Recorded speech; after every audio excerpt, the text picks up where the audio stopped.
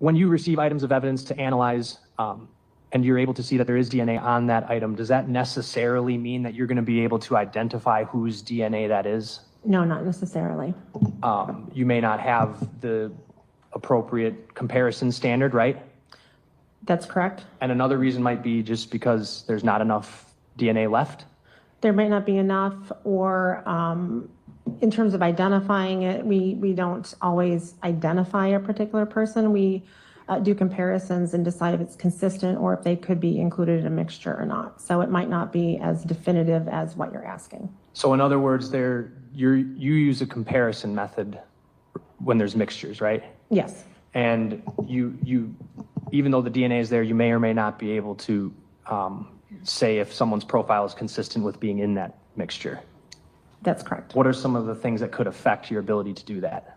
How complex the mixture is, in other words, how many people's DNA is there, if it's a low-level mixture or partial because it's low-level. If the person is a very low-level contributor, would be a lot of uncertainty, and we may not be able to make any kind of conclusion. Okay. Did you prepare numerous reports related to this case? I did. And I guess that goes without saying you received a good number of items related to this case for DNA analysis, correct? Yes. I'm going to show you exhibits 436, 439, 440, and 441.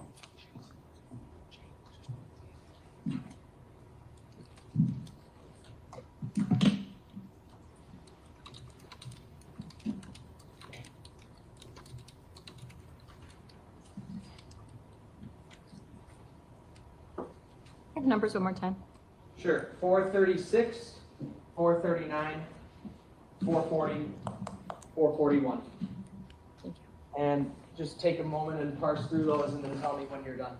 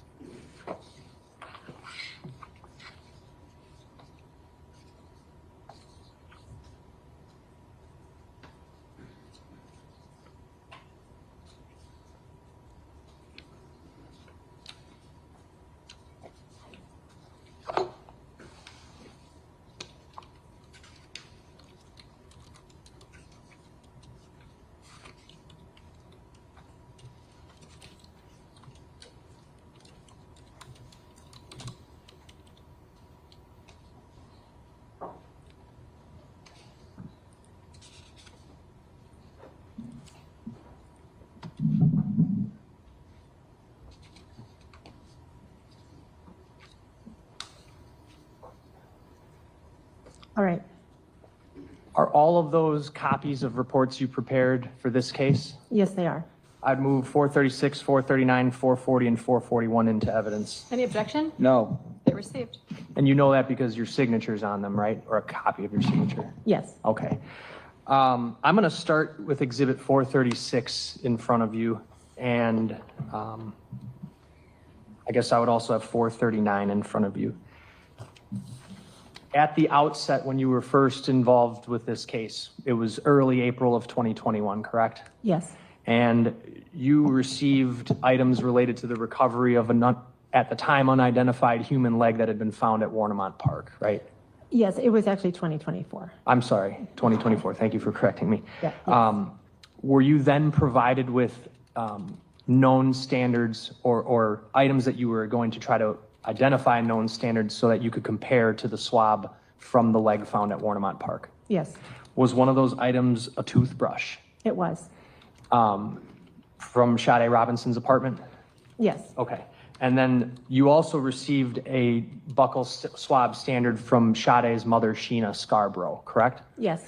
Could you tell the jury regarding the toothbrush and the buccal swab standard from Sheena Scarborough, were you able to, well, what did you do with those items? I swabbed the different areas of the toothbrush to get a DNA profile from it. I obtained that and then compared that to the standard from Sheena Scarborough to see if, in fact, they shared DNA at each of the locations. What did you find? That they did, and that The person on the toothbrush could be a biological child of Sheena Scarborough. All right. And then did you, so going forward, did you use that toothbrush DNA profile as sort of the known standard for Sade Robinson? Yes, based on that, I said I would use that as her standard. And did you compare the known standard for Sade Robinson to the sample from the leg from Warnemont Park? Yes. Can you tell the jury how you did that analysis and what conclusion you came through on that? So basically, a profile was developed from the leg and compared to the toothbrush I was using as the standard from Sade Robinson. What was your finding? That the two profiles were consistent and that the probability of randomly selecting an unrelated person with that profile from the population is not more frequent than 1 in 1 quadrillion. So does that strongly suggest the leg is Sade's leg? Yes. Okay. And then you got known standards from a number of other body parts. So it's not known standards. You got swabs from a number of other body parts that were recovered after that first date you became involved in April, right? Yes, some were swabs and some were bloodstain cards. And which of those did you analyze to see if it was Sade? I looked at a bloodstain sample from a foot/flesh, swabs from flesh, swabs from muscle of left foot and flesh, and bone marrow swabs, as well as swabs from calf and flesh, and from proximal bone surface. Did you come to the same conclusion about all of those? I did. And what was that conclusion? That they are consistent with the standard from Sade Robinson, and that the probability of randomly selecting an unrelated person with the same profile is not more frequent than 1 in 1 quadrillion. Later on, you received a standard from an arm that had been recovered in Waukegan, Illinois, and similarly compared to Sade Robinson's, correct? Yes. And what conclusion did you come to that swab? I came to the same result, that it was consistent with her. I'm not sure. I think it's 439. Thank you. You put that in a different DNA report, right? Yes, that was later. And the statistic is the same. Okay. Part of the reason that shows up in a different report is because it was recovered so far later in time, right? Yes, I had already issued the other report. Okay. I think that does it for 436 and 439. Did I miss anything in those? I don't believe so. Okay. You received swabs that were obtained from parts of a vehicle, correct? Yes. Did you compare those? And you also received a swab, a known standard for Maxwell Anderson. Yes, I did. Did you compare the swabs from the vehicle to the swabs from Sade Robinson, or the standards of Sade Robinson and Maxwell Anderson? I only had results from one swab from the vehicle, from the exterior driver door handle, but I did compare it to both of them. But you got a number of swabs, correct? Yes, we received 5 swabs, and I tested 3 of them. Why was that? Those were the 3 that was originally asked to test, from the exterior driver door handle, the exterior driver rear door handle, and the exterior trunk latch. And of those 3 swabs that you were asked to analyze, were they all even suitable for further DNA analysis? No, only the swabs from the exterior driver door handle were. Can you tell the jury why some aren't suitable and what you used to make that determination? Sure. They did not have enough DNA to go through our process once the DNA was extracted, and I saw how much there was. So the only one that continued was the driver door handles swabs. The driver door handle, you identified what? It was a partial single source female profile that was consistent with the profile from Sade Robinson.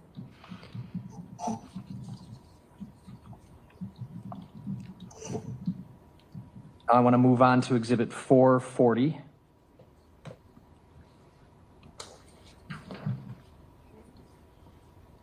You received a number of items, swabs from Maxwell Anderson's home, correct? Yes. And on any of those swabs were you able to find support for inclusion of Sade Robinson? Of those items that were submitted, there was only one, the plaid jacket from the living room, that could be associated with Sade Robinson. Showing you exhibit 467. I'm not going to open it because I don't want to destroy this bag. I think you can kind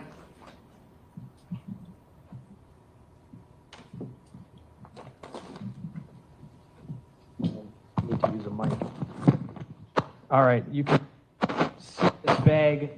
Is there a crime lab sticker on the bag? There is. I'm going to turn a little bit, point it out to the jury where it is. The yellow barcode label has our case number, R24-952, and our item designation of F. And that's how you know the item is the actual thing you examined? I actually did not examine this item, as someone else did the screening on it. Screening, why don't you discuss that?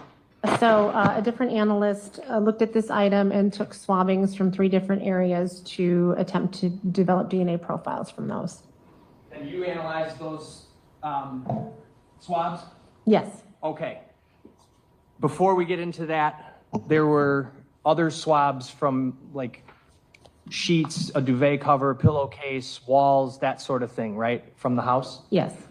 Those are what you were not able to find inclusion for Sade Robinson, correct? Right. Of the ones that were examined and gave us results that were able to be compared, none of those have any inclusionary. She can't be included on any of them. Okay. Let's talk about the plaid jacket that's in front of you there. I think there's an exhibit sticker.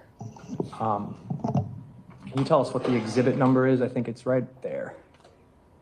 467. And that would be crime lab item what? Be our item F. F, and that's what's on that yellow sticker? Yes.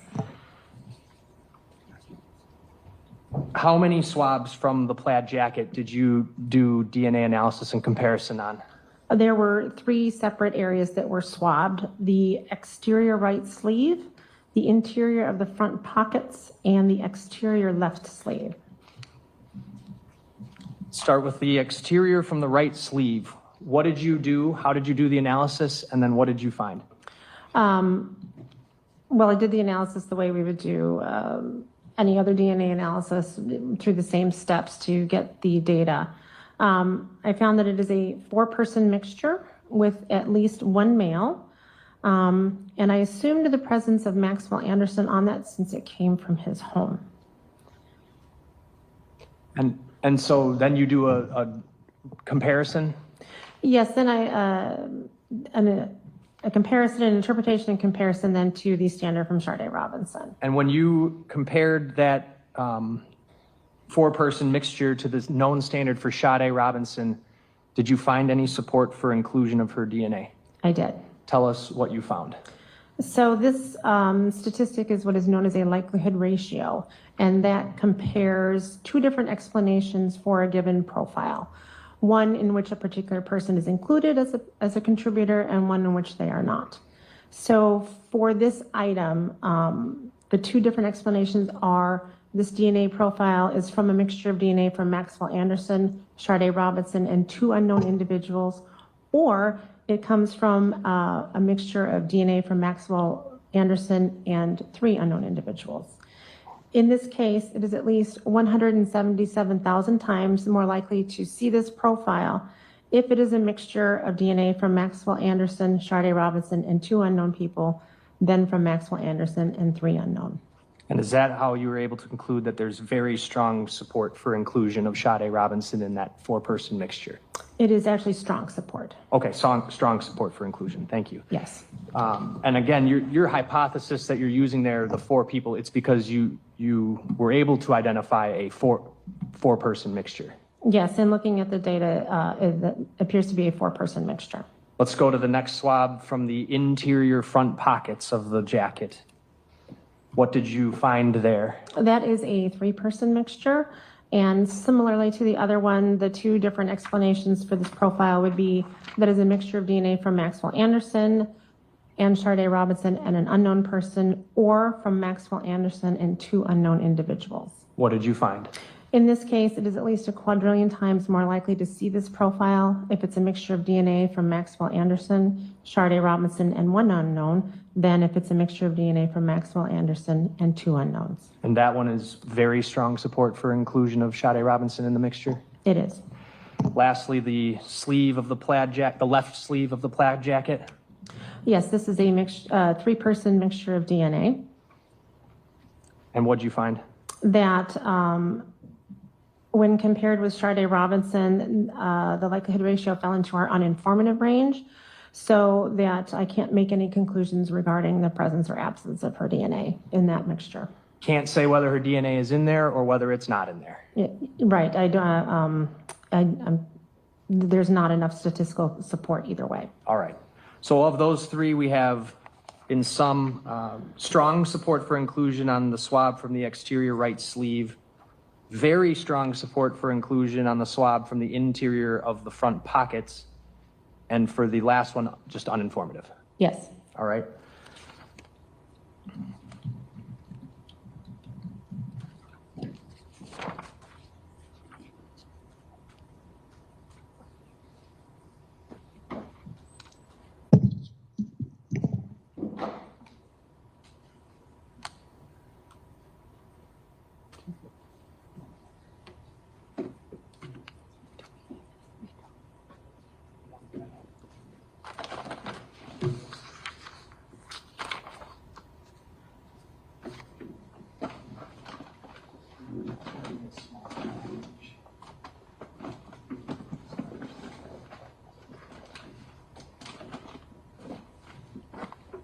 Handing you exhibit 455. Are you able to tell whether that was an item that was screened by the crime lab? Yes, it is. And what is that item? This is an item containing 3 gloves and I believe a rock that had blood on them. It is crime lab item AT, and then sub-designated into AT1, AT2, AT3, and AT4. Specifically latex gloves, right? I believe so. Again, I did not look at these, but I read the notes of the person who did. All right.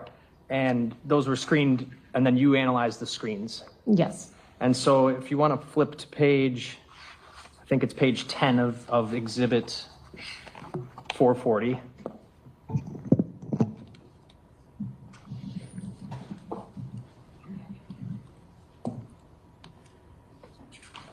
Just let me know when you're there.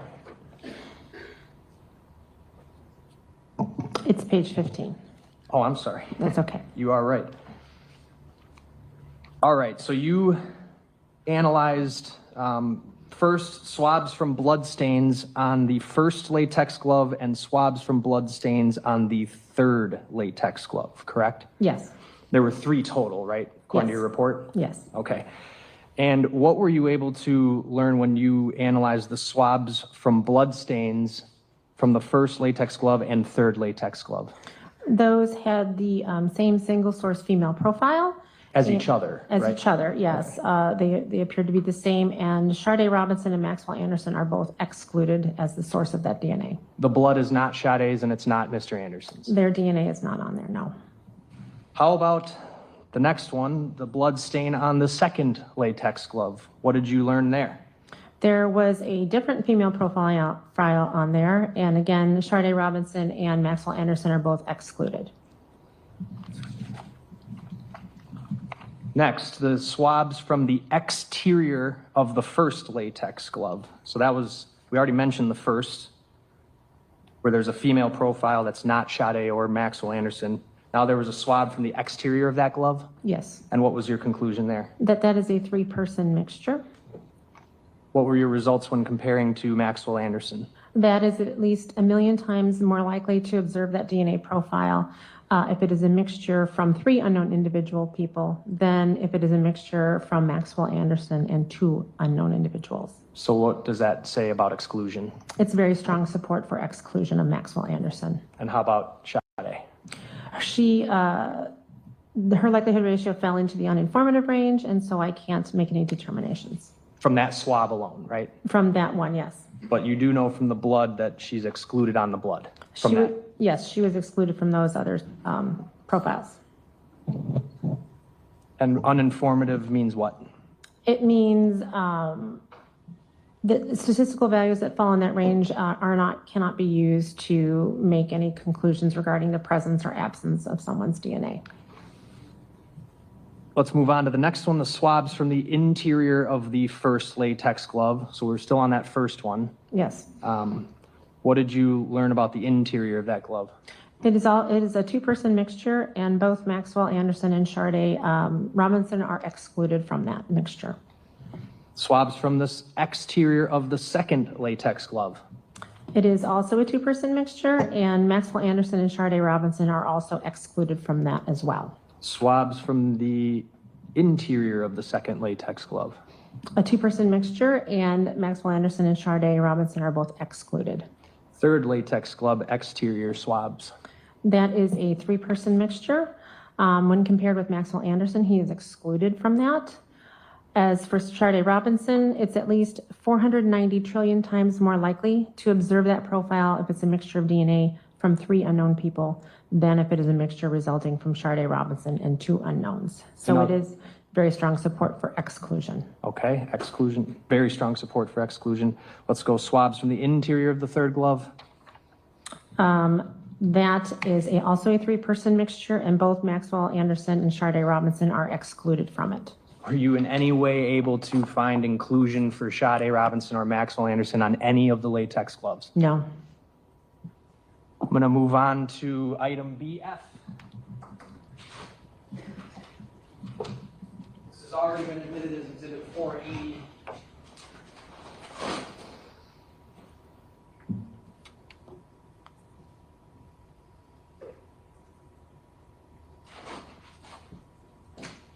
Recognize the sticker of item BF being from this case? I do.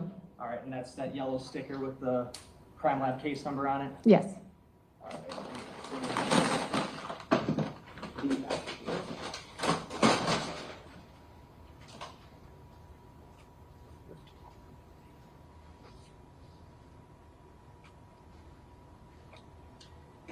And what is this item? It is a sweatshirt / jacket.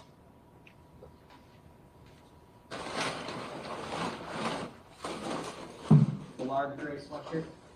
Yes. Okay. What did you, what was this screened for? It was screened for blood and also for other areas of DNA. How many screened either swabs or cuttings did you analyze from this jacket? In total, 19.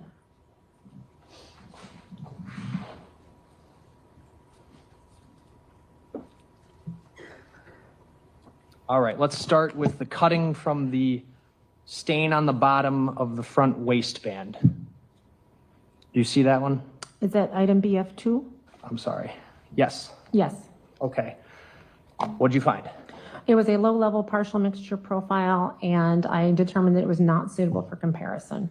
So there was DNA there, it just was, you couldn't do anything further with it? That's correct. How about the swabs from the zipper pull from that jacket? That is a single-source female profile that is consistent with the standard from Sade Robinson.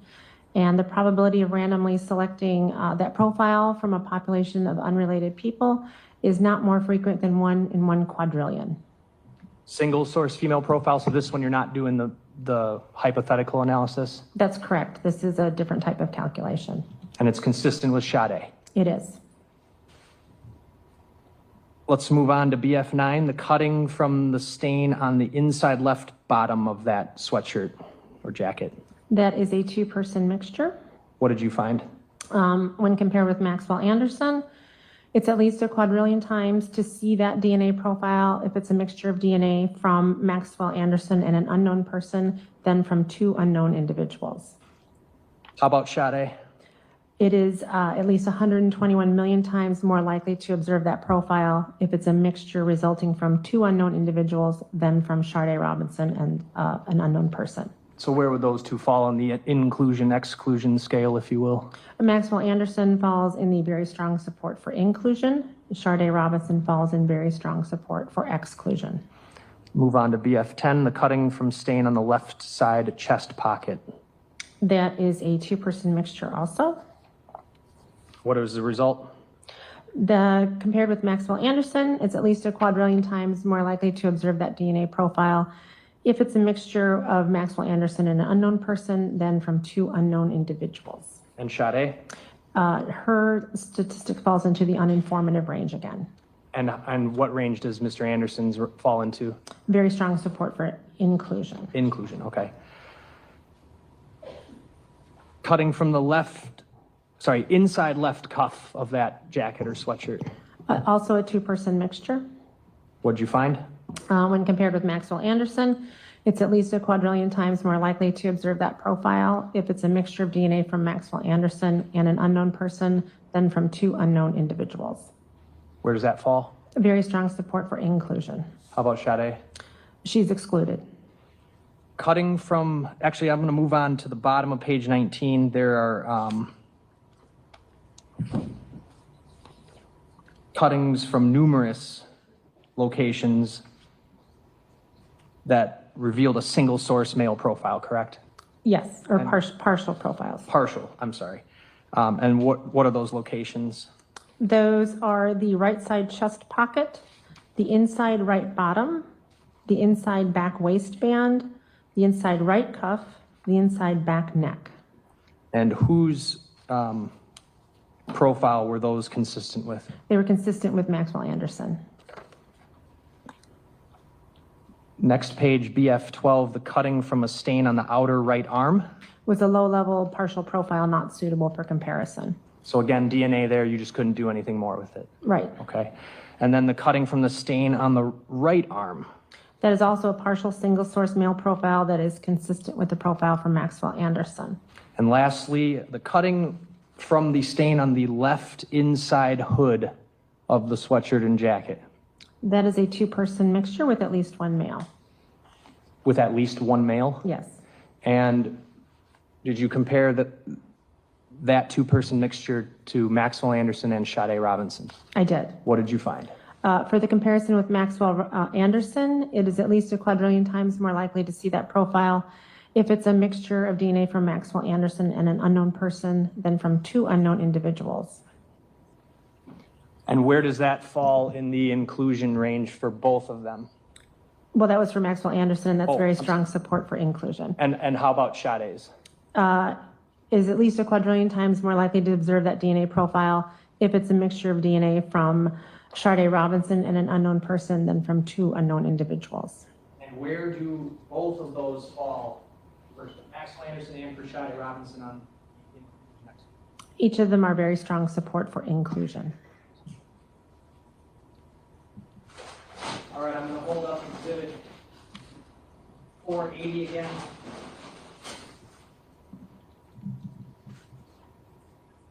The zipper pull, what was that one? That was Big time. BF8 and was a single source female profile.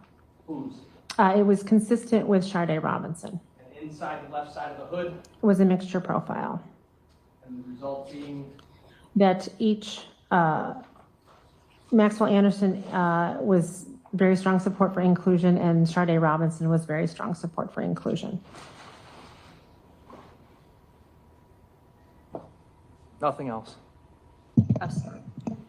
Thank you. Good afternoon. Hello. So it sounds like you played a pretty pivotal role in this investigation because you did, sounds like you tested a variety of items, correct? Yes. And do you remember how many reports in total that you drafted? Or I mean, I guess that you did? I believe I have 5. 5 in total. Yes. And so I just want to just to kind of, I just get some more background here. Sometimes items are actually coming to the lab, like a sweatshirt, and you're actually visually scanning and analyzing them, right? Yes. And I think you said that because you've done training and you kind of have an expertise in detecting bodily fluids from humans, right? Yes, that's part of what I do. And so you're able to tell the difference between like you can recognize if you see blood on the surface, right? We have tests that detect blood, yes. And are you able to detect it just on using your naked eye as well, right? Well, we look for stains that appear that they could be blood, and then we have further tests that we can do.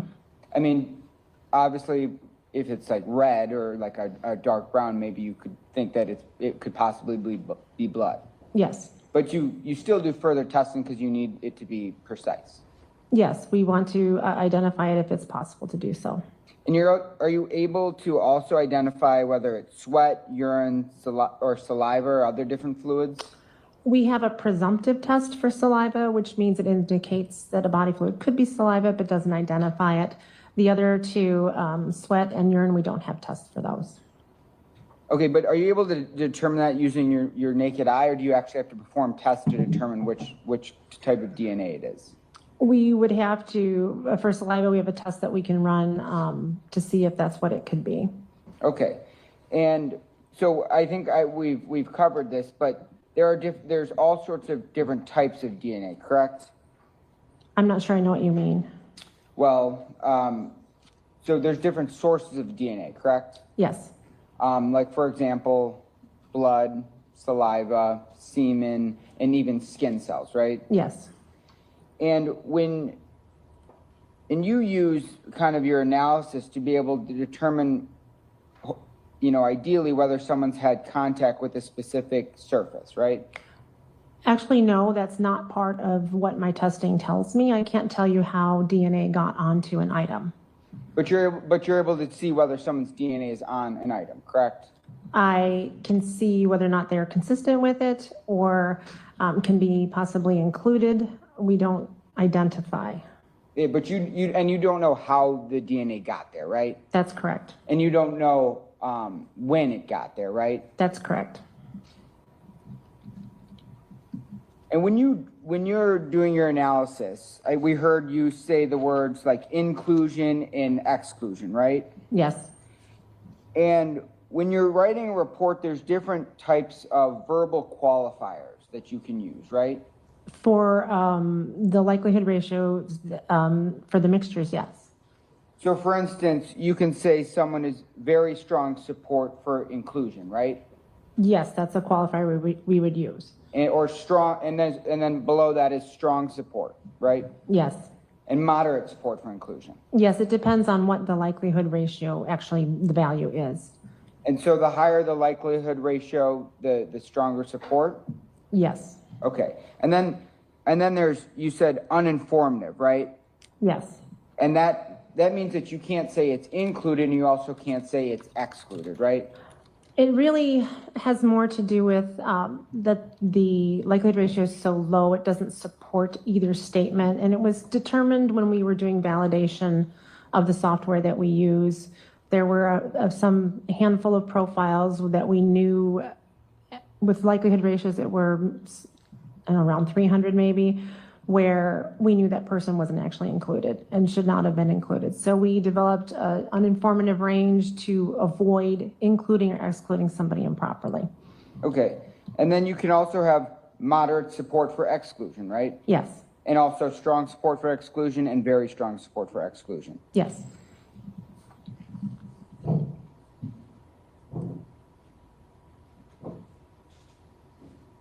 And I suppose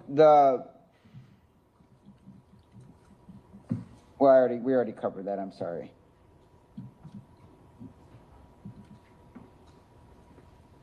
And the DNA process is important, I guess, in criminal courts, right?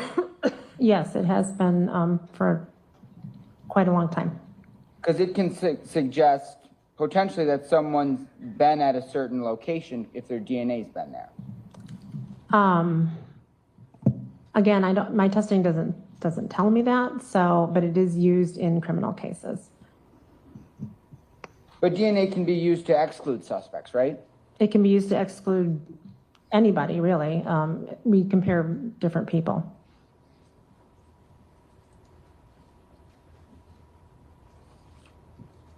And I think you talked a little bit about there's kind of different, I don't know what's the right word for it, but you said there's touch DNA, right? Yes, touch DNA is kind of a term used when there's no body fluid associated with DNA and it's on an item that you would expect someone to touch or handle, like a pen or a gun or something like that. And that's kind of an example of me like touching something directly like a pen, right? Yes, But also I could be, if I'm sweating, I can be leaving traces of my DNA through my sweat as well. it would facilitate transfer of the cells, yes. And there's also something called indirect transfer of DNA, right? I think I know what you're referring to, yes. And what am I referring to? You're probably referring to secondary transfer. And can you explain what like secondary transfer is? Secondary transfer is when DNA gets on an item, not from the person it comes from. So if I were up here and got, say, some blood on my chair, and then the next person came up and sat on it and got my blood on their clothing, even though they've never had any contact with me, that would be secondary transfer. It's getting onto an object with an intervening object, I guess. So for instance, if there's a doorknob and people are commonly using this doorknob, and then I use the doorknob, and then I go home and I, am using my kitchen knives. It's possible, right, that someone who has left their DNA in that doorknob could be found on the knife, right? It would be possible. It would depend on how much of that DNA was on the doorknob, how much transferred to your hand, and how much was left by the time you touched your knife. Okay, so if I have someone who sits on my couch, and then they leave and I throw my jacket on the couch, it's possible that their DNA could be found on the jacket. Again, it would depend on, were they sitting on it with shorts on, or did they have pants on? How much DNA got on it from that person, and then how much would have gotten onto your jacket. So transfer of touch DNA or transfer of DNA can happen in a lot of different ways, and it's hard to quantify whether or not it would happen. So, but it's possible, right? It is possible. And secondary transfer, I think as you referred to it, isn't some crazy phenomenon. It's well known and well accepted in forensic science, correct? It is certainly something that's been the subject of numerous papers.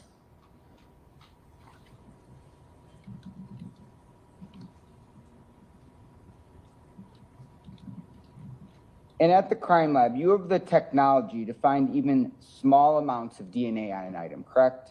Yes. So even trace amounts of biological material can provide a DNA profile, right? Yes. And that could potentially, it might not be your job, but it could potentially be used by law enforcement or the district's attorney's office to link a suspect to a crime scene. It allows us to provide information to our submitting agencies. And so I want to go to one of the exhibits. I got to just figure out which one it is. I believe it's your report number 15. It's the analysis of the door handle of the vehicle, right? Yes. And what exhibit number is that? That is from Report Exhibit 441, dated November 20th, 2024. Okay, perfect. Thank you so much. So in this report, and I'm going to actually...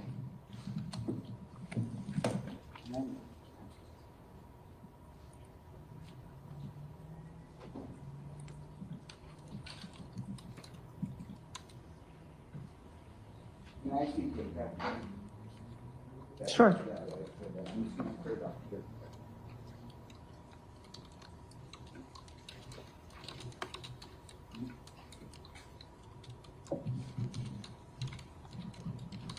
Okay. Permission to publish, Judge? They already moved it in. Any objection? Oh. Go ahead. All right. So, well, it's going to be kind of hard to see here. But you have items, it has items CA, CD, CC, CD, CE. You see that? Yes. And then you give it a sub-designation, right? CA1, CB1, CC1, correct? Yes. And so when we look at the actual analysis, it's labeled as, like, so CA, item CA is listed as CA1 when you're actually doing the analysis, right? Yes, it's a cutting taken from CA, and for tracking purposes through our laboratory system, once something is separated from its parent item, it gets its own designation, so we can see where it goes in the laboratory and who has contact with it. Yeah, so if the jury wants to look and understand what sample is connected with which, I guess, conclusion or probability conclusion, they can look at the sample CA, and then look at sample CA1 and see what the ultimate conclusion is, right? Yes, And on this, so CA1 was the driver's side door handle, correct? swabs from the exterior driver door handle, yes. Okay, and that was, do you know what type of vehicle it was? Not off the top of my head, no. And you were able to determine that there was human DNA, correct? Yes. And that there was male DNA, correct? There was a small amount of male DNA. So what present limited means is that the amount of male DNA there is low, and it's below what we would expect to see a profile from. Okay. And you ultimately concluded that there was male DNA on there, but it wasn't Maxwell Anderson, correct? You said he's excluded. Well, the profile that is on there that came up is a partial single source female profile. So given that the male DNA just doesn't really show up in this profile at all. Okay. So he is excluded from the female profile, yes. Okay. But you did find Sade Robinson's DNA on there. I found a profile consistent with her. Okay.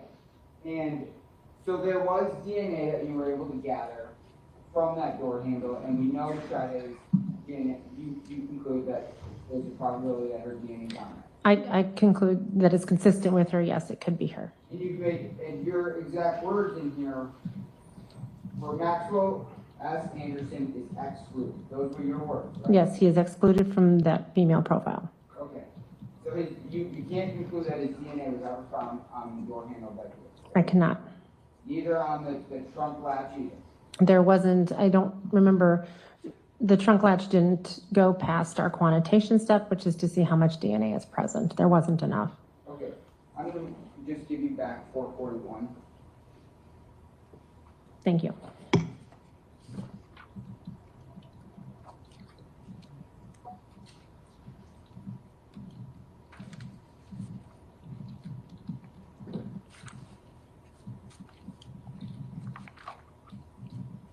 All right, I want to move on to Exhibit 440. You have that in front of you still?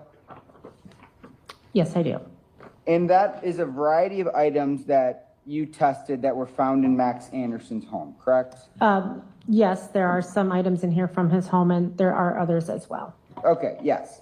And you tested a lot of different items, correct? Yes. I mean, I don't know how many there are in total, probably like 50. I don't know if you know off the top of your head, there's quite. I don't, actually.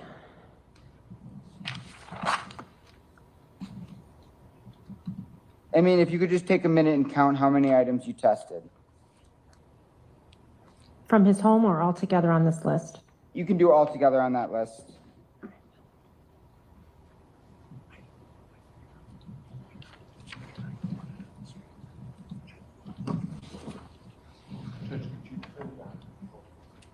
Oh, certainly.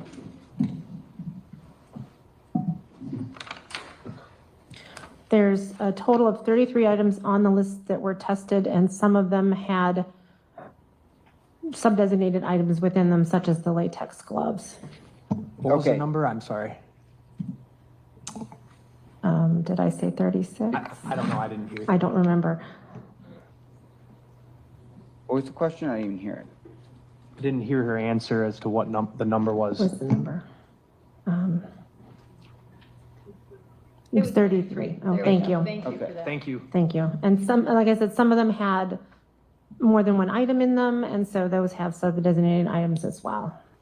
Okay, so we have Exhibit 440 on the screen, okay? So it just might be a little easier to see rather than me using that contraption over there.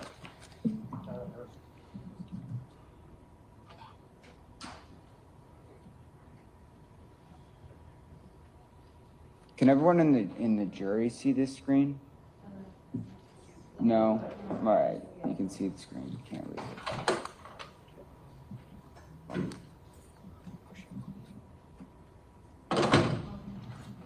Yeah, maybe that might be helpful.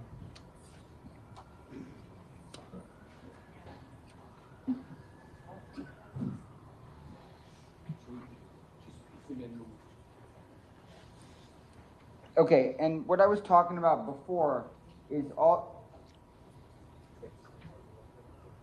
Normally, it has to just go up to your table so that your client can see it as well.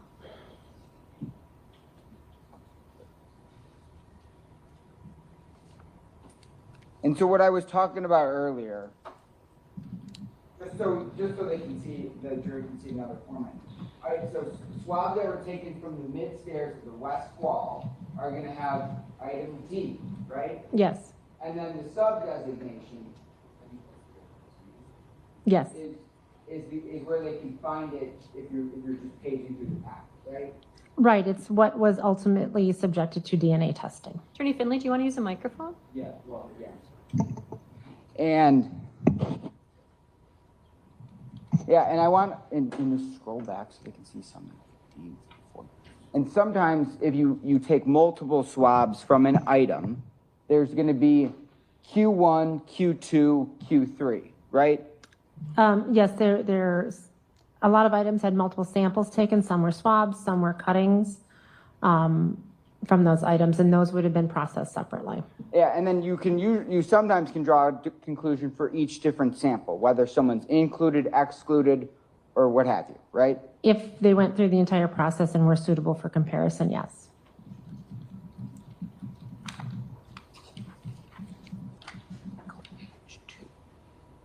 And I want to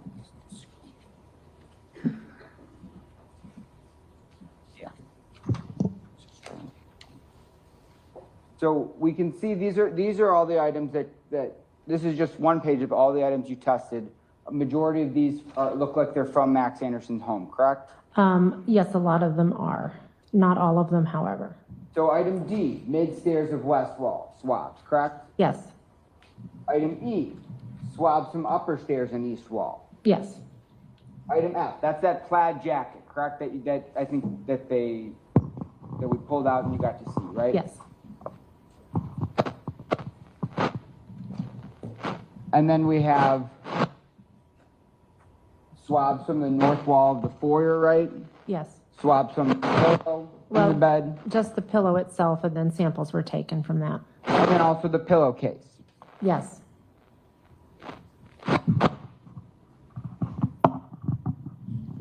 And the duvet cover, correct? yes, Even the caulk line of the bathtub, right?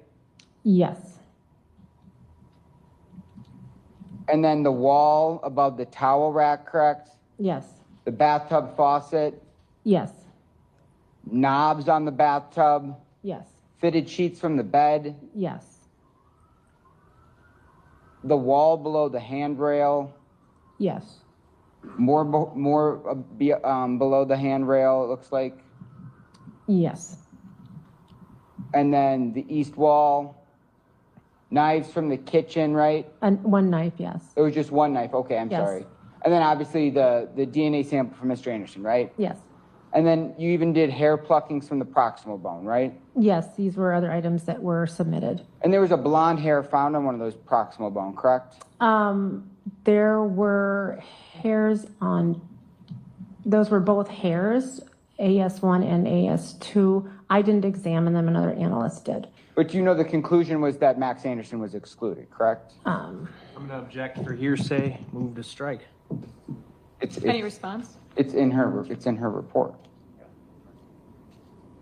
State? The report's admitted Yeah, and that's fine, but okay, fine. Withdraw the objection? Yes, I do. Okay, go ahead. Yes, Maxwell Anderson was excluded on both of those hairs. okay. And Sade Robinson was included, right? Yes, both of those are single source female profiles that are consistent with Sade Robinson. Okay. And then latex gloves. You tested a variety of those, correct? Yes, there was a rock that it looked like they had blood on it, but you didn't examine that? Right, again, I had another analyst looked at that and she did not examine the rock, just the gloves. Is there any reason why she didn't examine the rock? Objection, speculation. If you have to do you know the answer to that? Or do you have to speculate to answer that? Yeah, probably. All right, then I do object. And Okay, then at this point, I will sustain the objection. Next question, please. And then this blanket, BE, do you remember the blanket? Yes, again, I did not examine that, but it was submitted and examined by another analyst. And but you concluded the findings in your report, right? Right, because I did the DNA analysis of the data and the comparisons. Okay, and do you recall what that blanket looked like? Did you ever see it? I saw a photo of it. And what did it look like? It had a picture of Sade Robinson on it. Okay, and then the sweatshirt jacket, BF, we saw that, correct? Yes, That's that gray jacket, whatever you want on. Yes. Whatever, dark colored jacket. And then there's multiple hairs that are located in the sweatshirt jacket, right? yes, And then BI is swabs from my knife handle, right? yes, BJ swabs from my knife blade. yes. And are these a pocket knife? I don't know for sure because we got the swabs in. Okay. But swabs from top of a lighter, side of a lighter, right? Yes, Side of a keychain light, right? yes, And then multiple swabs, 3 different swabs from boxes of matches, right? yes, And your lab gets the actual, so those are just swabs. Someone else takes these swabs, sends them to the lab, right? yes. Those came in as swabs from those items. Okay, now I want to just move down to screening. So screening, and you said blood was identified on different items, right? Yes, Those latex gloves that I think you described as blood stains, right? yes, Fitted sheets, pillowcase from bed, blood, right? yes, Presumptive testing for blood was positive on these 3 items, right? yes. So blood was not confirmed as being there, but the presumptive test indicated it could be blood. Okay, and now I want to focus on this blood was not detected on, okay? And now can you scroll down the page?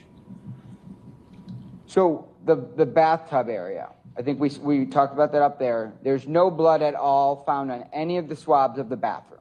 It was, yes, it was not detected on those swabs. This plaid jacket that we held up, no blood on there. No blood, the tests were negative. Okay. And the knife handle and knife blade that was swabbed, there's no blood on it, right? That's correct.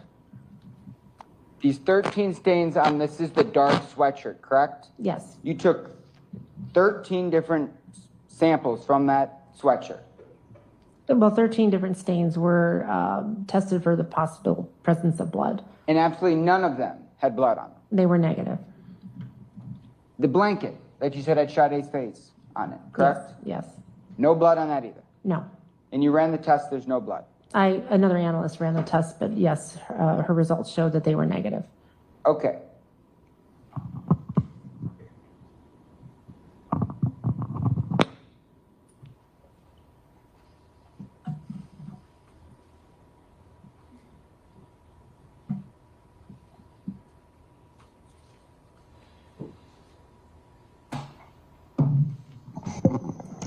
And so I want to talk about the analysis that was done on those gloves.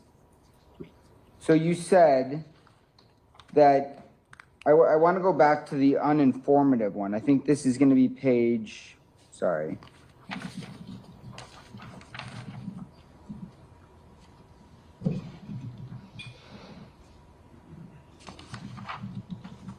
It's going to be, I think it starts on page 15. It says swab some blood stain of first latex glove and third glove. Both Maxwell Anderson and Sade are excluded, right? Item AT2A? AT1A, AT1B, AT1C. Yes, they're both excluded. Okay, and sorry, you're right. I did say I wanted to talk about the uninformative one, and that's on page 16. So that's AT1D, right? Yes, So 3-person mixture, at least one of them is male, right? yes, And you said Max Anderson is very strong support for exclusion, right? Yes, he is. 5.60 times 10 to the negative 7. Yes, so it's at least 1 million times more likely to see that profile if he's not included as a contributor than if he is. So 1 in a million, right? Well, that's the likelihood ratio. It's not an odds. It's just, that's what the ratio of the probabilities are between the two statements. Okay. And then Sade Robinson, 3.22 times 10 to the negative 3rd. Yes, What's that statistical value? I would have to do a calculation because it's the reciprocal. Okay. So And it's less than 1,000. okay. So less than 1,000 versus less than 1 million. Yes. Okay. There's a big difference in those calculations, right? Right. The uninformative range goes from 1 to 1,000 for inclusion and 1 to 1,000 towards exclusion. And that's where the cutoff is. Okay.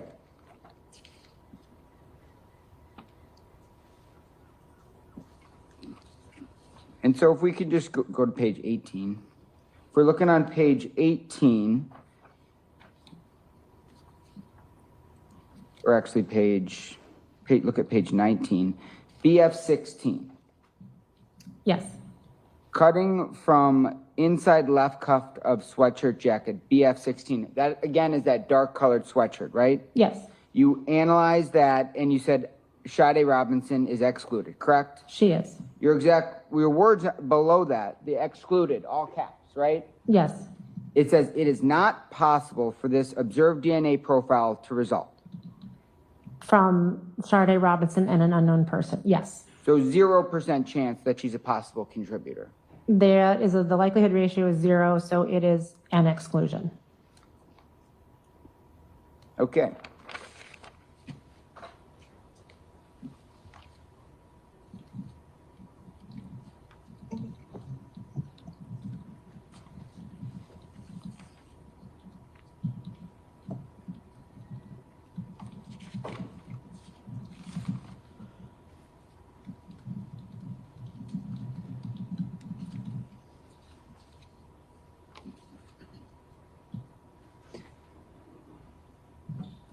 Okay, and I want to go to page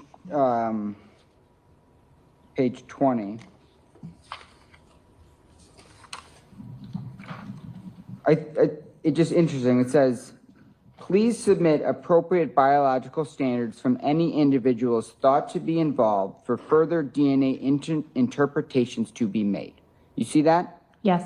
Did you receive any other biological standards from any other individuals other than Maxwell Anderson and Sade Robinson?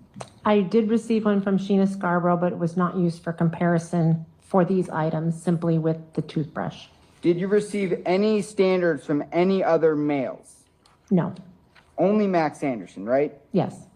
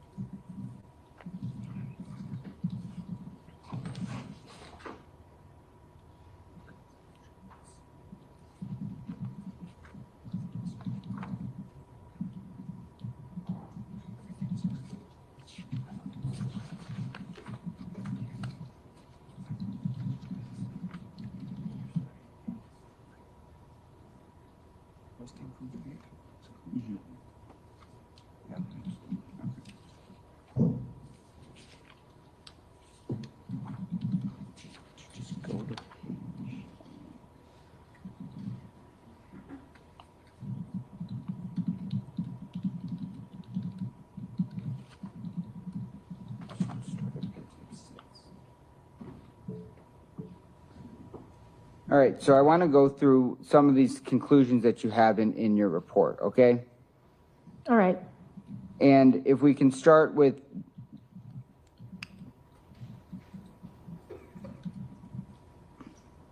well, let me just try to find the right one. So blood stains from this pillow, item P2. You see that? It's on page 6. I don't know if that's up. Yes.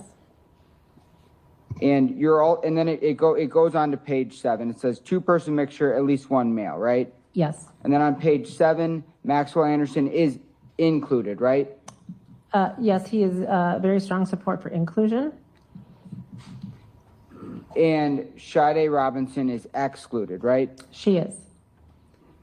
And then bloodstain from pillow, P3, right? Yes. Maxwell Anderson's uninformative, Sade Robinson is excluded, right? Yes. And then moving on, stains from pillowcase from bed, Sade Robinson excluded, right? Are you talking about Q1, 2, and 3? Yes. Yes, she is excluded from all of those. Okay, and then stains from sheets on bed, R1, R7, R8, and R10. Those, you see those? Yes, Sade Robinson is excluded, right? she is. Then stains from sheets on bed, R5, R6, R9. We Yes. see Maxwell Anderson, Yes, it's partial single source male profiles that are consistent with him. and Sade Robinson is what? Excluded? She is excluded. All right, and then stains from sheet on bed, R2.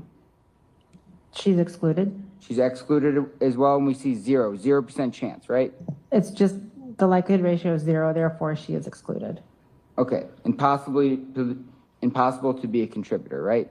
Yes, And then stains from sheets on bed are 4, uninformative, right? yes. Not included. Again, I can't make any inclusionary or exclusionary statements based because the likelihood ratio falls into our uninformative range. Just like her DNA found on that glove, right? Yes, And then from the pillowcases, that's item T1, Sade Robinson excluded. yes, T2, she's uninformative, right? yes. The likelihood ratio is in the uninformative range. Okay.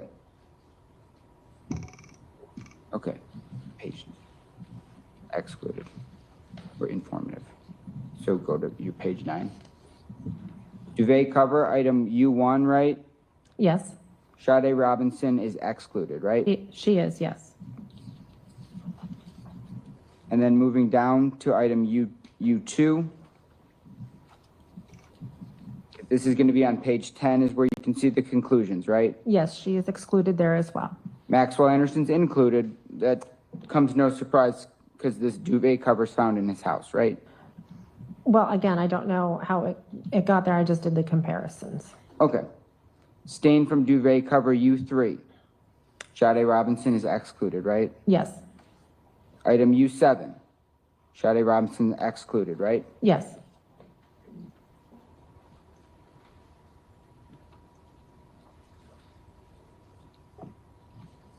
And then item U8. Sade Robinson, moderate support for exclusion, right? yes, And that statistic is at least 1,330 times more likely to observe this DNA profile if it is a mixture resulting from H2 than if it is a mixture resulting from H1. yes, And then we can see U9, uninformative again, right? yes, U10 is an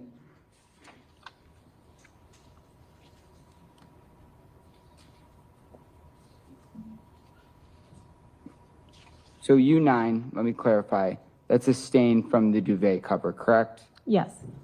And uninformative. It's Sade Robinson's likelihood ratio is in the uninformative range. Okay, a stain from duvet cover, that is going to be U10, just below that, right? Yes,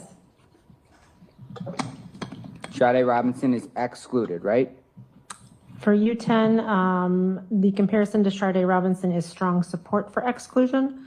So it's at least 19,000 times more likely to observe that DNA profile if it's a mixture of 3 unknown people than from Sade Robinson and 2 unknown people. All right, stains from duvet cover, item U11. Sade Robinson is uninformative, correct? The comparison to her standard falls into the uninformative range for the likelihood ratio. Stains from duvet cover, item U12. Sade Robinson is excluded. She is. And then we have stains from duvet cover items U4, U5, U6, U13, and U14, right? Yes. And you say it's not suitable for comparison due to limited amount of DNA, right? Yes, the profiles had a limited amount of information, so can't be used for comparison. All right. And then swab some bathtub faucet, that's AD1. Yes. It's a 3-person mixture, at least one's male, right? Yes. Then moving on to page 13, Maxwell Anderson, very strong support for inclusion, right? Yes, that's where his likelihood ratio falls. And for Sade Robinson, it says very strong support for exclusion, correct? Yes, her likelihood ratio falls into the very strong support for exclusion. Swab some north knob of bathtub, that's item AE1, correct? Yes. Consistent with profiles for Maxwell Anderson, right? Yes. Sade Robinson is excluded, correct? Yes, she is. Then swab some south knob of bathtub. Sade Robinson is very strong support for exclusion. Yes, that's her likelihood ratio. And then we have stain from fitted sheet, AH2. Conclusion for Sade Robinson is that she is excluded, correct? Yes. And then stain from fitted sheet, AA is AH5. She's also excluded, correct? Yes, she is. And then stain from fitted sheet, AH6. Sade Robinson is excluded, correct? Yes. And then stain from fitted sheet, item AH7. Sade Robinson is excluded. Yes. Stains from fitted sheet, AH3, AH4, and AH8. Sade Robinson is excluded, correct? Yes. And then we have swabs from knife blade. So that's the actual blade of the knife, right? Yes, there were swabs taken from that. And they didn't just swab the blade, they swabbed the blade handle, right? Yes, the person who did the screening swabbed them separately. And that's important because people typically hold knives with the blade. I mean, with the handle, I'm sorry. Yes. And it was consistent with Maxwell Anderson, right? Yes, but the profiles on both of those were consistent with him. But Sade Robinson was excluded. She was. She's excluded from the knife blade and excluded from the knife handle, correct? Yes. And then the hair root from the proximal bone, I think I mentioned that earlier, right? Yes. And Maxwell Anderson is excluded, so he's not included in that whatsoever. That's correct. And then hair root from proximal bone AS2A, Sade Robinson is included, but Maxwell Anderson is excluded. Yes, it's consistent with her profile, and Maxwell Anderson is excluded. And so that hair root was found on that it came to you in the lab, where the hair root came and was found on the proximal bone, correct? Yes, I would have to consult my notes to look at the packaging to see exactly how it came in, because again, I didn't look at that one. Okay, but we know it's not Mr. Anderson's hair, right? He is excluded from the DNA on that, yes. Yeah.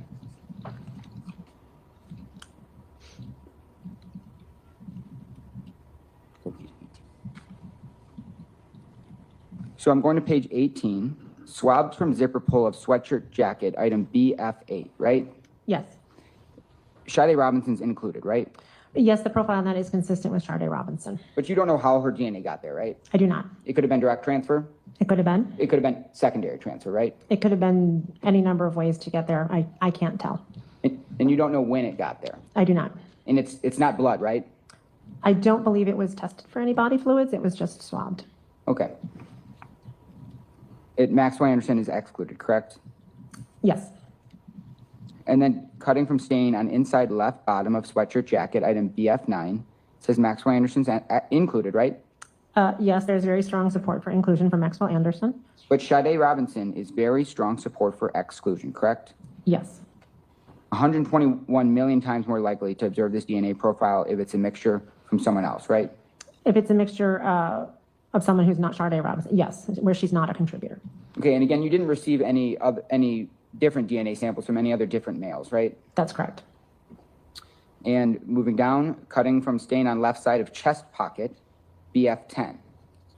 It says Maxwell Anderson's included, and Sade Robinson is uninformative, correct? Her likelihood ratio falls into the uninformative range, so no statements can be made. All right, and then cutting from inside left cuff of sweatshirt jacket. So that's like this interior cuff, correct? Yes. And there's Ms. Robinson is also excluded from there, correct? She is. And then we have a left inside hood sweatshirt jacket, a stain from inside there. That's BF19. Yes. And then both Mr. Anderson and Ms. Robinson are both very strong support for inclusion, correct? Each of their likelihood ratios, yes, fall into the very strong support for inclusion. Okay, and again, we don't know how Ms. Robinson's DNA would have gotten there, right? I don't know how the DNA got there, no. And you don't know when it got there, correct? That's correct.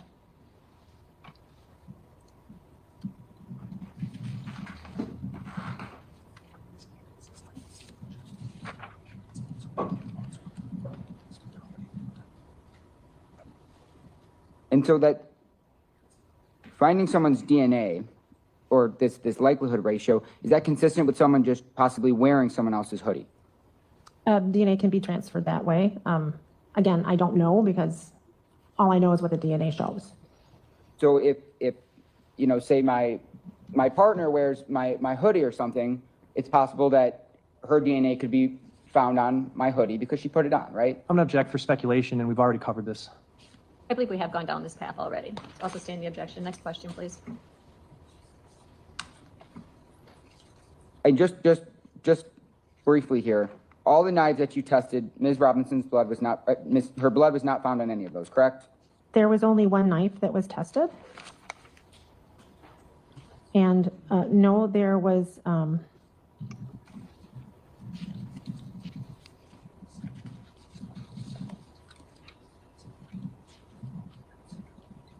there was no blood detected on it, and she is excluded from it. Okay, and everything that was tested was sent to you by probably law enforcement, correct? I believe so.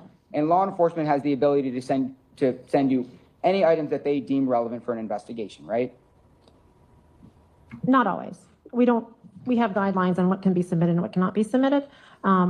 And so we don't take everything that law enforcement wants to give us necessarily. It depends. Okay, but if law enforcement sent you an item to test and they thought it was very important for their investigation, you would test it unless it was one of these items that you just can't test.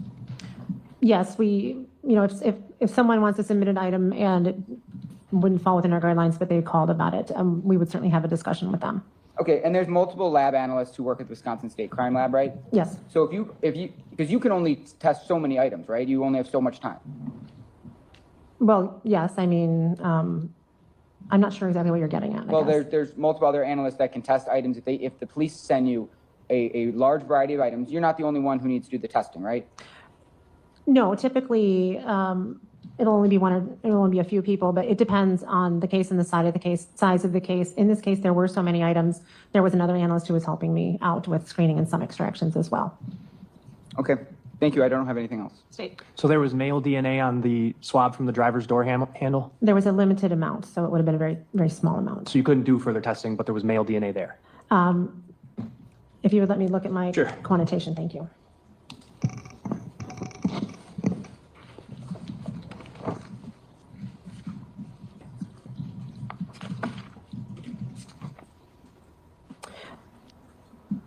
The amount of male DNA on that item falls below our thresholds for both the autosomal testing that was done and for YSTR testing. So there is nothing that could have been done with it.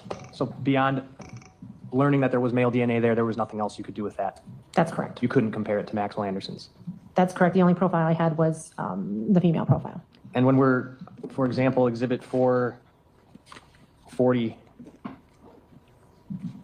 I think I need the control back.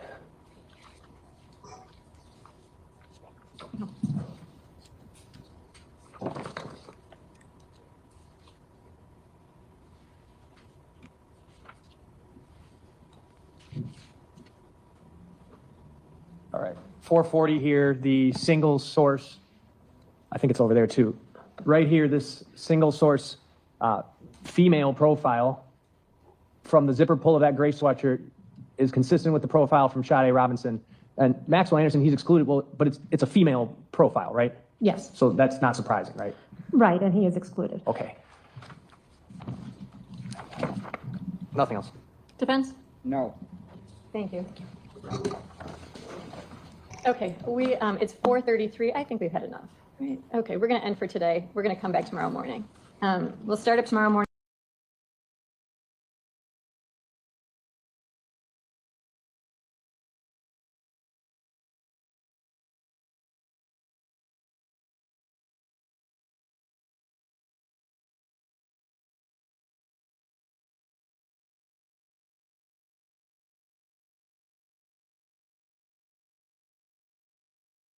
That left side table to me.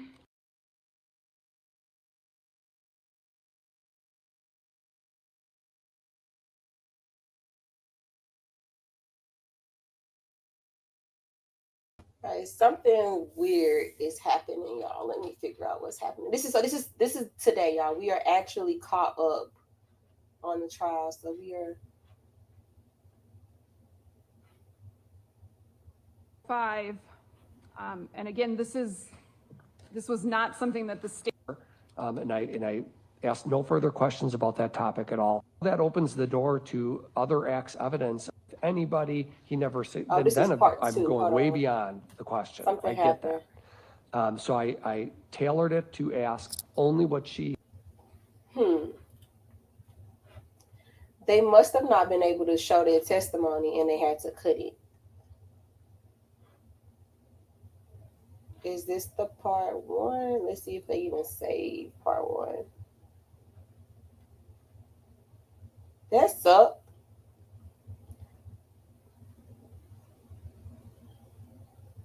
Part 1 is missing. Let's see if we can find it on another.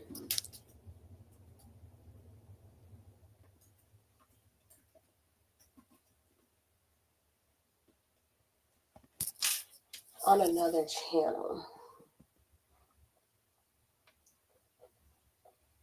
Sorry about this. I had us queued up, but apparently something went weird with that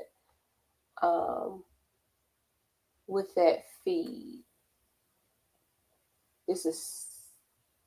Today is Thursday the 5th. Maybe they just I understand the argument. I never asked her, I'll rest on my arguments with all due respect. I never asked her about Mr. Anderson's character trait. WRIGHT. Here we go. Ms. Wright, you can actually pull that microphone towards you instead of leaning into it. Thank you. How old are you? I'm 24. Do you know somebody named Maxwell Anderson? I do. Do you see him in the courtroom? I do. Can you describe where he's sitting and what he's wearing? He is at that left side table to me in a blue button down. I'd ask the record to reflect the identification of the defendant. Any objection? No. The record will so reflect. How do you know the defendant? We dated previously. When did you initially meet? May of 2021. Is it fair to say that you met through work? Yes. How long were you in a relationship with the defendant?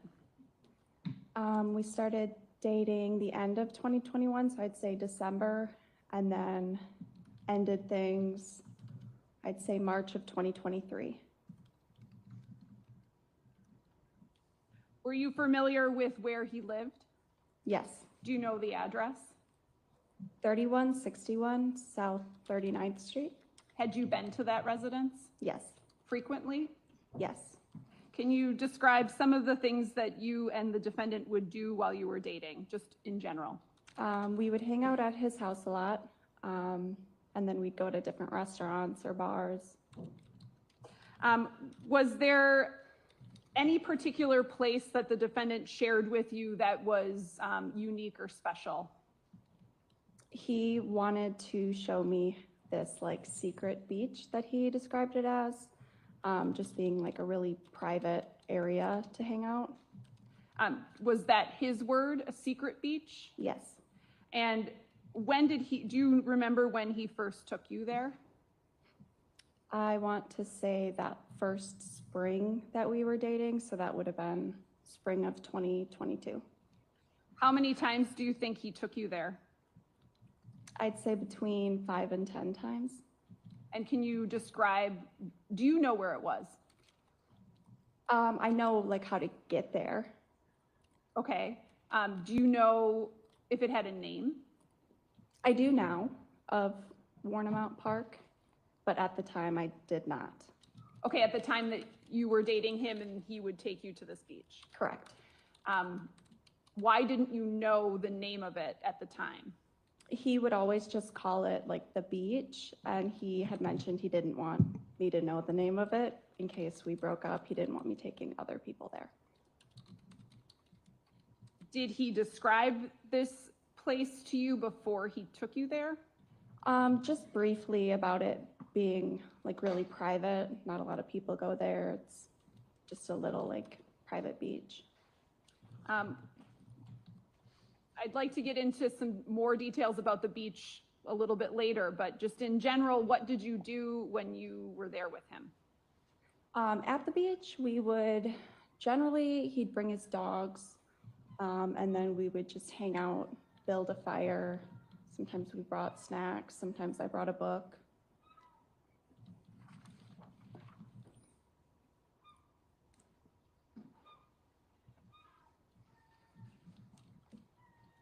Going to show you Exhibit 295 and ask you if you recognize what I'm showing you. Yes, this is the beach that we would go to, and then his 2 dogs. That's a photograph, correct? Correct. This is not a photograph that you took. No. I'd move in 295 and ask permission to publish. Any objection? Yes, she didn't take the photo. If she's identified it, the photo is of what it purports to be, the authentication's in place. I am going to receive it. You may publish.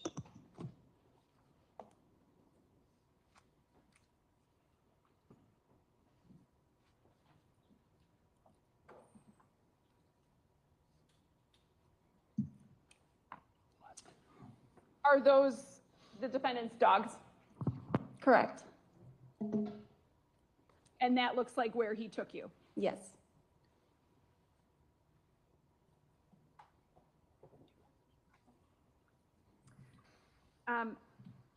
At some point, you contacted the Milwaukee County Sheriff's Department, correct? Correct. Do you remember when?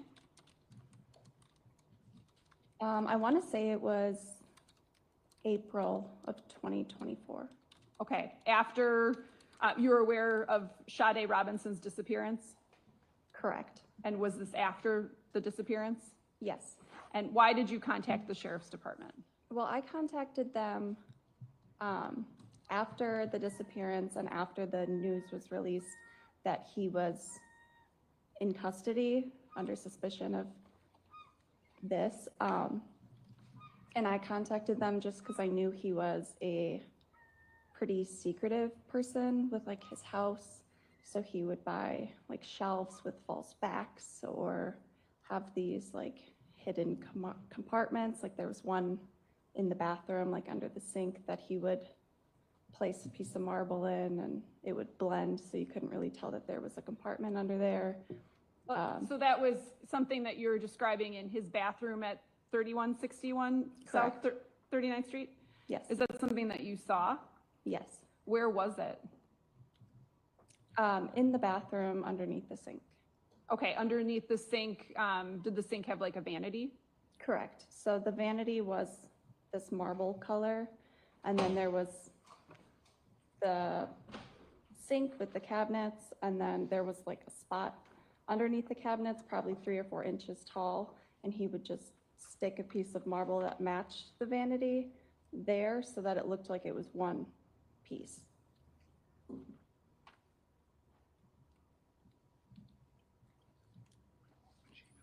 Going to show you what's been marked as Exhibit 496. Thank you.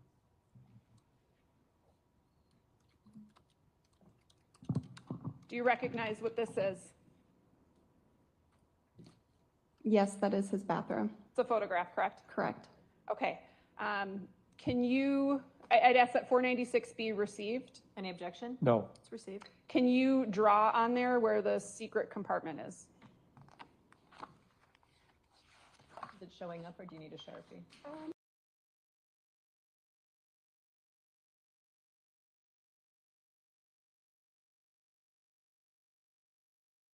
I just like these comments really start to irritate me because folks are silly. So anybody that's here that's looking for the Diddy trial, as you know, it is a federal case and federal cases are not streamed whatsoever. So as the updates, and I mean, if you've been following it, you absolutely know that. Any of the updates that come in either on X or through NBC, I will post them in the chat. And we kind of have conversations about them. I also go over and read the tweets from Inner City Peace when we have breaks in our trials. So just be mindful of that while you're coming in here. Sade Anderson is the centerpiece of my thumbnail. So we are focused on her trial. Okay, it's doing the same thing that the other trial did. The other thread did. Okay. I'm thinking that they weren't supposed to be able to stream a certain part of this testimony. And that's how or why we're having these issues. That that's at a different level than what's already been indicated here, and I think that that would create a whole separate issue. I will allow the state to go.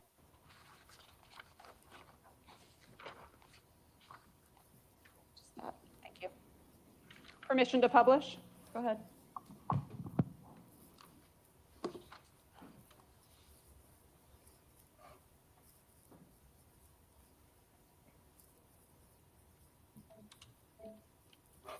Okay, so this is the vanity, correct? Correct. And what you drew in this kind of blue rectangle in pen is what? It is the piece of marble that he would be able to slide in and out of underneath the vanity. So it does match like the top of it, so it would look as one piece. And that's something he showed you? Yes. Was there anything else similar to this inside that residence that you were aware of? He did have a closet in the living room area that he would cover with an entertainment center, so you weren't aware that there was a closet behind there. And you felt that at least some of this information was important to tell law enforcement, correct? Yeah, I mean, I knew they were searching the house. I just have no idea how extensive these searches are, so. Did you also share with law enforcement the information about the secret beach? Yes.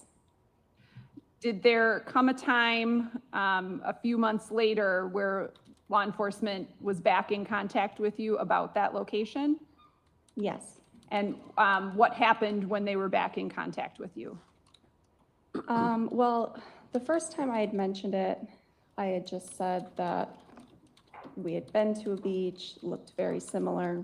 I wasn't sure of if it was the same one. And then they had reached out again several months later, and they were like, do you know if it's Objection hearsay. It does call for hearsay, I'll sustain that. Did you ultimately meet with law enforcement? I did. And did the particular detective or officer that was with you actually go with you to the location? Yes, I directed them. Okay. Do you remember where you started out?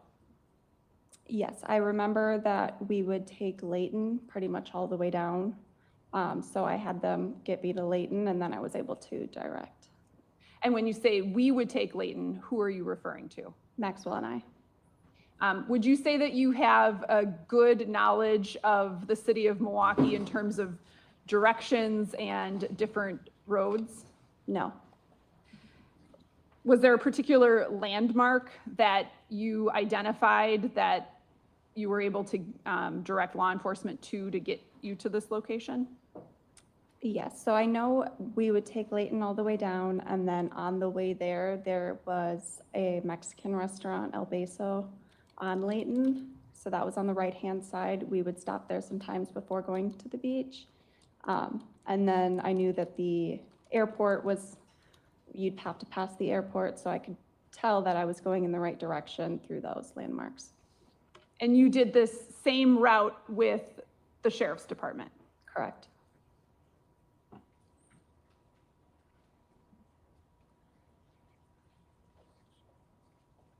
Going to show you exhibits 265 through 277, and just to yourself, look through those and let me know if you recognize what they are.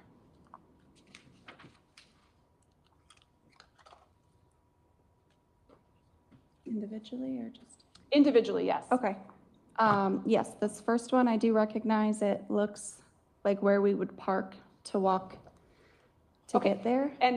But do you recognize, sorry Oh, if I was confusing. no, that's okay. Do you recognize all of those Correct. exhibits? That This is okay.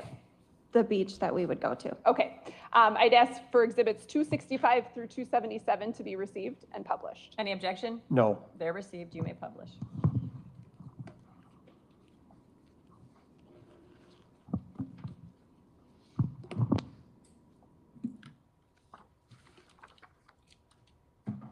Showing you exhibit 265. What is this? That is where we would park our car, and then that fence there is where we would enter to get to the beach. Okay, so would you park your car down here or in this, In that dead end spot. down where the car is? Correct. Exhibit 266, do you recognize this?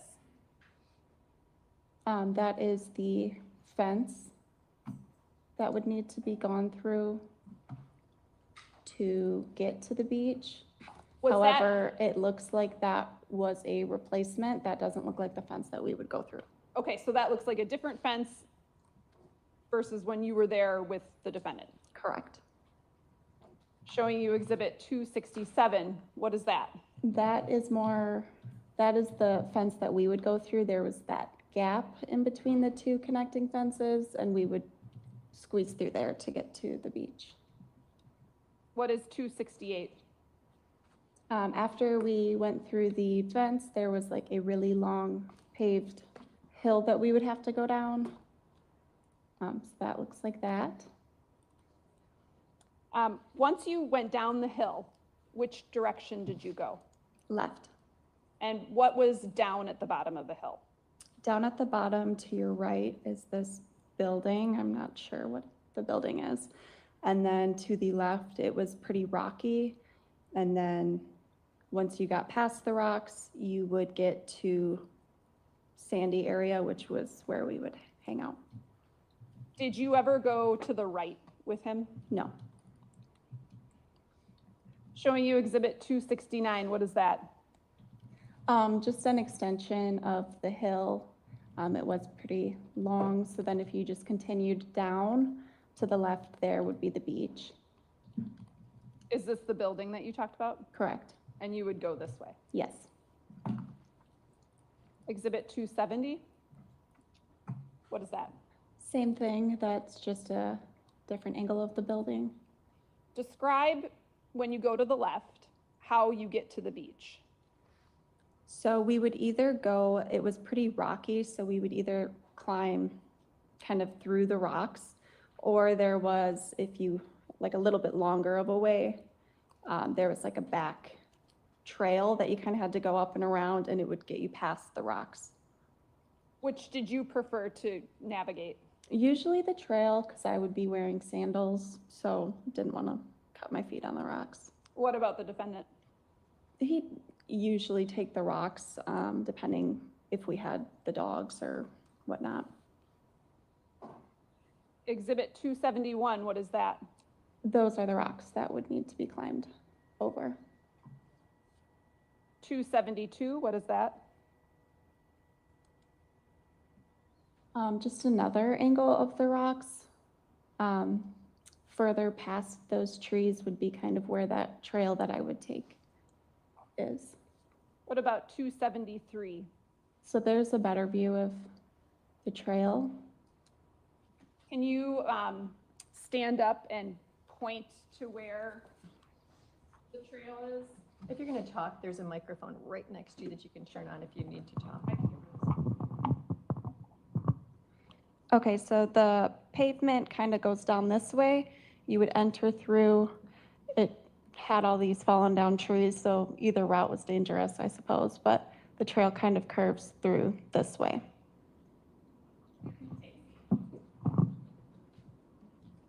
Once you got down to the beach, how far down would you walk? From when you get there and you can visually see, because it kind of goes around a bend, so from what you can visually see, we would go about halfway down. There would be a fallen down tree over there, so there was like lots of bark and stuff, so we'd usually park our blanket by the fallen down tree, because then we would use that fallen bark to build our fires. Showing you exhibit 275, what is that? That is just an extension of the beach. I believe that we would usually put our blanket right about here. Exhibit 276, what is that? So when we were at the beach, behind us, this is what it would look like. It wasn't just like a big open plain. It was just that little strip of beach and then this wall behind us. And Exhibit 277, what's that? Just a view from the beach from the opposite angle. So going towards the pavement. When you met with the sheriff's department, did you provide them any photographs that you had of either you and the defendant or photos of this secret beach? I did.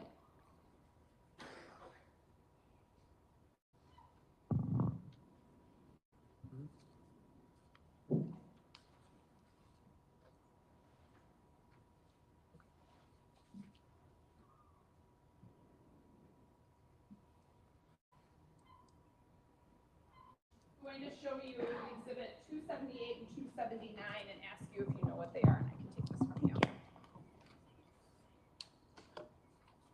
This is a photo that I took when we were at the beach. Okay, and you're referring to 278. Yes, and then 279, since it was taken on Snapchat, I had to press and hold it to where it would show you the location and the date and time. So those are screenshots from your phone, Correct. and 279 is kind of an extension of 278? Correct. Okay, I'll take those. I would ask for 278 and 279 to be received and permission to publish. Any objection? No. Received, and go ahead.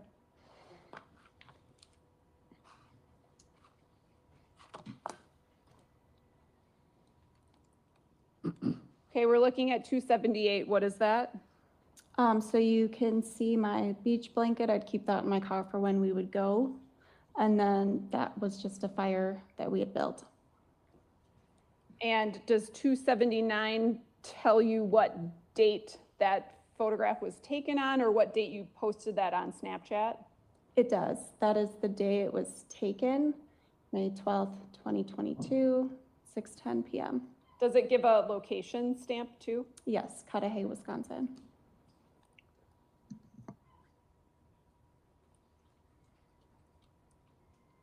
I don't have anything further.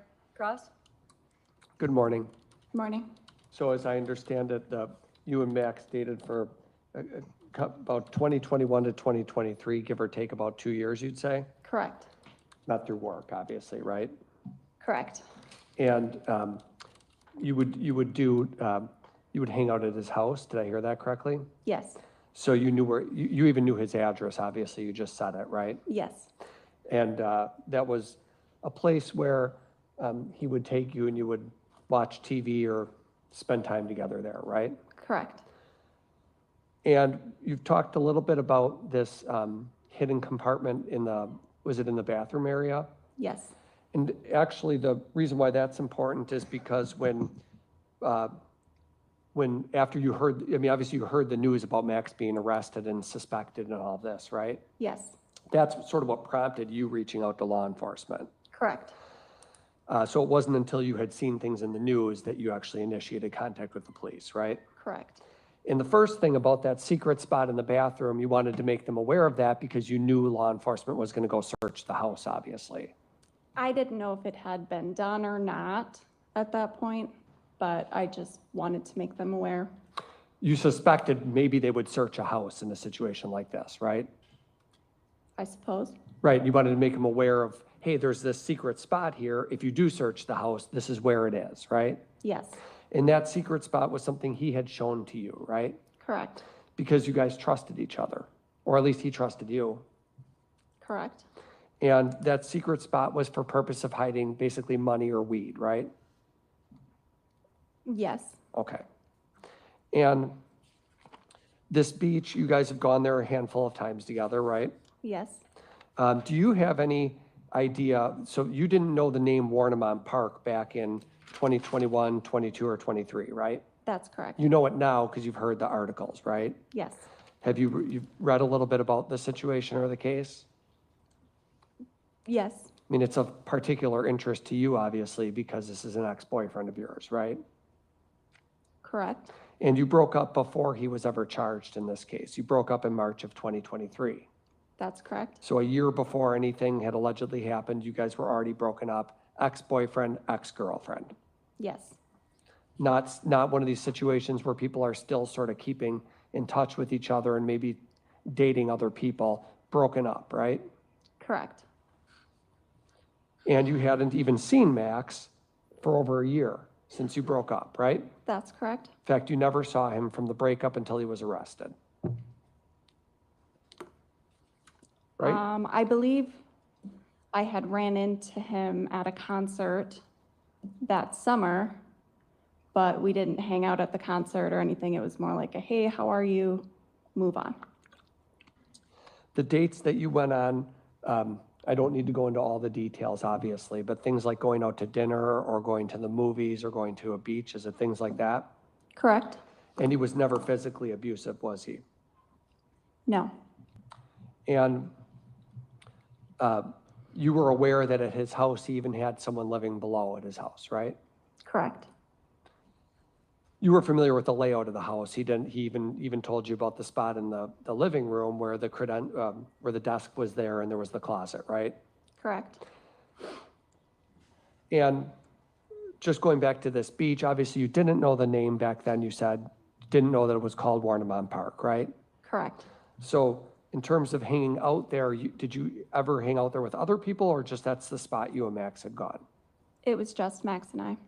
So in terms of the number of, and how many times did you estimate you went there with him? I said between 5 and 10. So just a range, right? Correct. And the pictures you've shown are the only ones that you had taken there, the picture of the fire and the dogs on, Yes. the ones of the dogs on the beach, you didn't take that, right? No, I did not. You recognize those dogs as being Max's dogs, right? Yes. So when you would go there, you would take, you said Layton Avenue past the airport, right? Correct. Right into the beach. Yes.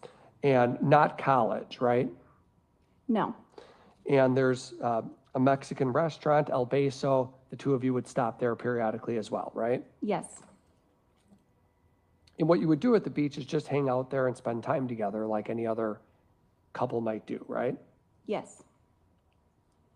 He never told you, don't tell anybody about the beach. He just didn't tell you the name. Correct.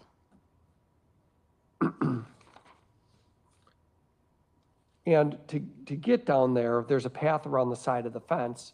So I think you said the route that you would go would be to walk around the fence and then walk down, right? Yes. Never drove a car down in that area, right? No.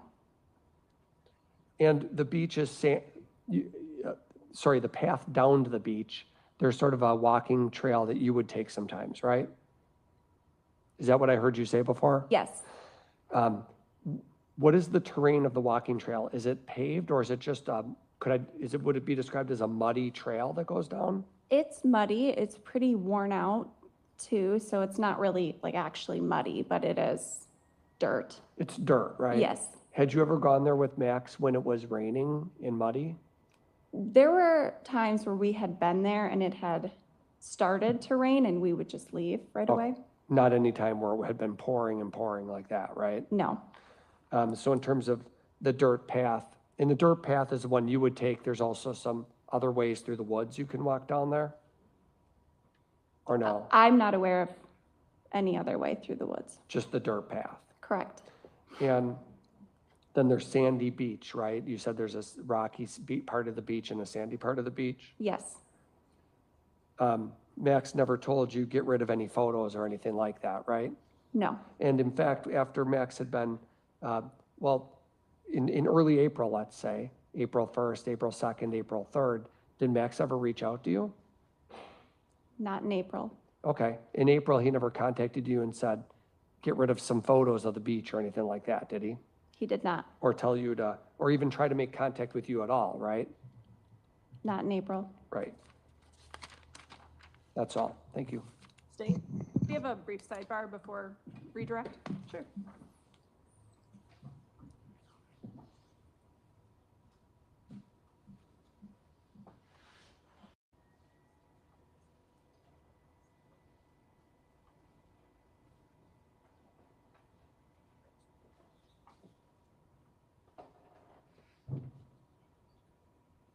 Ms. Wright, her answer was no.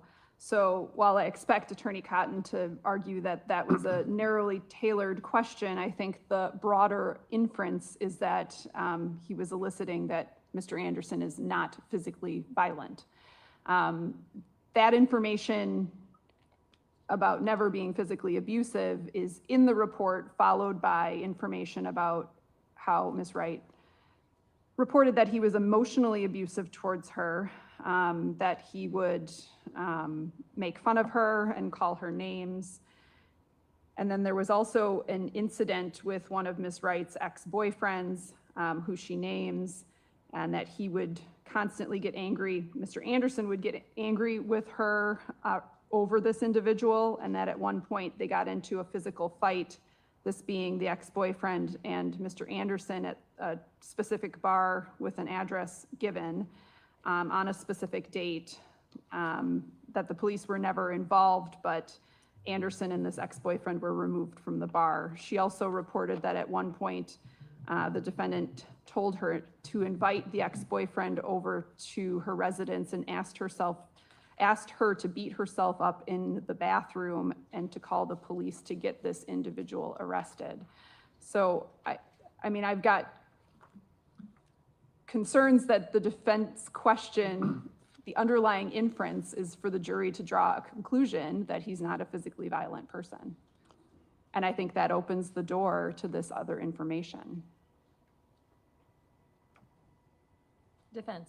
Thank you, Judge. I knew exactly what I was doing when I asked that question, and that question was narrowly designed and narrowly tailored to elicit one response, one answer, about whether Mr. Anderson has ever been physically abusive with Ms. Wright. Ms. Wright, when she was interviewed by law enforcement on April 11th, by law enforcement, they had asked her questions about Max's emotional abuse. And she did indicate that he had been emotionally abusive, that he had said things I won't say here, but they're not good emotional statements, basically, that she had was sexually promiscuous and things like that. I didn't think any of that ought to be explored, nor did the state. So I didn't ask about emotional abuse. Emotional abuse is different than physical abuse, for sure. So I didn't ask that. I asked about whether he had been physically abusive. Ms. Wright, in her interview with law enforcement, Your Honor, was clear to the police that he was never physically abusive with her. I stopped with that question and explored nothing further. The reason I explored nothing further, Judge, is because I understand that if I start drawing broader inferences, of course, if I start speaking more broadly about, well, therefore he has a character trait of peacefulness, he was never abusive with anybody, he never, then I'm going way beyond the question. I get that. So I tailored it to ask only what she had told the police, that Max was not physically abusive with her. How that opens the door to other acts evidence of his behavior on another date of telling her to beat herself up, which as I understand, she never did. And again, it was a statement that he made. I really disagree. I was precise with how I asked that question to elicit only that answer. And I asked no further questions about that topic at all, about his abuse with her. State, what is the statute you're relying on for the path of admissibility relative to specific instances of conduct?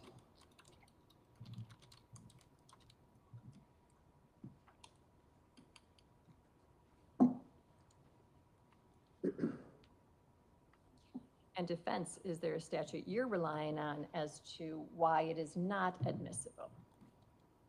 Why Why it should not be it's yes. under 90404 are you looking at? 90404 for sure.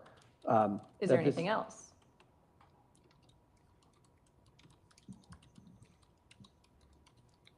Yes, because primarily because it would constitute other acts evidence to get into other occasions when he told her to beat herself up or when he was emotionally abusive. And I think, with all due respect, there's a drastic difference between emotional and physical abuse, without a question. Judge, 90405, and again, this was not something that the state intended on eliciting. In fact, we had a conversation before this witness came up where I indicated the scope of what I was going to ask her, so we wouldn't even come close to this type of information. And that conversation was not held on the record or with the No, court? It was held between the parties? Is that Correct. correct? It had nothing to do about any physical anything, though, to be clear. Then if the purpose of that question is not to elicit character information of him not being a violent person, or that she would have no reason to be scared of him, what's the purpose of that question? You can answer that. So, yes, the purpose of the question was to make it clear that he was never physically abusive with her. It was not to suggest that he has a character trait for peacefulness, or that he has a character trait for nonviolence more broadly. That's why I didn't ask her anything about broad character traits. And typically when we get into, if the state's arguing character and habit evidence, typically the way we prove that under 90405, as you know, Judge, is reputation or opinion coupled with specific instances of conduct where it's noticed up and it is disclosed if the state wishes to go into it. Right, I don't think they were going into it. I think that they're claiming that you, by interjecting your question, went into character evidence, and now they should be permitted to go into specific instances to rebut. I understand the argument. I never asked her, I'll rest on my arguments with all due respect. I never asked her about Mr. Anderson's character trait. Typically, when we talk about character traits, we ask a witness, does this individual have a character trait for X? They say yes or no. Are you familiar with their character trait? Yes. And then, how are you familiar with it? Well, this is why, and they answer the question. If the state wants to, I certainly think if they want to ask her some rebuttal about his physical abuse to her, if there was a time when he physically abused her, that would be appropriate, but I don't think there was any physical abuse towards her. And I wasn't asking about character traits more broadly.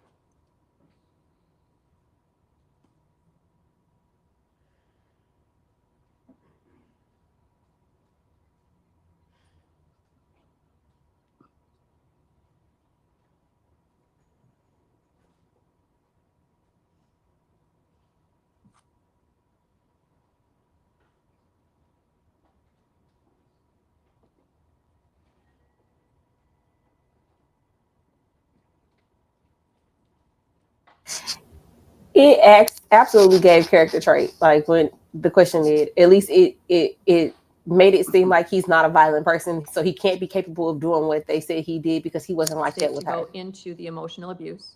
I think that that's at a different level than what's already been indicated here, and I think that that would create a whole separate issue. I will allow the state to go into the two specific instances of conduct to rebut the character evidence that the defense has put into play relative to her observations of a bar fight, as well as the conversation to have her beat herself up and to have the boyfriend come over and then to report it to the police. I am going to find that that is allowable pursuant to 90405 sub 2. Any questions relative to my ruling, state? Yeah, I think Attorney Vance Krzan and I were just chatting about making sure we have a very narrow scope of the questions to be asked. So I think we're going to ask her if she had observed any specific instance where the defendant was physically violent with someone, who that person was, when that was, and where it was, and we'll let it lie there. Okay, thank you. Understood. Anything further to address on the record before we bring the jury back? No, I would just ask if Ms. Wright understands the scope of what I just described. Ms. Wright? I do. Okay. Okay, thank you.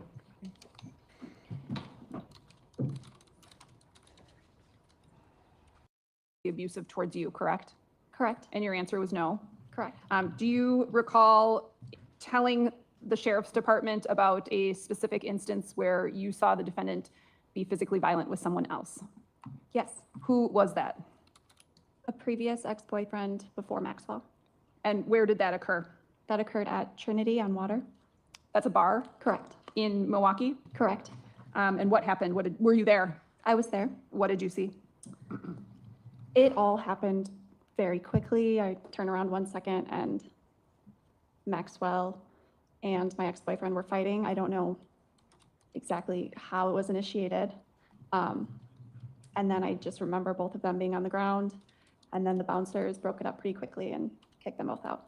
Do you remember what day that was on? I want to say it was St. Patty's Day of 2022. When you talk about fighting with each other, was this a fist fight? Can you further describe? Yes, it was a fist fight, and then it was so quickly, I think maybe like 1 or 2 punches were thrown, and then they were kind of just wrestling on the ground. Okay, I just have one final question about the secret beach. When you would go there, were there other people around? Not usually. I would see maybe one person walking their dog and passing by, but there weren't other people hanging out there. Nothing further. Cross. Yes, thank you. So the was not a situation where Max attacked, not a situation where Max attacked you at Trinity, right? That's correct. And you said 2022, so that means it was when you were dating him. That's correct. So you and Max were dating, and then an ex-boyfriend showed up to Trinity.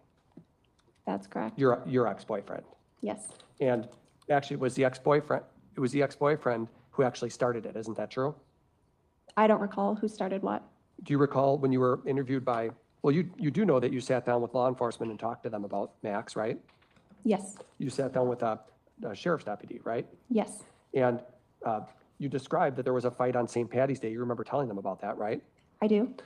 But you don't remember telling them that was your ex-boyfriend was Jack, right?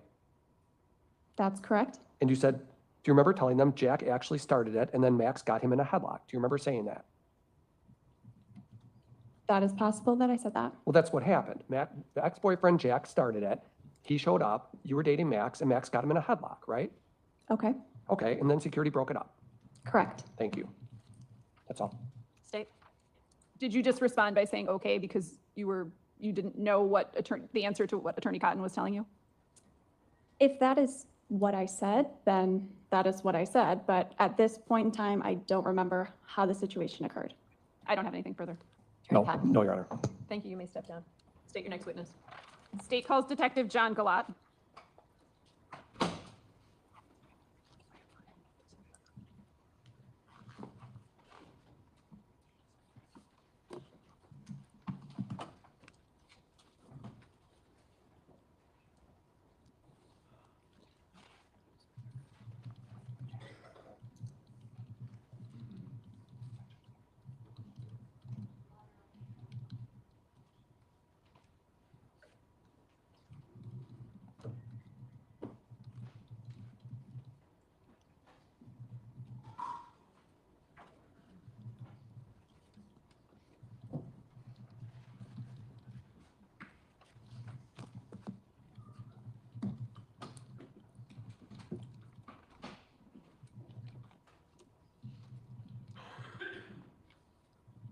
Do you solemnly swear that the testimony you give in this matter will be the truth, the whole truth, and nothing but the truth, so help you God?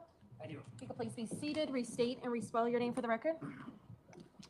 Detective John, John, Gallot, Guillot. You're a detective with the Sheriff's Department, correct? That is correct, yes. In April and then July of 2024, did you have contact with somebody named Khloe Wright? Yes. And what was the nature of that contact? Through the investigation, it was learned that Miss Wright dated Mr. Maxwell Anderson. I believe she indicated that the two. I'm going to further direct a question, a more pointed question. Did she provide you with information about a secret beach that she would go to with the defendant? That's correct, yes. Okay, and was she able to describe where that was? Yes. Was she able to give you a name? I'm going to object to hearsay. We had the witness testify. Any response? It's going to go to the effect on the listener as to why he did what he did. If it's not being offered for the truth of the matter, it's not hearsay, you can answer it. She indicated that Mr. Anderson never disclosed the park's name just in case the two ever parted ways. Was she able to describe the route to get to that park? Yes, she was. And did you in fact take her on that route? Yes. Can you describe where you started and where that route led you? Yeah, I believe it was July 10th, 2024. Myself and Deputy Ethan Stouts met up with Ms. Wright at her residence.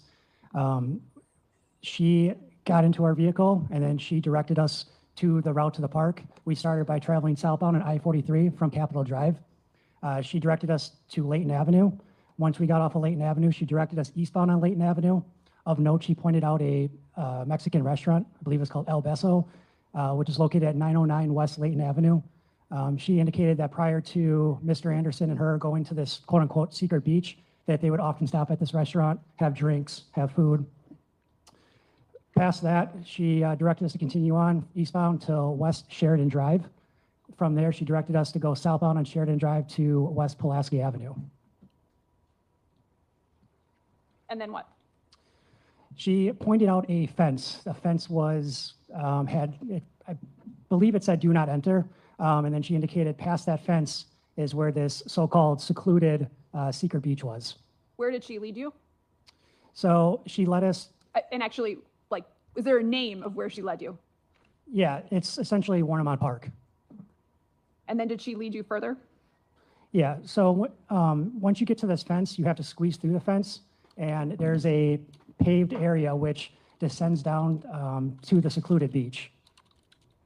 Had you ever been there before? I have never been there, no. Were you aware of members of your department who had been there as it relates to an investigation into the disappearance of Sade Robinson? Yes. What else did she show you? She showed us kind of the area where they would hang out. She noted that they would often have fires on the beach, and she indicated specific locations on where on the beach they would usually sit. Are you aware that as to whether or not this location is where generally Sade Robinson's leg was found? Yes, that's correct. That is where it was found? Correct.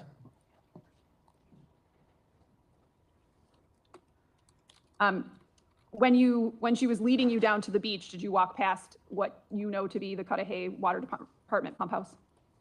Correct. Nothing further. Ross? No. Thank you. Thank you. State? Detective Mason Kohlhapp.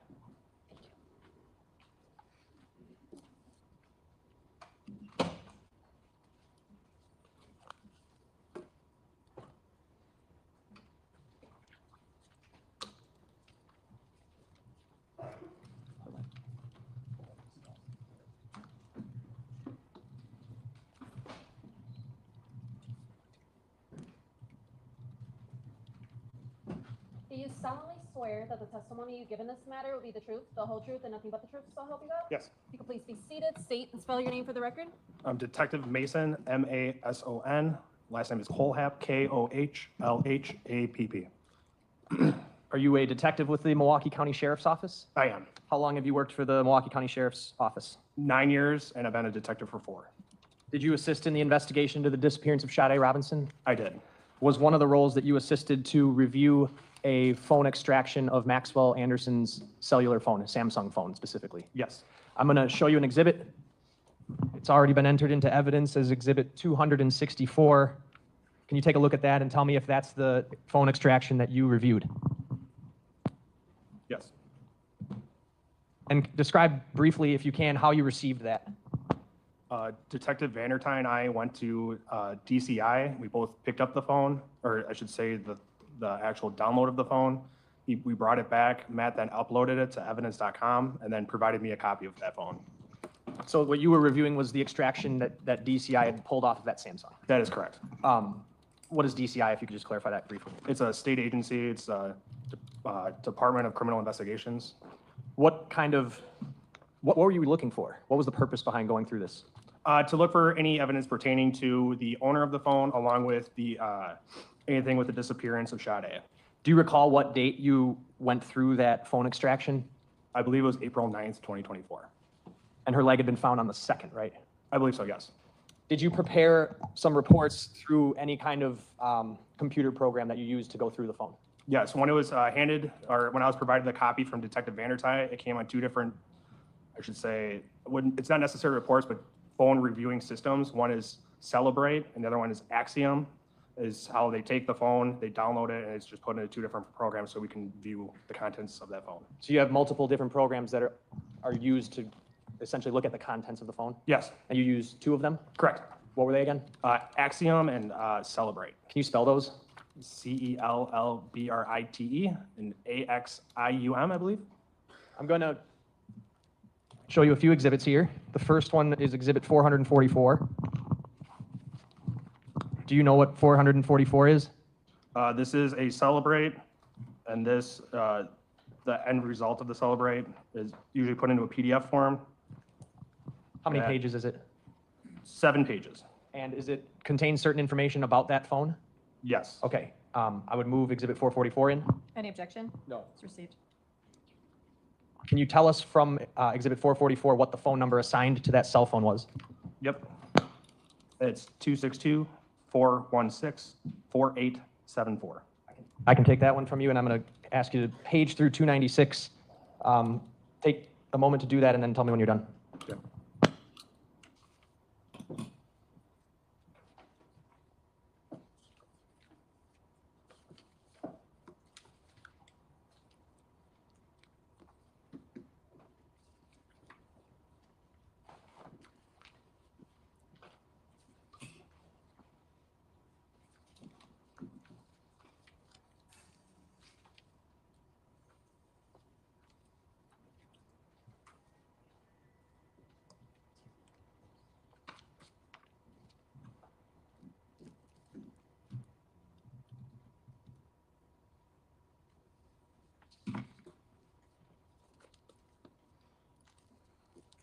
Okay.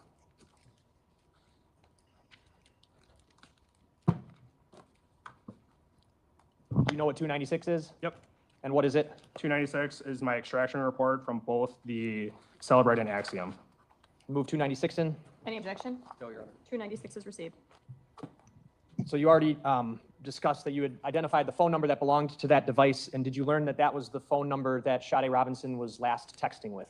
That is correct. When you went through that phone extraction, were you able to locate the text conversation between Maxwell Anderson's phone and Sade Robinson? That is correct. I'm going to show you 287.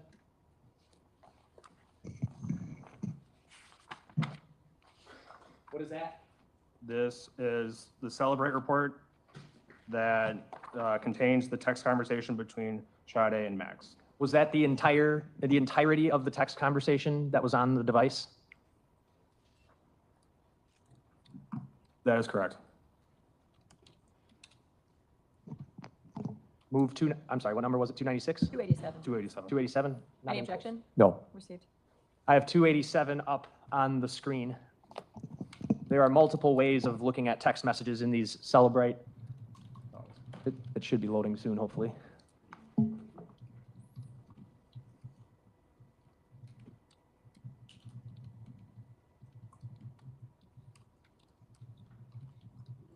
All right, is that 287 up there?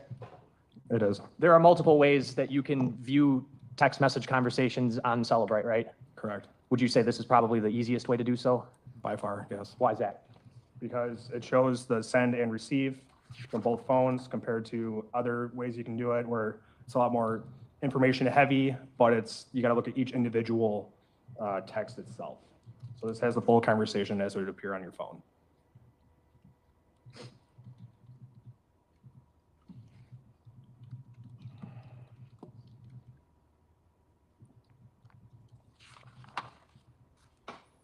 Not sure why this isn't working.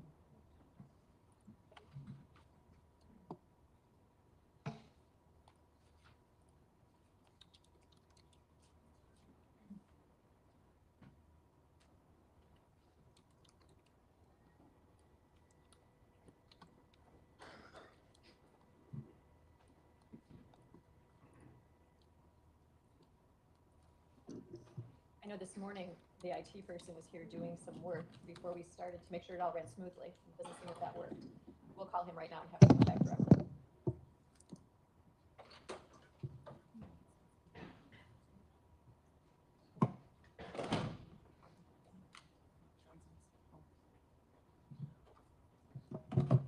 Is he on his way? Well, it's 9:53. Do you need a break real quick? A bathroom break, anybody? No? Okay. And we're in a holding pattern for a minute, I think.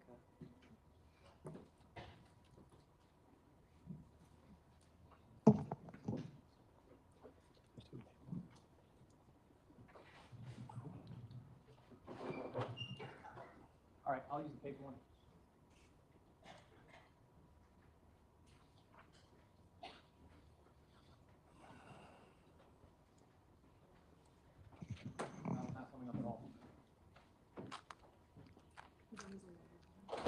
You can't change it back over to the Elmo now?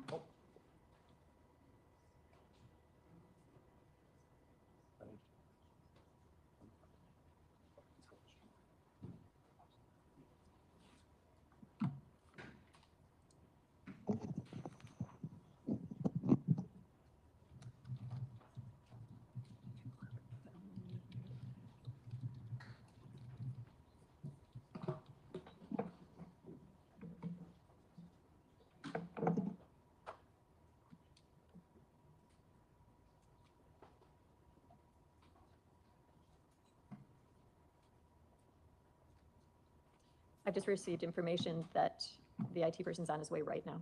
Okay, well, I can't get either of them to work at this point, so.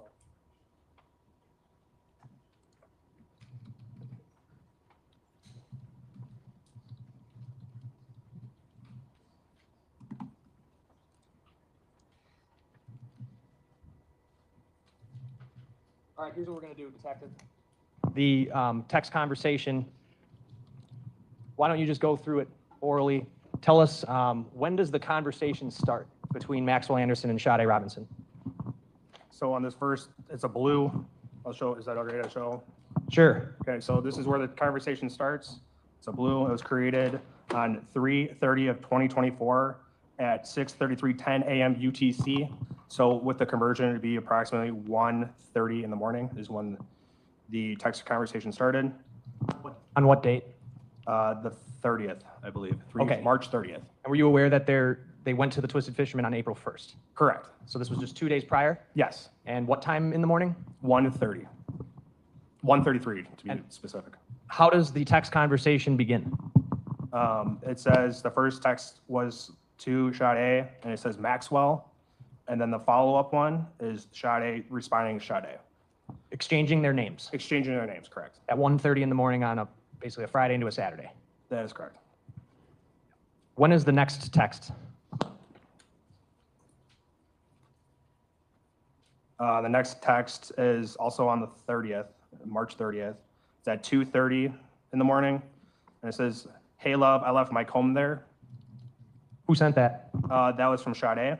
So Sade's in the blue, Max is in the green. A follow-up text after that one, sent a little bit after that, within 35 seconds estimate. Can you just take it and give it back when you get a chance? Sade asking him for a comb that she left somewhere. Correct. Okay, after that? After that, Max responded with, "Of course, I'll bring it on Sunday," and that was sent at 3:40 in the morning on March 30th. Implicit that there was a plan to meet up on something. Objection to implicit anything. I didn't hear you. Objection to him implying anything. He said implicit. I'll ask you to rephrase that question. Does it appear from that text that there was a plan to meet on Sunday? Objection calls for speculation. I asked from that text alone. Based on the way the question's crafted, I'll overrule the objection and you may answer that question. I would say yes. How does the conversation go on? And then Sade responds later with a thank you. This would have been that next it would have been 3:30, 2024 at approximately 10, I believe, with the UTC conversion. 10 a.m. or p.m.? AM. Okay. How does the conversation go on from there? The next one is from Max on 3/31, 2024 with the UTC. It says 3:05:56 a.m. with UTC is about, I would say, 10 o'clock, I believe, that night on the 30th. No problem. How is your night going? And then Sade responded, "My night is going fine. My friend is here from Minnesota." What night of the week would this have been? If the first was Monday, This would have been Sunday. okay? And then the next text message was from Sade. "We might stop there." Does she say where, or it just says there? It just says there. This would have been 3/31, 2024 at approximately midnight. All right. Max responded with, "I'm here," and that would have been around 12:30 a.m. on the 31st. And that's the text conversation. All right, give me 1 second. We're going to try to get the computer back on here.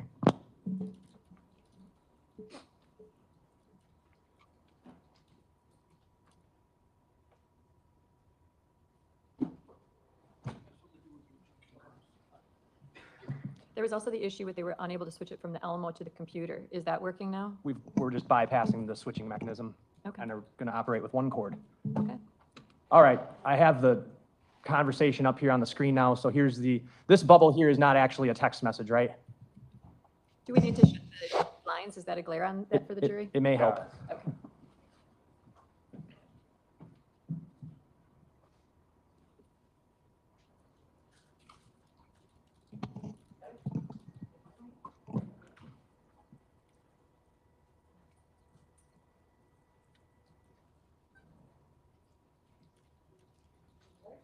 Thank you. All right, the blue box up here, these are, the blue ones that we're going to see are Sade, right? Correct. And this top one, is that actually a text message or is that indicative of something else?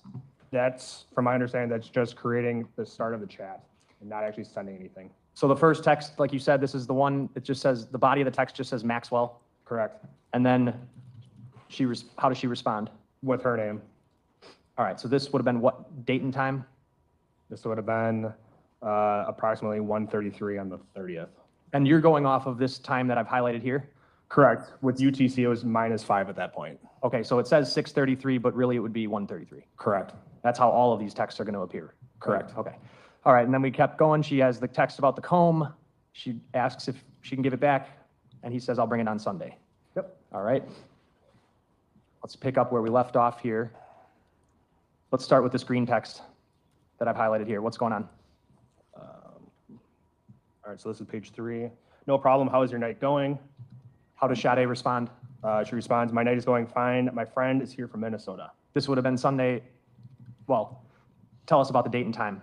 So it would have been -5 hours, so it would have been 12:32, and I believe it would be the 31st. Okay, so this would have been the wee hours of Sunday morning. Correct. And then what does Sade say? She responds with, we might stop here. Does Mr. Anderson respond? Yep. What does he say? He says, I am here. What does Sade respond? She responds with, okay. Next text from Maxwell. I'm sorry, can I see the parties at Sidebar, please?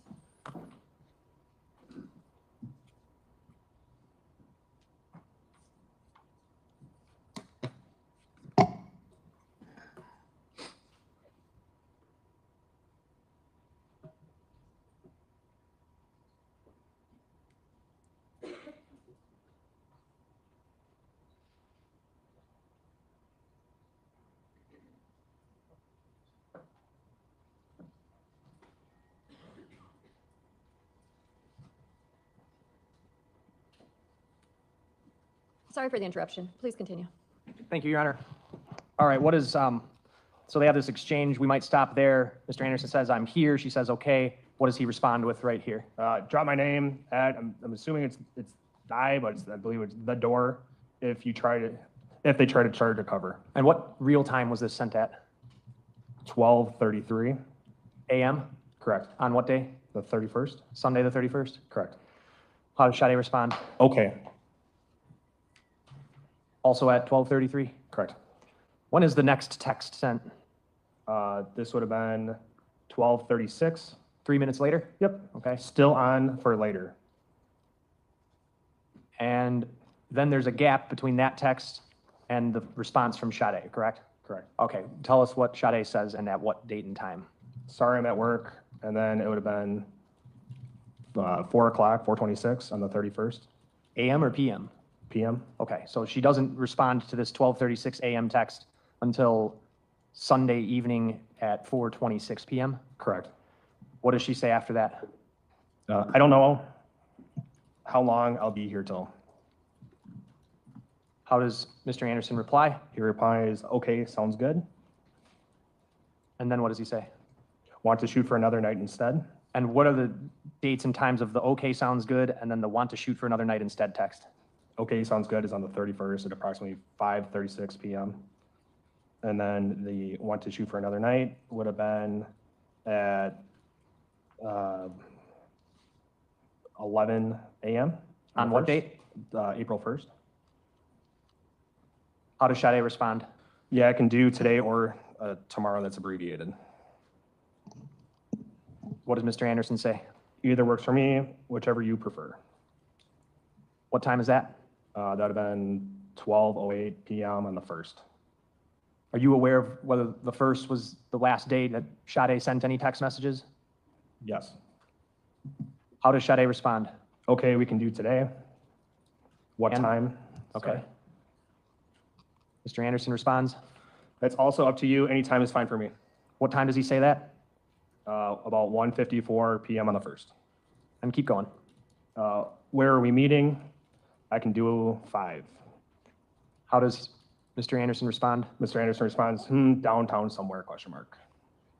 Sade says what? Okay. Mr. Anderson then says, Broad House on 3rd. when is this conversation happening, this exchange? This is all still on the 1st. At what time? This would have been at 4:23 PM on that last Broad House on 3rd. How does Sade respond to the question brought house on 3rd? She's replied, perfect. Then what happens? Max responds with, okay, I'm going to shower quick. I'll probably get there more around 5:15. What does he say next? The next, are you hungry? I'm sorry. I need to stop at Twisted Fisherman to pick up my W-2 from last year. We could eat there first.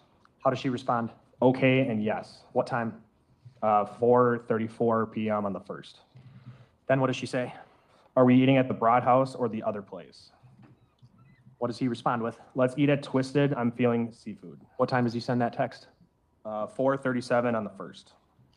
How does she respond? Yes, I love seafood. And then what does Mr. Anderson say? Sounds good. I'm about to leave. I'll be there soon. Then what happens? Sade responds, okay. And then Max responded to that with, just got to Twisted. At what time did he say that send the text just got to Twisted? This would have been 5:11 on the 1st. How does Sade respond to that? Okay, are you inside, question mark. At what time? 5:18 on the 1st. Then what? Max replied with a yes, and this is the 1st at 5:18. Is there a response to that text from Sade? There is not. Is there a gap between this final text where she asks, are you inside? And he responds, yes. And then the next text message sent from Anderson's phone to Sade's phone. There is a gap. When's the next text sent? The next text is sent on the 2nd, 4/2/24 at approximately 10:36. My math is correct. AM? AM. And by that time, are you aware of whether Sade's car had been burned? Yes. Was it? Yes. So he texts her at 10:36 AM, what? Morning, how's work going, question mark. Are there any other texts in this text thread conversation? There is not.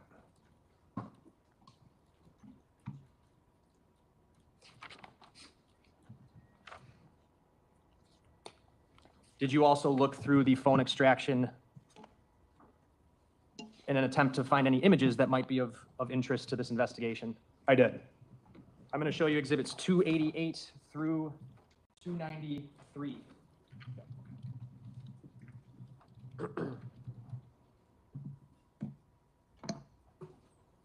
Page through those and tell me if you know what those are.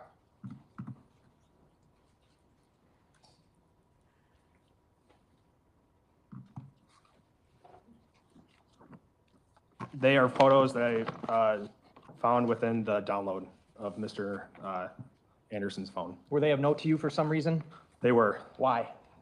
because of prior knowledge of what Sade was wearing that night of the date, along with the timestamps of these photos. Okay, so you found images that were date and time stamped. Were you able to discern the exact time those photos were taken or no? No. Can you explain that?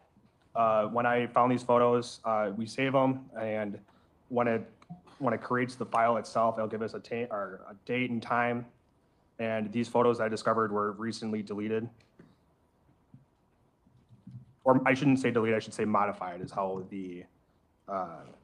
it's listed on the actual report.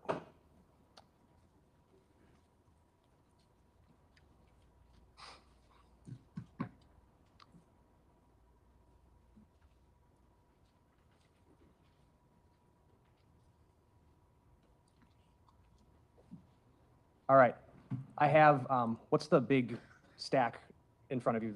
I forget what exhibit number that is. Exhibit 296. I have exhibit 296 on the screen in digital format. I'd like you to go to page 40 of the magnet axiom report.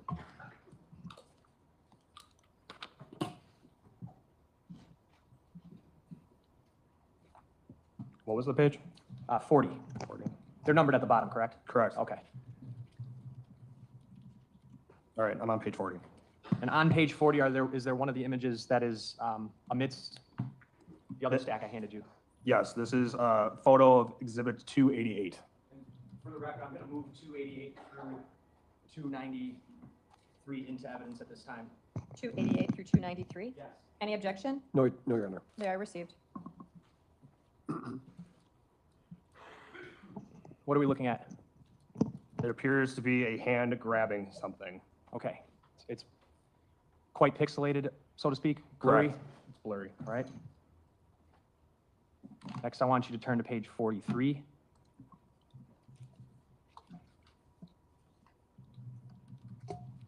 Actually, let's go to 41. You can just go to 41. Okay. What's the next page? 41 is a photo, or it's exhibit 289. It,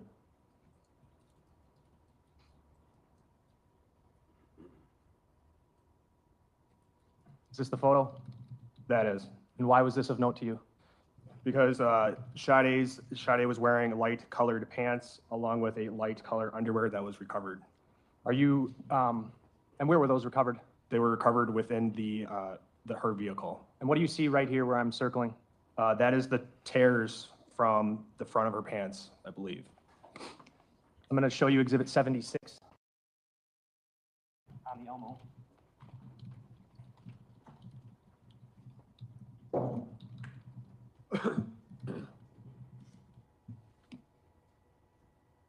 Recognize those? Yes, I do. Are these the clothes that caused you to think that photo was of relevance? It is.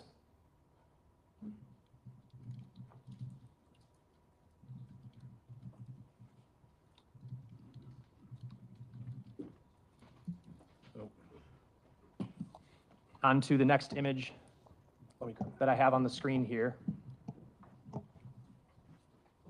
What is this? Is that 42?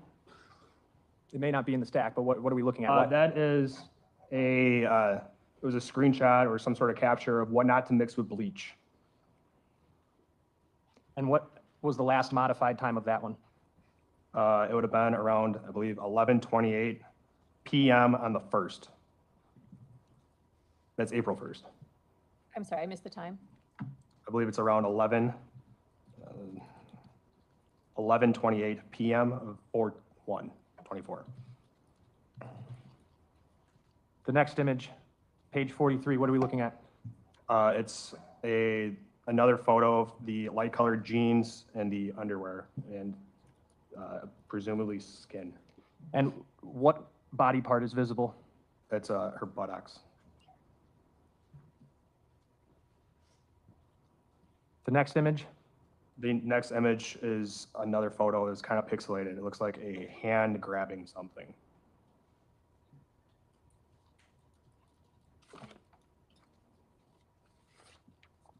I'm going to go up to page 47.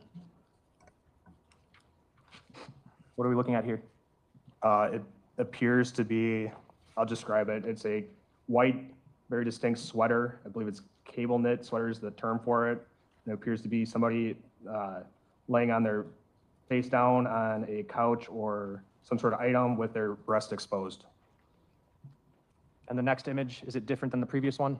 Yes, it's the same. It appears to be the same person, but with this time a hand grabbing the breast. I'm going to put on the screen exhibit 294, which is a flash drive.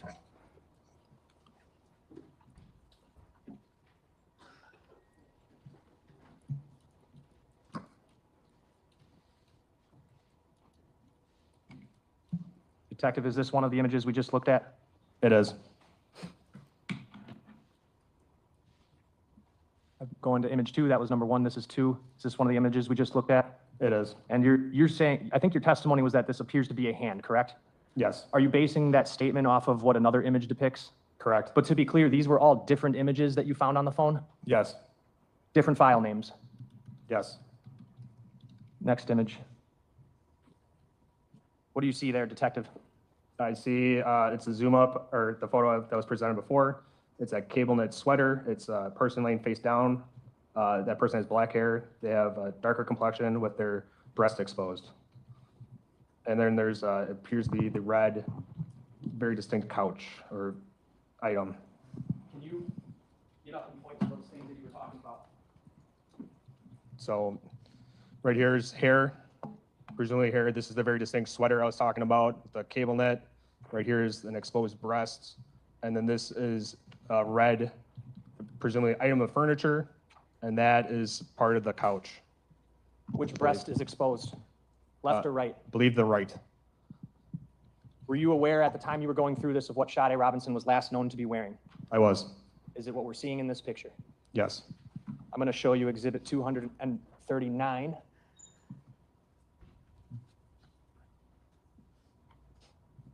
On the Elmo.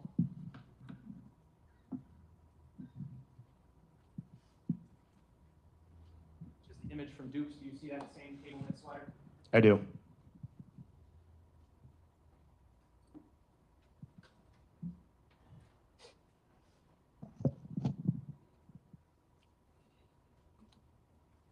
How does Sade appear in this photo? I can't tell based on, from this photo, she's face down on a couch. I don't know if she's alive or dead or sleeping. I can't tell from this photo. Okay. Next photo. This is different from the last one, correct? That is correct. And what are we seeing here? It's a different variation of the photo from before. Here's the white cable knit sweater, the black hair. It appears to be a white hand, and then her breast, presumably her right breast. And this is a zoom in of that couch, the red maroon couch. Are you aware of what breast was cut off of Sade Robinson's torso? I don't recall off the top of my head. Now what are we looking at? This is that kind of pixelated photo, but it appears to be a hand grabbing something, and then that's a part of that couch with that, I don't know if it's trim or how you describe it, but that looks like part of the couch. And this next image? This next image appears to be her buttocks. There's the very distinct yellow, light-colored underwear with the jeans, and then there's the tear from the front of the jeans. And then here's the couch. The seam of the couch that's slightly visible here, Correct. does it look kind of worn out? Yes, And is there a color difference between the couch and this other thing right here? there is. What's the color difference? This appears to be more of a red, and then this appears to be more of a darker brown. And based on the position of the furniture and what you can see of the buttocks, does she appear to be face down? Yes. Okay. I'm going to pull on the screen exhibit 318.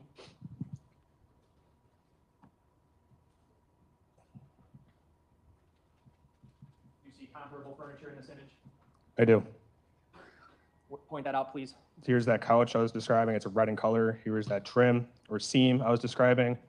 And this is the ottoman that was within the apartment. On the couch, there is somewhat of like a blue pillow or something, correct? Correct. Point that out, please. I believe it's right here. Going back to the images.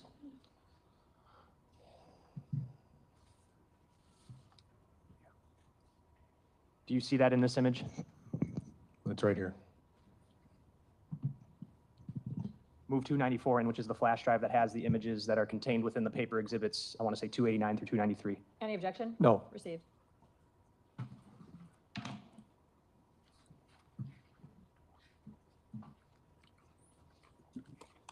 You can have a seat.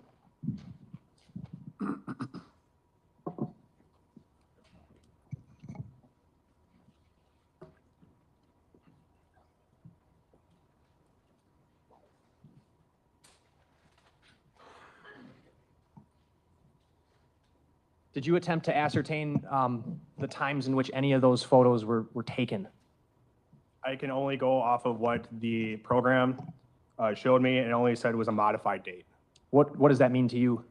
That image was modified in some way or form. And at what time and on what date were those images modified in some way? You can take your time to page through them if you need to.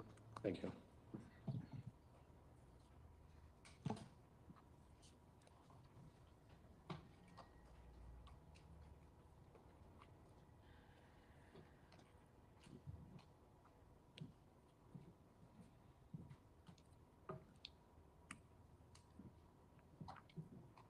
Okay. It appears that most of these images were modified. It would have been 4/2 of 24. With the UTC conversion, it would have been 12:05 a.m.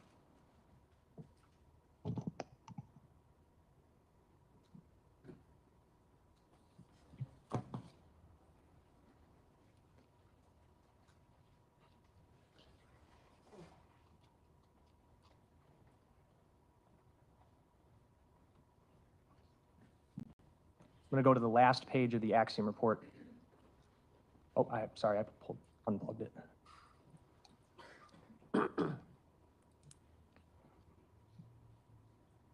While I'm pulling this up, was there an Uber ride that was noted in the report? I did not notify I was made aware of an Uber ride, but I did not document it. Okay. Let's go to the last page of the magnet report. Is it indicated on that or no? Let me look.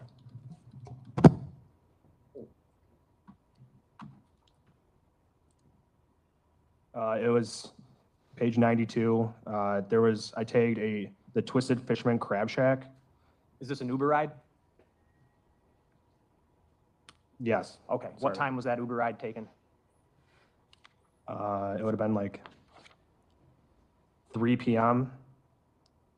on the 2nd, would have been the email. I think it's an email. Okay, you got an email about an Uber ride. The email came in at what time?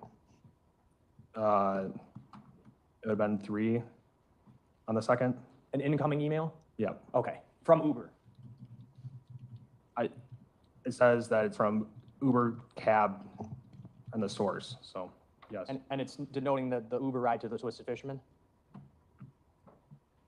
Believe so. Yes. All right, and then Detective, I have exhibit, it's already been entered, it's 295 it should come up on the screen shortly. Was this another image you found on that phone?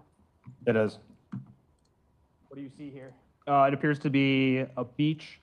I know from being at that Warnemont Park that it appears to be Warnemont Park. There's 2 dogs playing in the sand or running in the sand, and there's water to the right. Was that image modified? Do you know? I don't recall. Okay. And you tagged this photo specifically why? Does it appear to be Warnemont, where we discovered Sade's leg? I'm going to put on the screen exhibit 2 next to it, which is from the scene photo of the leg recovery. Does it appear, can you see the leg right here that I'm pointing to? Yes. Does it appear to you that those photos were actually taken almost in the same location? Approximately, yes.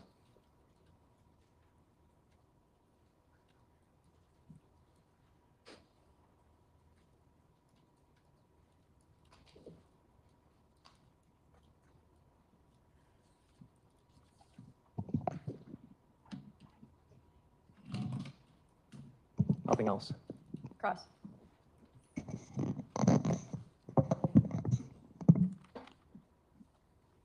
Good morning, Detective. Good morning. So I just want to first start with, did you actually examine the physical phone? No. Okay, so what you got was kind of what was the download from the Cellbrite, right? Yes. And so I want to start with talking about this conversation between Mr. Anderson's phone and Sade's phone. So those messages were found in Max's phone, right? And you located those to the download, right? Correct. And it was displayed as like a text thread between 2 different people, right? Sade's phone and Mr. Anderson's phone, right? Yes. And that thread wasn't deleted, right? No. And these tools that you're talking about, Cellbrite, Magnet Axiom, AXIOM, right? That's the program that was used. Correct. Those are programs that are used by law enforcement, right? Yes. And they're used to recover deleted messages is something that they can recover, right? Yes. Deleted emails, Yes. and they can recover browser history as well, right? Correct. And I just want to make sure I understand this. Cellbrite is used for phones, and Magnet Axiom can be used for phone or computer, right? I believe both can be used for both. Okay. And so those text messages, you said the conversation begins on March 30th, right? I believe so. And that's a couple days, that's like about 3 days before this leg is ultimately found, right? Yes. The conversation starts at 1:33 a.m. Max texts Sade's number, his name, right? Correct. And then she sends her name back. Yep. Almost immediately, right? Correct. And that's pretty normal and common when people are exchanging numbers. If someone gives you their number, you text them your name so then they can put you in their contact list, right? Yes. And when you were reviewing the phone, was Sade's contact added to Max's phone? I believe so. Okay, it wasn't a deleted number, right? No. And the phone number wasn't blocked, right? No. And so after they text each other their names, Sade texts Max's phone and says that she forgot her comb, right? Correct. And she asked him if she could bring it back next time he sees her, right? Yep. And he responds, of course, I'll bring it on Sunday, right? He texts that, Yep. suggesting that the two had plans to see each other on Sunday, right? Correct. And she responds, thank you.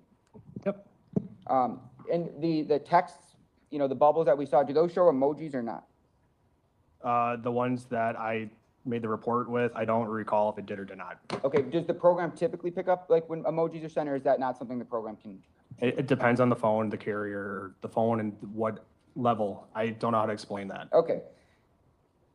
And then they're continuing to text from March 30th, and then they're continuing to text on March 31st as well. Yes. Max is texting, asking her how her night's going, Correct? and she's responding. Yes. She says she might even stop there. She texts that, right? Yes. And Max responds, I'm here. Correct. Suggesting that she knows where Max is, and she might plan to see him, right? Yes. And then they continue to text, and they talk about meeting for a date, right? Yep. And she says she's working, and Max suggests that maybe they do it a different night, right? I believe so. And then Sade chooses today. She says, I can meet today. Yes.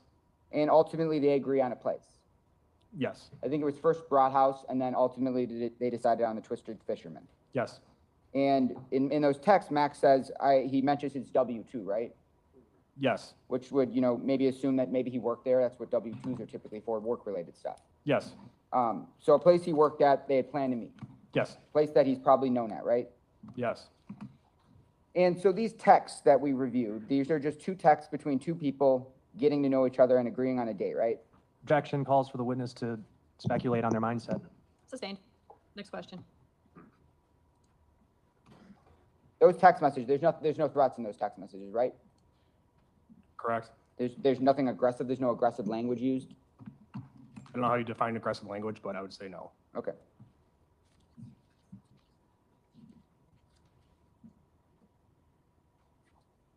And so in those text conversations, Sade never sends and never mentions her address, correct? Yes.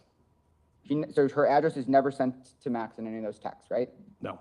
Or the name of her apartment, Or one more time? or the name of her apartment, No. or even the general area of the city that she lives, right? Correct?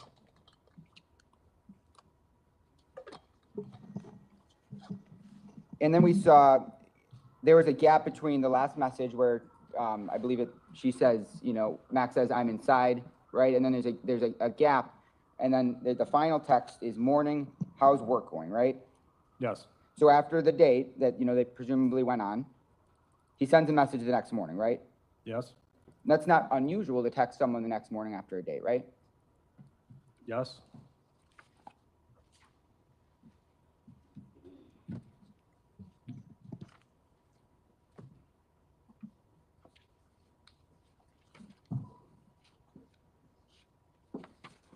So you determined that you believe that there were some photos that you believe were Sade found on the phone, correct? Yep. And you said that those were photos, right? Correct. Are you able to determine whether they're photos or a video? I believe there were photos. Okay. And do you know what times the camera was utilized, or will you not be able to tell that with the tools you had? I won't be able to testify on that. I don't know. Okay, yeah, that's fine. But those photos, a lot of those were pretty grainy. You could see them on the screen, right? Correct. And did you have to utilize any tools to enhance them at all? There was one photo that was sent, I believe, to the crime lab to be enhanced. Okay, so some of these photos, that's not the actual form that they were found on the phone. They were enhanced through a crime lab, right? Objection, that's a mischaracterization of the testimony. I think that does misstate the testimony. You want to re-ask your question? Okay, but the photos, they were sent to the crime lab to be enhanced, right? Certain ones, yes. Okay. And you said that the photos were modified. You can't testify that they were deleted? According to the information below the photo when I created this report, all it says is modified, under Okay. the modified category. But if they were deleted, your reports, and you can't testify why those photos were deleted, right?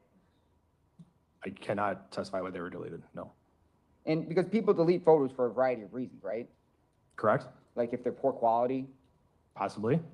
if it's to save storage space. I mean, people delete photos for lots of different reasons, right? Sure. Or like an explicit photo. You wouldn't want like an explicit photo on your phone to be leaked, right? I don't know. And so those photos that we saw, those weren't the only photos that were deleted, right? Modified, you mean? Or yeah, modified, I'm sorry. That's correct.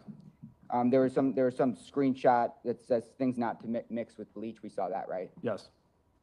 And was that an actual photo taken from the phone? Was it like taken of like, because it looks like it's almost like a pamphlet or like an instruction card?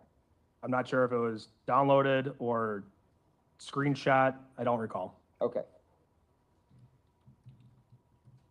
And did you pull, or is your data able to tell you whether photos have ever been deleted in the past prior to, was this April 2nd? Can you, sorry, one more time? So did you analyze data from, let's say, February of 2024, if there was any activity on the phone where photos were modified? I was provided a copy of the phone download that we had, and I was able to review all of that. Okay, and do you know what the date range of that was? I do not.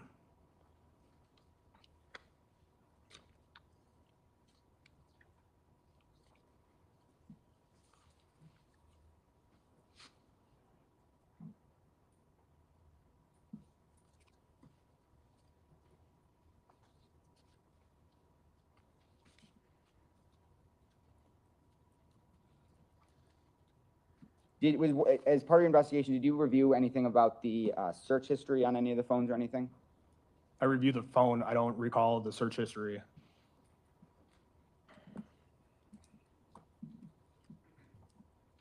And I just want to make sure it's clear, there were other modified photos. The ones that the state showed on screen were not the only ones, right? Correct. I don't have anything else, thank you. State? One might also delete photos from their phone to cover up for a crime, correct? Objection, speculation. He asked those questions. All the possibilities. You can answer it if you're able. Yes. And there were other modified photos of Sade, just not from the house, right? I believe so. Other photos from, that were on the phone that appeared to be from her social media? Yes. Okay. How many? I don't recall off the top of my head. And let's look at what I have on the screen here. Was this another image you had tagged? It is. What is it? It is the US FIR, and it's human leg found at Warnemont Park. Sheriff's Office says. What's USFIR? It's I'm not exactly sure how to explain it. It's a Facebook or Instagram where they'll post things about law enforcement activity, I believe. And when was this image modified? If you can, I'll zoom in.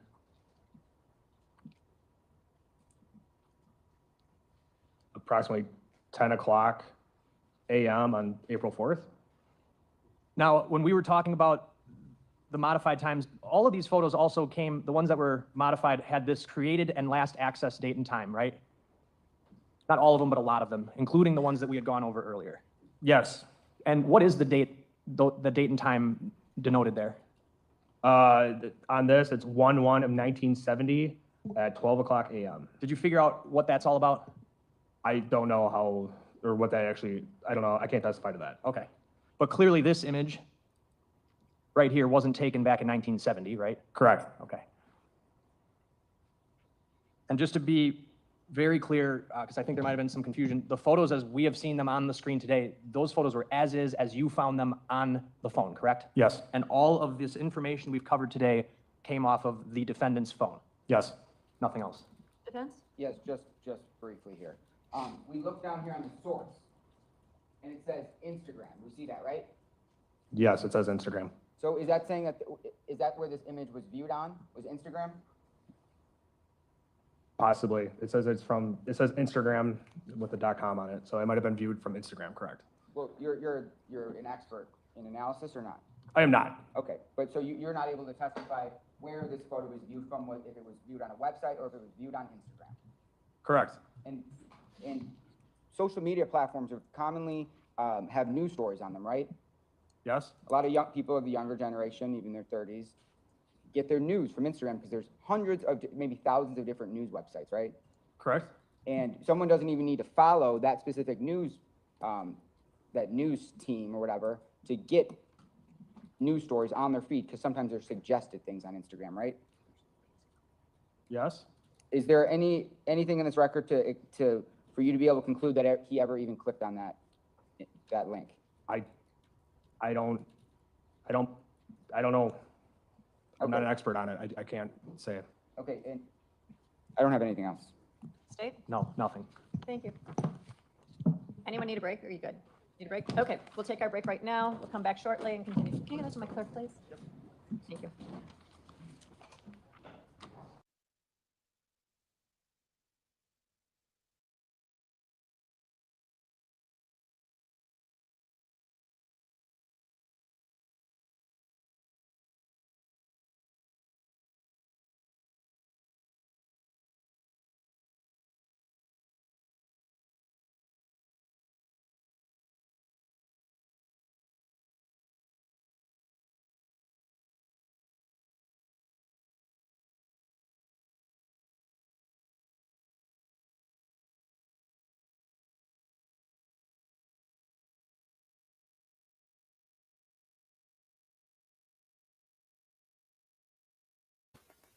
All right, we're about to get into just a little bit of the Diddy trial tweets. If you are in the comments and if you're watching the screen, I have been posting the NBC updates on the trial. And now we're going to go through a few of these tweets.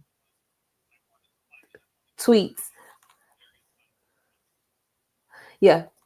The defense didn't say absolutely anything about the photos taken in his house on the night of her murder. Absolutely nothing.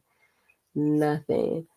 Shay says that Brianna Boglin is hurt in her civil case. Hopefully her communication with Cassie about planning what to say doesn't hurt Cassie. It's going to be interesting. It's going to be interesting. I think that the more the witnesses, I'm thinking about actually posting like a short video over here on YouTube to go through the different witnesses and to talk about what charges from the trial, from the indictment that they're trying to prove. Thus far, I know I've got Cassie for trafficking, the prostitution for travel, and the RICO. I've got Mia for the forced labor, which is a part of the racketeering. I've got the Miguel, who I believe is the security guard. I got him for the obstruction of justice, or with Miguel yesterday, they tried to do a couple things with him. And I'm just now getting caught up, so I apologize that I haven't been posting Diddy content, but I literally just caught up this morning. I was like 2-3 days behind. But the testimony from Miguel, they were trying to use him to talk about obstruction of justice, which would support some of like their some of the RICO charge, as well as I felt like they were also trying to link it to the sex trafficking with Cassie. Like it was a weird strategic way of, well, I'm not gonna say it was weird, like it was hella strategic the way that they got that video in, and the testimony that the prosecution pulled from them. But I feel like they were trying to link sex trafficking, coercion to the video, with the payment. It was an interesting way of doing it, I must say. And then we've got Brianna. I think she's just, I haven't made a full determination on how I feel about her testimony yet. So I guess y'all just got to stay tuned for that. But we'll get into some of these tweets. And we will start with the judge. This is about an hour ago. The type of information that Miss Comey wants to redact. It is just a matter of time, and we should adjourn for the day to permit redaction. No, I reject that. The First Amendment does not require that the government is making accommodations. The government says we want a screenshot of Miss Ventura's communications to Mrs. I'm gonna call her KK about Miss Bungolin being dangled off the balcony. How does the balcony incident connect to the indictment? It shows Mr. Combs' violence and that Ms. Ventura is aware. Coercion. So this is what I'm saying. Like they trying to put coercion on a lot of stuff. I know I can't say the word, y'all. They try to put it on a lot of things that I don't think that they are truly going to stick with the jury. Like I don't think so. Diddy's lawyer says that it should be admitted. It is a backward-looking statement. The government says the screenshot was captured in September of 2016, shortly after the incident. It doesn't say how Ms. Ventura heard about it. Could have been from somewhere else. Bring in Ms. Bungolin, then jury all rise. 1 second, y'all.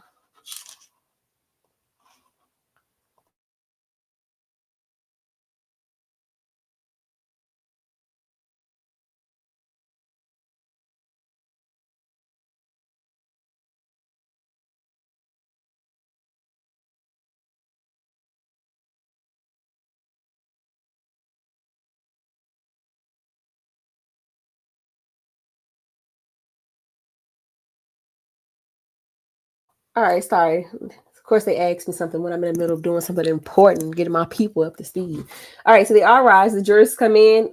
Jurors, we have a lunch coming in for you. We're going to take a shorter break, Miss Westmoreland, which is the attorney for Diddy, which I think everybody knows. All right, what is this photo of? It's drugs. Did you send this photo to Cassie? Yes. Now, DX1287, what's that? Some type of drugs. How many types? I can't tell. I think you're saying you were still doing drugs with Cassie on May 31st, 2016, right? Yes. I'm gonna make sure I pause the trial so that they came back from their break, but we're gonna get to this first. Miss Westmoreland, just before this, Mr. Combs threatened your life. Yes. You weren't scared to continue dealing with Cassie? I guess not. Okay. You said Mr. Combs groped your breast. Objection. Ask again. Mr. Tyrone said Mr. Combs groped your breast. True?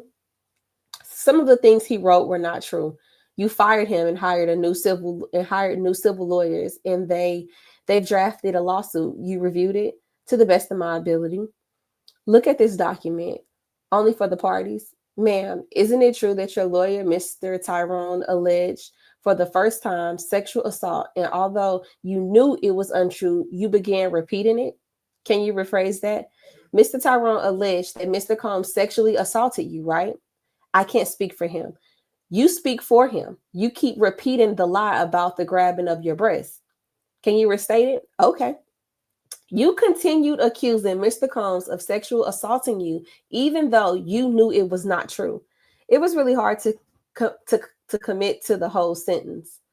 Or she's saying it's really hard to commit to the whole sentence. You knew sexual assault was the only way you could sue. I don't recall. You say you were screaming. Are you aware of anyone else calling the police? I don't think so. You didn't go to an urgent care? I didn't. You didn't tell the chiropractor what happened? No. Why not? I was scared. Okay, the girlfriend. What's her name? Sarah or Friday. Full name, please. I think Sarah Sade. Something like that. It was a while ago. You got the government. She was Friday. And that I hate the way that some of these tweets come out. You got the government. She was Friday, and that she wouldn't know anything. I'm not sure. On October 4th, 2016, didn't you attend Mr. Combs' concert? I don't remember the date, but yes, I went.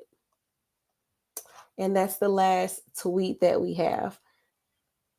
Over on the NBC News updates, what we have is that, yes, she said that she didn't remember all the claims made by Blackburn, but told defense Nicole Westmoreland that some of them were incorrect. She was asked about her lawsuit. Her attorneys filed claiming she was sexually assaulted. She said she was aware of the claim. When asked if she thought the only way to file a lawsuit was to say Mr. Combs had sexually assaulted her, she said she didn't recall. So they're pretty much saying the same thing. They're pretty much aligned right now. So no different or no more insight into what has happened. I think Inner City Peace is probably doing a great job today. Sometimes we have a little gap and we get a little bit more information from one side or the other, but they seem pretty aligned this morning. So we'll jump back over to our Maxwell Anderson trial, and they are back from break. So I'll just get us started. Email that was sent to defense counsel, the state, and me. Mine went into spam, so I didn't see it, but Attorney Cotton showed it to the state as well as to me. Is there any action, defense, you're asking to be taken? No. State, any action? No. Okay. I'll continue with my normal admonitions at breaks and in the end of the day. State, are you prepared to call your next witness then? Yes. Anything further to address before we bring the jury in? No. Defense? Okay, we're ready.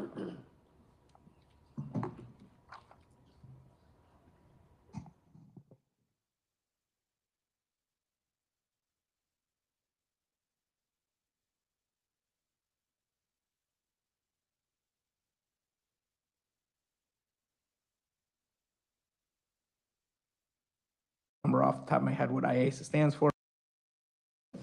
The IASIS, which I can't specifically.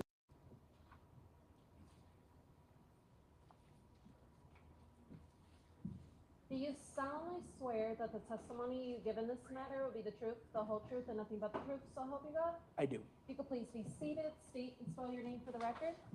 My name is Jason Ruff. That is Jason.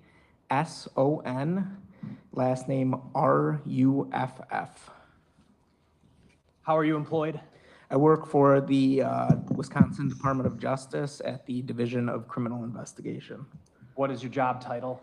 I'm a senior digital forensic investigator. What does a digital forensic investigator do? So what we do is when sworn officers, special agents for the Division of Criminal Investigation sees electronics, they are brought to our office and we conduct examinations of pretty much all the ones and zeros that are flowing through all of the systems. So like phones, servers, computers, anything like that, we recover that data and kind of see the types of activity that were on it in a scientific manner. Do you have any special kind of training that qualifies you to examine forensic data from electronic devices? I do. I have a master's in cybersecurity with a focus in computer forensics. I have another master's from John Jay College in criminology. I have gone to a large number of trainings through the National Computer Forensic Institute with the Secret Service.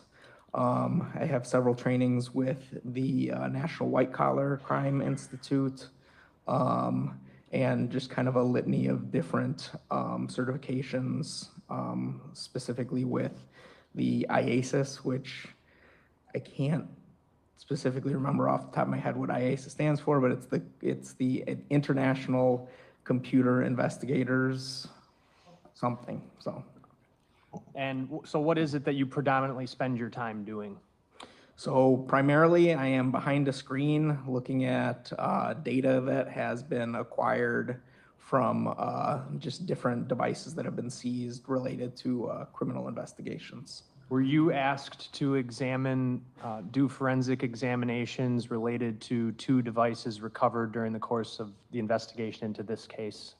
I was. And was one of those items Maxwell Anderson's Samsung Galaxy S22 phone? It was. Can you tell me, do you examine the phone itself or are you examining something else? So in this case, because I came on a little bit later, I examined what's called the extraction of the device, or the forensic image of the device, which is acquired by another examiner and then was given to me to look at. A forensic image is essentially what? So it is, there's different versions of it. Forensic image would be a bit-for-bit copy of the actual data that's on the device. Now, what makes this somewhat more difficult with cell phones is because cell phones have all those applications that we have on there, which has lots of encrypted proprietary data that most of those companies wouldn't necessarily want myself or anybody else knowing how they fully create those things. So what we get is what's called a full file system extraction, and a full file system extraction is pretty much all the data that you can possibly get from a phone within the file structure of the actual device itself. And were you also asked to examine the forensic image or extraction from a different item? Yes, I was. What was the second item? So the second item was an actual forensic image of a computer hard drive. Did you prepare a report related to what you found after conducting those examinations? I did. I'm going to show you Exhibit 495. Thanks. Is that your report? This is. Move 495 in. Any objection? No. Received. I want to start going through Exhibit 495 first by Let's just go through it front to back here, okay? Sure. So what do we have? What'd you do? So the first part is me describing the tools that I used, which I can list off. The tools were because like in anything you need tools to conduct your examinations. I used X-Ways Forensics, Magnet Axiom, Celebrate, A-Leap, Notepad++, DB Browser for SQLite. So much of this is narrative that you typed yourself, but a lot of what we're going to see is stuff you put into the report directly off of the Samsung device, correct? Correct. And these things I've highlighted here, I think they're what you just listed off, right? Yes. All of those are just programs you use? Yeah, so the different forensic tools for just different things that need to be done for either recovering certain data or analyzing certain data. All right, and then you had found a text conversation between the phone. Well, what was the phone number for this phone, by the way?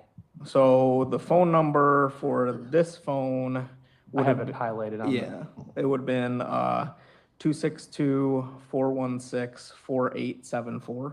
And you looked at the conversation between this phone and Sade Robinson's phone?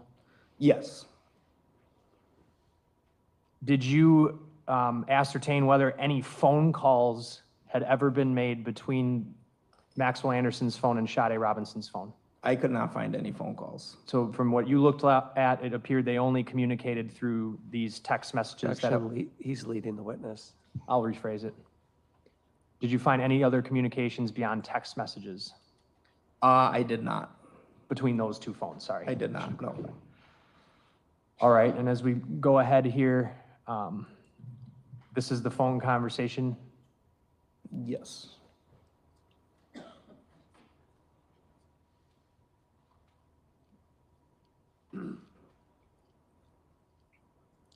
Last text message is sent at what time? So the very last text message between those two phone numbers is sent at 10:36 and 16 seconds in the morning AM. So in these timestamps, these are going to be in real time? Current- Well, yeah, they're gonna be in Central Daylight Standard Time. Okay, thank you. Did you go on to see whether the device interacted with Sade Robinson's Instagram account? So I wouldn't be able to say whether or not it was the actual Instagram account, but it interacted with something on Instagram that cached images that appeared to be of Sade. Tell us what a cached image is. So a cached image, the best way that I was kind of taught it is when you think of surfing the web, what you're actually doing is actually downloading the web to your device. And part of the reason that happens is just for the purposes of allowing your device to potentially reload things that you frequent. Just because something's cached doesn't necessarily mean it's a frequently viewed thing. However, when you, for example, scroll through Instagram, as you're scrolling through Instagram, it creates thumbnail or representative images on your phone within that application, so that if you scroll past those again, it will load faster. And those are cache images. So your phone's essentially remembering the images it's seeing. Correct. I'm going to go down. I think this is going to be going on to page 5 here. Were there cached images of Sade? Yes, correct.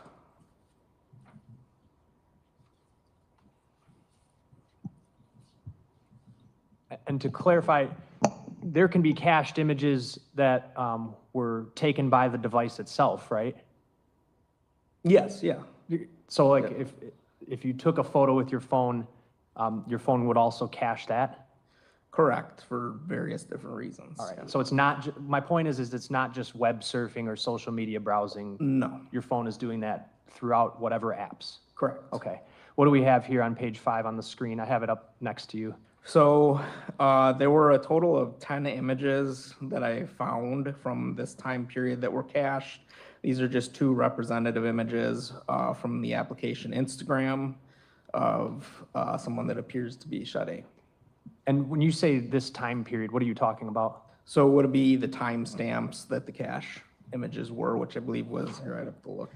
What timestamps were images of Sade cached? 7:33 p.m.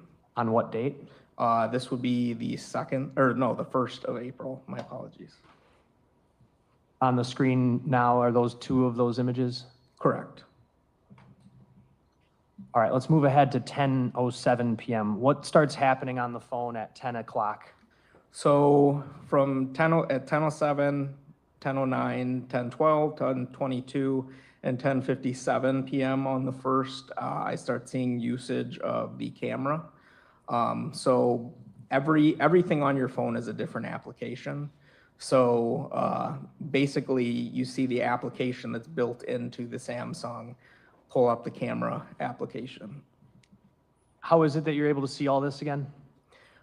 Because with any interaction with your phone, if you kind of think of like either Domino's or Rube Goldberg or something like that, just because, for example, you are just clicking on a photo, for example, and it pulls up, there are a litany of different things that are happening behind the scenes. So, and I think it's further in the report, you'll see that things are being stopped and started so that different system resources can get access to those applications.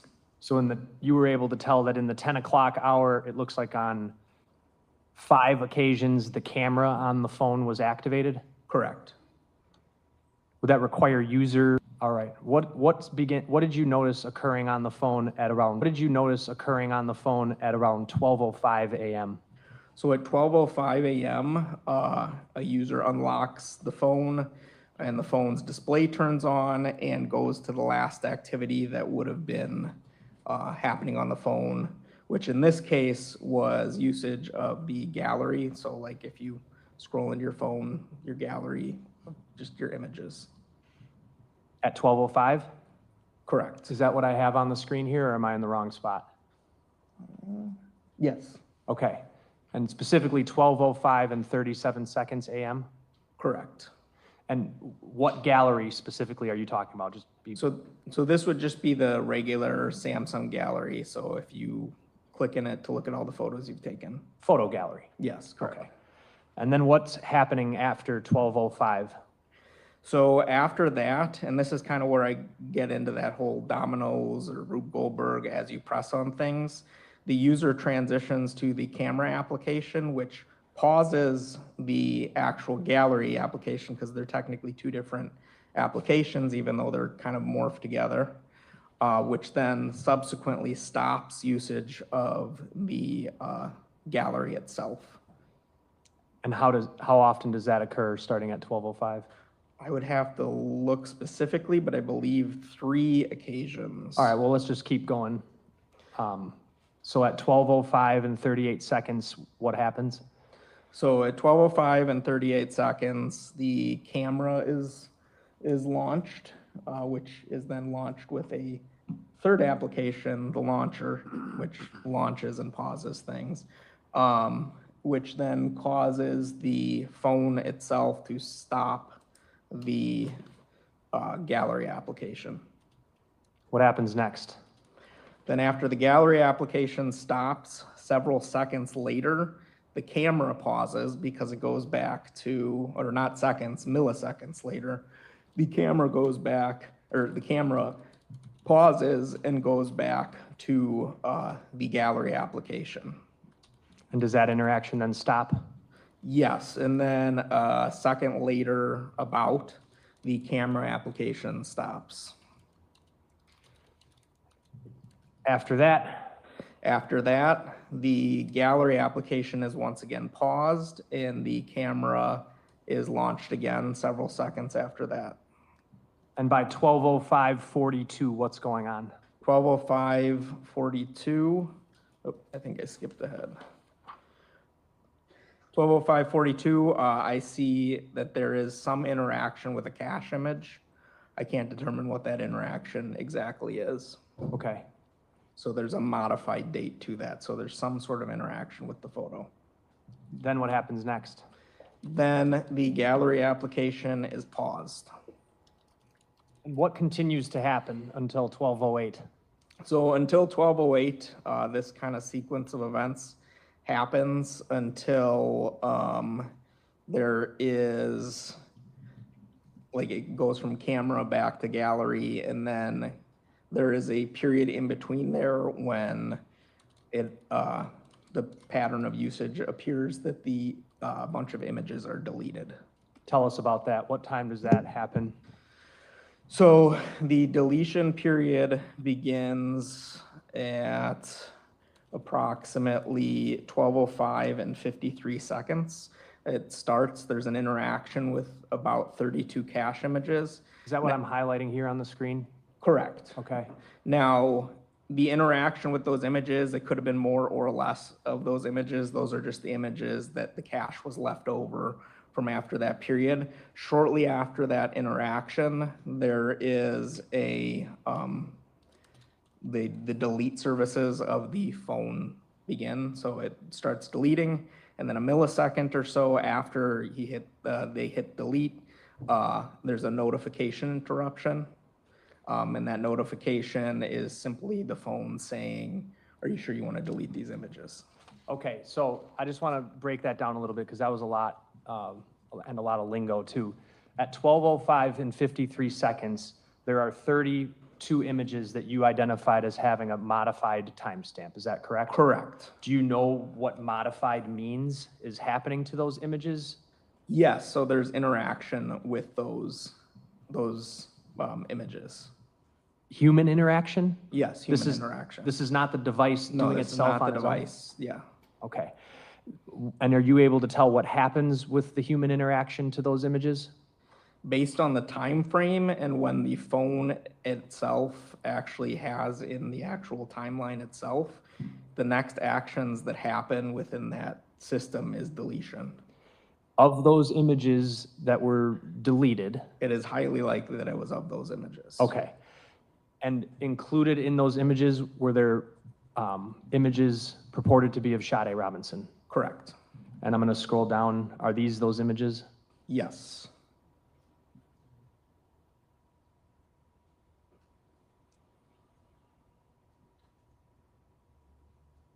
This last one was modified, correct? For Correct, yeah. purposes of presentation? Yes. All right.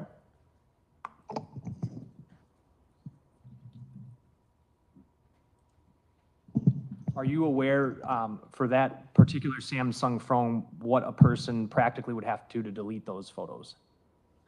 So yes, I did actually a lot of tests with this with an actual Samsung S22, so I could verify what I'm talking about. They would have to go into their gallery, essentially select all of the images, and then hit delete, and then that notification pops up and says, are you sure, essentially, are you sure that you want to delete these images? You hit yes, and then they're gone. And is that what happened here? Yes. What happens next? I think I have up here, is this the delete service? Yeah, so like I said, phones are just a bunch of applications. So there's an application for deleting those applications within the actual gallery application occurs. It stops shortly, several seconds later. And then it eventually is started again several seconds after that. What started again? The deletion is started shortly after it stops again. Were there more images deleted? It is more than likely that more images or videos were deleted at that time. Okay. Were you able to see which images? I was not. But in the prior instance, you could see the 32? Yes, correct. What happens after 12:06? After 12:06, you mean 12:06 and 35 seconds? Sure, why don't you just keep taking us through it? 12:06 and 35 seconds, there's that notification interruption. Then shortly after that notification, the delete service is stopped again. And then again, several seconds later, the delete service is started again. Notification happens at 12:06, several milliseconds after that. And then the service is stopped. And then the gallery, which is where the delete services are happening in, is then paused and the camera is launched again. What time is that at? So the camera is launched at 12:06 and 56 seconds. Does that necessarily mean the camera's being used to take photos? Not necessarily. I mean, could have accidentally hit the camera application.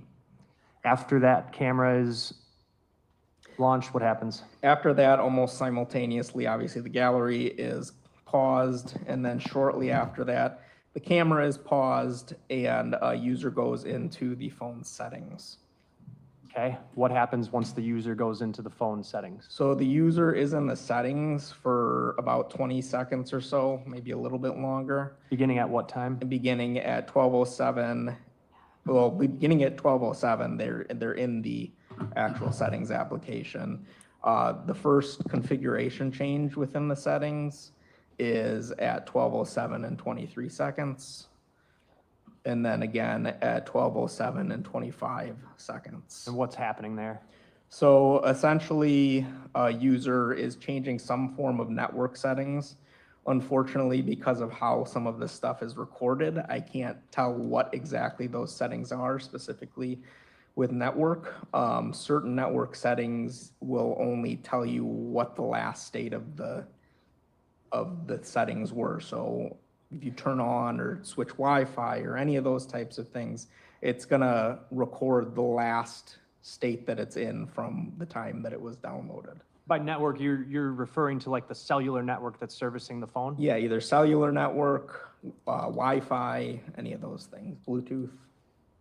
What happens shortly after 12:07 and 25 seconds? So shortly after that, there is a notification from the operating system that pops up.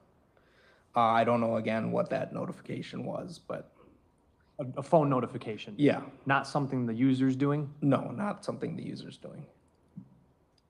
And then what time is that at?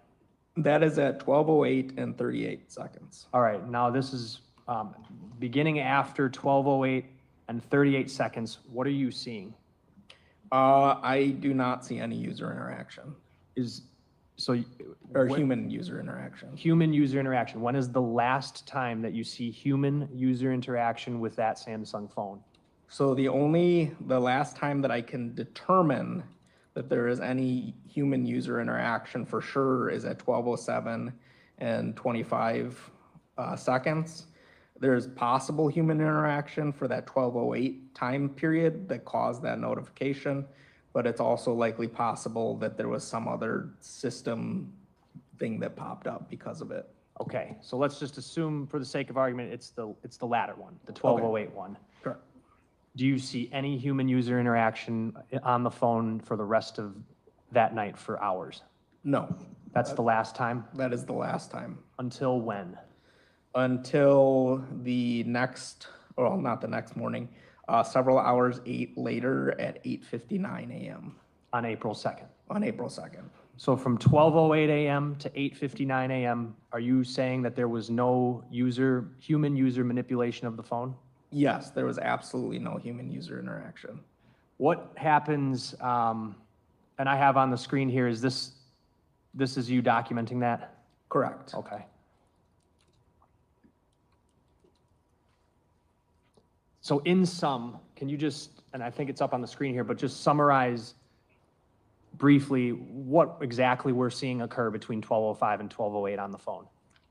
So a user is going between the applications and the camera back and forth several times.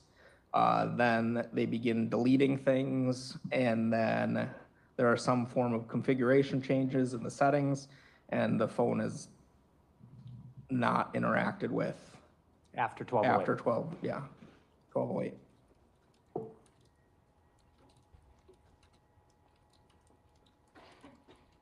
And in there, we know that the camera was used.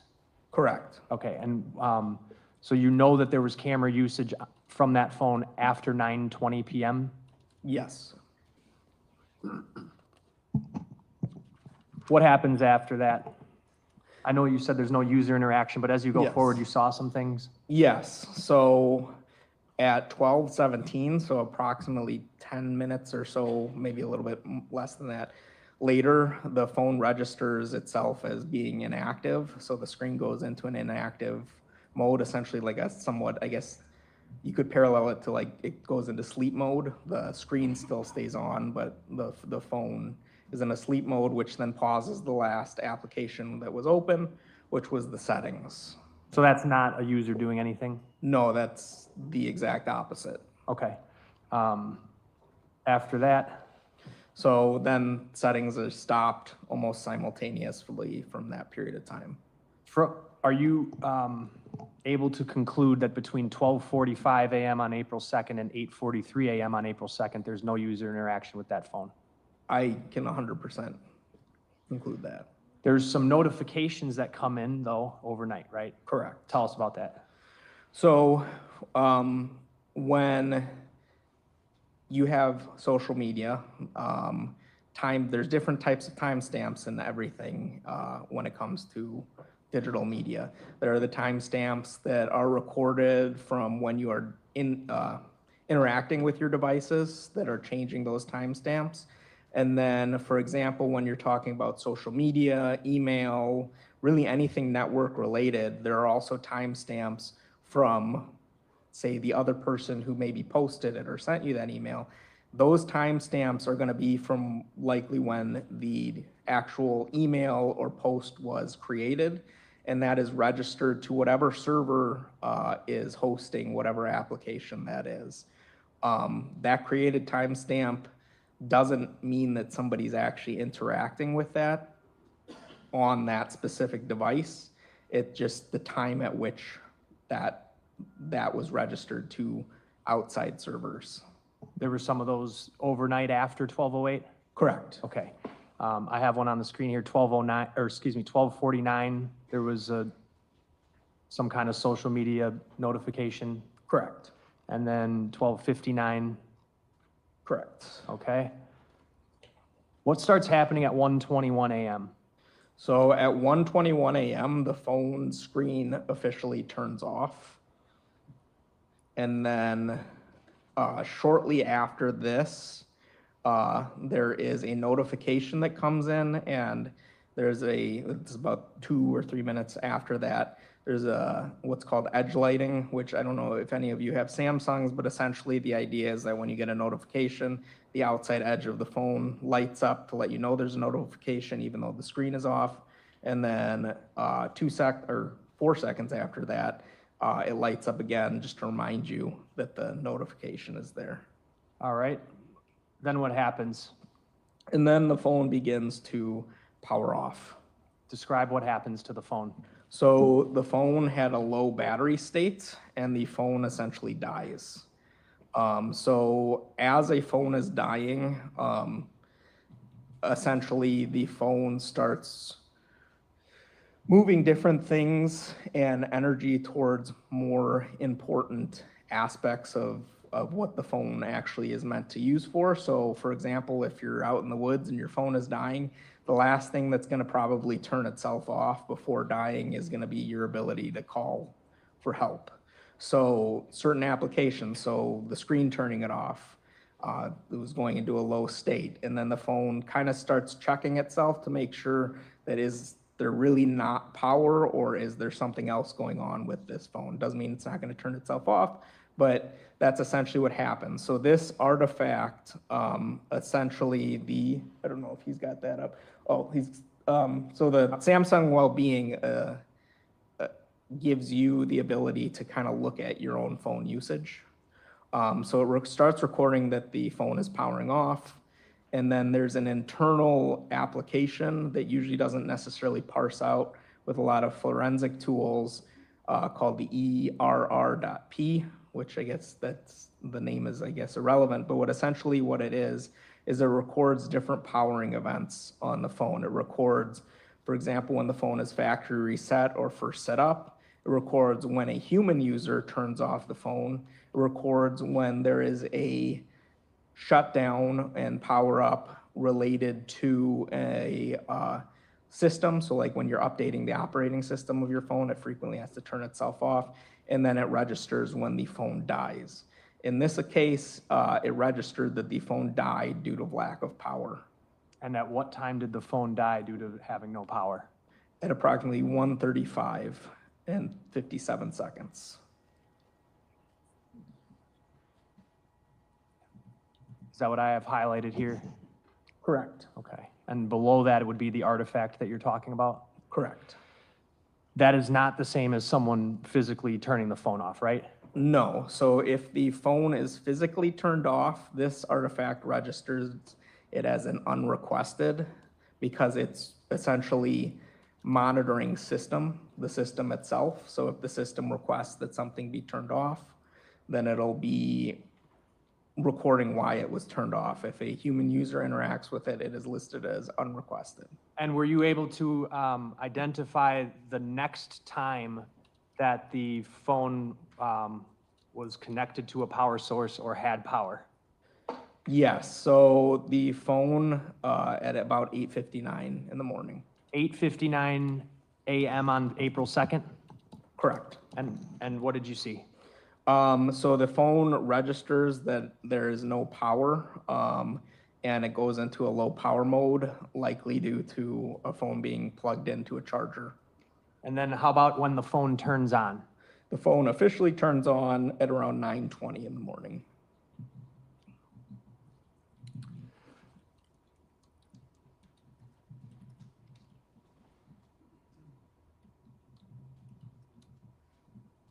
All right, and throughout the night, there were other notifications, right? But the phone was off?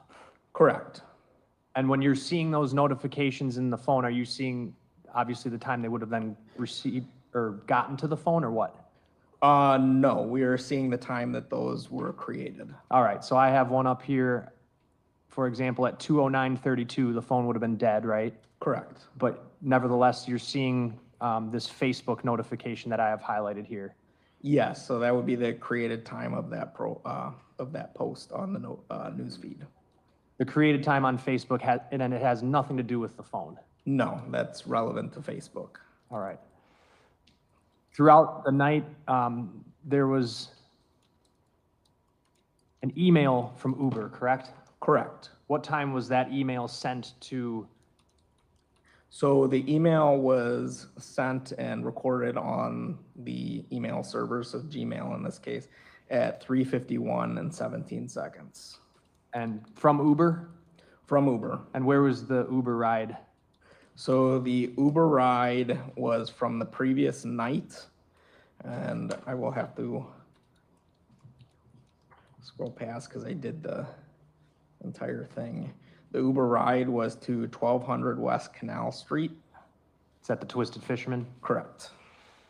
So this email was just a bill, the receipt for the Uber ride, Correct. sent at 12, or sorry, what time? At, I'd have to go back, at 3:51 and 17 seconds. Were there images?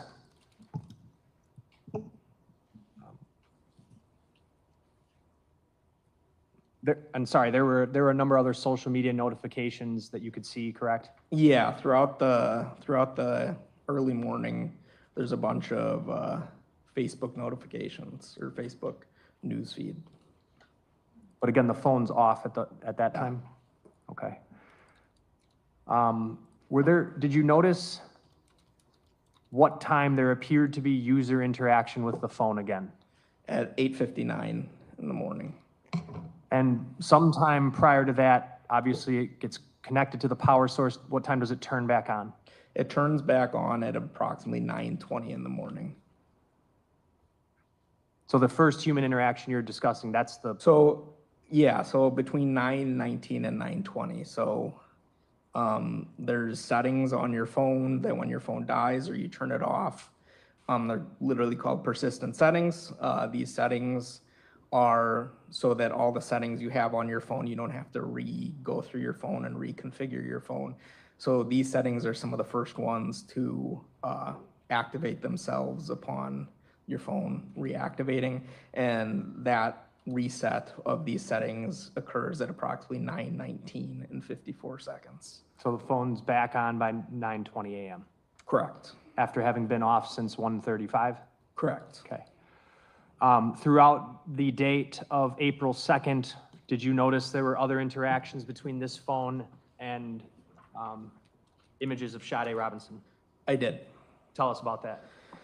So on the 2nd, at 4:10 p.m. and 4:24 p.m., there were several cached images from from Instagram of what appears to be Sade.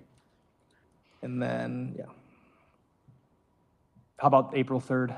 Again, on April 3rd, are 2 photos cached of looking at the Instagram images or interaction with.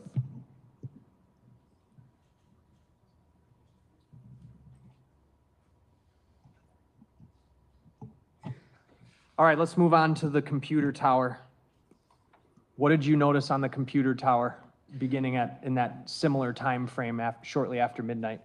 So shortly after midnight, there's a user on Netflix, and at approximately 12:07 and 38 seconds, they search within Netflix Love Death, which brings them to the Netflix show Love, Death, and Robots. Whose computer is this again? It was told me to be Maxwell Anderson's.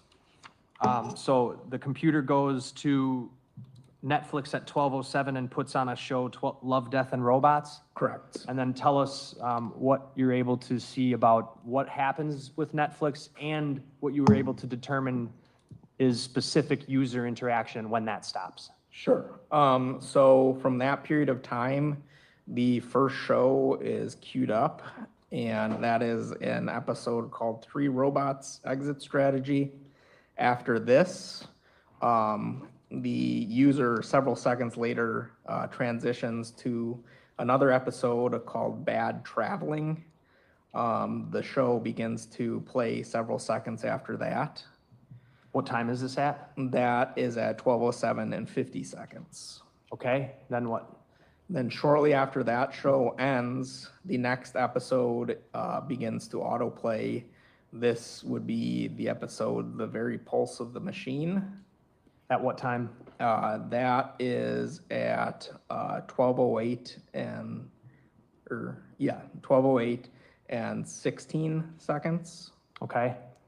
That was not user interaction, that was Netflix auto playing? Yes. Okay, then what?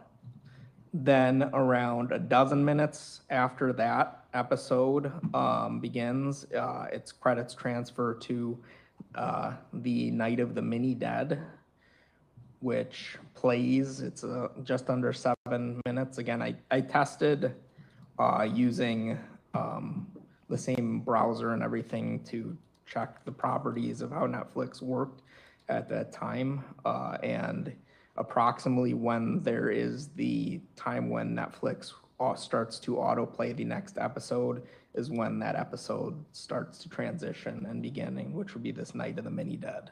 Okay, and what time is that happening at? And that is happening at 12:23 in the morning. And Is that what I have on the screen here highlighted? yes, that is correct. So when's before 12:23, when is the previous last human interaction with Netflix? Before 12:23 would be around that 12:07. So from 12:07 to 12:23, Netflix is just playing on the computer, and then at 12:23, is there human interaction at 12:23 or no? At 12:23, shortly thereafter, well, no, not at 12:23. Shortly after that, there is user interaction about 5 minutes after that. At what time? At 12:28 and 11 minutes. And he puts on an episode of what? An episode of 3 Body Problem, which is a suggested show under Love, Death, and Robots.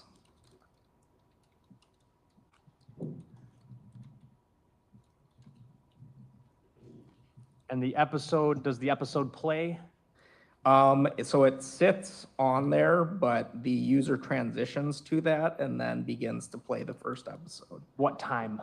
So it begins to play at 12:33. So and then how long is that episode? That episode's about an hour, I believe. Is there any user interaction with the Netflix throughout the night after that time? No, With the computer tower at all? no, So just to recap for the computer, there's user interaction with Netflix at 12:07 a.m. correct. That stops.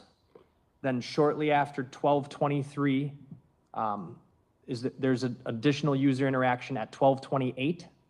Correct. And then after 12:28, is there any other user interaction? No,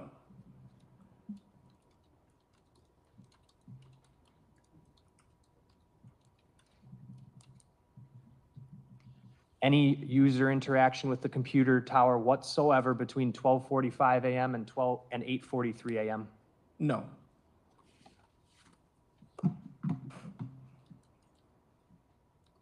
There's stuff going on in the background of the computer, though? correct. Can you summarize that? Yes, so, I mean, there's a lot of system activity with a computer that's tied to the internet. So just to name a few, there are what appear to be logins, but these logins are system only. So when you aren't using your computer, the computer is doing maintenance of itself. So it's logging in and out. There's different security IDs. So one of the ones that I have down here listed is, it's a Windows event log 4625. And it's a type 5 service, which is again, operating system only, not human interaction. What ties further is the Wi-Fi lease is up. So essentially at about, what time was that? About 2:35 a.m. in the morning, the internal IP address for the computer itself's Wi-Fi lease expires. So what this essentially means is there's different types of networks. You have your internal network, then you have your external network, internet, and all of that stuff. In the internal network, in all networks, there's a finite amount of IP addresses. So what your router does is it cycles through these things, and your router has basically this dynamic host inside of it that reassigns things IP addresses. And the reason you need an IP address is it's essentially, if you think of your house or your apartment, it's that number on there so that the traffic knows where to go. So at about 2:35 in the morning, the lease expires.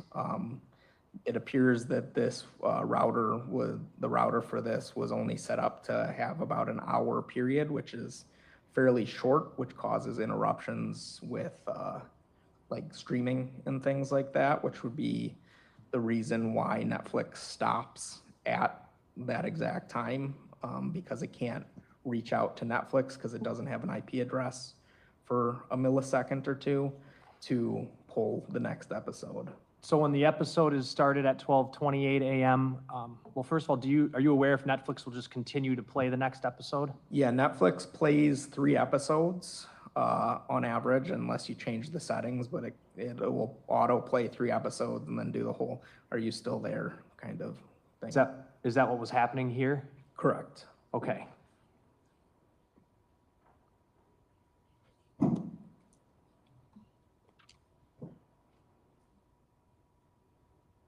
No further user interaction with the computer after 12:28. Correct.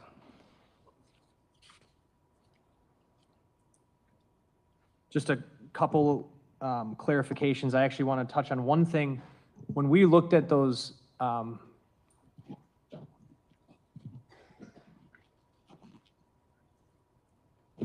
when we looked at some of those cached images from the phone, a lot of those have it's like a created date that says January 1st, 1970.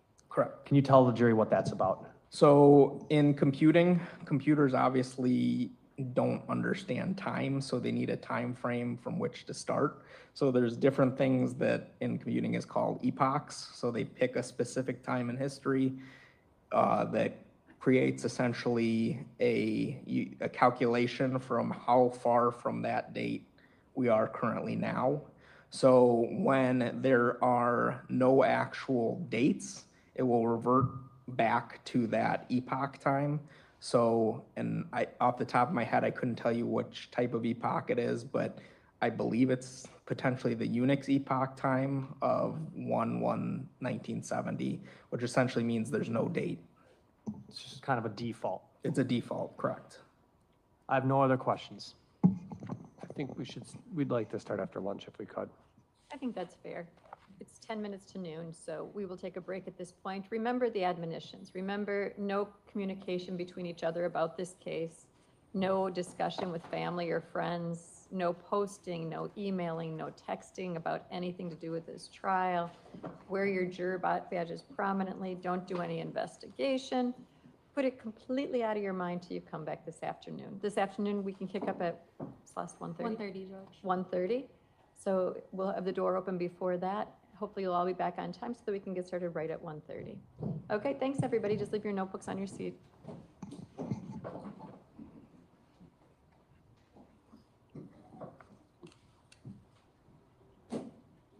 All right, y'all. So we are about to head over to the inner city press to get through these Diddy tweets. Now, based off what I just posted, it didn't got interesting. And like I already told you, I think that Bogglin's credibility is already gone down south. She done already bit the dust, in my opinion, in the eyes of the jury. So we're gonna go through her and see what other lies Miss Westmoreland has caught her in. Just ask Miss Westmoreland, may we read the text? Proceed. You read. Banner, I'll recast. I don't know what I wrote. Oops. Oops, sorry. You read Banner, I'll recast. I don't know what I wrote. Coolio, what time? Love you. Thank you for yesterday. You're asking Cass if Puff would like a sweatshirt 2 weeks after you allege he held you over a balcony. We were trying to be cool. Repeat that. We had the FaceTime call and we were trying to be cool. Isn't it true that you continue to see Mr. Combs in Ventura because Mr. Combs did not cause you those injuries? Part of that statement is true, and in part I can't agree with. You see your phone number on this? Yes. The text is from October 15th, 2016, from Mr. Combs to you. Yes. Mr. Combs wrote, if you're going to do K with her, at least have her back. I'm guessing that's what he's trying to say. Have her back. Do you remember receiving this? Yes. I wonder if it's K2. Okay, I'm getting distracted. You remember the Bad Boy reunion tour? You started on it but didn't complete it, maybe one or two. September 25th, 2016, the tour was on the Prudential Center in Newark, New Jersey. True? I'm not aware. Not so sure on dates. He was on stage with Look Him. I don't know.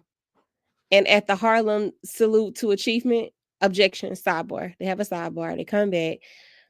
Is this the Trump International Hotel stay of Frank Black, including September 26, 2016, in-room breakfast for $231? You see, yes, you agree one person can't be in two places at the same time. Hard to say. You told the jurors Mr. Combs injured you in LA on September 26, 2016, correct? May we have a sidebar? Yes, you may, because her ass is caught. She was caught right there, y'all. Mr. Combs did not cause you the injuries in the photo you provided with metadata saying September 26, 2016. I can't agree with that. The person can't be in LA and New York at the same time. My answer is the same. No further questions. Redirect. They had another sidebar. Now they acting like current read. Okay. Did you ever review the notes taken at your interviews? No. Did you give Cassie permission to put your name in her complaint? No. After she filed, I hit her up to tell her of mistakes. Tiffany wasn't there. When you filed your lawsuit, was its report of the balcony the same or different from Cassie's? Different. Is what you say today your best recollection? Yes. The demand letters of your first lawyers, did you write them? No. The demand letter that said, Mr. Combs squeezed your breast so hard you had bruises. Had you said that? No, ma'am. Do you demonstrate with your hand motions? Please do. He started at my armpit. Where were they? Wait a minute. Yeah, were they on your breast? Yes. Here we go. Do you yourself know the exact dates of the balcony incident? No. Why not? It was a while ago. Any doubt Mr. Combs held you off a balcony? No doubt. Nothing further. Recross? Yes. And a follow-up interview with the government, you gave them pictures of your leg injury with metadata. True? I gave them pictures. When you sued Mr. Combs, you weren't rich. I was not.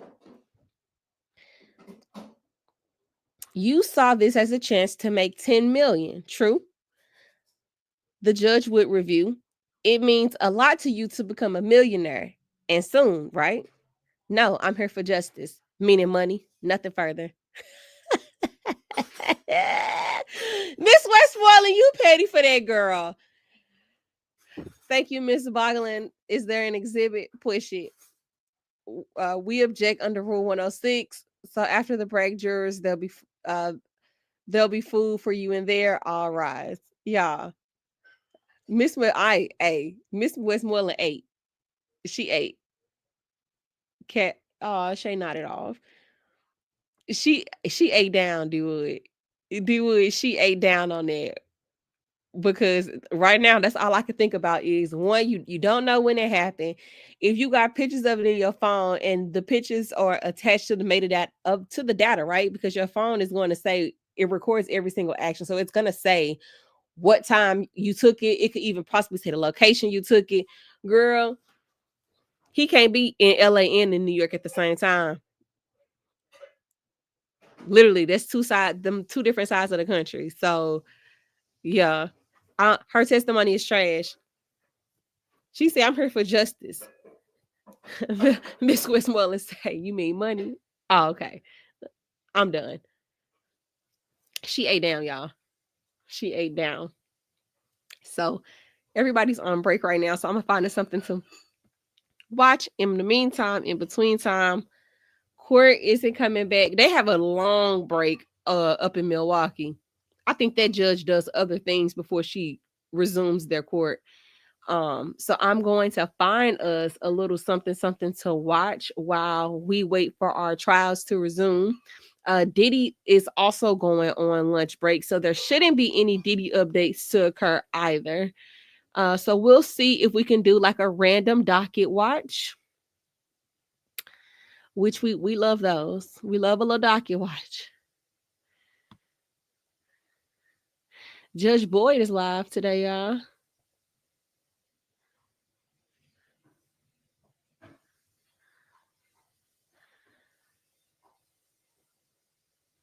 Yeah, we can watch Judge Boyd's court.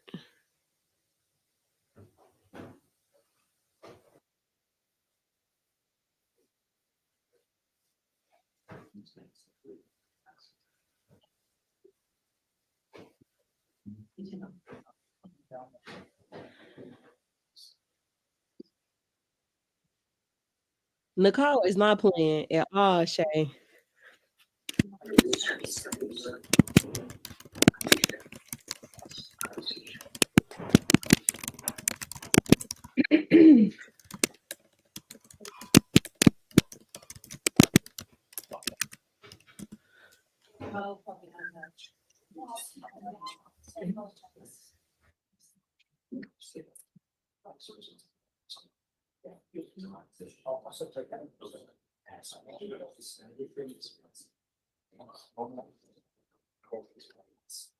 All right, Norma, on Sanchez, it's going to be recalled for June 12th.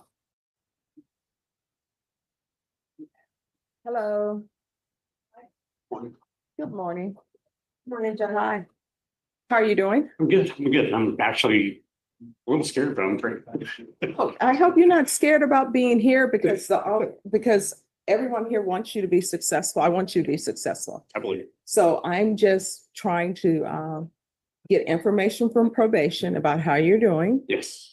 and see whether or not your probation should be ended. So I'm just going to take a report from them. Okay. Yes. Judge, there was an extension status report sent into the court for him to be extended a year on his probation. The main reason for the extension is for him to be able to pay his restitution. There was otherwise, he's been doing good on probation. We don't have any concerns. The original amount of the restitution was $14,000. He's paid to date $5,238, leaving an $8,762 balance. I spoke with Mr. Grillo. He says he has a plan that he wanted to tell the court, and hopefully it will be acceptable. All right. So what's your plan? I found it's taken this long to finally put together in a position with the felony, even though I haven't been convicted, it's still a very good pass, especially at my age. So with the construction jobs, I get chased off of because I'm just not as young as they used to be. And it's just taken this long to finally find a job with that on my record, despite that, to earn enough to pay the restitution. And not only that, but I have to take care of my mother. She's 80 years old now, and she has to retire. I mean, she doesn't really have a choice. So, and that's a good thing that I'm here. So I've done the best I can. When I went to jail, that was the best thing that ever happened. I made up my mind there that I was never going to fall that low. I was raised better. So there's a lot of pride, and my family was important. So I can do it.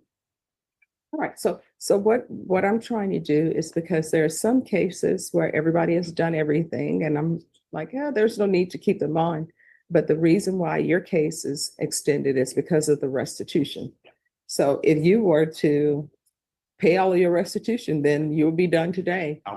But I'm not trying to avoid it. yeah, but I know you have a plan. I don't understand why the restitution was so high to begin with. This case wasn't before me when it was from 2016. It was a Hill Big Wicked. I was on the bench back then, I think. So, I mean, is this appropriate restitution? I mean, I don't understand. I read the report, I read the stipulations.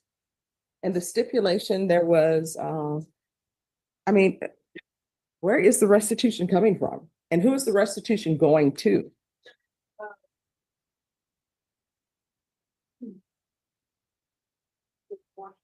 A person, an individual.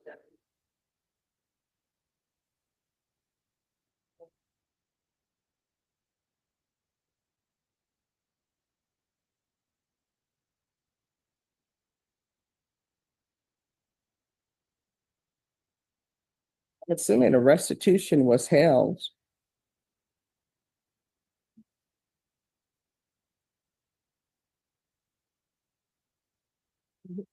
Yeah.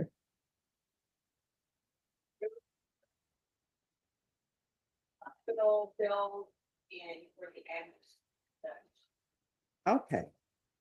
And we actually received documentation for that?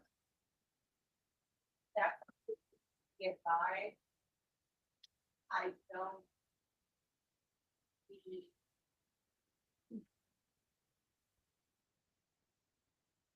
I don't.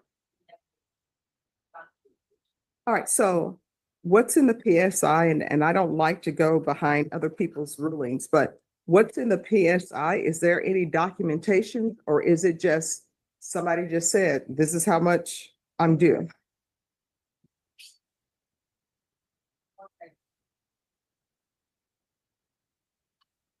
Because if not, counsel, that may be something that you can look into. Yes, Judge. I agree. I believe it needs to be substantiated. So, no, Mr. Gallo appreciates us looking into it to see that was justified, just to verify it. I understand that. Look into And that's what I hear, but I've never seen anything. There's nothing attached to the PSI for the documentation for that. It's just based on the victim's statement. All right, so then this is what we're going to do, unless there's objections. Mr. Gerhan? Yes, sir. On this case was done before I was on the bench. It's from 2016. There was restitution that was ordered. It wasn't included in the stipulation. But in the PSI report, they came up with a restitution amount of $18,000, but there's no documentation for that. That's just somebody saying, I'm owed $18,000, but no documentation was submitted. So unless there's an objection, because it's really outside my jurisdiction at this late date, but I don't think it's fair for someone to pay restitution if there was no documentation. And it doesn't appear that it was done with his attorney being present, because it wasn't in the stipulations. And then when I read the previous judge orders, well, actually, there's nothing here, but it doesn't appear that at the time of sentencing, that a restitution amount was given. It appears that just in the stipulations, it's in the stipulations. So therefore, this is the amount of restitution.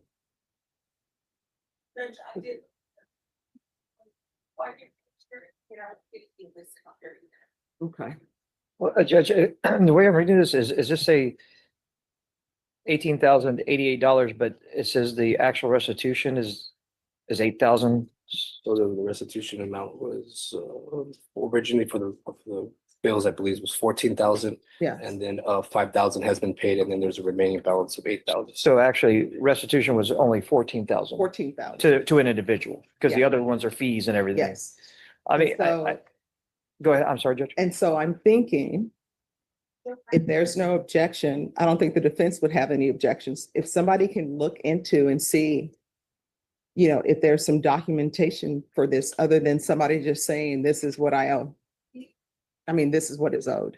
I guess what the state's position would be, Judge, since, don't want to victimize a victim again, Mhm. that we would, one, ask, one, if we do have documentation, two, that we reach out to the actual victim Yes. and see if they've been made whole from this. Since it is an aggravated assault with a deadly weapon. Okay.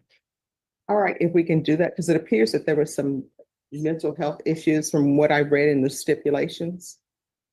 So there were some major mental health issues going on at the time. So then if y'all can look in that, for now, the extension is going to be granted.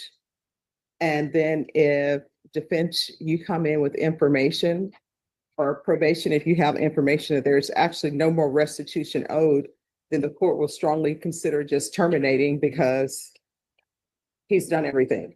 I think Mr. Guerin had obviously the good idea of reaching out to the complaining witness just to verify that the amount reflected here was the actual amount, and then obviously documentation, and to see what their feelings are as to more amount need to be paid, or if they've been made whole, like Mr. Guerin has said. So I can have my investigator also try to reach out to the complaining witness as well. I know the state will make efforts too, so we can hopefully reconvene and hash this out as to what perhaps needs to be owed. My only fear is, this is coming up on 10 years old. Oh, yeah. And victim, may have not kept documentation if it hadn't been turned over. So that's one of my concerns. All right. Maybe we can work it out, see what maybe she would be wanting, something less than 8,000, or if she wanted 8,000. All right, so it'll be extended, and then whenever y'all want to put it back on the docket, it can come back on the docket. Okay. And extend it for a year? Okay. All right, thank you. Who's here on Matthew Tyler Moran? Yes. He should be on. Yes, he is. Mr. Moran? Yes, ma'am. All right, so today is plea deadline date. Yes, Your Honor. I've spoken to my client. He had been made an offer. At this point, he's rejecting it. We are respectfully asking we can have a trial date. All right, so Mr. Moran? Yes, In ma'am. this court, if you have not reached an agreement with the state, then what ends up happening is you get your jury trial date, and the court is not going to consider any plea bargain agreements without good cause. Otherwise, you have to plead open to the court. Do you understand? Yes, ma'am, I do.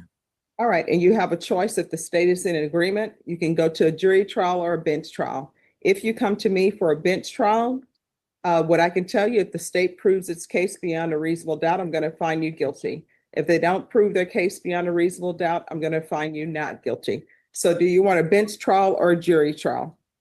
I would like a jury trial, please, ma'am. All right.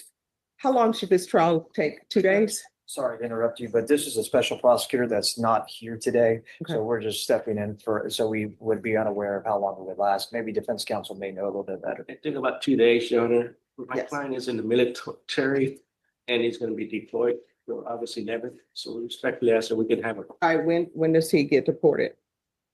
last Deployed. week. Deployed, yeah, thank you. I was like, he's not getting deported. I mean, Yeah. the summer training where I All think right, when is it, sir? It's through August 12th, ma'am. So are you currently deployed? It'll be in 2 weeks. Okay. And you say you'll be back August 12th? Yes, ma'am.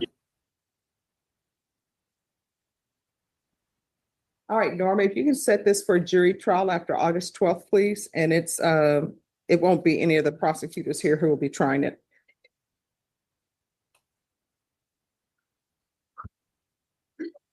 I was like, when you said deported, I was like, I Yeah, don't I think got it that's the wrong. correct terminology. summer camp.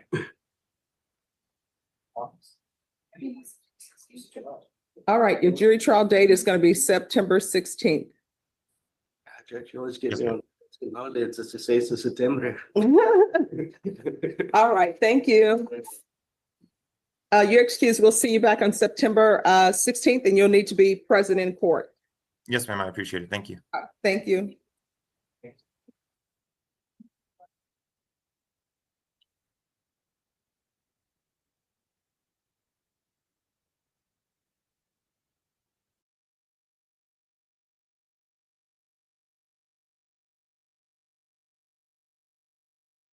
Let's go ahead and take a little peek over here at these little tweets. Because what? Okay, so y'all know Miss Westmoreland was like, yeah, you there for the money. And so thank you. She was dismissed and the jury beat her. So now they having like outside the presence of the jury. So about these text message change, these are screenshots of messages between Miss Ventura and KK. It first involved Miss Ventura saying her phone was thrown off the balcony. Then about Miss Bongolin, I can't say the woman name, Bongolin. The defense wants more in. They want in Miss K's message that says that he says that didn't happen, but that's self-serving hearsay with no exception. The allegedly completing statements are not admissible. I wish we had more context to that. Like, I'm still kind of confused on what the hell is going on. But anyway, your client was looking at the jurors and nodding vigorously. This can't continue, or I will give a limiting instruction you won't like, or other measures, including barring your client from the courtroom. Do you understand? So they trying to say he's trying to, yeah, that's what I'm saying. They trying to say he's trying to influence the jury by looking at them. And they said that yesterday he spent a lot of time studying them, looking at them, watching them. And so do you think that the judge caught him yesterday too? Or do you think he just kind of caught him today because he was kind of like nodding? I mean, when it's hard not to appreciate the work that Miss Westmoreland does, right? And so I feel like as a client, you definitely want to keep your composure, or defendant, you definitely want to keep your composure in the courtroom. But I don't know. You know what I'm saying? If my attorney, if I'm being defended and my attorney's sitting there and she eating down, like she doing a damn thing, I might jump up and scream. I might get my ass put out the courtroom too. But at the same time, I think they got to talk to him about the way that the jury will perceive anything that he's doing, because they might not even like it.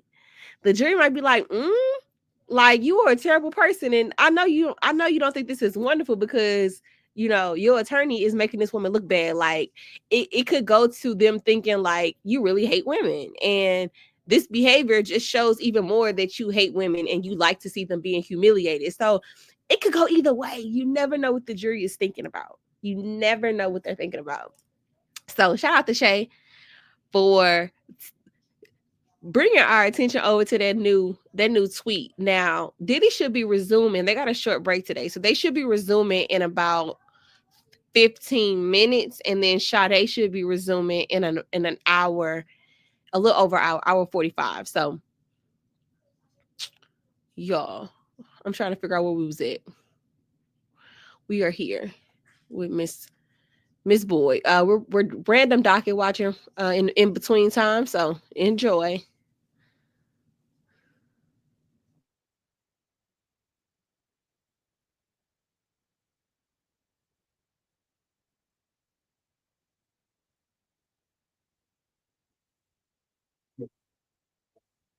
Gate? Yes, Your Honor, we need to proceed with the next setting. We're unable to come to an agreement. All right, so do you want a jury trial or a bench trial? Jury trial. All right, how long is this going to take? 3 days? Yes. All right, Ms. Ferguson, 3-day jury trial date. No, it's criminal trial division.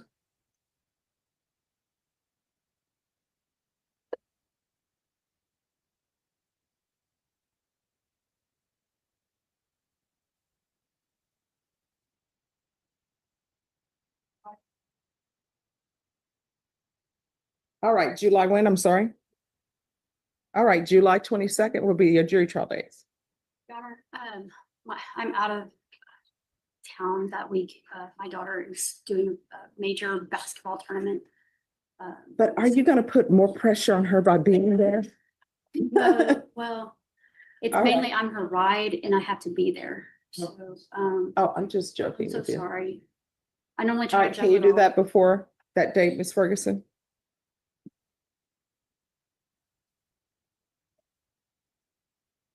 Like the week before.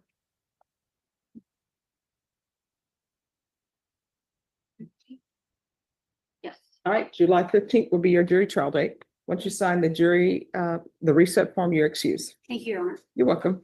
Do we need a discovery acknowledgement, Judge? No, I showed that you've already completed one. We have. Understood. Thank you.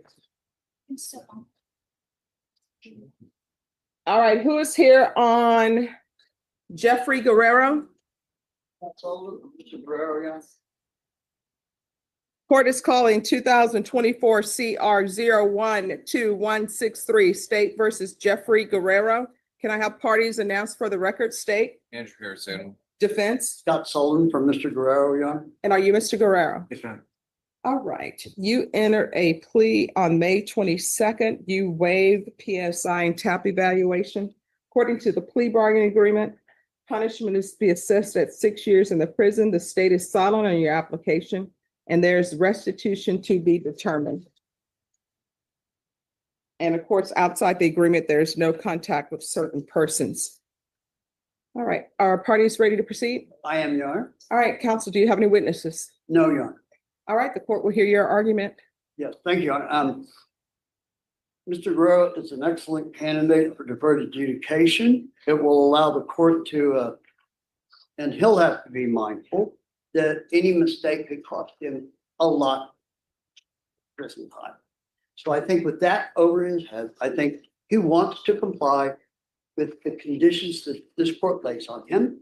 And I think he will do them diligently, Your Honor. And I just think it's the perfect fitness for him. Thank you, Your Honor.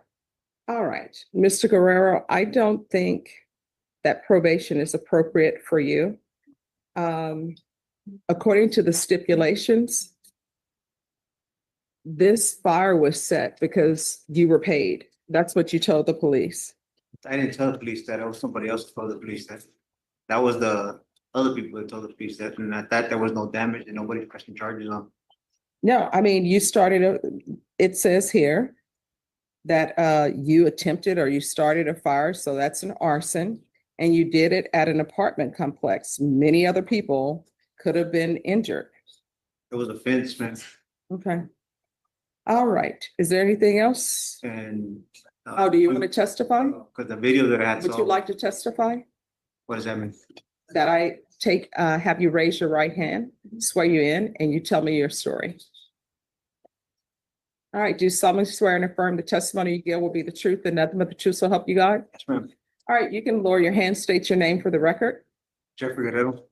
All right, so Mr. Guerrero, I want to let you know that if you tell me your story and the state deems that it is untruthful, then even though they made the agreement to remain silent, if there's something that you're untruthful about, they can question you about that. Do you understand? All right, what would you like to say? I was just saying that, Everyone, please whisper. from the cause of it, I mean, when I saw the videos where he showed me, they didn't have no proof of, who even did it or what, and then they're pointing the finger at me, and they saw a vehicle, and then from a vehicle, just because it was my ex, they know where I live, they've seen what I do, they see what I do every day, you know, they pass by the house every day. So they're pointing the finger at me because we're stealing my stuff, and they were just trying to get me in trouble for anything, but I haven't associated with these people like in 30 years, and they want to point the finger at me. And from the scene, when I saw the video, they were towing a truck, and you can't even see the license plates. From the license plates, they went to another place. Just by word of mouth, they told them where I live, so they went to my house and ran a plate there at my house, and they came under my name. That's what they told me, and that's how they got proof of saying that that truck was mine. If they didn't read, how could they say it's my truck if they can't read the plates of the apartments? All right. Any questions? And No, Judge. from the looks of it, there was no damage done to any of it when I saw the videos. All right. Anything, any Nothing questions? for me, Jennifer? Your Honor. All right, this is what the court is going to do. The court is going to find you guilty. The court is going to sentence you to 6 years in the prison, give you credit for any time served. There's a $2,000 fine, time and money to run concurrent. There's to be restitution, if any, to River Trail Apartments and Orlinda Galvan. There's to be no contact with Orlinda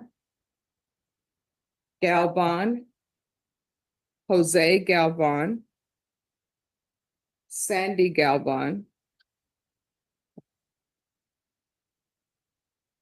the River Trail Apartments. All right, did you review the document entitled Trial Court Certification of Defendant's Rights to Appeal with your attorney? Did you understand it and sign it? Yeah. All right, because this is a plea bargain agreement, because I followed your plea bargain agreement, and because you waived your right to appeal, you do not have the court's permission to appeal. Because this is a felony conviction, you're not allowed to own or possess any weapons or ammunition. If you have a question over what a weapon or ammunition is, you'll need to speak to an attorney. Do you understand? Yes, ma'am. All right, good luck to you, sir.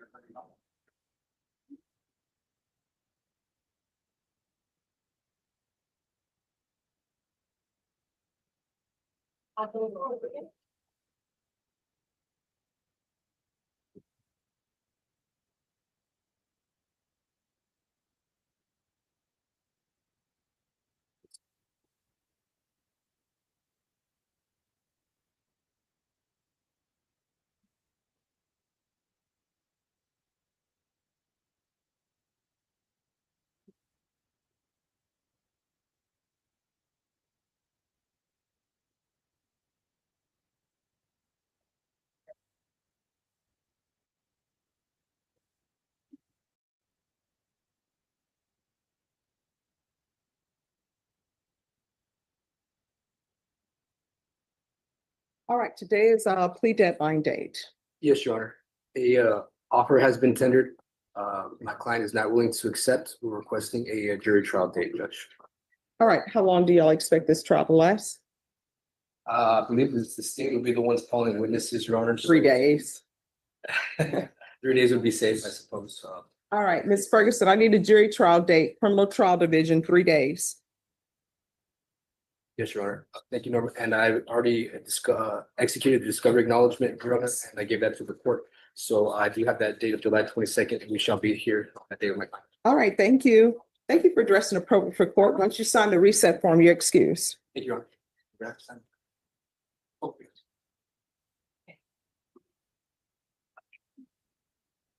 Bravo, your other signature, further in the front.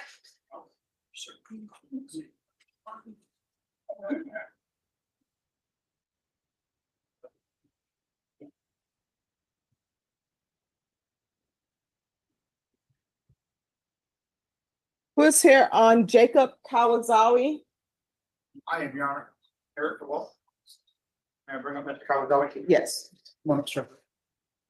Good morning, Your Honor. Good morning.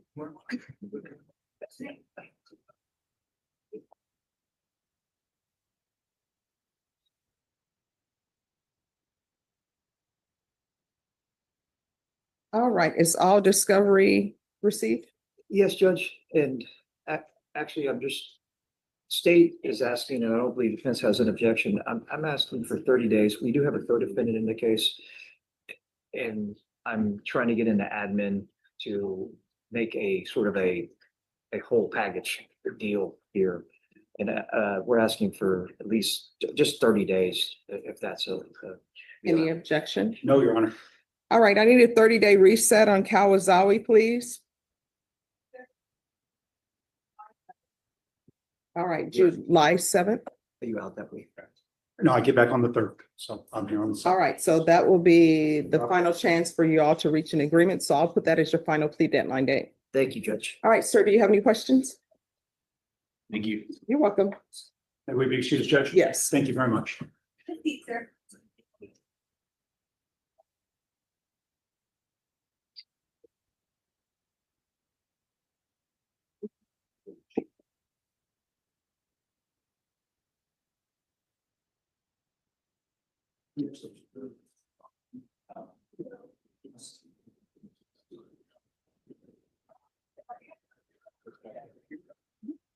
Christopher, my spot.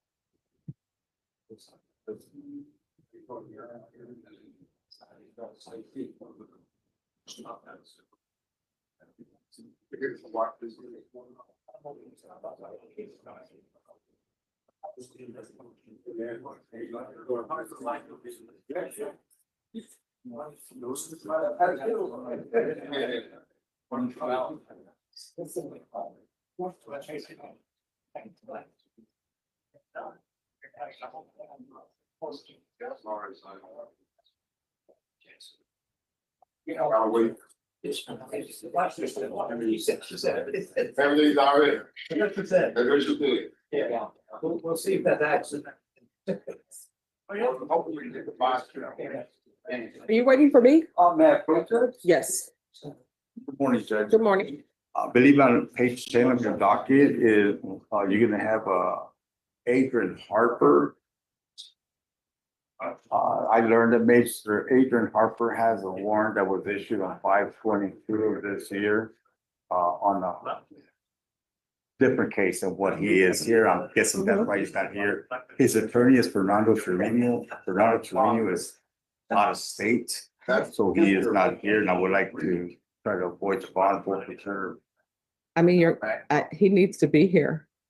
Adrian Harper, I'm pretty sure he's not here because he knows he has an active warrant on something else. So are y'all asking to get off the I bond? would like to know if maybe bond increase, a judge's warrant could be I issued. mean, you all can get off the bond if you want to get off the Okay, bond. we could do that too. All right, thank Thank you. you, Judge. Sure.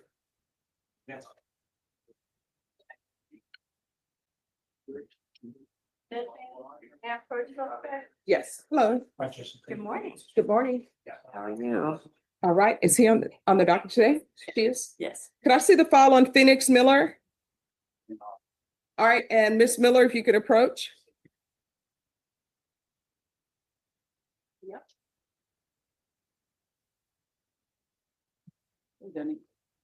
All right, Ms. Miller, the state is saying that they're dismissing your case for a missing witness. So that means that they have a witness that they can't get. They're not saying that they don't think you did it. They're just saying a witness is missing. So whatever is occurring in your life, you need to make some changes. Otherwise, you're going to be back into felony court. Don't do that, all right? Yes. All right, good luck to you. Thank you for dressing appropriately for court.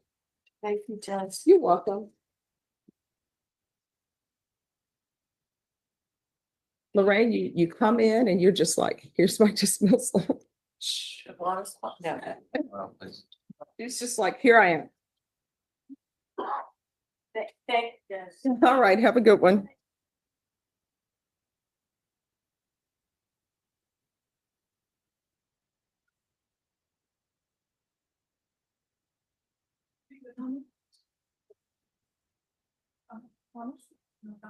Oh.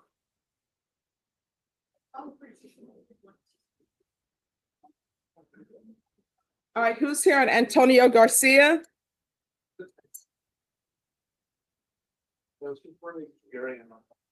All right, just one moment.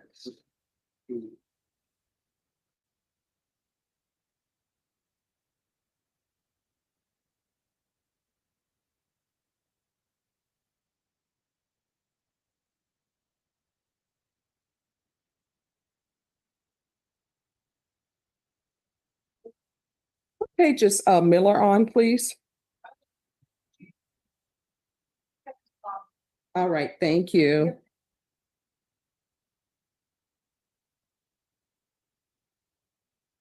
All right. All right, first thing on this case, where are we on discovery? Judge, I've gone ahead and looked at what's in the state's file. I need to go through the reports to make sure all the videos match. So it's our first setting. I would ask for one more setting. All right, Ms. Ferguson, on this case, I need a 30-day setting for discovery.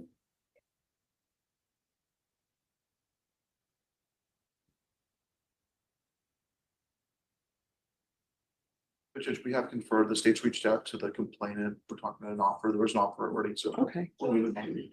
All right, July 10th is going to be your discovery date. And I also have a motion to modify conditions of bond.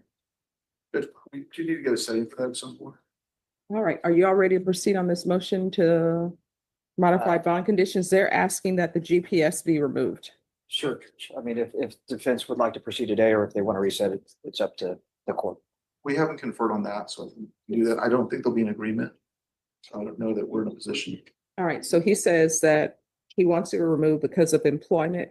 Are you all able to agree to partial GPS for employment? The state would agree to partial for employment purposes. I'm on partial. I'm All on right. partial. He's on partial. I agree. So there is, his ability to work outside those hours, of course, is affected. And so we'd ask for, tracking only. This case has been pending a while. It was just indicted. We haven't had any issues with his compliance with GPS. Mhm. There were some issues with drug counseling, but we got that resolved.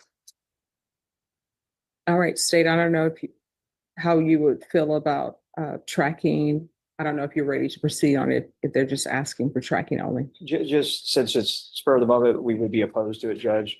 The indictment and prior history purposes. All right, so let's do this. If there's an issue with your employment, all you have to do is let the court know.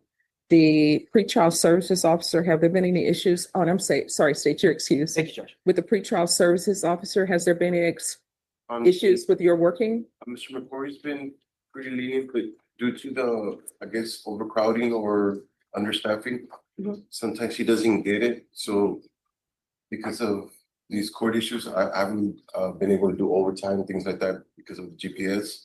I'm not looking to make a bad situation worse. I'm more than confident that it will go, but And just those are the issues. We haven't had any issues with the complainant, there haven't been any contact issues. Certainly, there's been nothing along those lines. So has pretrial services, have they told you to let them know within 24 hours if your work schedule? Okay, well, there shouldn't be any problem with the work schedule. What I can tell you is anytime there is, and your attorney will tell you this, anytime there is a pretrial services violation, some type of violation, the first thing I do is I ask the pretrial services person, hey, are they back in compliance now? Because sometimes there's miscommunication. And then if they say, yes, they're still not in compliance, I'll usually have a hearing. I don't just knee-jerk reaction sign things. All right? But whenever you want that set, just let the court know. All right, thank you. Thank you. Yeah, listen. You too. Yes. Well, I mean, that's what date you gave me. All right, thanks. Yes, for discovery. And with regards to their motion, council will set it whenever they want it set.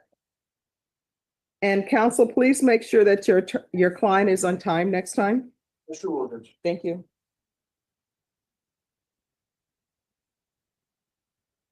Who is here on Larietta Homes?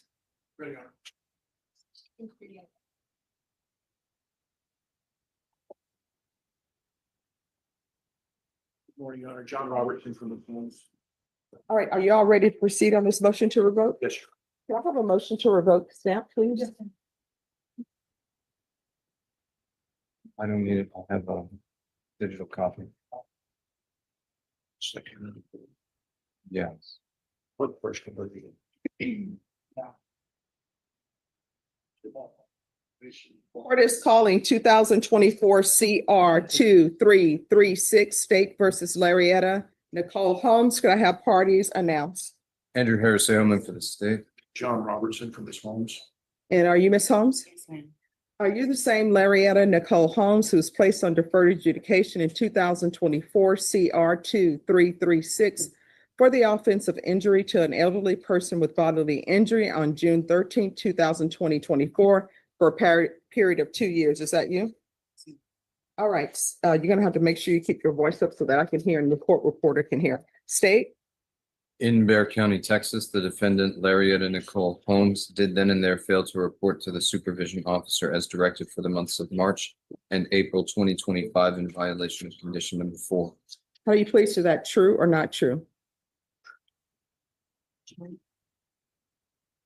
State? State waives the remaining violation allegations. Any objection to the waivers? No, Your Honor. Did you understand by pleading true to violation of condition number 4, the court could find it true, grant the motion, find you guilty, sentence you up to 10 years in the prison and up to a $10,000 fine? Knowing that, do you still wish to plead true to violation of condition number 4? You still want to plead true to violation? All right, so here's the thing. You're going to have to speak up. And you need to speak the way you speak when you're not in court before me. So whatever agreement you think you've worked out with the state, I don't have to follow that agreement because this is a contract and it's a contract with the court. It's not a contract with the state. It's not a contract with the defense.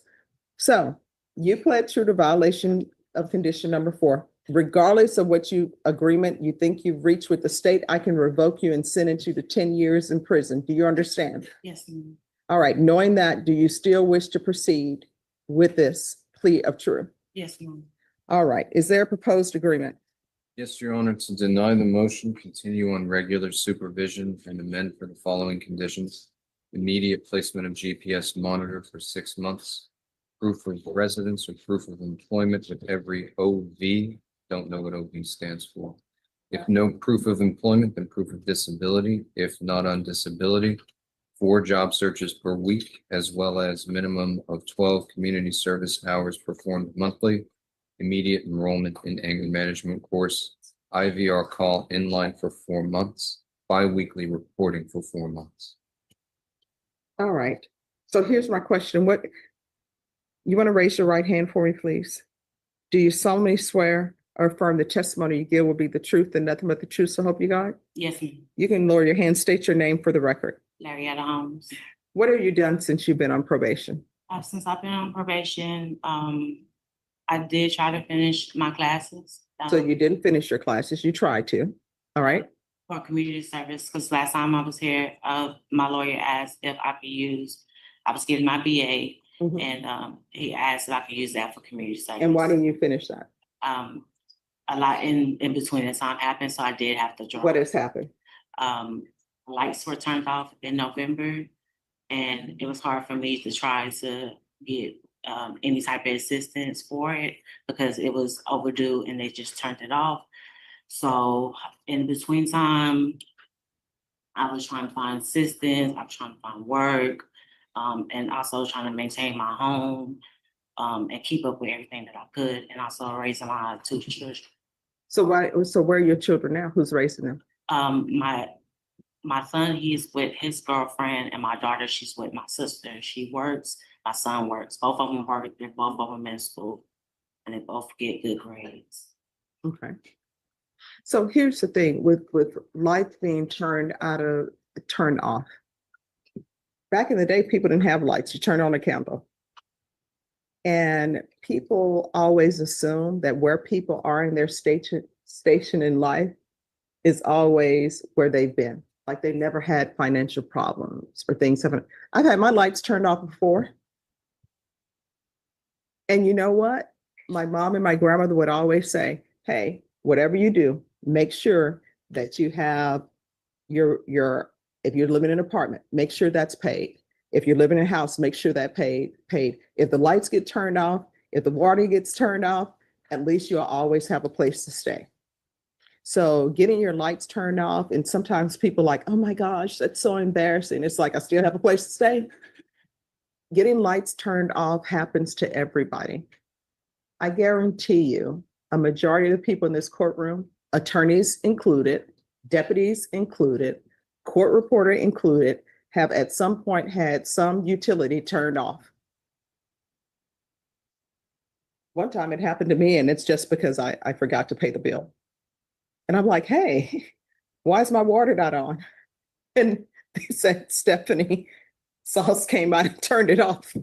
I'm like, oh my gosh, I forgot to pay my bill. And they came out and turned it back on, of course. But that's nothing to be embarrassed about. So, and the reason why I'm telling you this story is because you have to reach out to probation and tell them what's going on in your life. Otherwise, you could go to prison for 10 years. Yes. And then who's going to be taking care of your children? Now, what's happening with the new number one in this case? Judge, I can elaborate on that. That is an allegation based on a voicemail that was left with the landlord.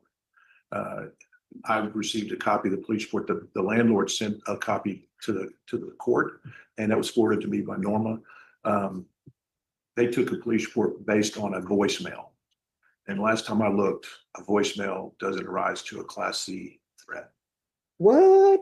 So anyway, that'll have to be sorted out. I think that's obviously one of the reasons why we're not going on that today. All right. So what's happening with this number one?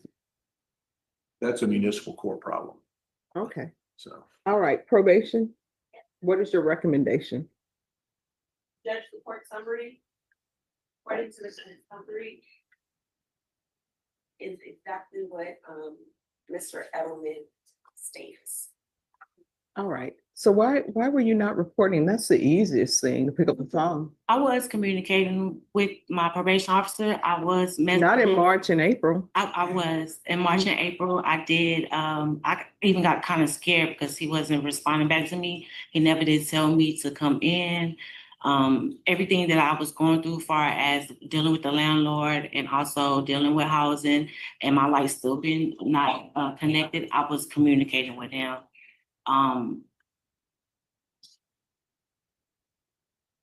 So has she been communicating? Judge, I can check the notes. All right.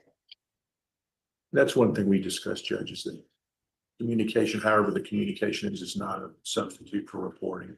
I think Clarice understands that. And my lawyer did make a good recommendation. He's when, communicating, texting, sometimes it's best for me to go down there. And I didn't know that. To set up an appointment, go down there so I could be seen And that way it wouldn't be no miscommunications.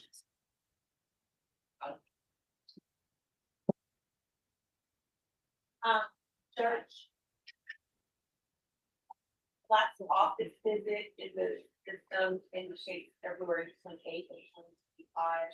There was a text message sent out with an appointment scheduled in March.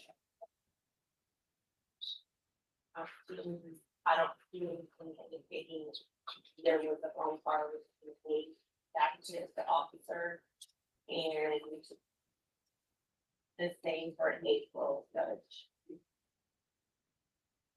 There were also system text messages reminding his moms, you know, you need to pay your fees.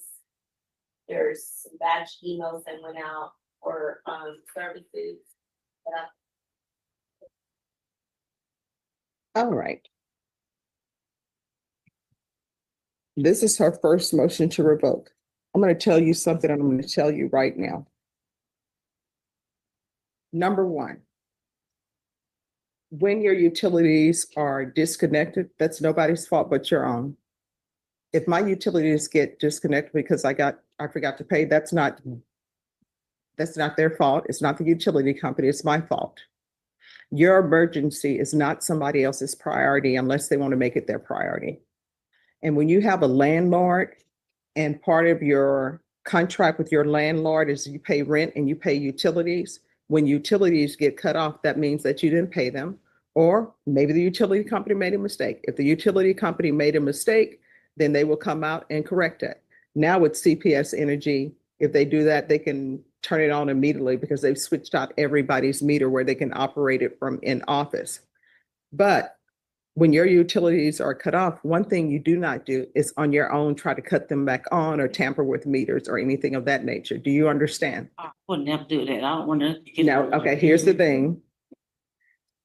Don't say that because that's what's in the police reports and everything. And the other thing is, it is clear from the court, based upon what you're on probation for, that you do have an anger issue. And it appears from the court that you don't know how to address your angers when things don't go your way other than lashing out at other people. That is going to stop. Otherwise, you're looking at 10 years in prison. Then the 10 years in prison, you can try and lash your anger out at other inmates. And you know what's going to end up happening? Somebody at the prison, somebody at the jail is going to be badder than you. And they're going to unleash anger on you. So if you don't want that to happen, then you had better change your ways. And this bullying thing that maybe you're doing with people that are older than you because you're on deferred adjudication for injury to the elderly, that's going to stop. And your landlord says that they're 57 and they have a disability and they're having to deal with you. So if you were living at that property, you don't have to worry about not having lights at that property because the court is no longer going to allow you to live at that property and you're no longer going to be allowed to have contact with her. If you have contact with her, a motion to revoke is going to be filed. Do you understand? Yes, ma'am. See, and I don't know why you're giving me that attitude now. You know what you did to Miss Holmes, that breathing hard. No, that breathing hard thing. Yes, ma'am. Yeah, that's not going to be tolerated here. Do you understand? Yes, ma'am. It's time for you to start showing respect to people, whether you think they're worthy of it or not, because you're landlord. Whether you think they're worthy of it or not, you need to show respect to them because you're living on their property in their house and they can take that away. Do you understand? Yes, ma'am. And you need to start behaving differently so that your children will know the proper way to communicate and it's not through violence. Do you understand? Yes, ma'am. All right, so you're going to start completing the conditions of your probation immediately. And when you are released, if you don't start enrolling in these programs and completing them, a motion to revoke is going to be filed. Do you understand? Yes, ma'am. All right, the court will deny the motion. Alternate amend conditions to the following.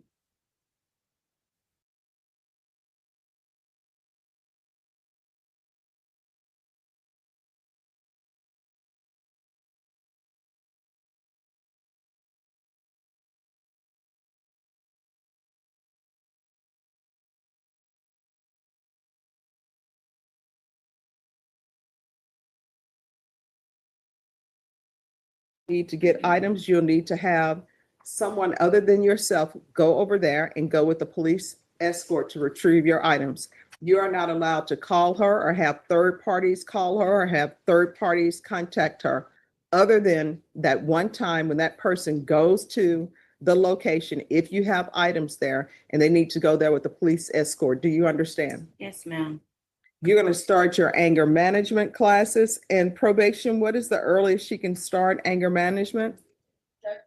Give her 30 days. All right, anger management class are to begin within 30 days. Do you have a disability? No, ma'am. All right, she doesn't have a disability, so there needs to be there's no proof of disability needed. You're going to need to get a job.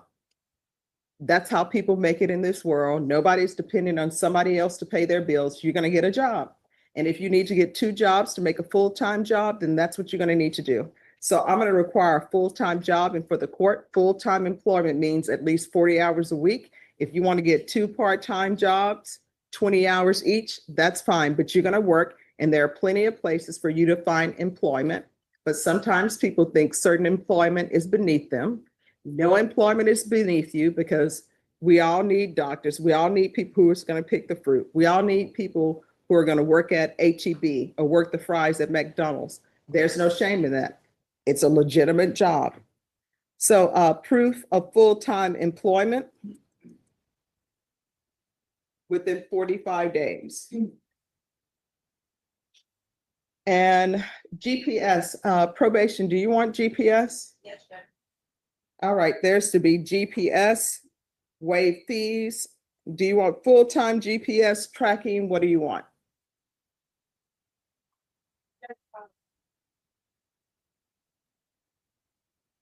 Partial GPS for now.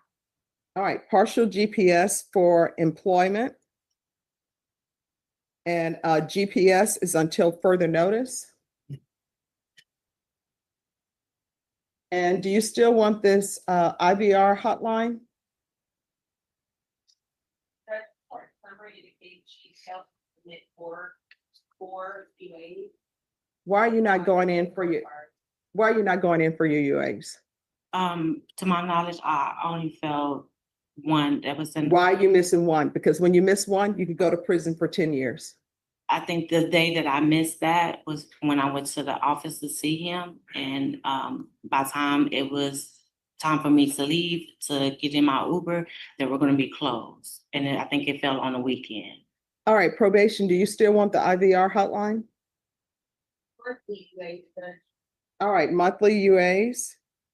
You're not to miss a single UA. Do you understand? Yes, ma'am. Probation, is there anything else?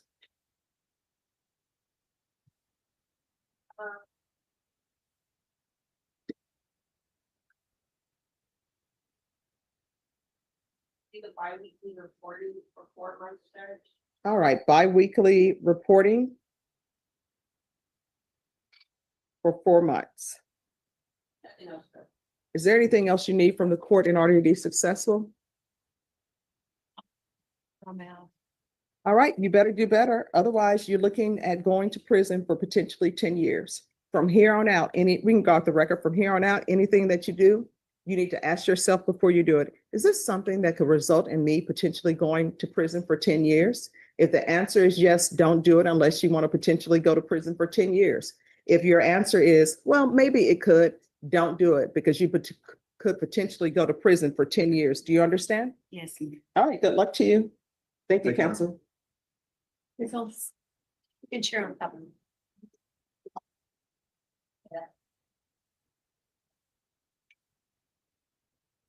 Good morning.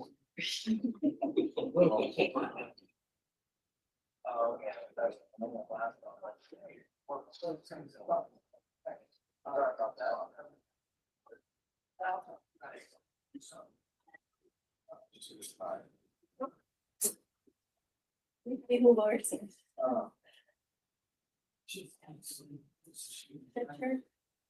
Figure it out.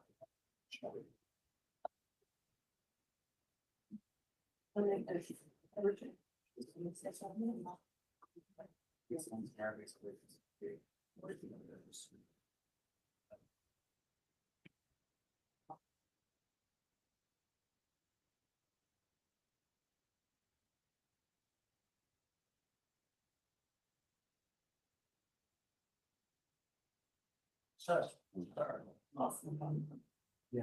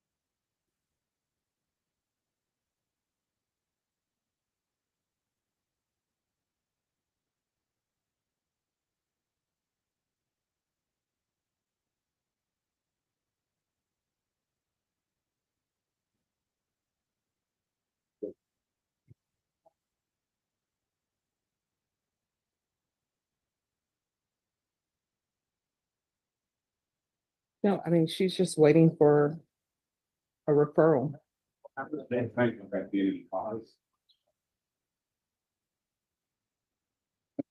Oh, then she's supposed to come back here and there's no bond set for her because there's no, because there should be a motion to revoke file.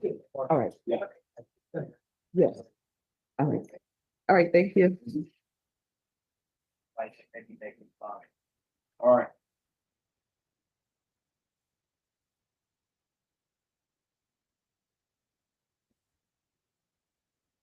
All right, who's here on Adrian Harper?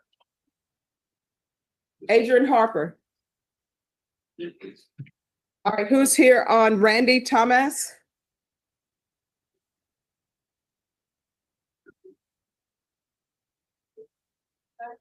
Yes. Address the court. Yes. Parties are agreed there is no further restitution needed in this case. It's already been handled and taken care of by an insurance company. All right, Sade, is that correct? That is correct, Judge. All right, then, Ms. Abrams, no restitution. All right, thank you. Thank you for coming to court and dressing appropriately. Yes, ma'am. Thank you, counsel. Have a good day. You're welcome.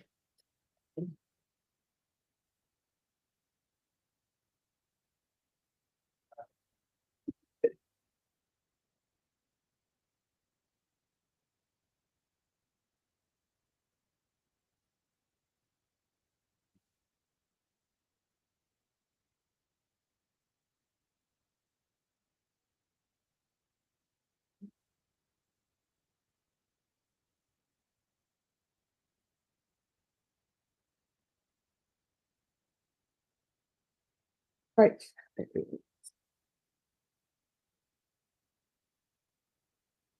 Who's here on Christopher Mariscal? President, ready. Court is calling 2025 CR 001975 State versus Christopher Mariscal. Can I have parties announced for the record? Andrew Harris Edelman for the state. Sam Locke for Christopher Mariscal, ready. And are you Mr. Mariscal? Yes, Your Honor. Counsel, have you received all discovery? Did you review it with your client? Yes, Your Honor. Court will find that the state is in compliance with discovery. Mr. Mariscal, did you review the document entitled Application for Community Supervision with your attorney? Did you understand it? Yes, Your Honor. And did you sign it? Yes, Your Honor. All right, probation, this is an application.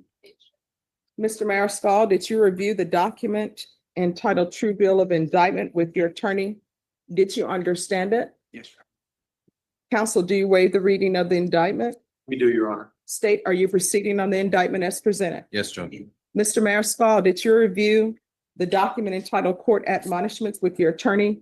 Did you understand it and sign it in all the appropriate places? Yes, Your Honor. Again, did you understand you're charged with driving while intoxicated with a child under 15 years old? As a state jail felony, range of punishment is 180 days, up to 2 years in the state jail facility, and up to a $10,000 fine. Did you understand? Yes, Your Honor. If you have a plea bargain agreement with the state, the court does not have to follow your plea. If for any reason the court does not follow your plea, the fact that you entered a plea will not be used against you and you will be allowed to withdraw your plea. Did you understand? Yes, Your Honor.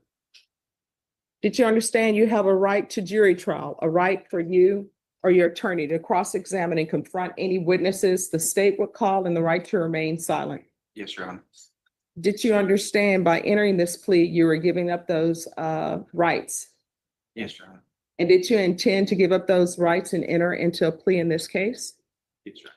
Counsel, has your client been able to provide you with any defenses? He has, Your Honor. Do you believe he has a rational as well as a factual understanding of the charges against him? Yes, Do you believe he's currently confident and was legally sane at the time of the offense? I do. Mr. Mariscal, has anyone threatened you, coerced you, or placed you in fear to get you to enter this plea? No, Your Honor. Anyone promised you anything other than the plea? No, Your Honor. Are you satisfied with the way you've been represented? Yes, Your Honor. Are you a U.S. citizen? Yes, Your Honor. Court will find that the defendant has knowingly and voluntarily waived his right to jury trial. Did you review the plea bargain page with your attorney? Did you understand it? Yes, Your Honor. According to the plea, punishment is to be assessed at 2 years in the state jail facility. There's a $1,500 fine and the state recommends community supervision. Did you understand that to be the plea? Yes, Your Honor. Defense? Yes. State? Yes. Did you review the waiver of appeal paragraph with your attorney? Did you understand it and sign it in both places? Yes, Your Honor. Did you understand by signing that you're waiving your right to appeal? The only items that can be appealed are written pretrial motions that have been filed, heard, and ruled upon by the court. Did you understand? Yes, Your Honor. Counsel, have there been any such motions? There have not, Your Honor. Outside the agreement, the state is recommending that your community supervision be for a term of 2 years. There be a TAP evaluation and 100 hours of community service restitution. Did you understand those were recommendations from the state and the court does not have to follow those recommendations? Yes, Your Honor. Then to the offenses charged, how do you plead? Guilty, not guilty, or no contest? No contest, Your Honor. State any evidence. Should be contained in Exhibit 1 and attachments, Judge. We've reviewed. We have no objection, Your Honor. All right, state, you may be excused. Did you review the waiver and stipulations with your attorney? Did you understand it and sign it in all the appropriate places? Yes, Your Honor. Again, did you understand you have a right to jury trial, a right for you or your attorney to cross-examine and confront any witnesses the state would call and the right to remain silent? Yes, Your Honor. Did you understand that today the state will be presenting evidence in the form of witnesses' statements and police reports, but most importantly, there will be no live testimony? Did you understand? Yes, Your Honor. Court will find that defendant has knowingly and voluntarily waived and consented to stipulation of testimony and stipulations. Court will accept into evidence states exhibits 1 and attachments and review the same.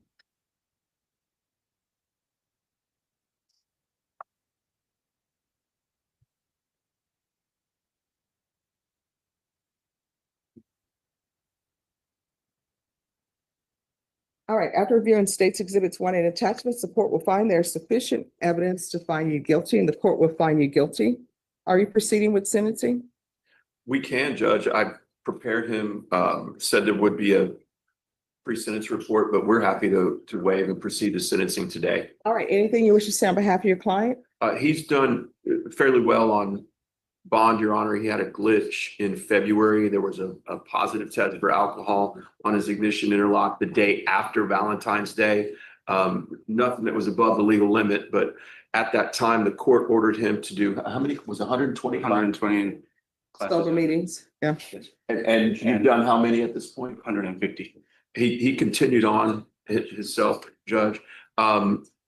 He's got, well, there's one other thing. I wasn't going to bring it up today, but he's got a travel plan out in October, but we can just address that at some other time. I was going to bring that up at sentencing. I believe he's going to do well on your probation, Judge. He's taking this very seriously. There's also an alcohol awareness class that you had me take after the February 14th, which I took immediately as well. Okay. And what is the plans for October? He had previously booked a cruise, leaving out of Galveston, going to the Mayan Riviera for his wife's 50th birthday, Your Honor. I told him that we would address that with the court once he'd established that he's a good probationer and that he's not somebody you are worried about. Well, what I can tell you is I'll allow you to do that. But what I do is upon return, you must do a UA. And what I can tell you, if there are violations for your probation from now until then, don't even bother asking because it's not going to get approved. That's fine. Yes, ma'am. All right. The court is going to sentence you to 2 years in the state jail facility, suspended and probated for 2 years. There's a $1,500 fine. That will be probated. There's to be 100 hours of community service restitution. I'm going to order that you continue your sober support meetings.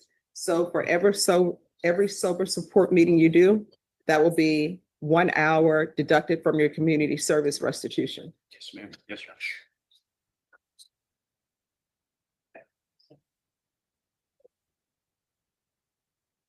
All right. There's to be the DWI education course. Yes, Your Honor. And counsel, if that's been completed within the time frame where this was pending, that will count. All right, there's to be ignition interlock for half the term. Regular reporting by Zoom or in person. Regular random UAs.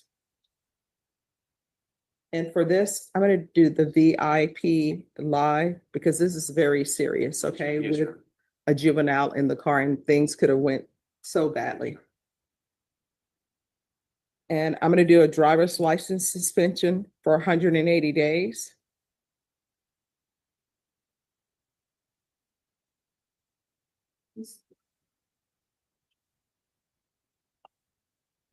Field visits, 1 time per month for 3 months.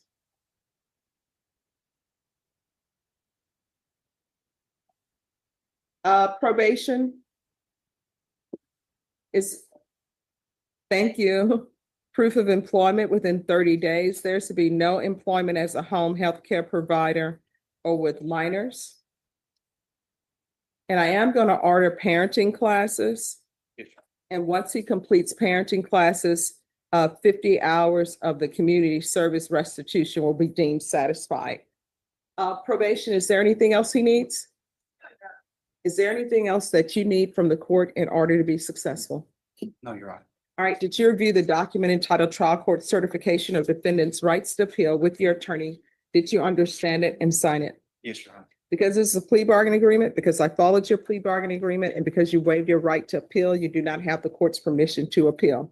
Because this is a felony conviction, you're not allowed to own or possess any weapons or ammunition. If you have a question of what a weapon or ammunition is, you'll need to speak to an attorney. Do you understand? Yes, Your Honor. All right, we can go off the record. Here's the thing. I know that you understood, or at least now you understand what you did was insane. And I don't mean insane by the legal definition of insanity.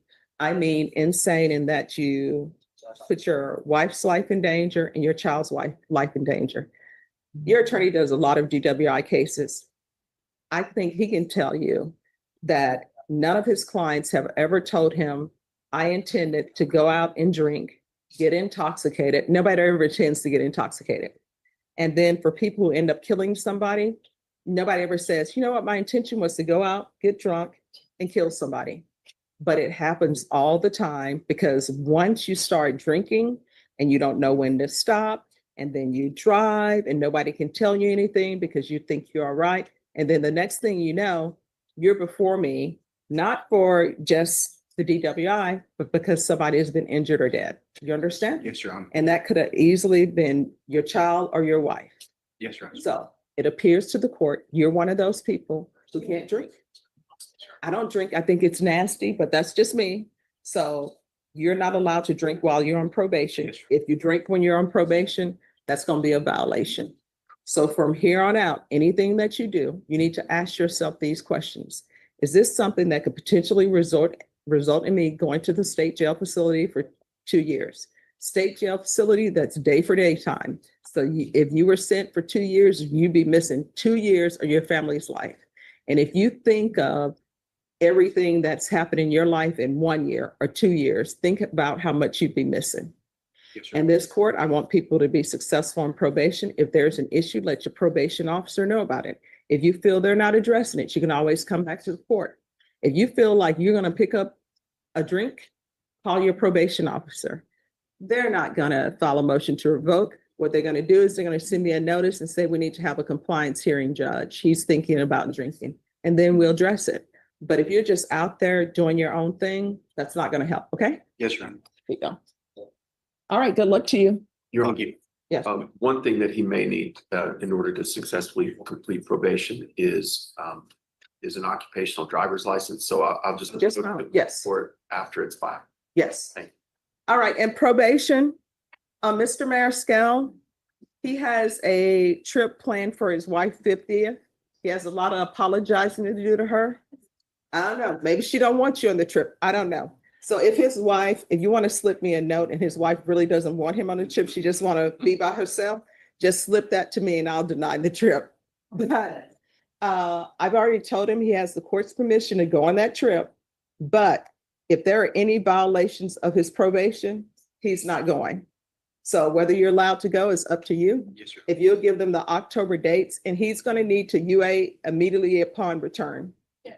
Is there anything else you need from the court? No, Your Honor. All right, good luck to you, and thank you for always dressing appropriately for court. And I hope the sober meetings are helping you and you're meeting people. It's helpful.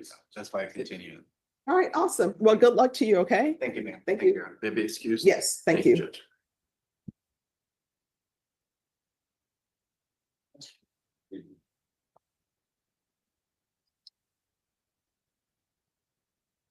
The next person up is going to be Joe Anthony Grant. Charles, have you turned in your paperwork? Can I get After that, it's going to be Angel Martinez. All right. I'm going in the order in which they give me the papers.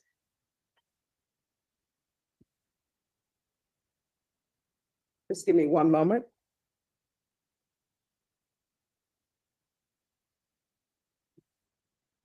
Thank you, ma'am. You're welcome.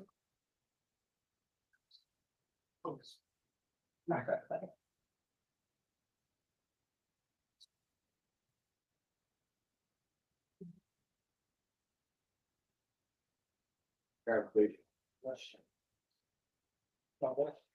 I think so. I haven't taken this. But Alpha. They don't have any certs. They have a special order of cert.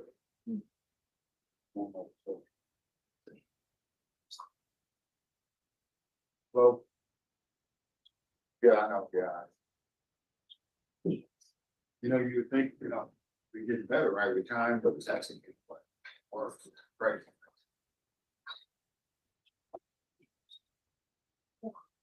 Yeah.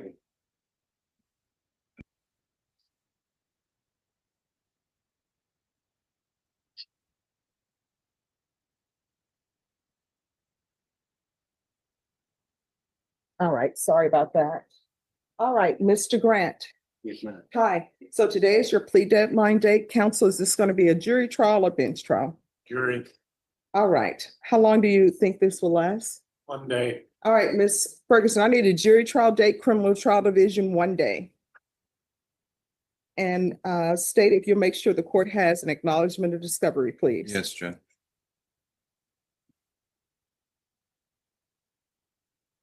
June 24th? Yes, ma'am. All right, then. Thank you for dressing appropriate for court. We'll see you back on June 24th. Once you sign the reset form, you're excused. Right, thank you. Thank you. Bring it to you. All right, Mr. Martinez.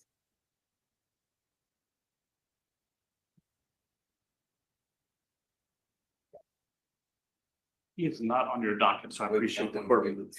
We're able to work something out and bring him up early, so I appreciate No problem. accommodating, trying to get your docket clean Hey, I as we can. Absolutely.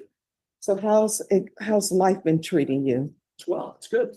Headed to Junctions soon. Oh, No. what county is that? Kimball. Kimball County, okay. I'm trying to learn my counties. It's hard. At least when I was in college in Louisiana, I would take the Greyhound bus home. So you would hit every parish. So that's how I learned all the parish. All right, are there going to be any applications? We are applying for regular community supervision only.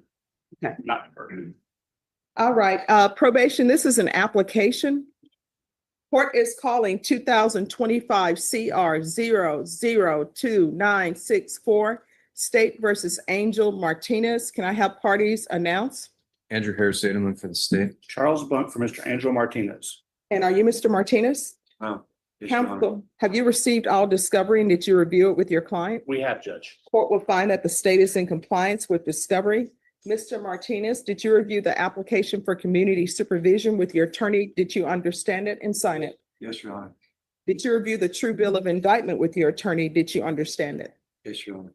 Counsel, do you waive the reading of the indictment? We do, Judge. State, are you proceeding on the indictment as presented? No, Judge, waiving count 1 and the repeat offender enhancement allegation proceeding on counts 2 and 3. To which we do not object.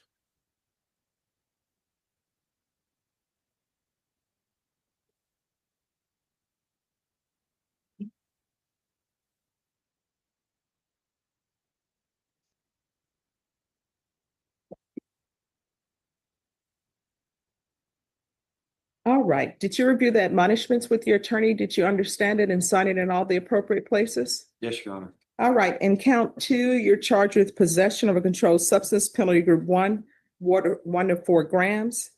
That is a third-degree felony. Range of punishment is anywhere from 2 to 10 years in prison and up to a $10,000 fine. In count 3, you're charged with the offense of unlawfully carrying a weapon with a felony conviction as a second-degree felony.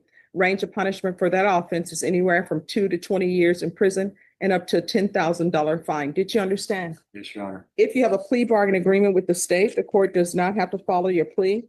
If for any reason the court does not follow your plea and gives you more than you bargained for, the fact that you entered a plea will not be used against you and you will be allowed to withdraw your plea. Did you understand? Yes, Your Honor. You have a right to jury trial, a right for you or your attorney to cross-examine and confront any witnesses. The state will call in the right to remain silent. By entering this plea, you were giving up those rights. Did you understand? Yes, Your Honor. And did you intend to give up those rights and enter into a plea in each of these counts? Yes, Your Honor. Counsel, has your client been able to provide you with any defenses? Yes, Do you believe he has a rational as well as a factual understanding of the charges against him? I do. Do you believe he's currently competent and was legally sane at the time of the offense? Yes. Mr. Martinez, has anyone threatened you, coerced you, or placed you in fear to get you to enter these pleas? No, Your Honor. Has anyone promised you anything other than the plea? No. Are you satisfied with the way you've been represented? Yes, Your Honor. Are you a U.S. citizen? Yes, Your Honor. Court will find that defendant has knowingly and voluntarily waived his right to jury trial. Did you review the plea bargain page with your attorney? Did you understand it? Yes, Your Honor. According to the plea, the state is proceeding on counts 2 and 3. They're asking that your punishment be assessed at 10 years in the prison. There's a $2,000 fine. State recommends community supervision, and there's to be restitution, if any, to SAPD for drug testing. Did you understand that to be the plea? Yes, Your Honor. Defense? Yes, Judge. State? Yes, Judge. Did you review the waiver of appeal paragraph with your attorney? Did you understand it and sign it in both places? Yes, Your Honor. Did you understand by signing that you're waiving your right to appeal? The only items that can be appealed are written pretrial motions that have been filed, heard, and ruled upon by the court. Did you understand? Yes, Your Honor. Counselor, have there been any such motions? No, Judge. Outside the agreement, the state is recommending that your community supervision be for a term of 8 years. There be a TAP evaluation and 200 hours of community service restitution. Did you understand those were recommendations from the state and the court does not have to follow those recommendations? Yes, Your Honor. Then to counts 2 and 3, how do you plead? Guilty, not guilty, or no contest? Guilty. State, any evidence to support the plea? Should be contained in Exhibit 1 and attachments, Judge. No objections. State, you may be excused. Did you review the waiver and stipulations with your attorney? Did you understand it and sign it in all the appropriate places? Yes, Your Honor. Again, did you understand you have a right to jury trial, a right for you or your attorney to cross-examine and confront any witnesses? The state would call in the right to remain silent. Yes, Your Honor. Did you understand that today the state will be presenting evidence in the form of witnesses' statements and police reports, but most importantly, there will be no live testimony? Did you understand? Yes, Your Honor. Court will find that defendant has knowingly and voluntarily waived and consented to stipulation of testimony and stipulations. Court will accept into evidence states exhibits 1 and attachments, and the court will review the same.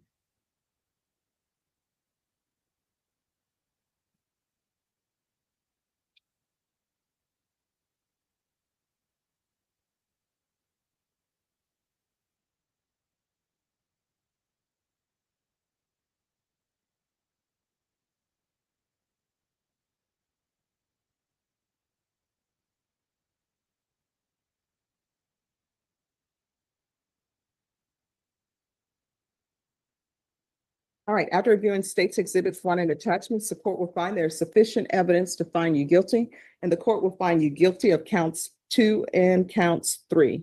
Are you proceeding with sentencing? We would like to proceed today, yes, Judge. All right, anything you wish to say on behalf of your client? We believe he's worthy of the plea bargain. We ask you to follow. All right. Do you have any children? Yes, ma'am. What are their ages? I have an 8-year-old, a 5-year-old, and an 11-month-old. And do they normally live with you? I live with their mom, All right. When's the last time you had employment? right before I got incarcerated. And what were you doing? I was doing construction. And have you ever had any type of mental health issues in the past? No, Your Honor. Ever been diagnosed with any mental health issues? No, Your Honor. Ever been on any type of medication for mental health issues? No, Your Honor. Ever used any type of drugs in the past? No, Your Honor. All right, so let me just tell you the reason why I'm asking you that question, because this is a drug case. When you're on probation, you cannot test positive for drugs. So if you have an issue with drugs, now's the time to tell me, because I'm gonna make a notation in the file that you're telling me you've never used drugs before. No, Your Honor. Okay? So there should not be any positive UAs, you understand? I understand, yes, ma'am.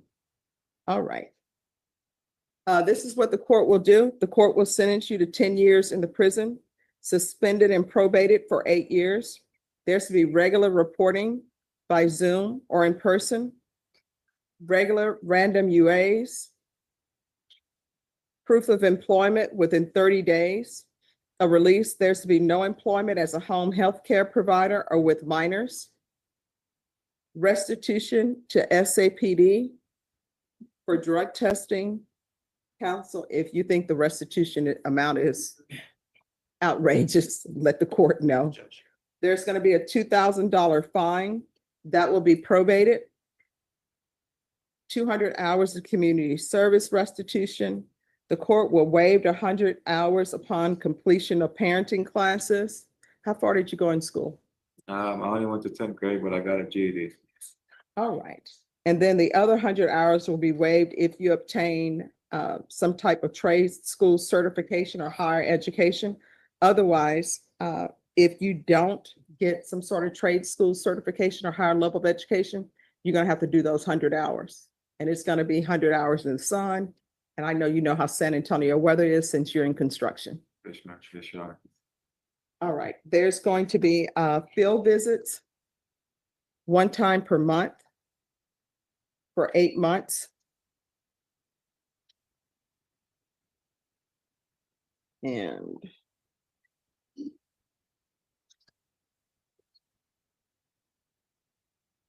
do you know Savannah Ramos? Yes, Your Honor. What is her relationship to you? She's the mother to my kids. And Randy Capello? I'm mispronouncing it, Capelo. No, I don't know. All right, so there's to be no contact with Randy, RANDY CAPELO. Probation, is there anything else? Is there anything else you need from the court in order to be successful? No, Your Honor. All right, did you review the document entitled Trial Court Certification of Defendant's Rights to Appeal with your attorney? Did you understand it and sign it? Yes, Your Honor. Because this is a plea bargain agreement, because I followed your plea bargain agreement, and because you waived your right to appeal, you do not have the court's permission to appeal. Because this is a felony conviction, you're not allowed to own or possess any weapons or ammunition. If you have a question over what that is, you'll need to speak to an attorney. Do you understand? Yes, Your Honor. All right, we can go off the record. So I'm going to tell you what I've been telling everybody else. From here on out, everything you do, you need to ask yourself, is this something that could potentially result in me going to prison for 10 years? If it is, don't do it. If you say to myself, maybe not, maybe I won't get caught, don't do it, because you're looking at 10 years. And you say you have an 8-year-old? Yes, ma'am. In 10 years, that 8-year-old will have gone through the most formative years of their life without your being present. You understand? So you're going to have to start on the straight and narrow. Otherwise, you're going to end up going to prison. Now, your attorney in the state obviously wants you on probation. They believe you can complete it successfully. If I didn't think you could do it, I wouldn't have accepted this agreement. So everybody wants you to be successful. If there's an issue, let your probation officer know. If they're not addressing it, you can always come back to court, okay? Yes, Your Honor. All right, good luck to you. Thank you, counsel.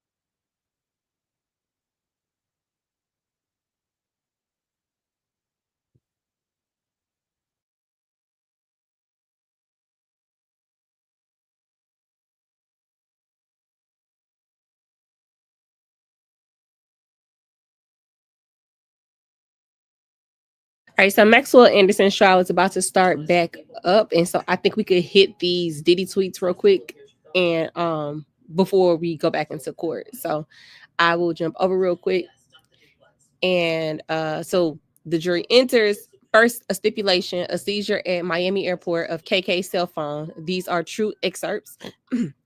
Publish the exhibits. Text bubbles with cast dangles over edge. OMG. Oh, let me pause this.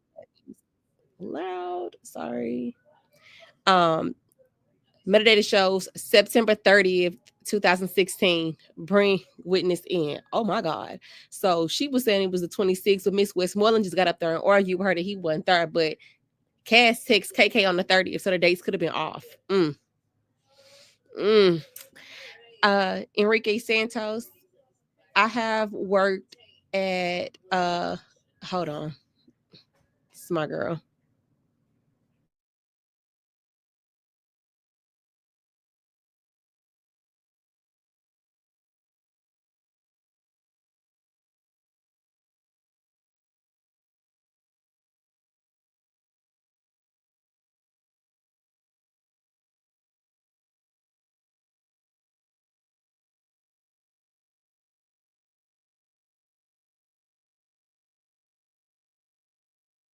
Okay, sorry about that, y'all. I apologize. All right, so Enrique Santos, I have worked at the SDNY prosecutor's office for 17 years. I've done 3,000 cell phone extractions.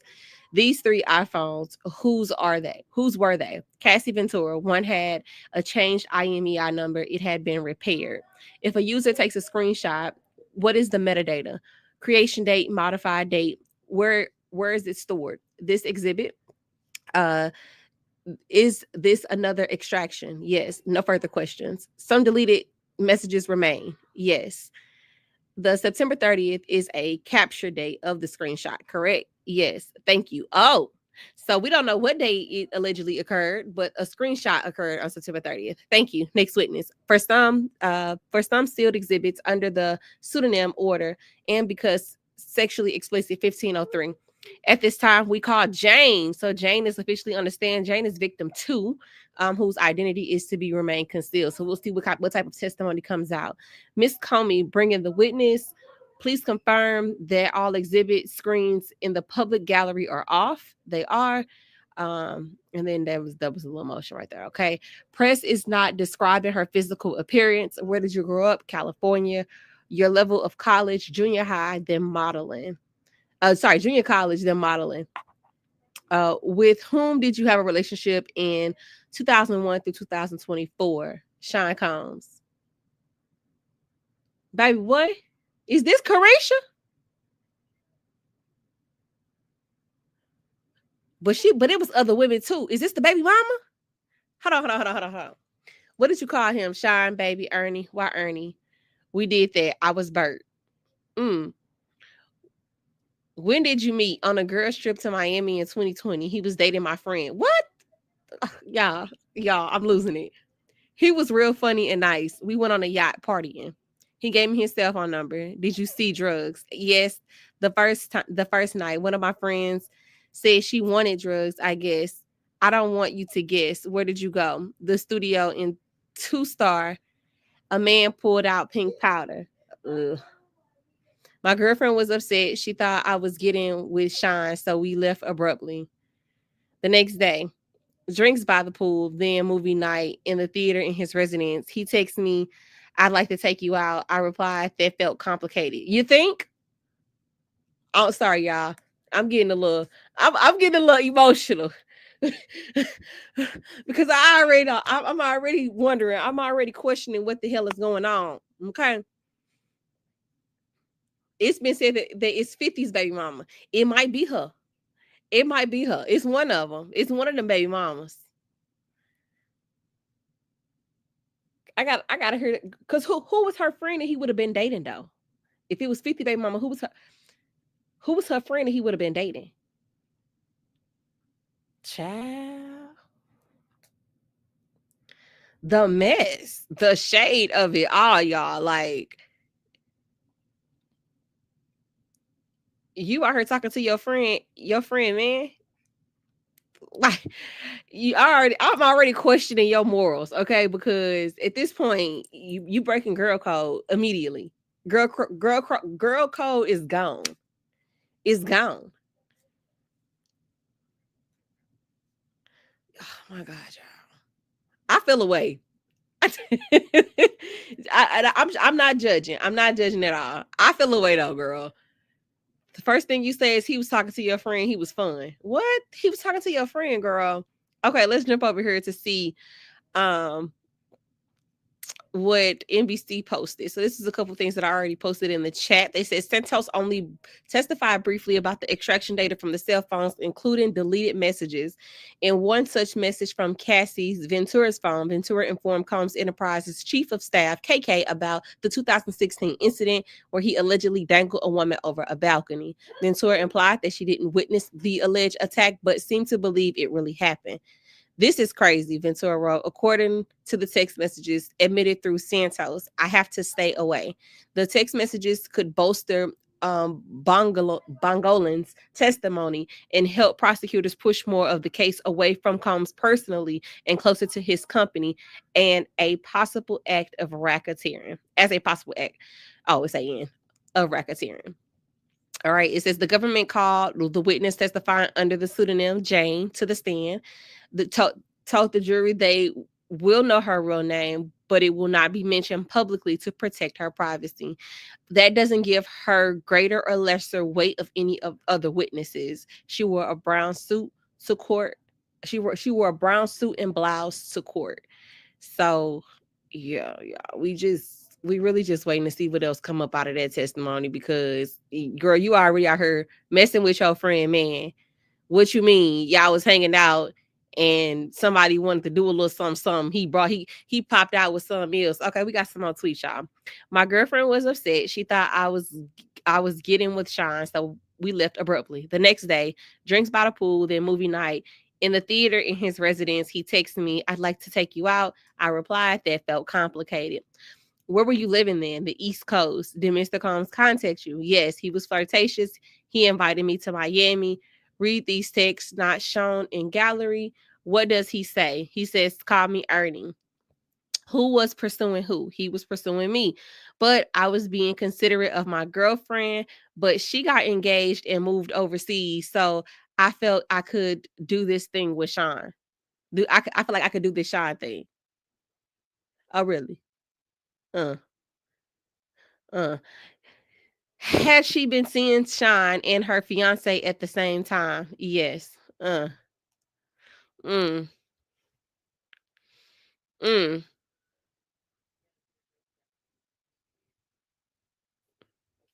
Mm.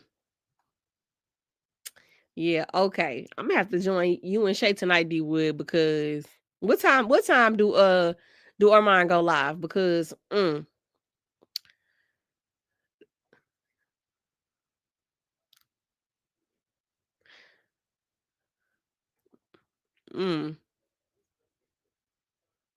we'll see. We'll see.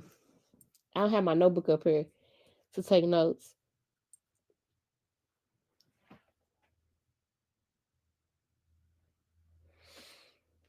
At 6 p.m. Is that Central or Eastern?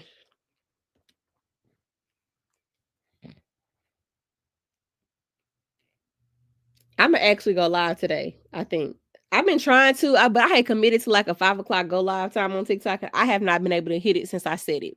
This is why I don't set a good time for TikTok. But I know you have to like train people to come and find you, to come to your pages, to do the things that you know, to engage with your content. But I'm struggling real bad with that Eastern. See, yeah, I usually want to go live.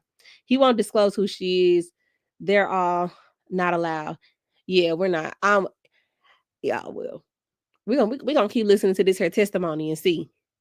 But I bet the inner city press is not going to tweet about a lot of the stuff like they did with the last witness who had her identity concealed, because she quickly became known.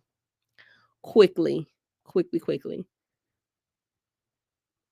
He be giving it to us. I gotta go. I'm gonna be in the comments tonight for sure. I'm gonna be in the comments tonight because I wanna witness. I always catch like little blips and pieces of him on his TikTok. I'll never go and watch his live live. So I'm gonna go and participate tonight. Child. But we late coming back from lunch over here on the Maxwell Andrews trial. So I guess I'll pop us back into Judge Boyd's courtroom for a little while. All right, thank you. Get back started. So Mr. Cantu. For to start, and we'll pop back over.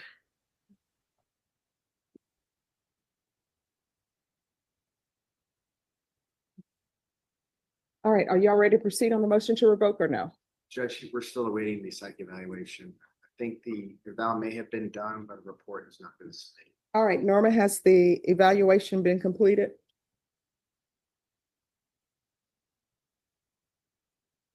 And how's Mary doing? She's okay. She's recovering at home. She was the one trying to fill me in on this case this morning before I came in here. Yeah. So from what she could tell from her recovery bed, it looked like the report had gotten done. Okay. last week.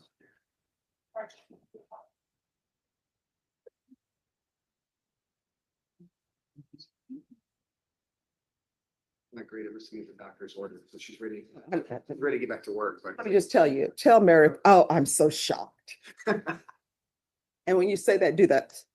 Tell her Stephanie said she's so shocked that she's doesn't want to follow doctor's orders. She wants to get up and go.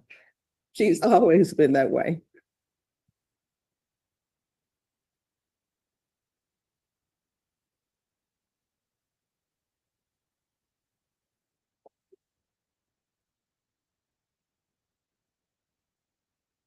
Probation, there's going to be a reset on Mr. Cantu. And we're just trying to figure out a couple of things to get him a date. This morning, we received an email, well, Attorney Cotton received an email. It was also sent, I believe, to the prosecutor as well as to myself. However, my spam took it and I never was able to see it. Attorney Cotton showed it to the state as well as to me, and it reflected comments regarding comments posted to, I believe, Law and Crime's website on YouTube, and a concern relative to that. The parties and I discussed it, and at the parties' stipulation, no further action was to be taken. Since this point in time, we've received further emails with the same information and attempts, I think, to contact my court as well as other courts. What we all know relative to the comments that are posted is some are accurate, some are inaccurate, some are made up, and Lord knows why people feel the need to post continuously. At this point in time, we've discussed it at length, and it's my understanding that the parties are stipulating to taking no further action. State, is that accurate? And is there any further record you wish to make? That's accurate, and no, Defense. that's accurate. Okay, anything further to address on the record before we resume? No.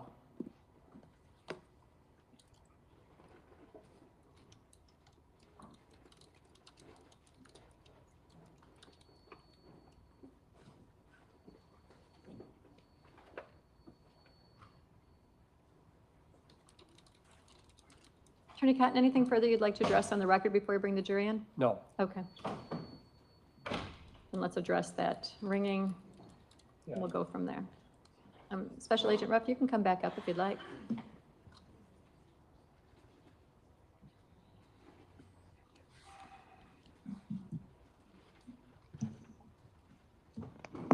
Oh, it's right there.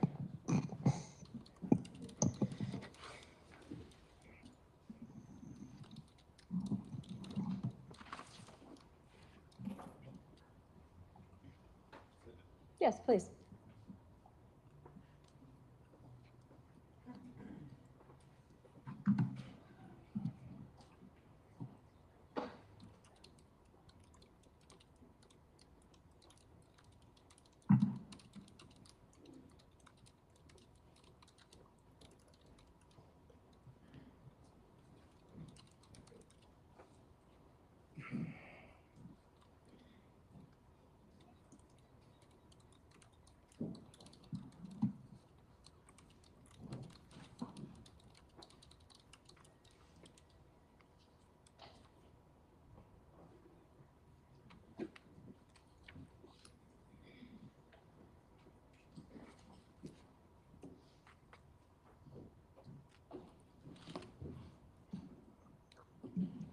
Oh, wait, we should recall it with new court reporter. Recalling State of Wisconsin versus Maxwell Anderson, case 24, CF 1692, appearances. Ian Vance Curzan and Megan Newport for the state, joined alongside by Detective Joanne Donner. Jason Finling and Tony Cotton with Max Anderson, and also our private investigator, Jason Barber. Good afternoon. Good afternoon. Good afternoon, everybody. Hope you had a lovely lunch. At this point in time, we are just about to begin cross-examination of Special Agent Ruff. We will re-swear him because we have a new court reporter.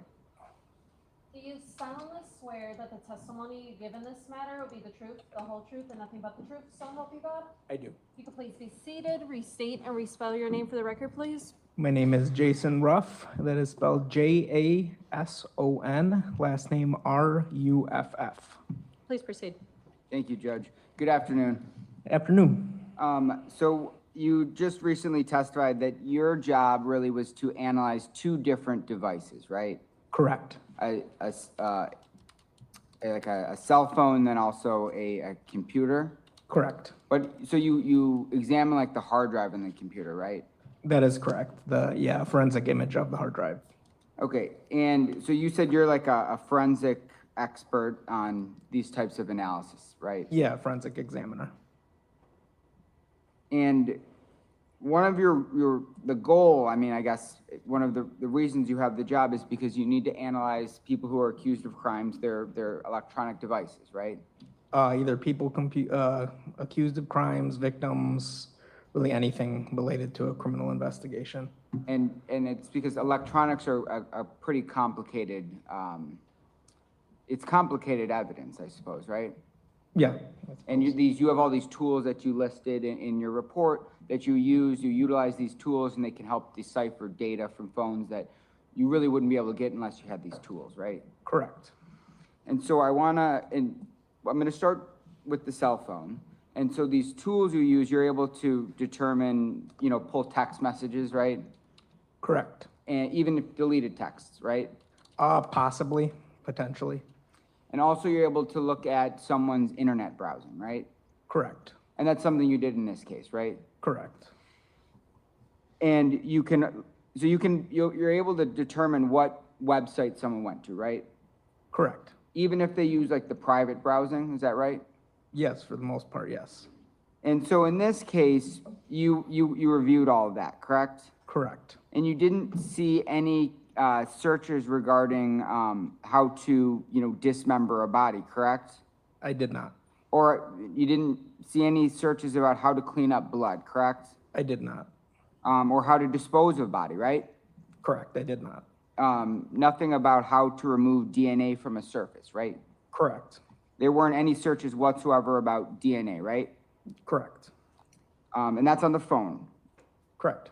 And then also you have access to the map application, right? Correct. I think of Google Maps, but I'm not quite sure what's used on an Android, but there's some sort of map application, Yes, right? yeah, yes. And I think the jury all knows, when you type in, if you're trying to go to someone's house, you type in the address, and then that gets saved on your phone, correct? Correct. And Max's phone, this device that you looked through, there was no GPS coordinates to Warnemont Park, correct? I would have to re-look, but I do not believe so. Okay. And I think you had testified that the phone, shut down at some period of time, right? That is correct. I think 1:35 a.m., that sounds right, on April 2nd? Correct. But the phone wasn't turned off. It shut down, but it wasn't a intentional act of someone holding the power button and turning it off, correct? That is correct. It's shut off because it has 0% battery. That's correct. So perhaps, the user fell asleep or forgot to plug it in, right? Anything's possible. And the data I guess you pulled, was there a certain time frame that you're looking at from this date to this date? So the primary time that I was told was primarily the 12:45 a.m. to, I want to say 8, I would have to look specifically, but I believe it was like 8:50, 8:45 a.m. and just the time surrounding that. Okay, so you're not looking at data like before April 1st, right? Oh, I guess you are, because I guess there's some text messages before that. Correct, yes, yes. Like there's not, you weren't looking at data from like early March or February, right? Correct. So if like the phone had the user had a repeated pattern of their phone dying, that's not something you would have seen. Well, I did see that on the records that ERP is just a long list of all the power events. And it died on April 4th as well, right? Yeah, it died on April 4th. Okay, so more than once this phone is dying, right? Correct. It's not just isolated incident to April 2nd, right? Correct.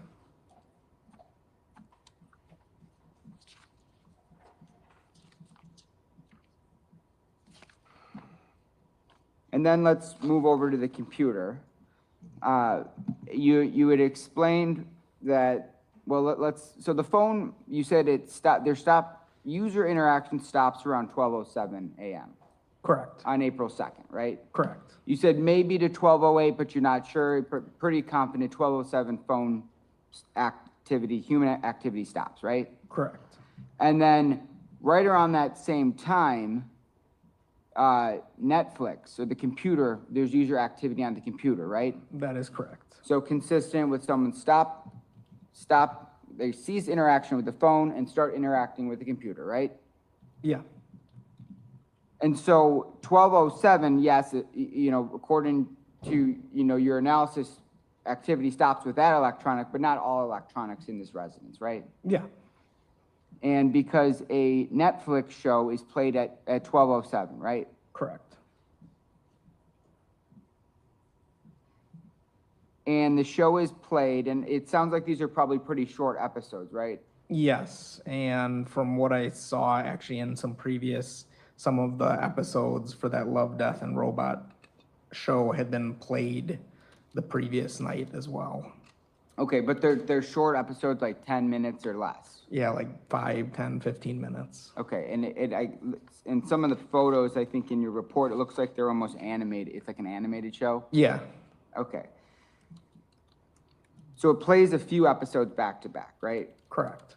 And could you determine whether a user was actually clicking next episode, or was it just kind of timing out and playing repeatedly? It was timing out and playing the next episode. Okay, and then after those shows stop playing, the user, so this is a user, human being most likely interacting, yes, playing a new show at 12:28 a.m., correct? Correct. And again, that action is physically done by a human, right? Yes, they would have to physically transition over to that episode, or that show, I should say. Okay, and I think a lot of members of the jury probably use, streaming services is when you can either search it, or sometimes I think you said you can get a suggested show, and it pops up. It's like a show you might like, and you can just click watch, and it plays, right? Correct. And these platforms like Netflix and Disney Plus, what have you, if you finish like a series, you don't even have to click watch a new series. Sometimes it'll just immediately queue it up and play it, right? Depending on the browser you're watching it on, but yes. Okay. And so 12:28 a.m., a new show is played, and that show is played in its entirety, correct?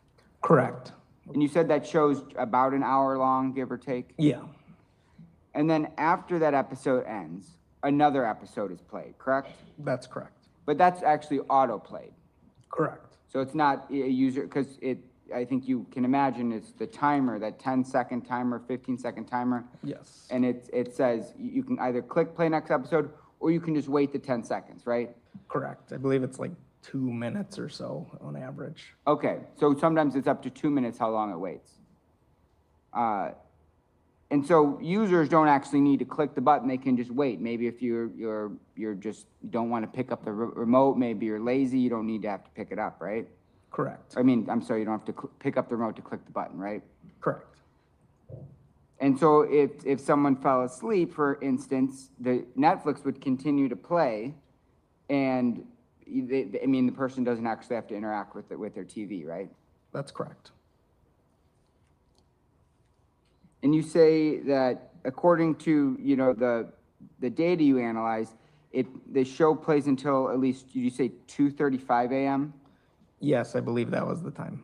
And then does another show play after that, or were you not be able to tell because something with like the internet? Yeah, so there was an interruption in the network when what I talked about, that IP lease, happened around the time when it would start playing another episode, which very briefly disconnected from the internet, like probably fractions of a second, but just long enough to interrupt that auto stream. So, yes.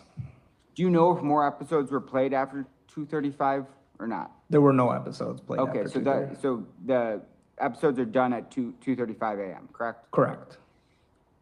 But nothing about the data or anything that you analyze can tell you whether the user stopped watching the show, right? You mean like to click off? Well, of like the show? the data you reviewed can't tell you whether someone's actually watching the show or if someone isn't watching the show. Yeah, no, that's correct.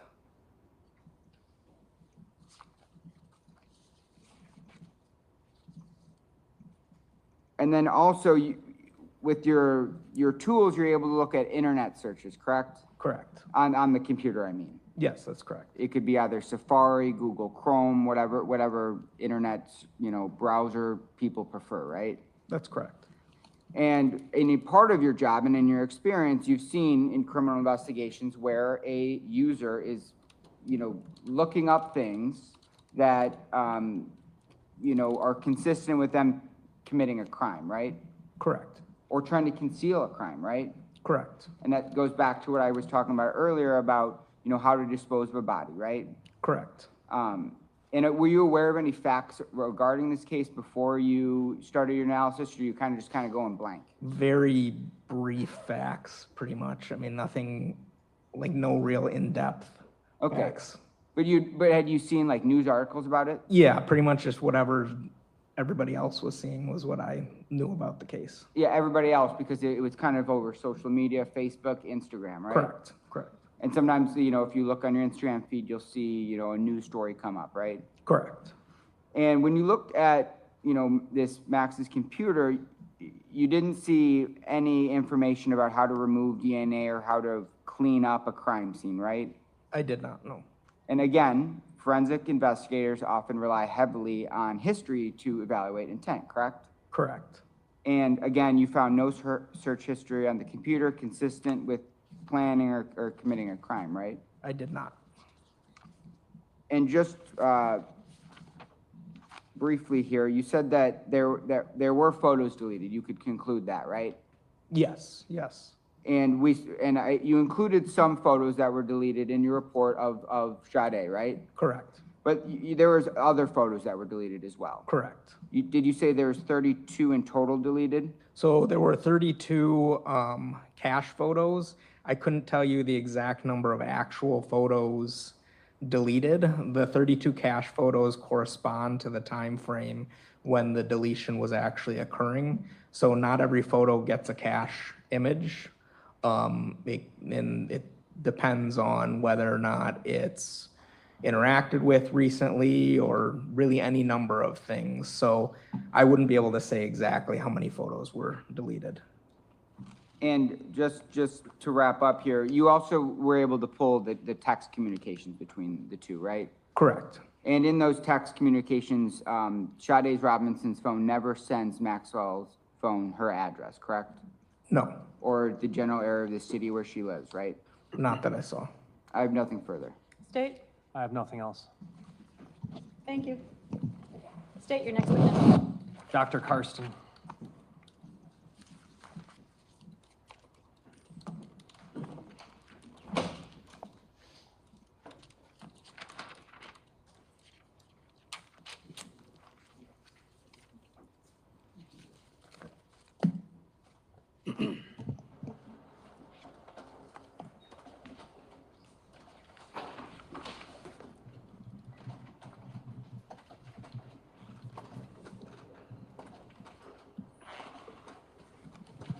Do you solemnly swear that the testimony you give in this matter will be the truth, the whole truth, and nothing but the truth, so help you God? I do. Could you please be seated, state and spell your name for the record?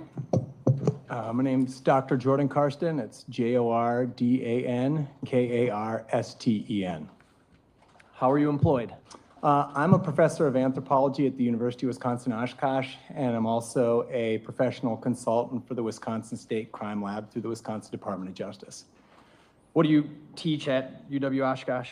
I'm a biological anthropologist, so primarily my work is focused on the human skeleton. So I teach classes in human skeletal anatomy, teach classes in forensic anthropology, biological anthropology, genetics, sometimes archaeology, depending on what's needed. Could you just briefly summarize sort of your background in training and education?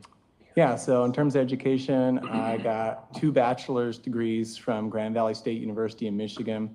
One was a bachelor's of science in anthropology, the other was a bachelor's of science in health sciences.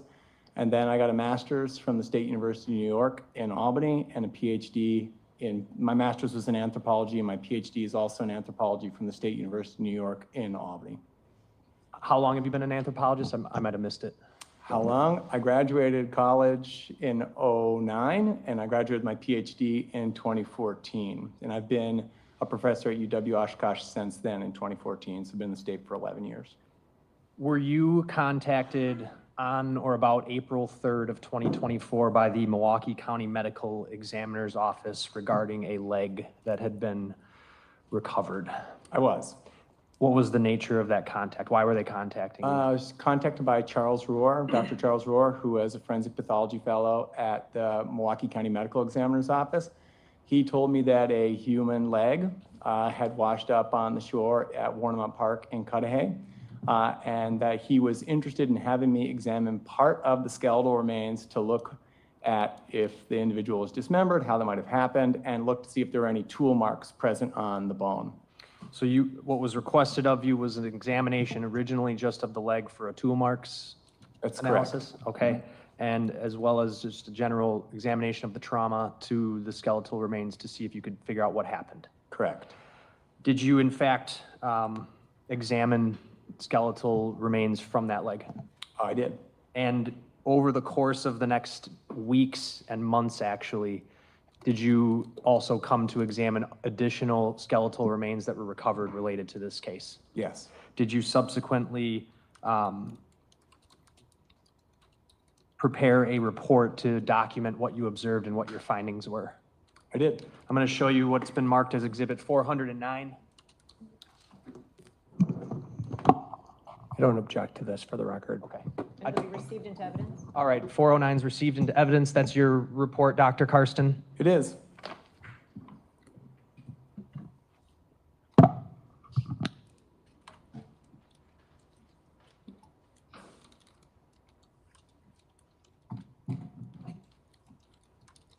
I am going to pull it up on the screen next to you, and I would like to go through it with you in summation.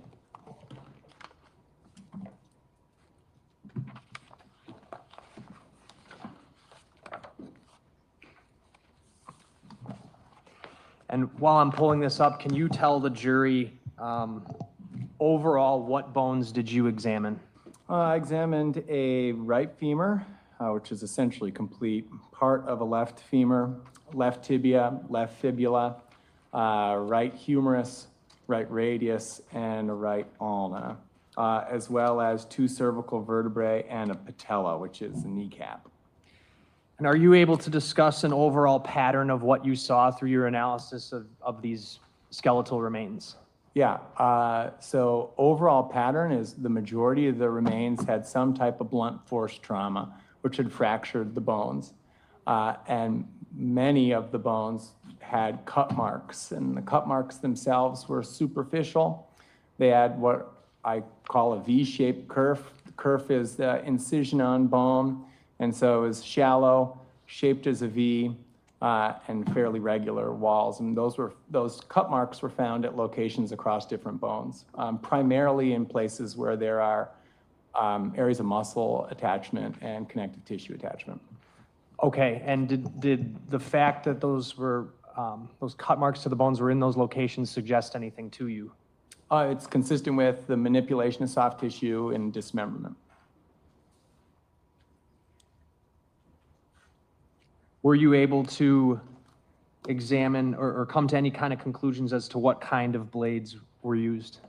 All I can say is that whatever caused the sharp force trauma, the blade itself had a V shape to it, and it was not serrated. So a serrated knife, like a steak knife, will produce a kerf, a incision in bone that's irregular. And this incision was not irregular. It was kind of uniform. On any of them? For all of them. There was no irregular aspect to the curves. And based on the size of those cut marks and V-shaped markings, are you able to come to any conclusions about the size of the knife used? I can't. When a knife comes into contact with bone, depending on the level of force, how much the knife actually contacts the bone, it can be very small kerf. You can push harder, make the kerf larger. So I can't say anything about the size of the blade. Only thing you can say is whether the shape and then whether it was serrated or non-serrated. In this case, yes. And how is it that you're able to tell whether it's serrated or non-serrated? Serrated blades will create, if you think of a serrated blade like a steak knife, essentially, they'll create a more irregular kerf or cut on the bone. You may have mentioned this, but can you give some examples of some types of non-serrated blades? Sure, like a paring knife would be a good example. You have plenty of blades in kitchens that are non-serrated. Simple blades. I mean, you could have like say a fishing knife you'd use to fillet a fish would also typically be a non-serrated blade. Were you able to identify blunt force trauma to any of the limbs? Yes, on many of them. Okay. I'm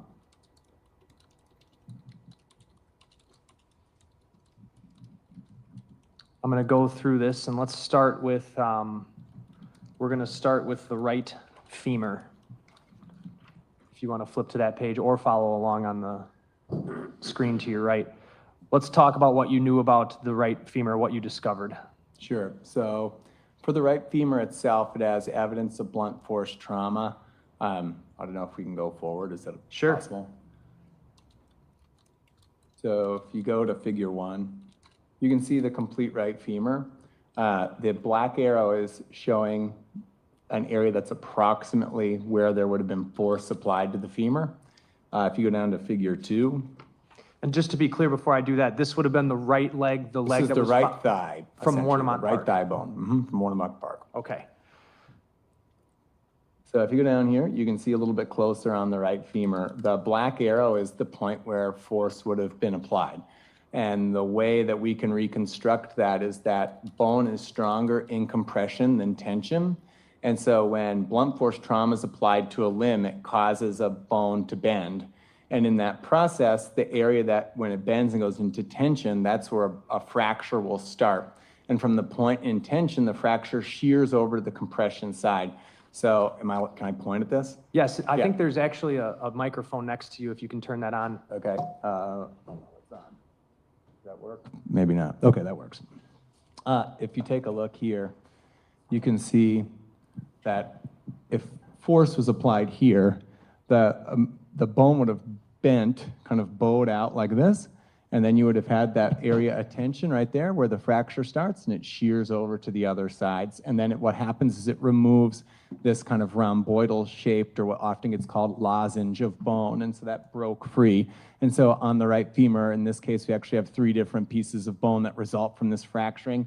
One that's here that includes the femoral head, which goes into the hip socket of the pelvis, this lozenge shape of bone, and then the larger part, which includes the entire rest of the femur. Would a person be able to apply the force necessary to cause this damage? Yes, depending on the person and the circumstances, I believe, yeah. You believe yes?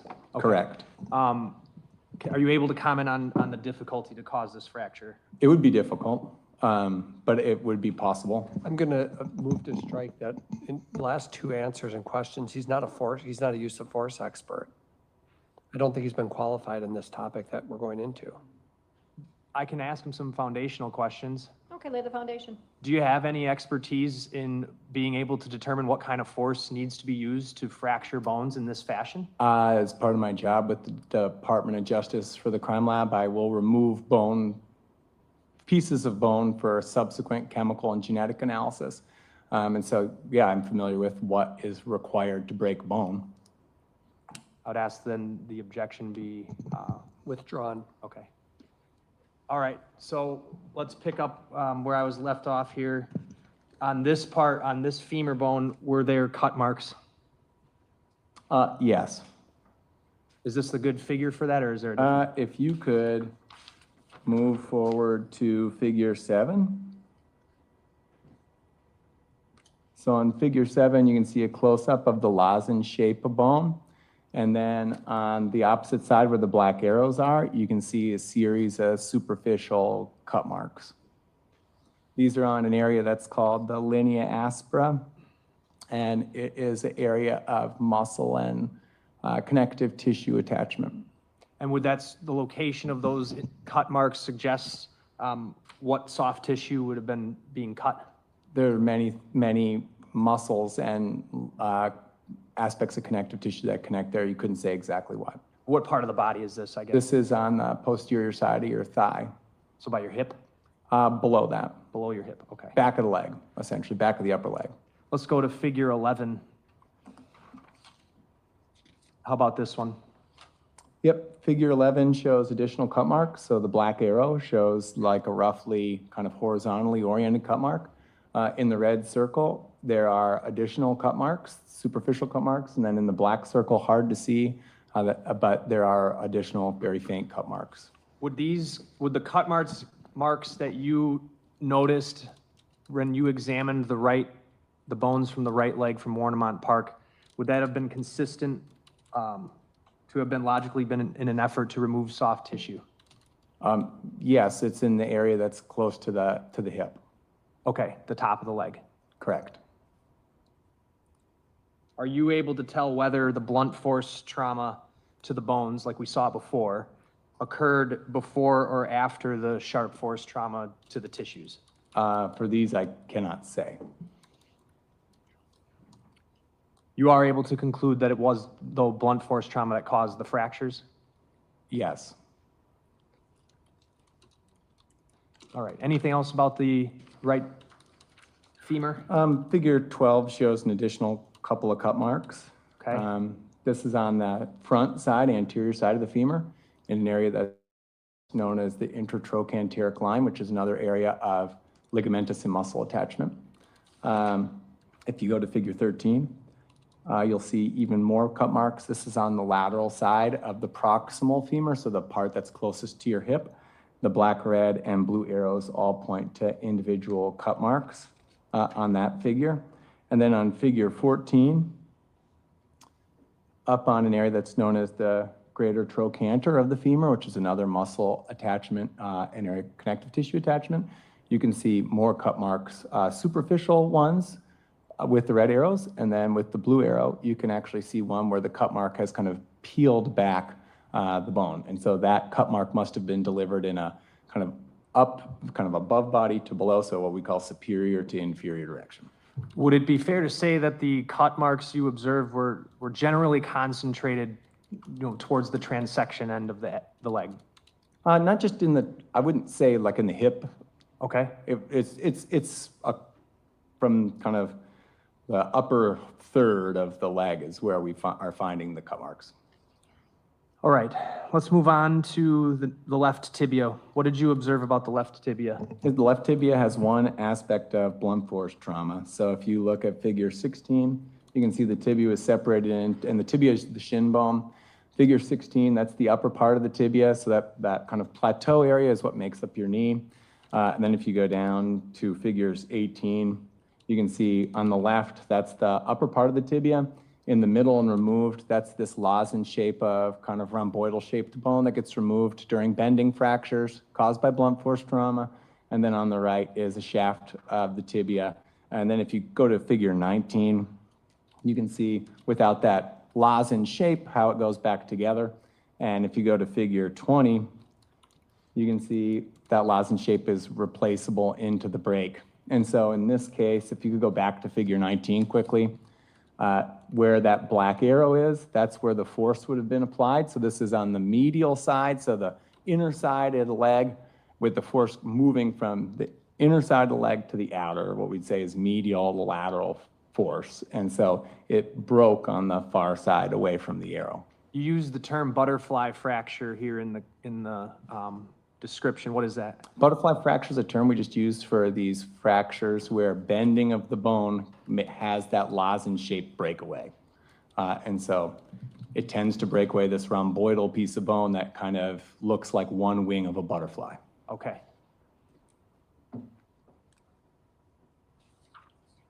Oh, sorry.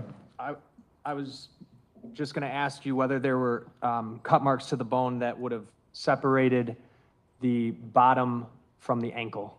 Yeah, if you go to figure 22, this is the bottom part of a fibula. So this is where your shin bone comes into contact with your ankle. And you can see with the black arrow, one of these superficial cut marks across that part of the bone. If you go to figure 23, you can see additional, this is twisting the bone around a little bit. You can see additional cut marks highlighted with the arrows and an area of bone that was damaged in the black circle. And if you go to figure 24, this is twisting the bone around to what's known as the medial malleolus. So this is like the big bump on the inner part of your ankle.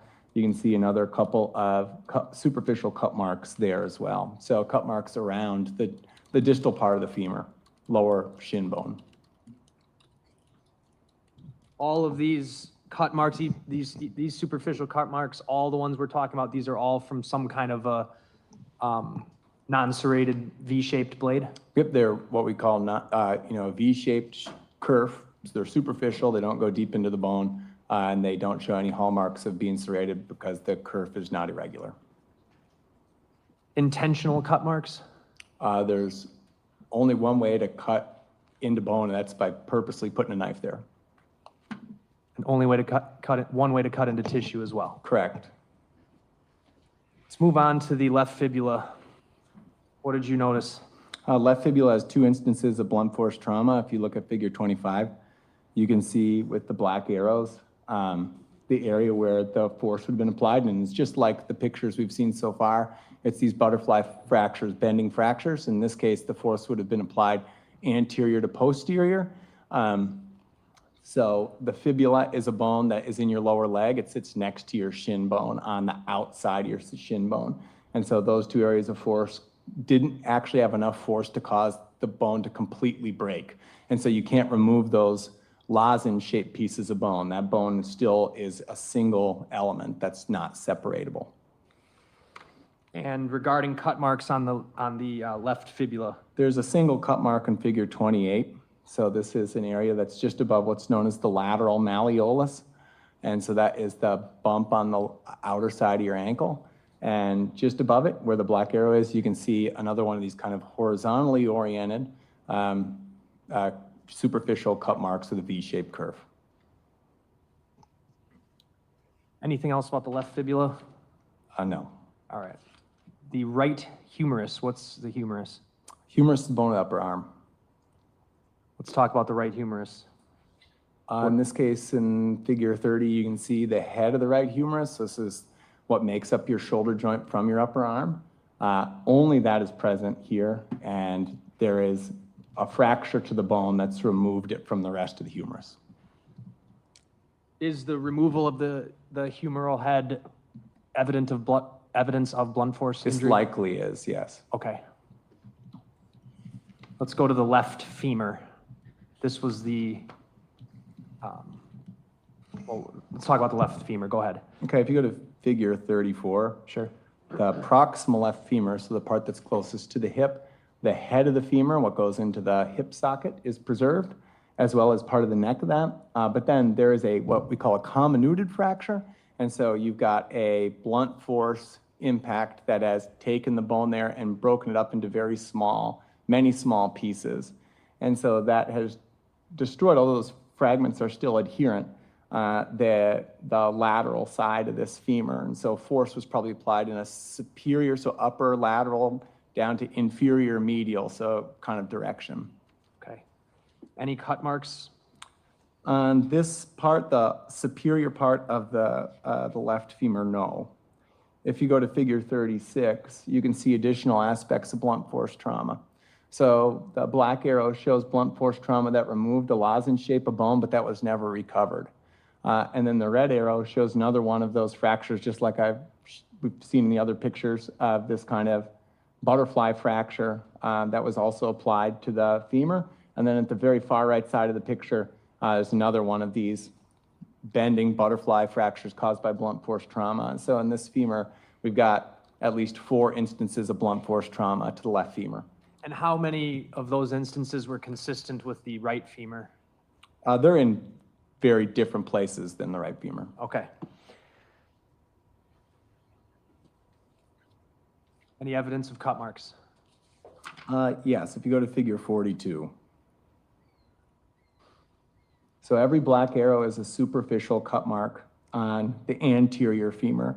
There's at least 11 superficial cut marks there. In this picture, there are 7 that are highlighted. If you go to figure 43, you can see one of these a little bit more close up. In this case, that cut mark exhibits what we call kerf flare.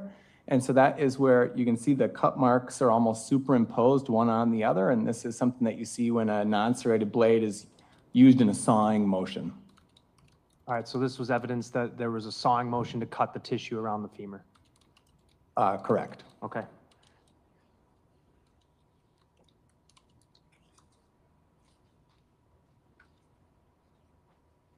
All right. In June, much later, you had received bones from the right arm that washed up in Waukegan, Illinois, correct? Correct. All right. Let's talk about that right arm. What did you notice? If you go to figure 46, in the area with the black circle, you can see cut marks that are on the side of the humerus, the proximal humerus is up towards the shoulder. On the medial side, so the side that's like kind of towards your armpit, there were no cut marks. If you go to figure 48, you can see that on the kind of lateral posterior side, there are additional cut marks highlighted in the black circle. These are kind of difficult to see. So if you go to figure 50, I'll go up actually. Oh, sorry. Yep, there's a close-up picture here of the cut marks on the humerus. And so you can see here several of these V-shaped curved superficial cut marks on the proximal humerus. So this area is known as, this includes the greater and lesser tubercle of the humerus, and these are areas muscle attachment for the shoulder. Was there similar indication on these of a sawing motion being used? Yeah, some of these curves are kind of superimposed one onto the next, and so likely reflects sawing motion. And that would have been an intentional act? Yes. All right. How about the radius? If we go to the radius, if you could look at figure 57. 57, okay. So the radius is a bone of the forearm. And on figure 57, you can see the black arrows highlighting a single superficial cut mark on the distal part of the radius. This is the part that's towards your wrist. If you then go to figure 61, you can see a close-up of that. Could you go up just a little bit, I guess? Sorry. Yeah, you can see a little bit better that superficial cut mark. If you go down to figure 62, you can actually see a good example of kerf flaring. And so that's where you've got this cut mark, but on the end, the kerf, there's actually a couple of different tracks to that knife. And that, again, is something that's consistent with using a non-serrated knife in a sawing motion. And then in figure 63, that close-up gives a good example of what I mean by a V-shaped kerf. That's incision in the bone, takes on a V shape, but has a very regular floor to the kerf, which is something that you see in a non-serrated blade. So the person who caused these marks that I'm looking at here in 62 was intentionally sawing at the bone with a non-serrated blade? They were sawing at the bone with a non-serrated blade.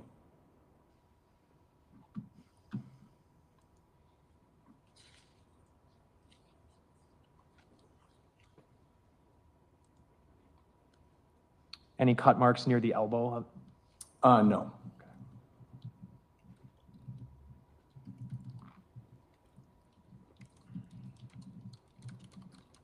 And you had looked at the, anything else on this? For the ulna? The right arm? Yep, so the ulna is another bone of the forearm, makes it kind of the inner part of the forearm. And if you go up actually just a little bit, Oh, at 67? Okay, 67 shows the location of two of these superficial cut marks on the ulna. This is the distal part, so the part like towards where it's at is towards the wrist. The part on the left side of the screen is towards the elbow. And if you go to figure 68, you can see them a little bit close up there, the superficial cut marks on the distal ulna. Anything else on this one? No fractures to the ulna or the radius. You examined some of the cervical vertebrae? Yeah, Next, okay. I was given two cervical vertebrae to examine. And where were those from on the body, if you could just help us Cervical out? vertebrae is the vertebrae that make up your neck. And what did you notice when you looked at the cervical vertebrae? No evidence of cut marks. The only trauma was on the most superior of the two cervical vertebrae. And if you look at figure 69, you can see that on the right side of the cervical vertebra, on a feature that we call the transverse process, there is damage to the top of it, highlighted with the black and red arrows, and that's likely caused by blunt force trauma. Blunt force trauma? Likely, yes. And lastly, the patella. What is the patella? Patella is the kneecap. What'd you notice? No evidence of trauma or cut marks. That was from the left leg? Let me double check. Yes, left patella.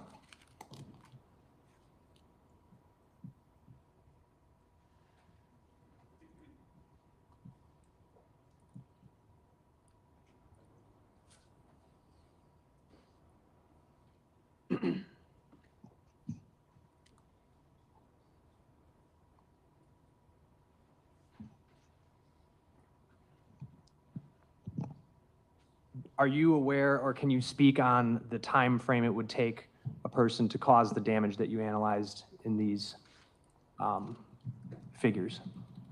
I don't think I could give an estimate of that.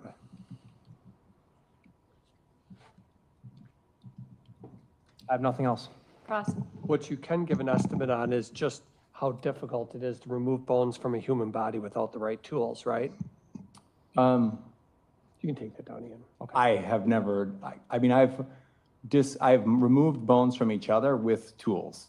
Right. Yes. What types of tools? If I was going to separate two bones from each other for the purpose of an examination, I would use a scalpel. To get through soft tissue.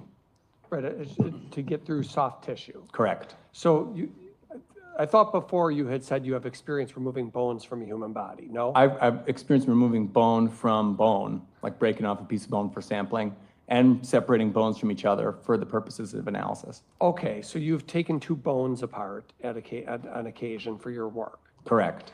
But you've never done an autopsy. Correct, I'm not a pathologist. Okay, and are you able to speak to how much force is required to remove bones from a human body? Yes, I mean, for me, when I do it, I typically use something like a small Dremel tool, and we can use that to remove pieces of bone from the human body, so a small motorized saw. Okay, a small motorized saw. Correct. What do you remove wear? small pieces. Okay, and what do you wear when you do that? Protective glasses, protective mouth and nose coverings. Why?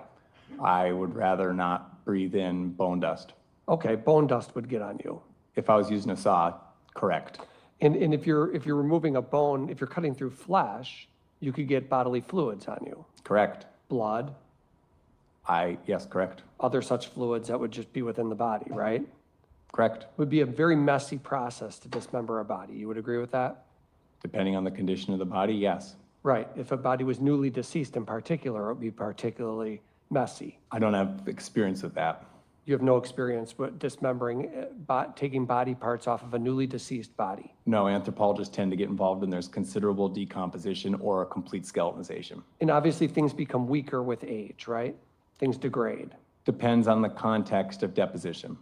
Well, but you would agree with that proposition, wouldn't you? That bones don't get stronger as they over time. I actually disagree with that. So if you have a bone that's deposited in like say a soil matrix that has a large mineral content, I have excavated personally bones that are 6,000 years old that are heavier, beefier, and stronger than fresh bone.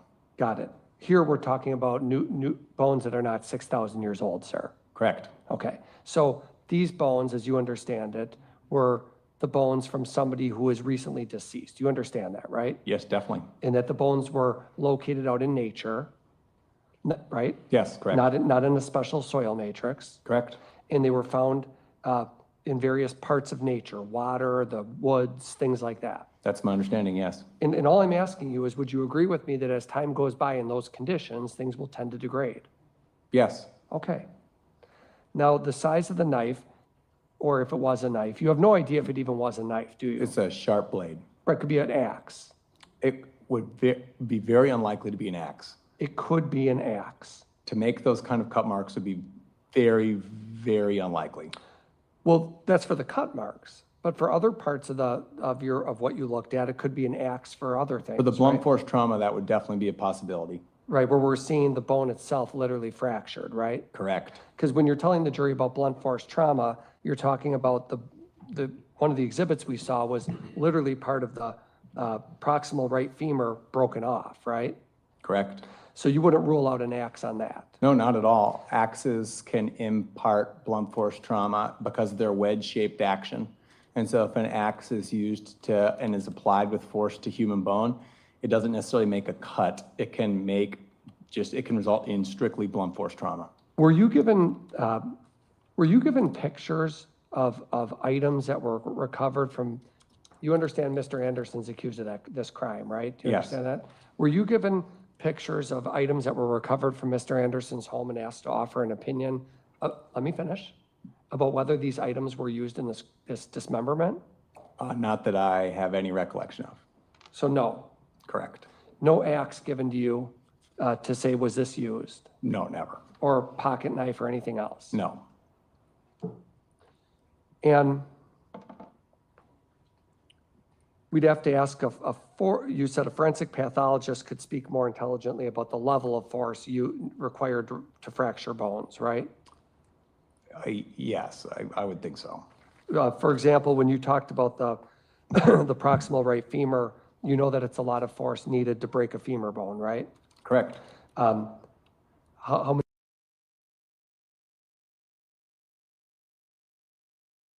And its mechanical properties varies person to person. Some bones are stronger than others, just Also because true. of their calcium concentration, right?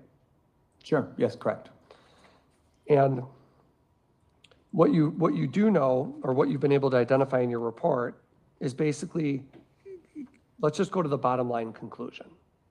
Bottom line conclusion is that some sort of sharp instrument was used to remove bones from a body.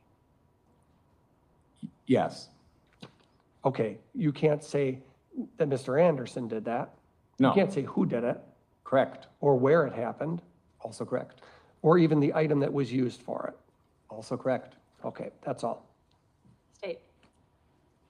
I have nothing else. Thank you, Doctor. Thanks. State. The state has no more witnesses. The state rests. Okay. At this point, I need you to put your notebooks on your chairs, and you need to give me a couple minutes to address some matters, then we'll be back with you. Okay? Thank you, everybody. Oh my God, the state has rested, y'all. I am very interested in listening to these jury charges. Just because there was a lack of evidence as it relates to the actual dismemberment, which is kind of the cliffhanger that we end the trial on. Now, given the timeline and the series of events, I feel like there's enough circumstantial evidence to convict Maxwell, without a doubt. He was the last person seen with her. They tracked them from the start of their date down to the minute that he torched the car and then jumped on the bus and went back home. Now, he had a couple of days to clean up whatever he wanted to clean up, dispose of whatever he wanted to dispose of. Therefore, there weren't any DNA evidence, but I really want to hear their closing arguments, and I really want the state to drive in the fact that he had 1 hour and some change inside of the car. But with her body. specifically, I want to raise a multiplicity challenge to the newly added charge of hiding a corpse. We started with the mutilation of a corpse charge. The state amended the information, of course, before we began raising a multiplicity challenge. I think that these are essentially in this context with the same victim, the same body, essentially the same crime or the same elements, if you will, and I think one should be struck. The hiding and the mutilating are two different acts. And so they don't have the same elements. They're two different crimes and require two different criminal acts. Certainly they can overlap, as I think the evidence showed they did here, but those are two different crimes. So that would be my response to that. Just a moment.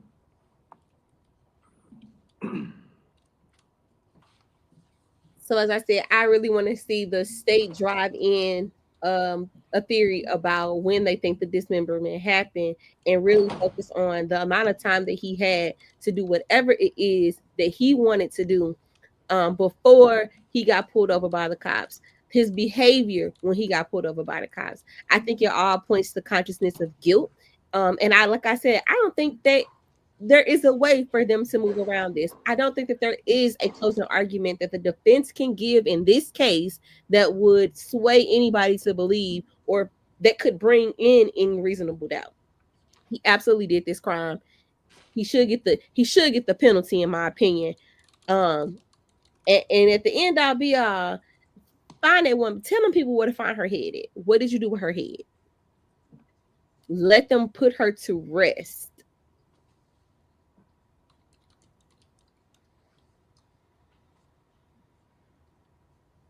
Let them put her to rest.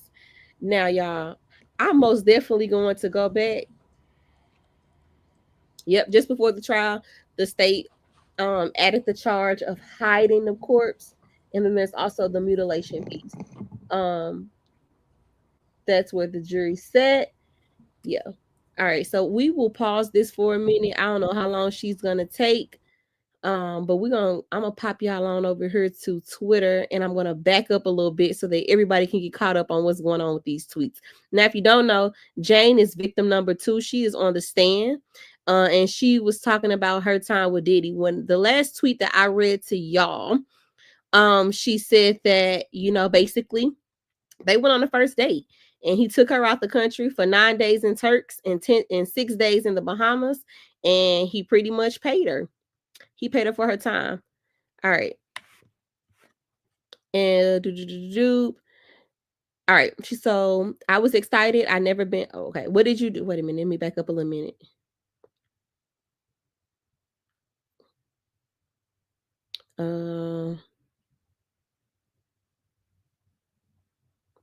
Right. He called her Ernie. And she called him Bert. She said that who was pursuing who? He was pursuing me, but I was being considerate of my girlfriend, but she got engaged and moved overseas. So I felt I could do this Sean thing.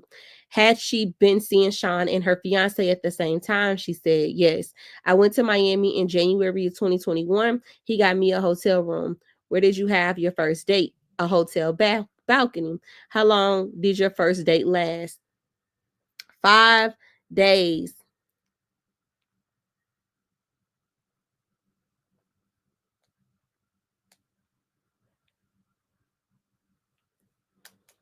"5 days. What did you tell him about your past?" "I dated someone he knew. Also, my child's father didn't get along with Sean. He said he didn't mind." "How many children do you have?" "1. What did Sean say about his relationships?" "Only my friend. He said it wasn't a real relationship."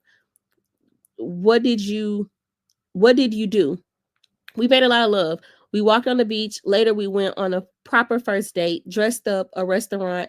I was head over heels."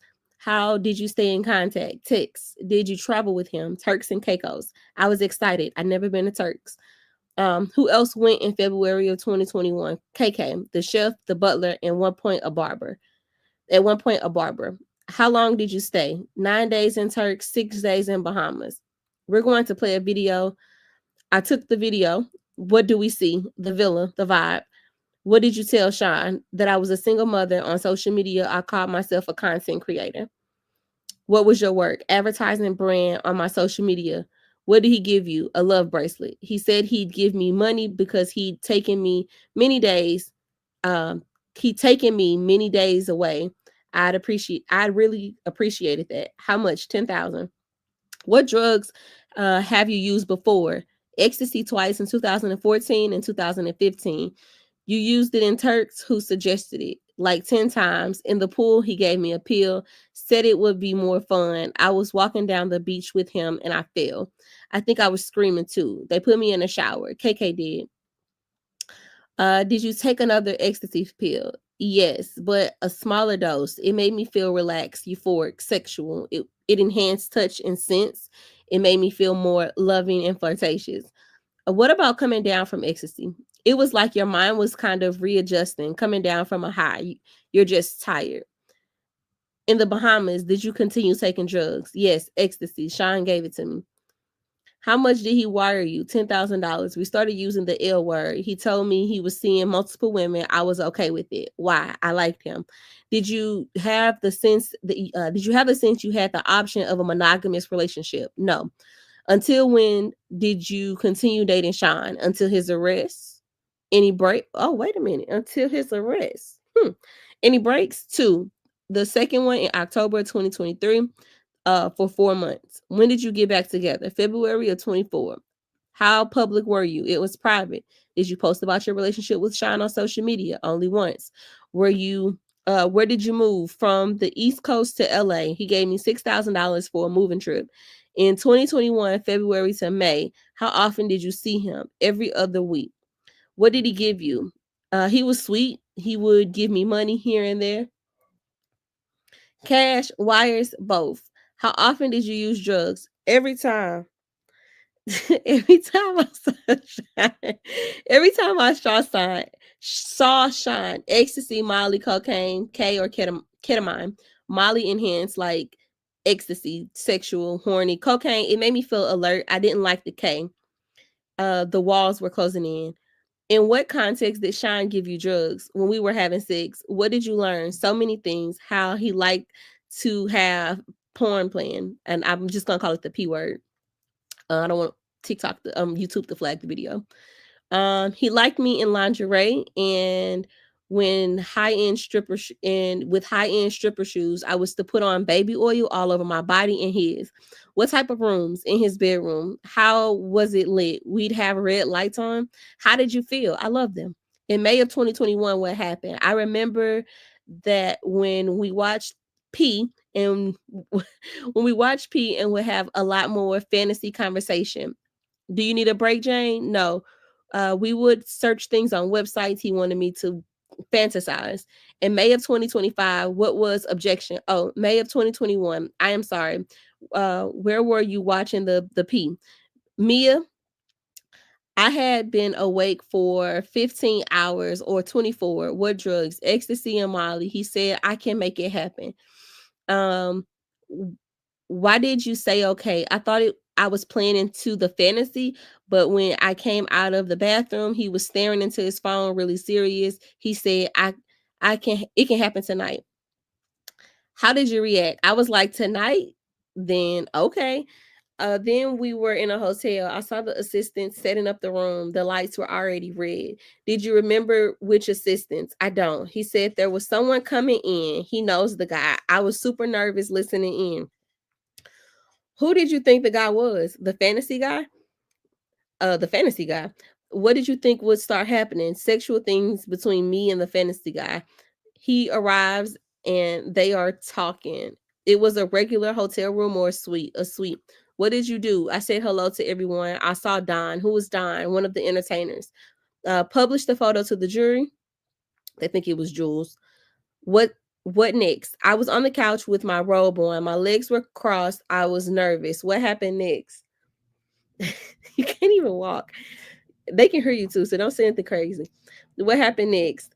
Sean said to stand up. I did. I started to dance to get my nerve up. What was Don wearing? His underwear. What was Sean doing? Touching himself. Was he masturbating? Yes. Was he talking? What was he saying? Being encouraging and sweet. I was ready to speed things up a bit. What do you mean? Get it done. What did you ask for? A condom. What did Sean say? That these guys get tested all the time. Later, did Don leave? Yes. Then Sean and I made love. The next day I went home. Any boat trips? A nice yacht day. She said, okay. How did you feel? I felt exhilarated. It was taboo. I had a good time with my partner. Did you think you do it again? No. Or maybe a few times, something taboo. How did things change? It opened a Pandora's box. There was so much of it afterwards, too much of it. How often? All the time. I went along. Later, did you tell him you didn't want it? Yes. In writing or verbally? Both, many times. What did Sean tell you about your rent when you said you didn't want to have sex with other men? That he'd give me maybe 3 more months? How did you feel? Frustrated? Obligated? Obligated to do what? Objection, sidebar. And they were in a sidebar for a while.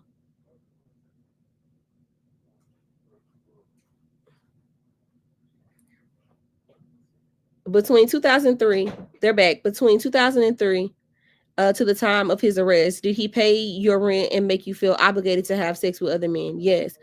What did you two call this night? Ooh, debaucheries or hotel nights? Debaucheries or hotel nights, I'm assuming. How often did you see him? Often. Every time you see him, did you have hotel nights? Yes. Even though we spent a day or two together afterwards, it all felt like a hotel night. Who decided when? Sean. On short notice, I always had childcare ready. Oh my God. I was always put together. What do you mean? My hair, my nails, my tan. He wanted me beautiful. Did you go out with friends?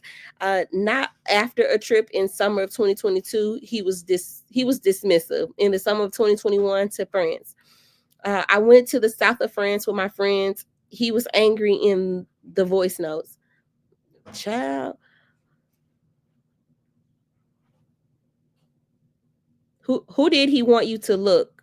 Or how did he want you to look? Straight hair, ponytail when we had sex. He wanted me to pierce. To pierce? Where? My nipples. Oh. We'll talk about that. See, I gotta read these before I start getting through, because child, what the heck is going on? Lord. Between 2020.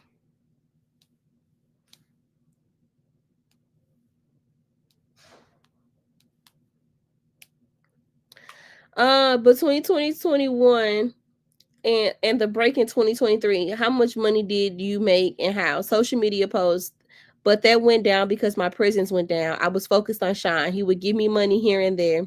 How much at one time? $20,000. And he lowballing you, girl. These women out here getting $250,000 a month. Baby. Did you tell him you wanted to make your own money? When OnlyFans got big, I told him I wanted to do it like one of my model friends. He gave me this hesitant energy like, no. What's OnlyFans? Subscribe to models. I do nudity. But no acts. Right. But he didn't approve. Why did you feel you needed his approval? I felt he was my boyfriend. Sealed exhibit. What's this? My lease, April 4th, 2023. How much was the rent each month? $10,000. Oh, hell no. Nah. So he only giving you, he giving you enough money to live, survive. Did Sean said, let's do a love contract. It was a flirty thing. He asked, how much allowance did I want going for? I said 15. He said 10,000. Yes. I wanted a beautiful home for balance. Baby. If they ain't get the trafficking in through Cassie, yeah, she most definitely fell for the okie doke. He, oh Lord, yeah, I got to watch Ormond tonight because Ormond might pull it out. Honey, I need to function in my mind. Commercial, you saw a commercial, D Wood? Taylor, can you put the subscription in the chat, please? Yes, I can. Let me find the subscription.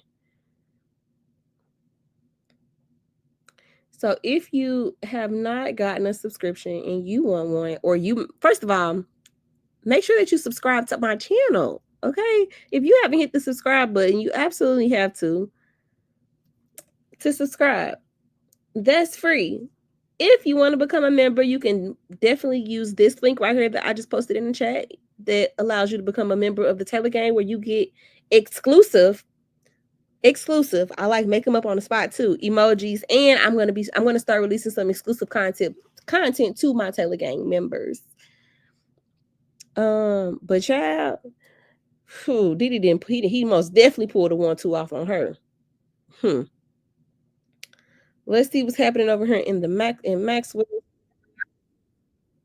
I'm gonna back it up a little bit.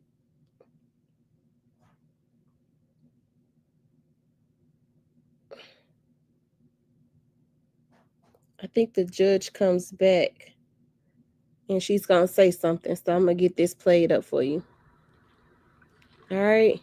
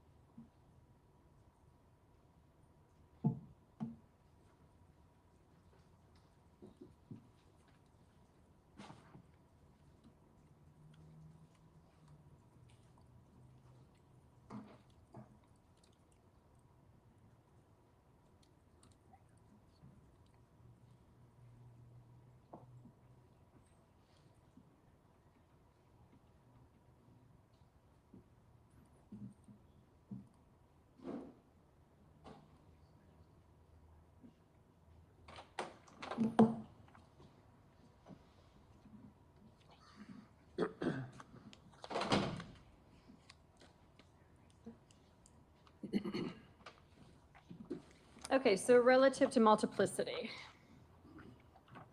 Multiplicity exists when a defendant is charged in more than one count for a single offense. And the double jeopardy provisions of the state and federal constitutions protect a defendant from being punished twice for the same offense. Under Wisconsin law, we employ a two-pronged test to determine whether charges against a defendant are multiplicitous in nature. First, whether the charged offenses are identical in law and fact. And second, if the offenses are not identical in law and fact, whether the legislature intended the multiple offenses to be brought as a single count. In this particular case, the defense is arguing that the two counts relative to hiding or burying a corpse is charged in count 4, and count 2, mutilation of a corpse, are multiplicitous. So looking at the elements, which is one of the standards that has to be reviewed, I need to look at whether or not the offenses are identical in law and fact. As to the mutilating a corpse, there are 2 elements. It's first that the defendant dismembered a corpse, and second that the defendant dismembered the corpse with the intent to conceal a crime. Looking at count 4, the 2 elements of hiding or burying a corpse are 1, that the defendant hid a corpse, second, that the defendant hid a corpse with the intent to conceal the crime. There clearly are different elements in law relative to the 2 offenses. As to the difference in fact, there are different acts that would be different actions that would be involved in dismembering a corpse versus hiding a corpse. So I think in this particular matter, the 2 offenses are not identical in law or fact. I next need to look at whether the legislature intended that multiple offenses be brought as a single count. And in so doing, you look at whether or not the legislature in the drafting and creation of the statutes set out different elements under Blockberger that amounts to the fact that their intent was to allow for different crimes to be prosecuted under the same subsection. At this point in time, looking at the facts and looking at the law and doing an elements only test, I am going to find that the 2 offenses moving forward are not multiplicitous and that they are allowable. So I'm denying the defense motion relative to multiplicity. Defense. Yes, I made a motion for directed verdict on all counts, Your Honor. Do you wish to make any further argument? No. State. Not unless you would like an argument. No. So what I can tell you, Mr. Anderson, is at the close of the state's case in chief, what the court has to do is has to look at the evidence in the light most favorable to the state. So looking at the evidence in the light most favorable to the state, was the evidence adduced, believed, and rationally considered sufficient to prove guilt beyond a reasonable doubt? Or in other words, has the evidence that's been presented during the course of this trial in the light most favorable to the state of Wisconsin, could a reasonable jury find you guilty? Looking at the facts underlying this matter,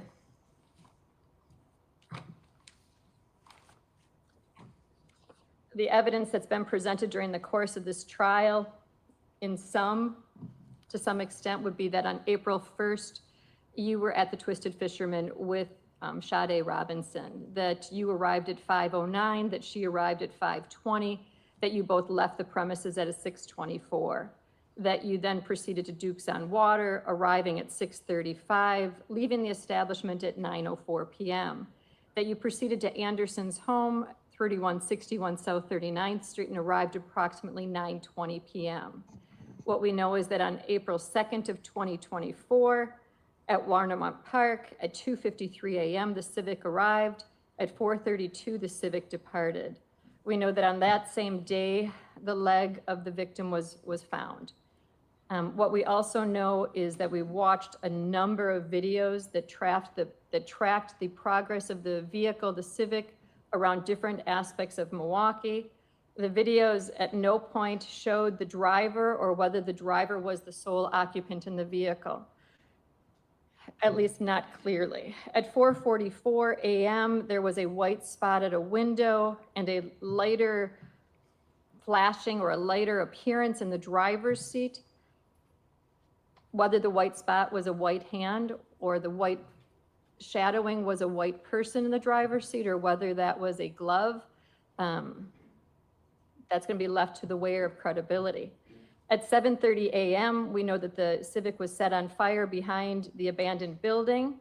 We know that the seat was in a position that fit a person who's 6'1". We know that your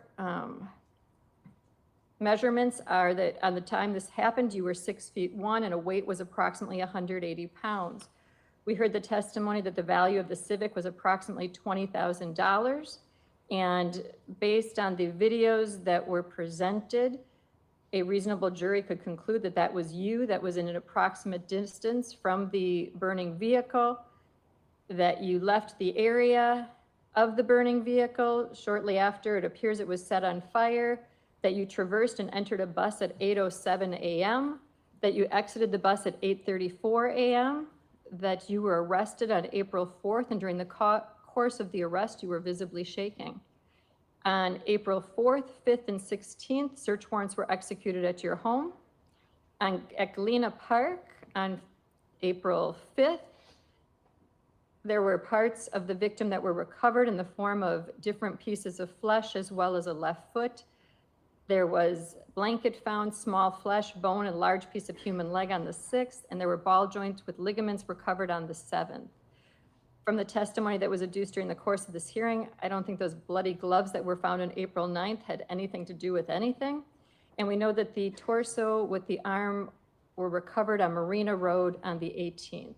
We heard the testimony from the medical examiner that the death was homicide by unspecified means.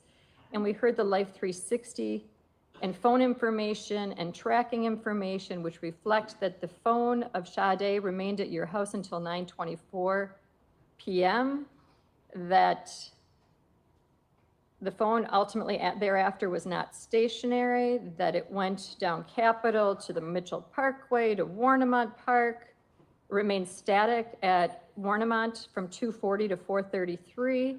It was in Warnemont Park, I believe, from 3 to 4:30 a.m. The last communication with the phone was on East Howard when the battery died. We know that Sade was reported missing on April 2nd, that you were the last person in communication or in presence publicly with her, that the videos of your home were poor quality. The testimony by Detective Rachel Smith was noteworthy.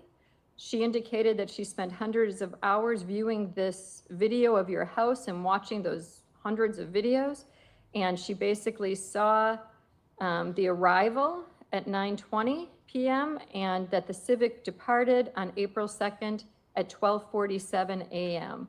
She went through all of the testimony relative to the timing about the gate opening, the outdoor movement and gate not opening, the silhouette exiting the gate, the same size as the fence at 11:25, the light going out at 11:27, 11:42, a person goes into the premises, the motion light goes on for human movement with a person the size of the fence at 11:56. At 11:58, we have human movement at the back gate area. At 12:12, we have the gate closing again. 12:42, we have human movement inside the premises. And ultimately at 12:47 and 20 seconds, we have the Civic leaving the house. We also have the fact that on the bus video, you returned to your residence at 8:42 a.m. wearing the green hooded sweatshirt and dressed differently. We have the fact that you went to the dugout on the following day for work. Noteworthy, we have the photos that were recovered from your home. It's noteworthy that the photos of Sade reflected her buttocks and her underwear pulled down as if the underwear were pulled down with the pants and that it rolled over the pants, which is pretty much just how they were found in the trunk of the vehicle that was set on fire, that you were found walking away from. We also have the fact that there's a photo of a white hand grabbing her right breast, and the right breast is the breast that was dismembered from her body on the torso that was recovered. We also have the fact that there was the photo of bleach and what not to combine with bleach, which I think a reasonable inference could be that someone on your phone was looking for information relative to how to clean up something or a crime scene. So looking at all of the factors together, it's a circumstantial case, but as we know, according to our jury instructions, circumstantial evidence may be found to be stronger than direct evidence. And at this point in time, I am going to find that a jury acting reasonably could convict you on all charges as posed. So I'm going to deny the defense motion. And what that means is I'm going to allow this matter to proceed to the jury. They have a different balancing than I have. So at this point, my view is, in the light most favorable to the state, do they have the means to convict? A jury at the conclusion of the case, their job is to determine whether or not the state has proven each and every element beyond a reasonable doubt. So I deny the defense motion. Have you spoken to your client, or do you need a moment to speak to him? No, 1 minute, please. Okay, I've spoken to him. Okay. Have you spoken with your client relative, well, let me ask you this. Do you intend to present any witnesses other than the defendant? Defense rests.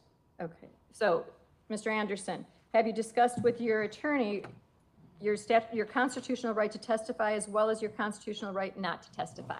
Yes, Your Honor. And has your attorney answered all your questions? He has, Your Honor. And you understand that in a criminal case, you do not need to prove your innocence, but the state must prove your guilt beyond a reasonable doubt. Understood? Yes. And you understand that if you choose to testify, you would be subject to cross-examination by these prosecutors. I understand. And you understand if you choose not to testify, that cannot be commented on by anyone. That cannot be used against you. Understood? Yes. And have you had enough time to discuss this decision to testify or not to testify with your lawyer? Yes, Your Honor, I have. Have your attorneys provided you with their professional opinion? They have. Has anyone, including your lawyers, made any promises to you or offered you anything to arrive at this decision? No, Your Honor. Has anyone, including your lawyers, threatened you or coerced you in any way to arrive at this decision? No. Do you believe you're making this decision freely and voluntarily? Yes. Do you have any questions for me about this decision? No. Do you believe you're doing this with full understanding? Yes. Have you used any drugs or alcohol in the past 24 hours? No. Are you taking any medication that would affect your understanding of these proceedings today? No. After thinking through everything we just talked about just now, is it still your decision not to testify? That is my decision. Attorney Cotton, have you discussed with your client his constitutional right as well as his right to testify as well as his constitutional right not to testify? Yes, just to be clear, it's been a subject of course discussion throughout this case, including the last 2 nights after trial. We've had jail visits to discuss that. Mr. Finling and I have both discussed it with him. And are you satisfied he understands what his rights entail? He does. And have you advised him of your professional opinion? Yes. And are you aware of anyone making any threats or promises using any force or coercion towards him in respect to this decision? No, I'm not aware of any such threats. Are you so satisfied that he's making his decision freely, voluntarily, knowingly, and with full understanding? Yes. I am as well. I in fact find that the defendant is waiving his right to testify, and he's doing so freely, voluntarily, knowingly, and with full understanding. Let's proceed at this point in time to do a conference relative to jury instructions and verdicts. I've printed off new verdicts for you.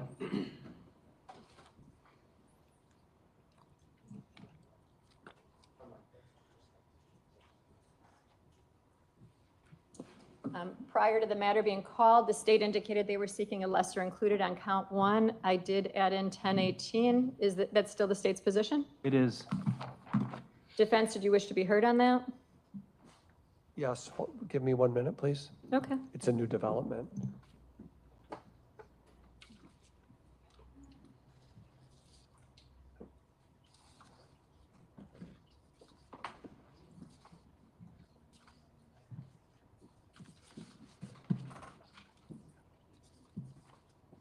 Okay, no, I don't need to be heard on that, Judge. I don't have any, I've discussed it with Mr. Anderson, and I don't have an objection to that.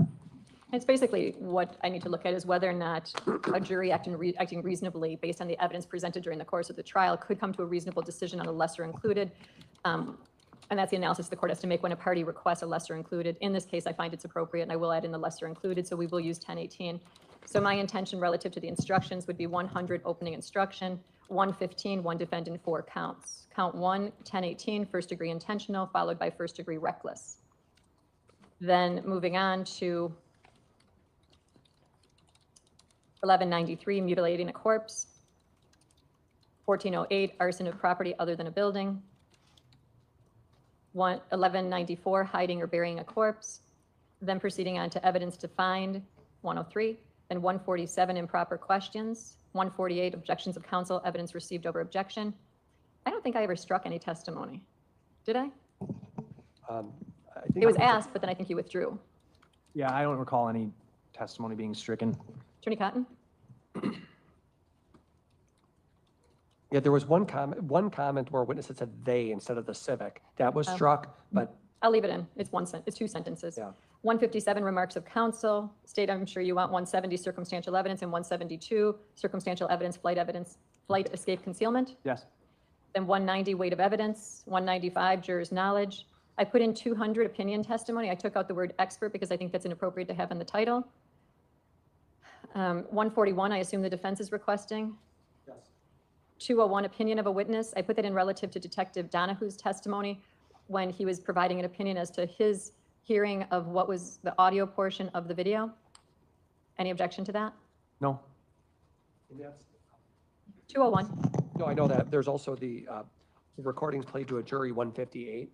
So I just. Covers that, which would cover that. Okay, I can put that in if you'd like me to. I think that it doesn't add much to anything, but I'm happy to. I think it's redundant. Yeah. And what the jury needs to be instructed on is covered in 201. Or, yeah, 201.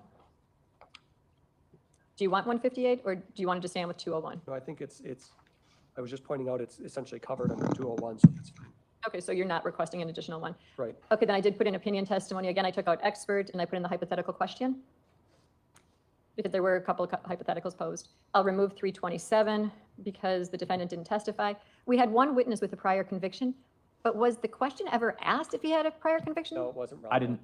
I did not ask him. And I don't think defense did either. So I'm going to take out 325. Is the defense requesting 315? Yes. Okay, 315 is in. I wasn't sure how the evidence would come in, whether or not 247 applied or not. And I'm thinking it does not, unless either side wants it. I don't think it applies. No. Okay, it's gone. Then 300 credibility paragraph that would only have applied had the defendant testified. burden of proof and presumption of innocence, closing arguments of counsel, closing instructions, then verdict submitted, and you'll see that I've modified 484 to meet the lesser included, and that'll match the verdicts that are in your possession at this point. Then 515 unanimous verdict. Any additional instructions, state, or modification, state seeking? No. Defense? No. Okay, I'm going to print you each a fresh copy. It is 2:53. I think we have plenty of time left in the day. I'm ready to go. Awesome. Then I'm going to give you 7 minutes, and then we'll start at 3 o'clock with closing arguments. Do I need to set a time limit? 30 minutes would be fine for each of us, I think we discussed. I do 45. I'll give you each 45 minutes as a max to be utilized between initial and rebuttal. Fair? Yep. Okay, I'll print you fresh copies, and we'll start in 7 minutes.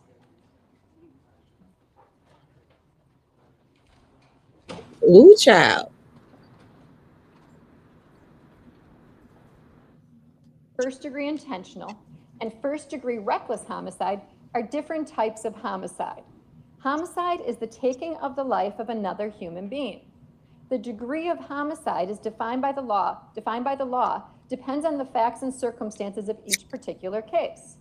Both intentional and reckless homicide require that the defendant cause the death of the victim. First-degree intentional homicide requires the state to prove that the defendant acted with the intent to kill. First-degree reckless homicide requires that the defendant acted recklessly under circumstances which showed utter disregard for human life. It is for you to decide of what type of homicide the defendant is guilty, if guilty at all, according to the instructions which define the two offenses. Now, first-degree intentional homicide is defined in 940.01 of our criminal code and is committed by one who causes the death of another human being with the intent to kill that person or another. Before you may find the defendant guilty of first-degree intentional homicide, the state must prove by evidence which satisfies you beyond a reasonable doubt that the following two elements were present. 1, that the defendant caused the death of Sade Robinson. Cause means that the defendant's act was a substantial factor in producing the death. 2, that the defendant acted with the intent to kill Sade Robinson. Intent to kill means that the defendant had the mental purpose to take the life of another human being or was aware that his conduct was practically certain to cause the death of another human being. While the law requires that the defendant acted with the intent to kill, it does not require that the intent exists for any particular length of time before the act is committed. The act need not be brooded over, considered, or reflected upon for a week, a day, an hour, or even for a minute. There need not be any appreciable time between the formation of the intent and the act. The intent to kill may be formed at any time before the act, including the instant before the act, and must continue to exist at the time of the act. You cannot look into a person's mind to find intent. Intent to kill must be found, if found at all, from the defendant's acts, words, and statements, if any, and from all of the facts and circumstances in this case bearing upon intent. Intent should not be confused with motive. While proof of intent is necessary to a conviction, proof of motive is not. Motive refers to a person's reason for doing something. While motive may be shown as a circumstance to aid in establishing the guilt of a defendant, the state is not required to prove motive on the part of the defendant in order to convict. Evidence of motive by itself does not establish guilt. You should give it the weight you believe it deserves under all of the circumstances. If you're satisfied beyond a reasonable doubt that the defendant caused the death of Sade Robinson with the intent to kill, you should find the defendant guilty of first-degree intentional homicide. If you're not so satisfied, you must find the defendant not guilty of first-degree intentional homicide, and you should consider whether the defendant is guilty of first-degree reckless homicide in violation of statutory section 940.02 sub 1, which is a lesser included offense of first-degree intentional homicide. You should make every reasonable effort to agree unanimously on the charge of first-degree intentional homicide before considering the offense of first-degree reckless homicide. However, if after full and complete consideration of the evidence, you conclude that further deliberation would not result in unanimous agreement on the charge of first-degree intentional homicide, you should consider whether the defendant is guilty of first-degree reckless homicide. Now, as I already stated, first-degree reckless homicide is defined in 940.02 sub 1 of our criminal code and is committed by one who recklessly causes the death of another human being under circumstances that show utter disregard for human life. Before you may find the defendant guilty of first-degree reckless homicide, the state must prove by evidence which satisfies you beyond a reasonable doubt that the following 3 elements were present. 1, that the defendant caused the death of Sade Robinson. Cause means the defendant's act was a substantial factor in producing the death. 2, that the defendant caused the death by criminally reckless conduct. Criminally reckless conduct means that the conduct created a risk of death or great bodily harm to another person, and the risk of death or great bodily harm was unreasonable and substantial, and that the defendant was aware that his conduct created the unreasonable and substantial risk of death or great bodily harm. The third element is that the circumstances of the defendant's conduct showed utter disregard for human life. In determining whether the circumstances of the conduct showed utter disregard for human life, consider these factors: what the defendant was doing, why the defendant was engaged in that conduct, how dangerous the conduct was, how obvious the danger was, whether the conduct showed any regard for life, and all the other facts and circumstances relating to the conduct. Consider also the defendant's conduct after the death, to the extent that it helps you decide whether or not the circumstances showed utter disregard for human life at the time that the death occurred. If you're satisfied beyond a reasonable doubt that the defendant caused the death of Sade Robinson by criminally reckless conduct, and the circumstances of the conduct showed utter disregard for human life, you should find the defendant guilty of first-degree reckless homicide. If you're not so satisfied, you must find the defendant not guilty. You are not in any event to find the defendant guilty of more than one of these offenses. Now, the second count of the information in this case charges that Maxwell Anderson, on or about Tuesday, April 2nd of 2024 in Milwaukee County, Wisconsin, did dismember a corpse with the intent to conceal a crime, contrary to Wisconsin statutes. To this charge, the defendant has also entered a plea of not guilty, which means the state must prove every element of this offense charge beyond a reasonable doubt. Section 940.11 sub 1 of our criminal code is violated by one who mutilates, disfigures, or dismembers a corpse with the intent to conceal a crime or avoid apprehension, prosecution, or conviction for a crime.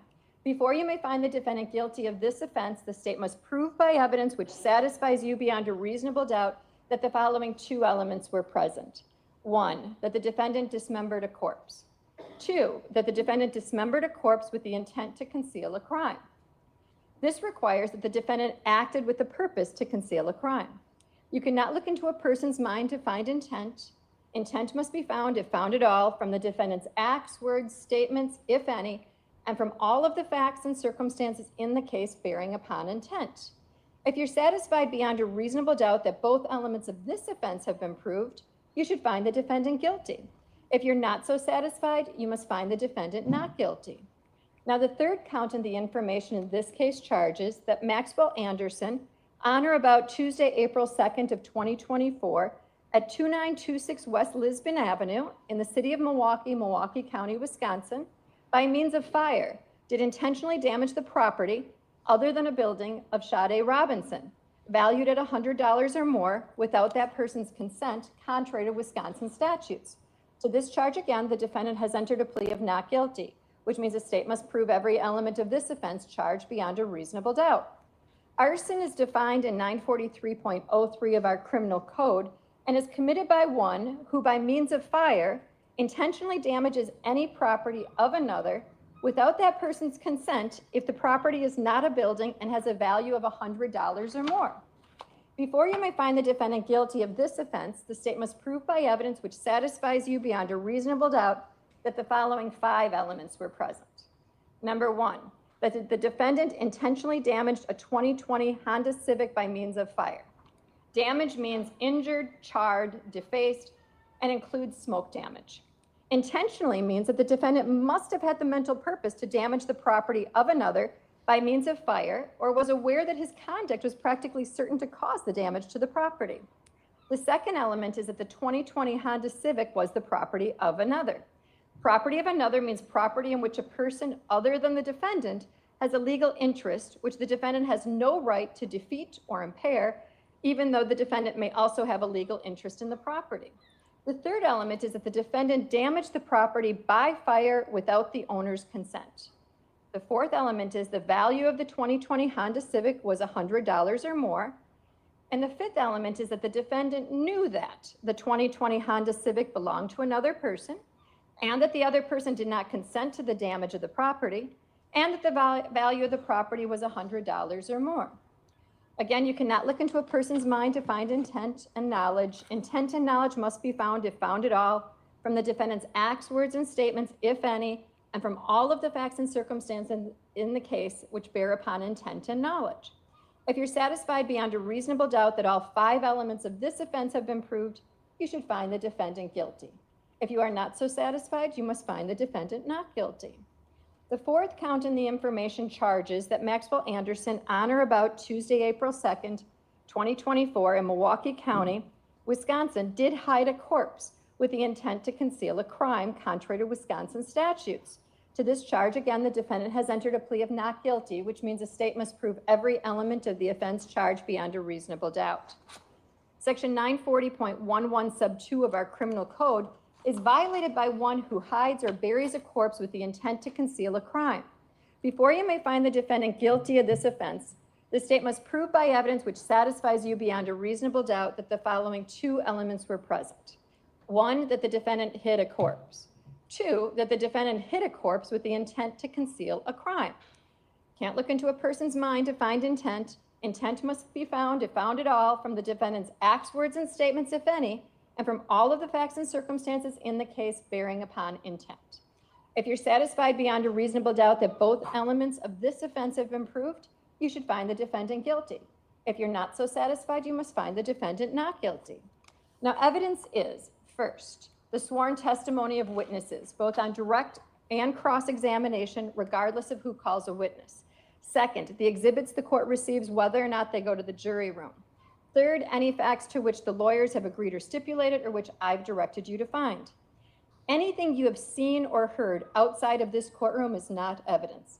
You are to decide this case solely on the evidence offered and received at trial. Disregard entirely any question that I did not allow to be answered. Do not guess at what a witness's answer might have been. If a question itself suggested certain information might be true, ignore the suggestion and do not even consider it as evidence. Attorneys for each side have the right and the duty to object to what they consider are improper questions asked of witnesses and to the admission of other evidence which they believe is not properly admissible. You should not draw any conclusion from the fact that an objection was made. By allowing testimony or other evidence to be received over the objection of counsel, I am not indicating any opinion about the evidence. You jurors are the judges of the credibility of the witnesses and of the weight of the evidence. During the trial, I have ordered certain testimony to be stricken. Disregard all stricken testimony. Remarks of the attorneys are not evidence. If a remark suggested certain facts not in evidence, disregard the suggestion. It is not necessary that every fact be proved directly by a witness or an exhibit. A fact may be proved indirectly by circumstantial evidence. Circumstantial evidence is evidence from which a jury may logically find other facts according to common knowledge and experience. Circumstantial evidence is not necessarily better or worse than direct evidence. Either type of evidence can prove a fact. Whether evidence is direct or circumstantial, it must satisfy you beyond a reasonable doubt that the defendant committed the offense before you may find the defendant guilty. Evidence has been presented relating to the defendant's conduct after an alleged crime was committed. Whether the evidence shows consciousness of guilt and whether consciousness of guilt shows actual guilt are matters exclusively for you to decide. The weight of evidence does not depend on the number of witnesses on each side. You may find that the testimony of one witness is entitled to greater weight than that of another witness or even of several other witnesses. In weighing the evidence, you may take into account matters of your common knowledge and your observations and experiences in the affairs of life. Ordinarily, a witness may only testify about facts. However, a witness with specialized knowledge in a particular field may give an opinion in that field. In determining the weight to give to this opinion, you should consider the qualifications and credibility of the witness, the facts upon which an opinion is based, and the reasons given for the opinion. Opinion evidence was received to help you reach a conclusion. However, you are not bound by any witness's opinion. The identification of the defendant is an issue in this case, and you should give it your careful attention. You should consider the reliability of any identification made by a witness, whether made in or out of court.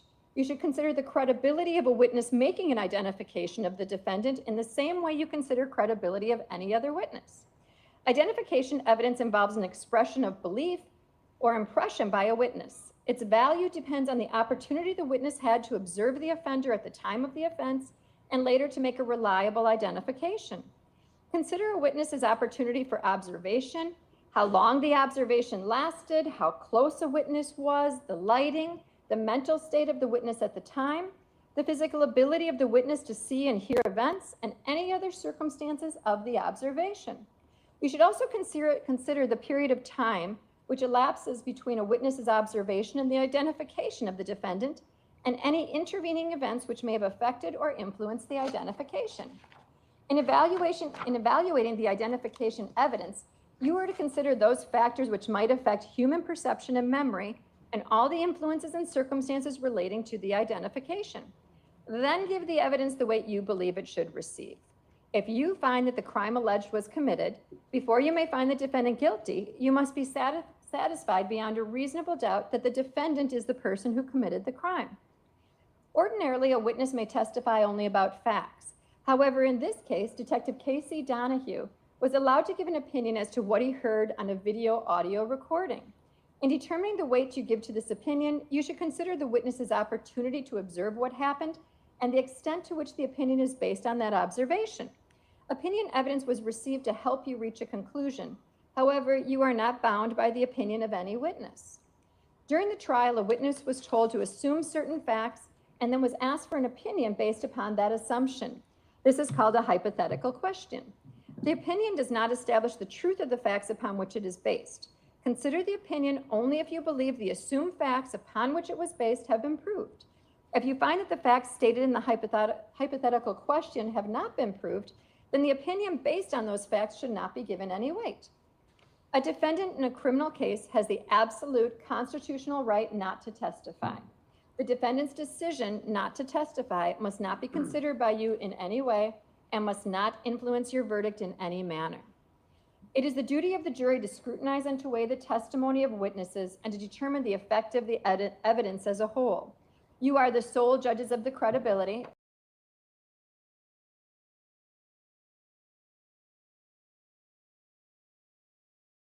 Avoid bias, conscious or unconscious, based on a witness's race, national origin, religion, age, ability, gender identity, sexual orientation, education, income level, or any other personal characteristic. In determining the credibility of each witness and the weight you give to the testimony of each witness, consider these factors. Whether the witness has an interest or lack of interest in the result of the trial, the witness's conduct, appearance, and demeanor on the witness stand, the clearness or the lack of clearness of the witness's recollection, the opportunity the witness had for observing and for knowing the matters the witness testified about, the reasonableness of the witness's testimony, the apparent intelligence of the witness, bias or prejudice, if any's been shown, possible motives for falsifying testimony, and all other facts and circumstances during the trial which tend either to support or to discredit the testimony. Then give to the testimony of each witness the weight you believe it should receive. There is no magic way for you to evaluate the testimony. Instead, you should use your common sense and experience. In everyday life, you determine for yourselves the reliability of things people say to you, and you should do the same thing here. In reaching your verdict, examine the evidence with care and caution. Act with judgment, reason, and prudence. Defendants are not required to prove their innocence. The law presumes every person charged with the commission of an offense to be innocent. This presumption requires a finding of not guilty, unless in your deliberations you find it is overcome by evidence that satisfies you beyond a reasonable doubt that the defendant is guilty. The burden of establishing every fact necessary to constitute guilt is upon the state. Before you can return a verdict of guilty, the evidence must satisfy you beyond a reasonable doubt that the defendant is guilty. If you can reconcile the evidence upon any reasonable hypothesis consistent with the defendant's innocence, you must do so and return a verdict of not guilty. The term reasonable doubt means a doubt based upon reason and common sense. It is a doubt for which a reason can be given, arising from a fair and rational consideration of the evidence or lack of evidence. It means such a doubt as would cause a person of ordinary prudence to pause or hesitate when called upon to act in the most important affairs in life. A reasonable doubt is not a doubt which is based on mere guesswork or speculation. A doubt which arises merely from sympathy or from fear to return a verdict of guilt is not a reasonable doubt. A reasonable doubt is not a doubt such as may be used to escape the responsibility of a decision. While it is your duty to give the defendant the benefit of every reasonable doubt, you are not to search for doubt. You are to search for the truth. Consider carefully the closing arguments of the attorneys, but their arguments and conclusions and opinions are not evidence. Draw your own conclusions from the evidence and decide upon your verdict according to the evidence under the instructions that I have given to you. State, are you prepared to proceed? Yes. Please do so.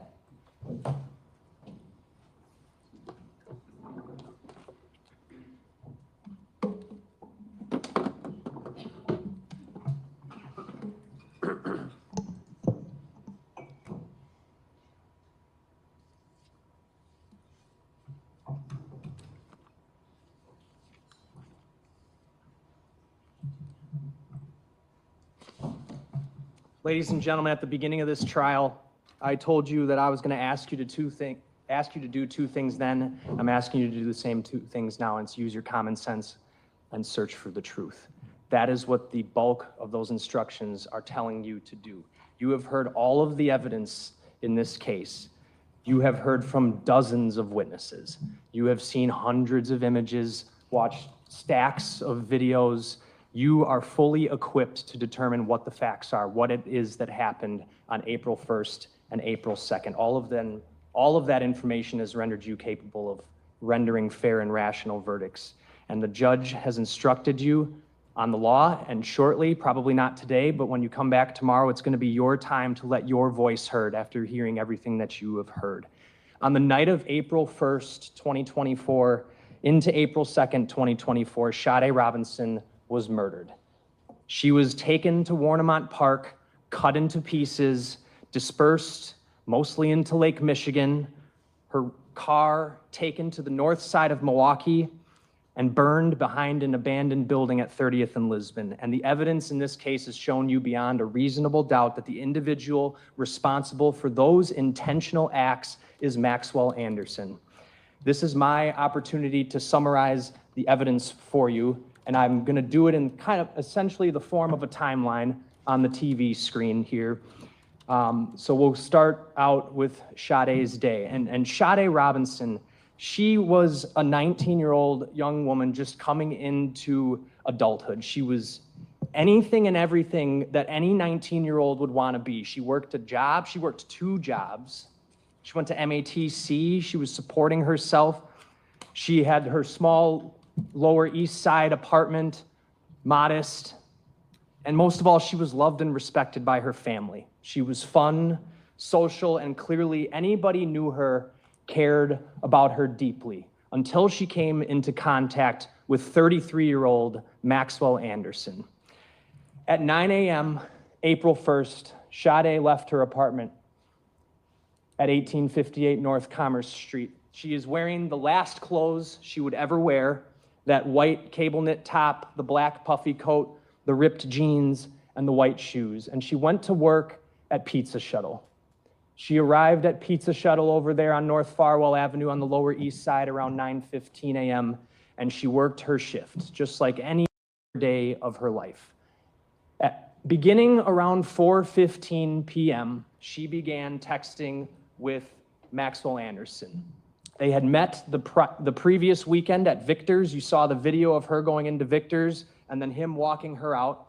And it's clear that they were intending to meet up that night. And Maxwell Anderson says, why not Twisted Fisherman? And this text conversation begins around 4:15 p.m.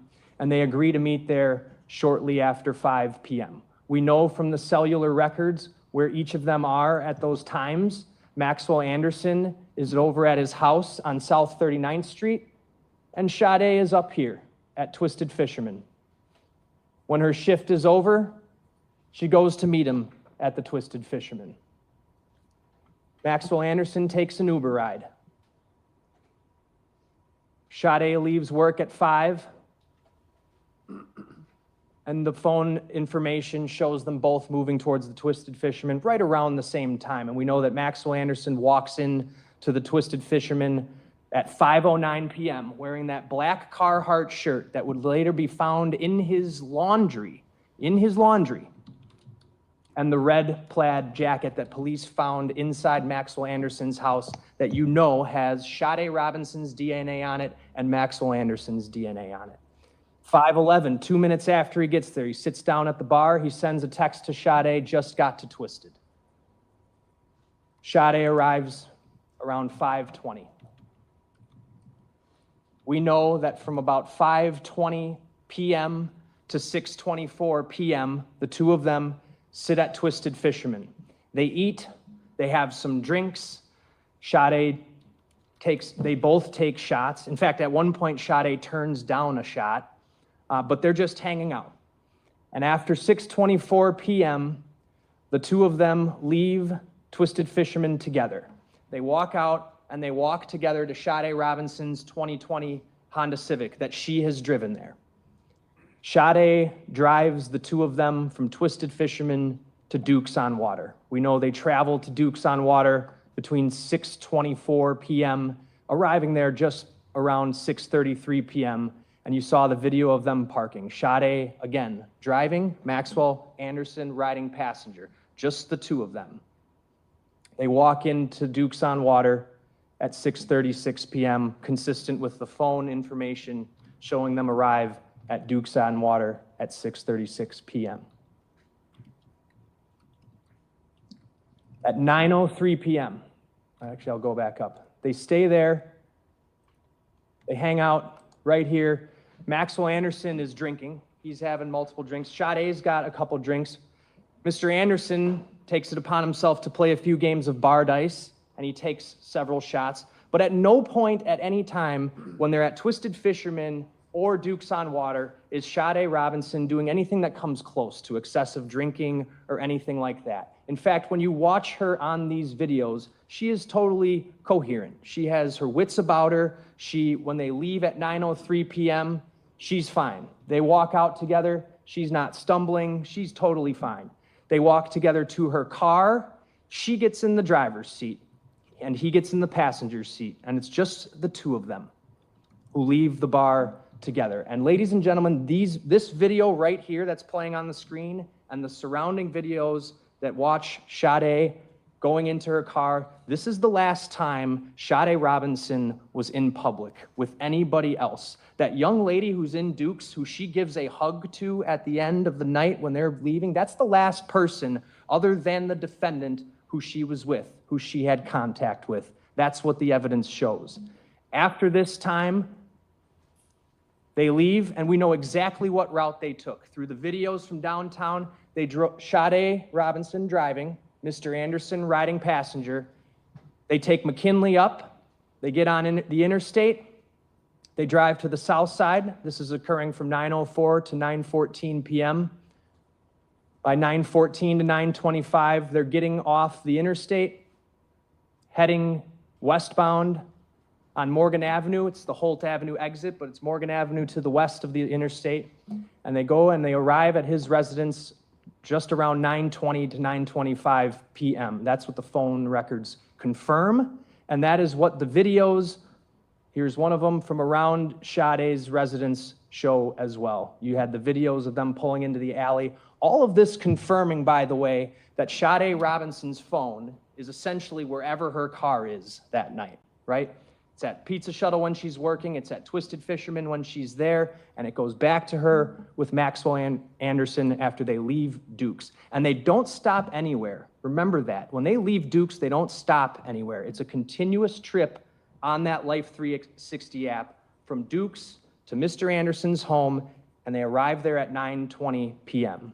And we know that after 9:20 p.m., 9:23, this is that really small video that shows them coming into his backyard at 9:24 p.m. She has parked her car in the alley, just the two of them, and they come inside at 9:24.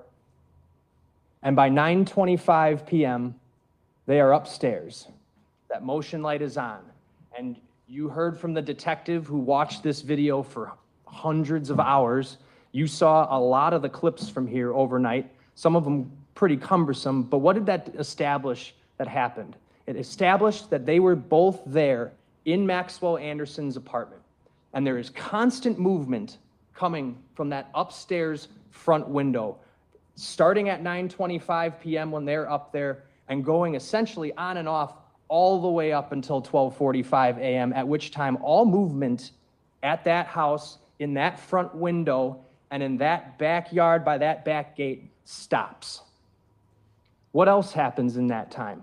You see movement beginning at 11:24 p.m. in the side yard. Here's the slide that shows their phones remaining there, corroborating what the video shows of her car arriving there as well. At 11:25 p.m., we see that movement in the side yard beginning. Then there's movement again after 11:25 p.m. on and off in that above front room. 12:05 to 12:08 a.m., what do we know is happening? We know that Maxwell Anderson is on his phone, traversing his photo gallery, where he has, by 12:05, already acquired pictures, already taken pictures of Sade Robinson incapacitated on his couch. She is face down. Her face is buried in his couch cushion. He has her breast exposed, and he is grabbing her right breast, the breast that would later be cut off of her body, and pulling her pants down. And you know from the search warrant of the house, this right here is that brown ottoman. This right here is the red couch. Between the movement in that front window and these photographs, you know that Sade Robinson became incapacitated while she was in that front room of Maxwell Anderson's house, laying on his couch, face down. She is out of it there. Out of it. He is grabbing her because he knows he can, because she's not going to do anything about it. She has no power. You can see that in those photos. Her face down in the cushions. 12:44 a.m., this is the last movement in that side yard. And if you recall, I made it a point to ask about the two blinking lights from her car, the Honda Civic. You saw it in the video from when they left Dukes on Water, and you see it in this video from across the street. It's faint, but it's there. This is the time, ladies and gentlemen, where Maxwell Anderson is removing Sade's body from his house, taking her to the car. It's now time to get rid of her, and he's got to do it in her car. He needs the car away from his home. He needs to get rid of anything that's going to tie her back to his home. He needs that car gone. He needs her gone. 12:47 a.m. is when we see the car leaving the house, going southbound, exiting onto Euclid, and from there you saw an exhausting amount of videos showing the car driving away from his house, northbound to the north side of Milwaukee. That was 12:49, 12:51 going northbound on 35th Street, passing Badger Ham, 12:53 a.m. northbound, passing 35th and Greenfield, and eventually we get the exact route that is taken when we get the phone records. He drove northbound on 35th, he went to the downtown area, and he ultimately exited the interstate just prior to 1:00 a.m. Remember, this timestamp was off by about 2 minutes and I thought it was 2 minutes, 40 seconds or so that the detective said. That is her car. We know it's her car because this camera happens to have a license plate reader. And that license plate reader is putting her on that exit ramp downtown at the exact same time that her phone, her Life 360 and Verizon records show that car would be exiting at that same time. What can you conclude from that? You can conclude that her phone is in that car. She's in that car. Someone's driving that car. It's Maxwell Anderson.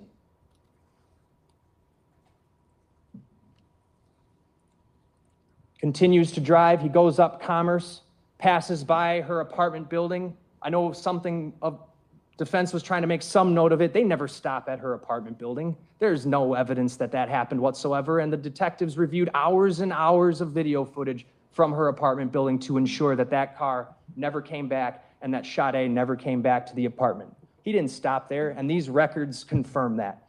What does he do? He drives the car with her body up into the River West area by about 1:33 a.m. There he is at 106, driving her past Commerce Street, passing Lakefront Brewery. And then he heads into River West. You saw the video of the car in River West off of Dowsman near Pleasant Valley Park along the Milwaukee River. And what do we know happens while he's out and about driving around? His phone dies. He leaves his phone behind. That was done on purpose. Because look at all the records we have showing where her phone traveled and where his phone traveled before this time. He left it behind to cover up. That's why he did that. And we know that because we looked at it, and you heard from the analyst today who said that all activity on that cell phone stopped after 12:08 a.m., right after he's deleting pictures of Sade Robinson on his phone, of him grabbing her. Phone dies at 1:35 a.m. while he's driving her car around trying to get rid of her and trying to get rid of the car. He goes down Capitol. You saw the two videos showing the car going down Capitol.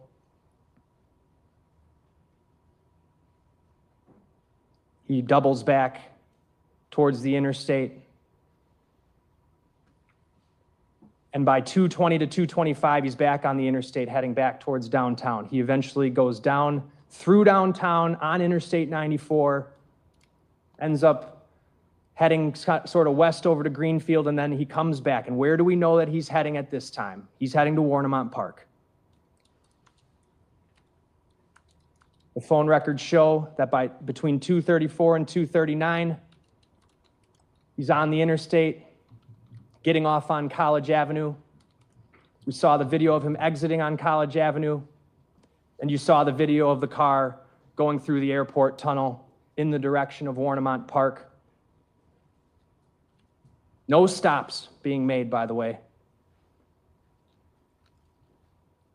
2:51, he's passing by St. Luke's Hospital, going north on Lake Drive, all in an effort to ultimately end right here, Warnemont Park. Keep in mind what Agent Reinerth testified to, the 4 dwellings that Sade Robinson's Life 360 showed. There were 4 of them. Twisted Fisherman, her own work, or excuse me, Twisted Fisherman, Dukes on Water, Maxwell Anderson's house, and Warnemont Park, where she ends up. And her phone stays there for over 2.5 hours. Excuse me, an hour and a half. 2:52 is the arrival time, 4:33 a.m. That's the time the phone is there. We know at 2:52, her car is passing by the water department. And by 2:53 a.m., this was one of the first videos we saw, there's the Honda Civic going down Pulaski Avenue, going down the service road and ramming the gate to get down that service road, that steep road that you saw a photo of today when Khloe Wright was testifying. Why ram the gate? He knows how to get down there without ramming the gate. You saw a photo of the place, the way that they would walk down. You ram the gate because there is a body in the car that you have to get rid of, that you can't carry. He rams the gate. We know it's using her car because the crime lab fitted the broken pieces of Honda back to her vehicle. No question about whose car was used to ram that gate. It was Sade Robinson's Honda Civic. From 2:52 to 4:30 a.m., like I said, the phone remains in that location. What is that location? That is Maxwell Anderson's secret beach. It's the place, of all the places in Milwaukee County to go, of all the places to go, Sade's body ends up at his secret beach. He chose that location on purpose. You heard the reasons why today. It's secluded. He didn't even want to tell Khloe Wright what the name of the place was. He wants to keep it to himself. And you've seen the photos of it. You've seen how high those cliffs are. This is the middle of the night on a Monday into a Tuesday in a rainy early April evening. No one's going to catch him in the act. It's pitch black down there. It's the perfect place in his mind to take her to accomplish this, because he knew he had work to do. He needed to cut her up and get rid of her. So he takes her to a place he knows and a place he trusts, a place he knows he's not going to get caught. You saw the videos of the person who we now know as Maxwell Anderson ascending and descending the bluffs on the north side of the pump house, the side where her leg would later be found on April 2nd, going up the exact paths that Khloe Wright told you they would take to go down there and hang out. The exact paths. This is the time, ladies and gentlemen, where he is cutting up her body. She is dead. Now it's time for him to get rid of her. So that's where he goes. He takes her to his place. You saw in the video when he's coming up the bluff at 4:26 a.m., he's down there for over an hour and a half.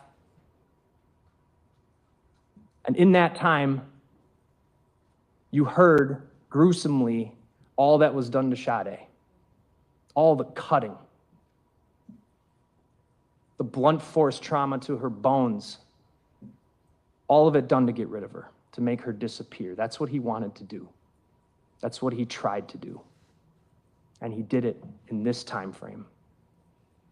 From about 3 a.m. when he got there to 4:30 when he left. Now it is time for him to get rid of her car. So what does he do? 4:34, he drives her car out of Warnemont Park. We know he heads northbound on Lake Drive. We know that because Sade's phone is still in his car. Here's the record showing the direction of travel. From the site where the leg is found, her body is dispersed, headed northbound on Lake Drive, westbound on Howard Avenue here until the phone goes off the network. There's the video of him going by. And there's the last clip before it gets to the north side. And by 4:50 a.m., it is at 27th and Wells, where you can see the driver is a white person. You can see that in this video, and you can see how fogged up it is, and you can see how there's something covering the back window.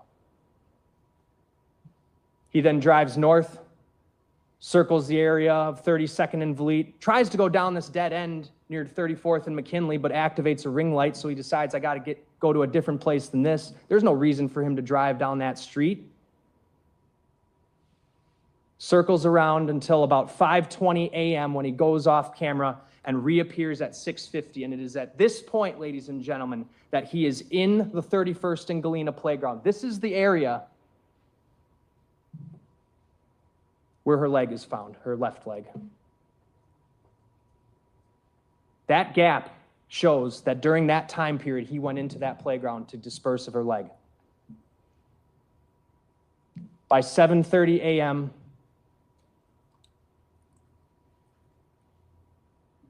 you saw the video of him walking away from the burning car, where we now know from the crime lab, he used an ignitable petroleum distillate to light the car on fire. And he walks away. And the trail of videos capture him walking southbound on 30th. He goes down Walnut Street.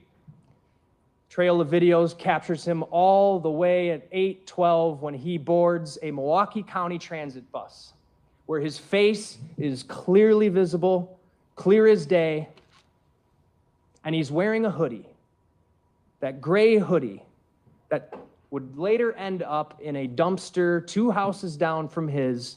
Tried to get rid of it, but he didn't. They found it. And whose DNA is on the hoodie? That is not the hoodie he's wearing on the date, by the way. That's the hoodie he's wearing after he has just dismembered a body and burned a car. And whose DNA is on it? His and Sade's. What are the chances of that? It's because he did it. It's because he's responsible. And he takes the bus home. He sits there, not a single time pulling out his phone. Why? Because he left it back home on purpose. And then by 8:42, walking in his back gate with that massive backpack that we have never found. He got rid of it. And whatever else was in it and whatever else was used, he tried to get rid of everything. He tried to cover up. And what does he do after he gets home? He powers up his phone and he sends a text. Morning, how's work going? Disgusting. Right after he's just burned her car, killed her. Why did he do that? He's covering up. He's trying to cover his tracks. He's trying to make sure everything seems normal. Same reason he went to work that day. Couldn't let his routine go out. He needed to maintain appearances, despite the fact that in the middle of the night, he's out cutting up a human body and burning a car. And by 5:29, Sade's leg is found on April 2nd.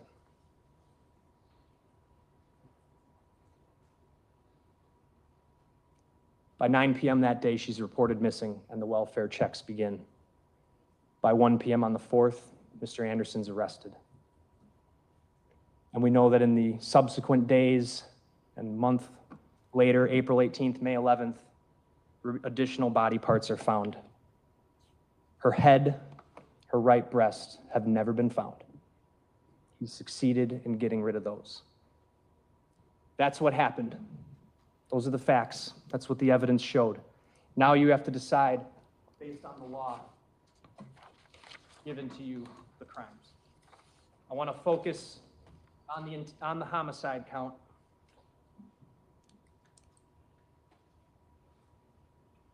There's 4 charges. Numbers 2, 3, and 4 are pretty self-explanatory, and you have them in writing. Mutilating a corpse, hiding a corpse. Counts 2 and 4 are essentially the same elements. Count 3, the arson, pretty self-explanatory. But now you're given this first-degree intentional as well as first-degree reckless homicide. First-degree intentional homicide has 2 elements that I have to prove. I have to prove that the defendant caused the death of Sade Robinson and acted with the intent to kill. While the law requires that he acted with the intent to kill, it does not require that that intent exists for any given period of time. In fact, it says it may be formed at any time before the act, including the instant before the act. And you're also instructed that intent should not be confused with motive. While proof of intent is necessary, proof of motive is not. Motive being the reason why someone did something. That's not what we have to prove. We have to prove intent. And only if you don't all agree that he is guilty of first-degree intentional homicide, which I'm confident you will, do you even look at first-degree reckless homicide.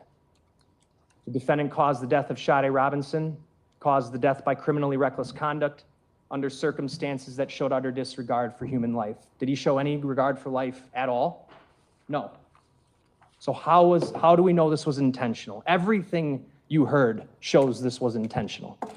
Consider all the things he intentionally did and the reasonable inferences from those actions. At 9:25 p.m., when Sade drives him and herself to his house, just the 2 of them, they went inside, and we know from before that she is coherent. She is not drinking excessively. She's in control of herself. But by 12:05, she is completely incapacitated, face down on his couch. And Anderson is grabbing her exposed right breast with no reaction from her whatsoever. He's pulling her pants down, taking photos while doing these things. This shows she was completely incapacitated, if not deceased, by that time.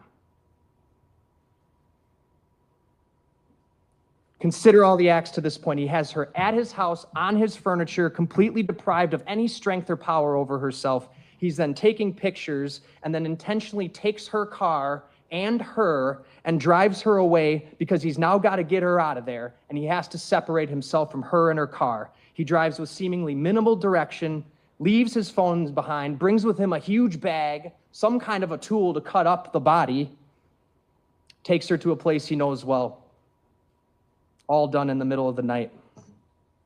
He takes her to Warnemont Park, cuts her body up, drives away, goes to the north side, goes to the 31st and Galena playground, discards her leg. He intentionally picks an abandoned building to leave her car behind, something that he has no connection to. intentionally stuffs her clothing that she is wearing that night. The underpants literally pulled off of her body, still in the jeans when they're found partially burned in her trunk, stuffs her clothes in her trunk, uses a petroleum distillate to light the car on fire. All of that stuff was done on purpose. He then heads home, powers up his phone and texts her. Everything about this is intentional. If it was unintentional, if it was anything else, you don't cut her up and do everything you can to get rid of her. If it was an accident, you get her some help. You don't try to make her disappear. And we know from the medical examiner, there is no other explanation. There was no natural disease, no toxicology reason whatsoever for this. If it was unintentional, he wouldn't have had the wherewithal to do everything he did so quickly. Think about it. In just hours, she went from literally driving a car to being incapacitated and him somehow being able to pull off, getting her to Warnemont Park and cutting her up. He's only able to do that if he knew what he was doing, knew how he wanted to do it. This only happens with the intent to kill. Consider what Dr. Karsten today and the medical examiner talked about, the amount of work done to break her bones and cut up her limbs and cut off her head. The efforts to cover this up were extraordinary and they were horrific. Consider the cutting off of her breast, her right breast. That's not something you do unless you have a desire to do it. It doesn't facilitate getting rid of the body. It takes additional time. He did it because he wanted to do it. All the stab wounds near her breast and on her torso. That was done out of a sick desire to do harm to her. That's the only reason that is done. Cutting off the breast, dismembering limbs, beheading her. Those acts, simply put, ladies and gentlemen, are the acts of a killer.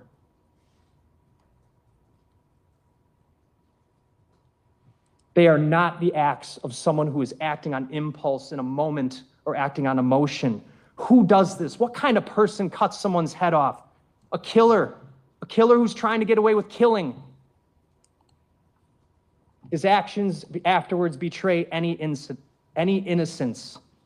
That's how the evidence shows that what Maxwell Anderson did to Sade Robinson was an intentional homicide. There is no question behind the intent, and there's no question about the person responsible for doing it. The killer is him. He's the last person to be with her, the last one texting her, the last one whose residence she was at, the last one who had her car, the last one who had her phone, the last one who was with her.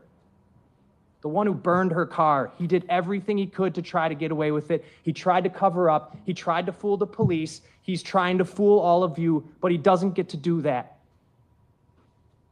You've all seen the evidence. It's time that you let the evidence speak the truth and you find him guilty. Defense?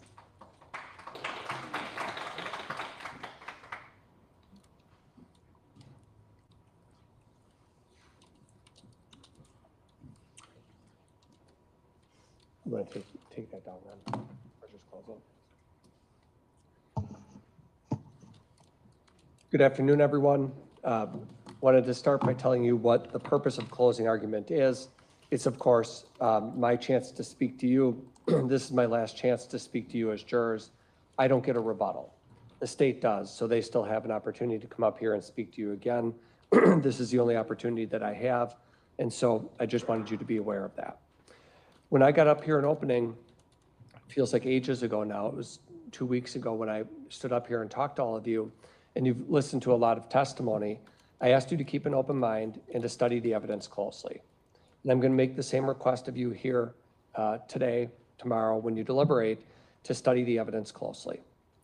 You've been given a mountain of materials, and the judge has read a lot of instructions to you, and I want to talk a little bit about those instructions because as you hear Judge Crivello reading the instructions, it sort of goes on, but you're going to be given copies of those to take back with you to study closely and examine. And I ask that you look at those closely and pay careful attention to everything you heard in this case. The most important principle in the criminal justice system is the idea that a person can only be convicted if the district attorney's office has proven a case beyond a reasonable doubt. That principle has been with us for hundreds of years since the country was founded. The reason why that principle is so important is because it's crucial that when somebody is charged with the most serious of crimes, that we have absolute proof beyond a reasonable doubt by the district attorney's office, that when they decide to bring such serious charges against a person, that you are convinced beyond any reasonable doubt that in fact Mr. Anderson committed each one of these crimes. When Judge Crivello spoke to you, she talked about what reasonable doubt means. Reasonable doubt means a doubt based upon reason and common sense. It is a doubt for which a reason can be given,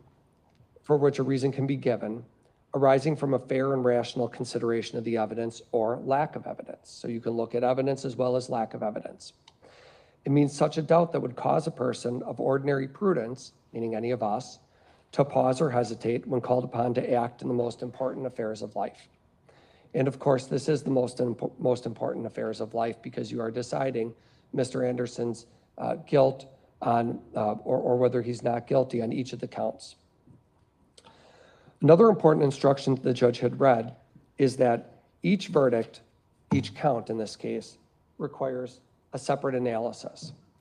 And when I listened to the state's closing, I heard a lot about what their theory is with respect to intentional acts that they believe were committed after Sade passed away.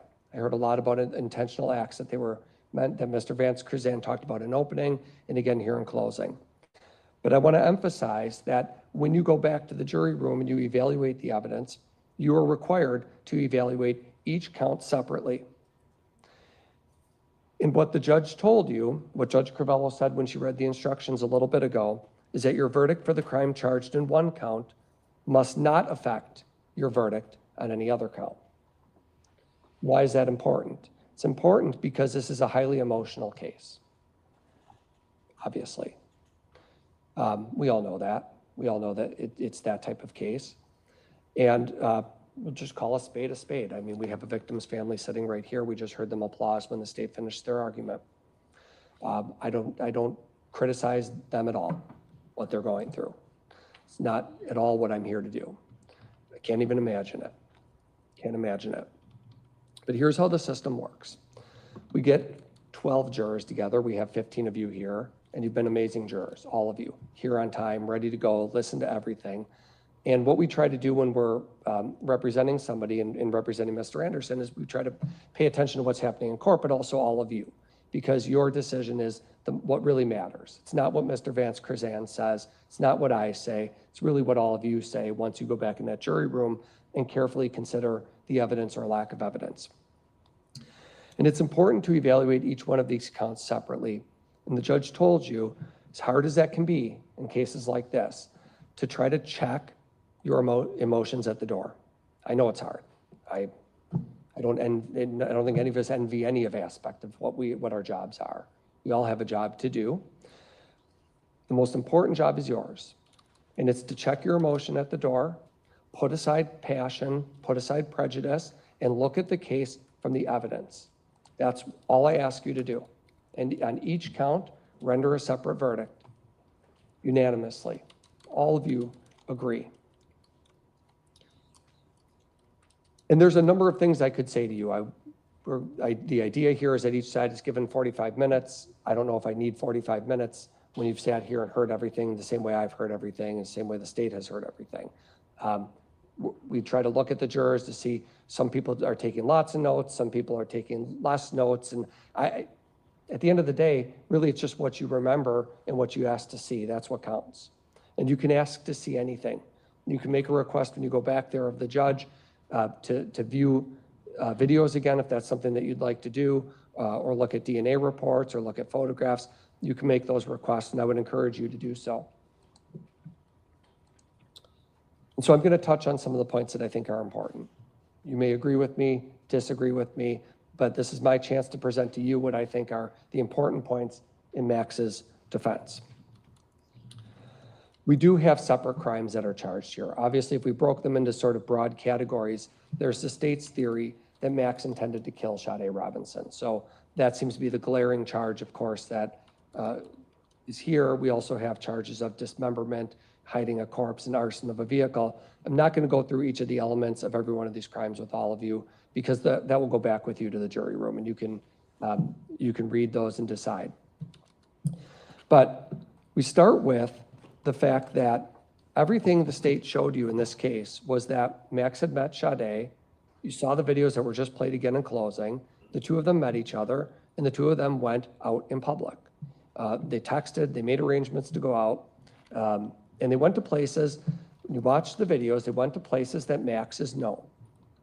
Places where he was interacting in a friendly way with bartenders, where people were talking to him on a first name basis, where he's shaking hands with people, where he's having normal drinks, normal behavior.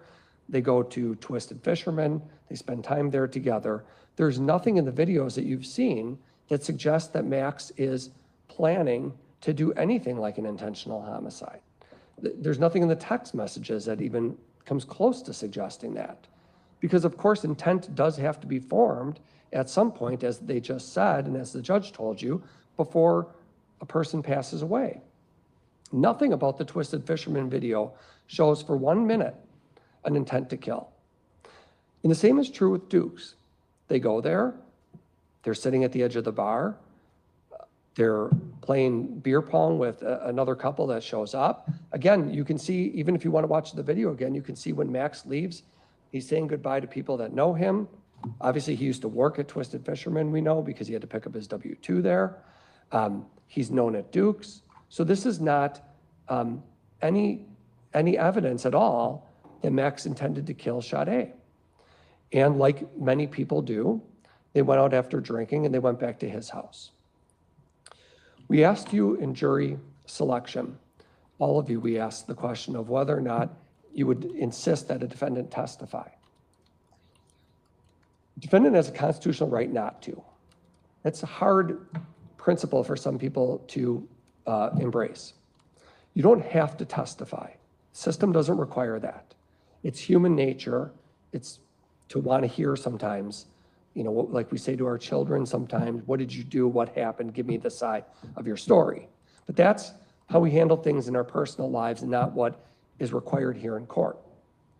And I am just going to address the elephant in the room. Max didn't testify, right? We all saw that. And maybe some of you were thinking to yourselves that you wanted to hear from him. Maybe all of you were thinking that. Certainly members of the public might have been thinking that. But he's not required to do that. The judge told you that. He's not required to give any explanation or prove his innocence. System does not ever require a defendant to prove their innocence. It requires the state to prove that he intentionally killed her. I didn't see any evidence of intent when I sat through this trial. The state points out things that they say Mr. Anderson did after the fact, which would demonstrate, if he had done it, an intent to commit other crimes, mutilation of a corpse. But I didn't see anything, and I listened carefully, and I know all of you did too, that shows any intent to kill. And that's how it started, and now there's a reckless homicide charge that you're supposed to consider as well, but I didn't see or hear any testimony about Mr. Anderson acting recklessly towards Sade at all. And those elements have to be proven. It has to be proven. In words, as the jury instruction said, words, actions, behavior before the event. Well, what are they pointing to? I'm asking that question. What are they pointing to? They're pointing to things afterwards that they say Mr. Anderson did, which they want you to bootstrap into a conviction on an intentional homicide. But that's not what the law says you're supposed to do. The law says you're supposed to look at each count separately. The law says that a defendant doesn't have to prove his innocence. The law says that they have to prove intent or recklessness beyond a reasonable doubt. The highest possible burden you could imagine. Not just that we think he might have done it, or last person with her could have done it, but that he intended to do it, or that he did it recklessly. And I don't know, based on this record, candidly, how she died. I don't know that any of us do. The medical examiner doesn't. Medical examiner is unable to tell us that answer. It's their job. Certainly the anthropologist we heard from doesn't know. And I talked about this with all of you in opening, that they have the burden to prove everything beyond a reasonable doubt. And if they don't, we don't have to put on any evidence. We don't have to put Max on the stand. We don't have to call witnesses to say A, B, and C. And I told you in opening, we weren't going to dispute, I forget what I said exactly, but I probably said we won't dispute 90+% of the case, because we don't. Everything Mr. Vance Curzan just showed you about the vehicle traveling to these locations, we dispute the big things, that it's Mr. Anderson intending to kill her or recklessly kill her. We dispute that he committed the other crimes, but the fact that they went on a date, the fact that they were together, the fact that they were friendly with each other, they drank, no dispute. The vehicle being shown on camera all over the place, the locations it went, no dispute. What we do dispute are a number of important points that I don't think have been proven. You never once see Max getting into this Honda Civic. Nor do you see him getting out of the Honda Civic. You don't see him get in and you don't see him get out. And there was a video that was played very early on in the trial that all of you will remember because it was day 1 or day 2, but there was a video of the Honda Civic when it is in flames, basically on Lisbon Avenue, if we all remember that. And there's 2 women on the street who are on tape pointing in that direction. And you can obviously see that Max is in that area. I told you in opening, sometimes people can be in the wrong place at the wrong time. I don't have to prove, I have no burden to prove why Max was in that area. That is burden shifting, is not required. They have to prove that he was the one that exited the driver's door of that car and lit it on fire. They did not call either of those women in their case. They could have chosen to call either of those 2 women on the street and put them on the stand and say, is that the guy who lit the car? Or is that the guy walking near the car? Big difference. They could have asked him any question they wanted. Of course, we would have been able to ask questions too, but they could have put, her name is Laura Dyer, you heard that through other witnesses. They could have put Laura Dyer on the stand and asked her, who were you pointing to? What were you seeing? What did you observe in the minutes leading up to that? Who got out of the car? What side did they get out of, ma'am? What side did they get out of? If they got out of the car, how did they light the car on fire? They could have asked all of those questions and answered all of those questions for you. And we know for sure that she was shown a photo array because I asked one of the detectives about the photo array procedure. We know for sure it was shown and they didn't introduce it. I'm not here to hide a thing. Study it all. Study every piece of evidence that they gave you in this case. But they didn't call Laura Dyer, who I would argue would be the one witness you would call in your case to, if you wanted to prove that Max lit that car on fire, instead of being near it. And if we work from there forward, if we look at his behavior afterwards, Max's behavior, it's Max there, his behavior afterwards, they haven't proven what was in his backpack. But if we look at his behavior afterwards, he is not, as they just said, concealing his identity. Now, if you lit a car on fire, there's 4 ways you can go, north, south, east, or west. And I would argue that the last direction you would go is right down to Lisbon Avenue if you did that, onto a public street with cars whizzing by and buzzes everywhere and getting on a public bus. Actually, if you looked at the video, there's an alley right there. The more logical way to go is just dart up through that alley, get away, duck through houses and backyards and run. Max is walking. But look at his shoes. Because their theory that they've given you in this case is that Max, prior to this, first of all, their theory is he killed her in his house without Pete Warbington hearing a thing, who's right below him. No struggle, no stabbing, no nothing, no help, nothing. But their theory is he killed her there. But then in the rainy day, pouring rain for days, muddy path down to Warnemont Beach, their theory is that Max did all of that. Why on earth, when he is walking on Lisbon Avenue, and you can watch the videos, look at the shoes. They're pure white soles. At least the sides, even the detectives testified to that. His shoes are white. Somebody who has been trudging through the mud, dispersing body parts in Warnemont Park in the pouring rain, in the bad conditions, does not have white shoes. No way. Muddy shoes, for sure. Watch the whole bus video. He doesn't, as they said, he doesn't pull out a phone, or he sits there the whole time. Shoes are white. That is inconsistent with somebody having been at Warnemont Beach earlier and doing all of these things just a few hours earlier that they say. The sweatshirt that was located in the trash can. We had some testimony a few days about that. I don't know what to make of that. I don't know if it was planted. I don't know how that sweatshirt got in that trash can. But I know that if somebody was trying to destroy evidence, they could burn it right in the backyard. There's a burn pit right there, and they would be unlikely to ditch it right in the alley 2 houses down from them. Seems like a really unlikely thing to do.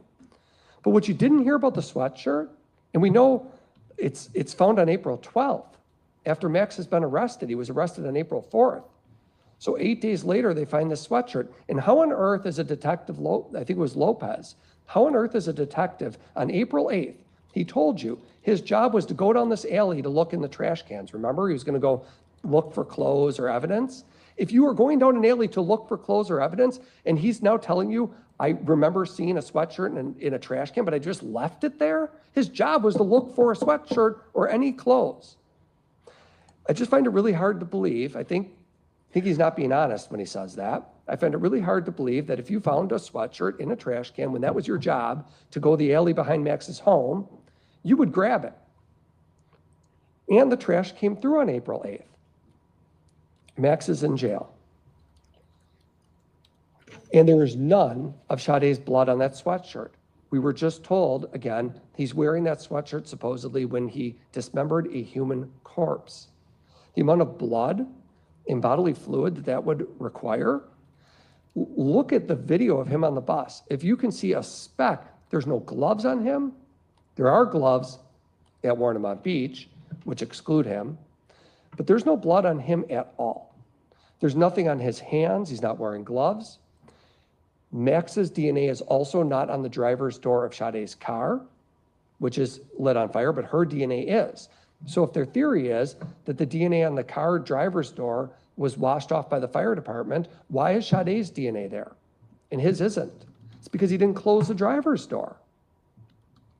It was in the wrong place at the wrong time. And they swabbed everything. It was really boring. Some of the aspects of the trial were really boring for all of us because you had to sit here and watch grainy videos of what a detective thinks they see upstairs, and you have to listen to us on our end bore you, unfortunately, at times by going through all of the DNA evidence. But for crying out loud, this was the most swabbed home I've ever seen in my life. Swabbed everything. Everything. Ask for the report. None of Sade's blood is anywhere in that home. But she's been stabbed. He doesn't have any blood on him at all for a stabbing. And they don't have any weapon that they can connect to him that he ever used for this stabbing. Or however she died, they don't know. But they do know for sure the DNA excludes him. It excludes him because her blood isn't in his home. Her DNA isn't anywhere in there. There's no smell of bleach. There's no indication he cleaned up. I would argue this does not look like a cleaned up place at all. Look at the photos. And there was a hair found on a proximal bone, one of Sade's bones, the hair that was found, and they thought for sure that's going to be Max's hair. We have a hair on a bone. I guarantee that's why they tested it. And look at the report. The hair on one of Sade's bones excluded him. Wasn't his.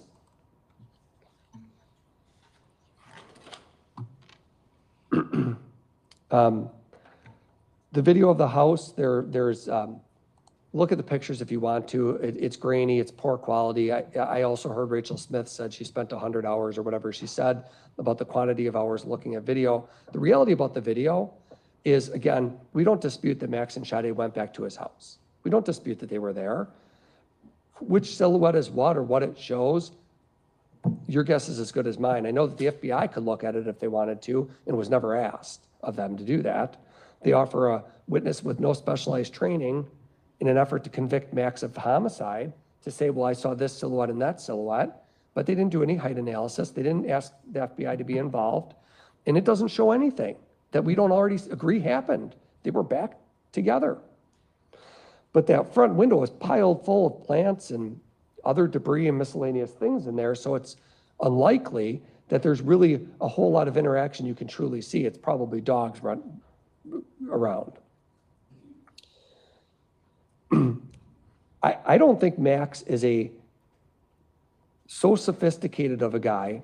I'm representing him. We heard from Pete Warbington.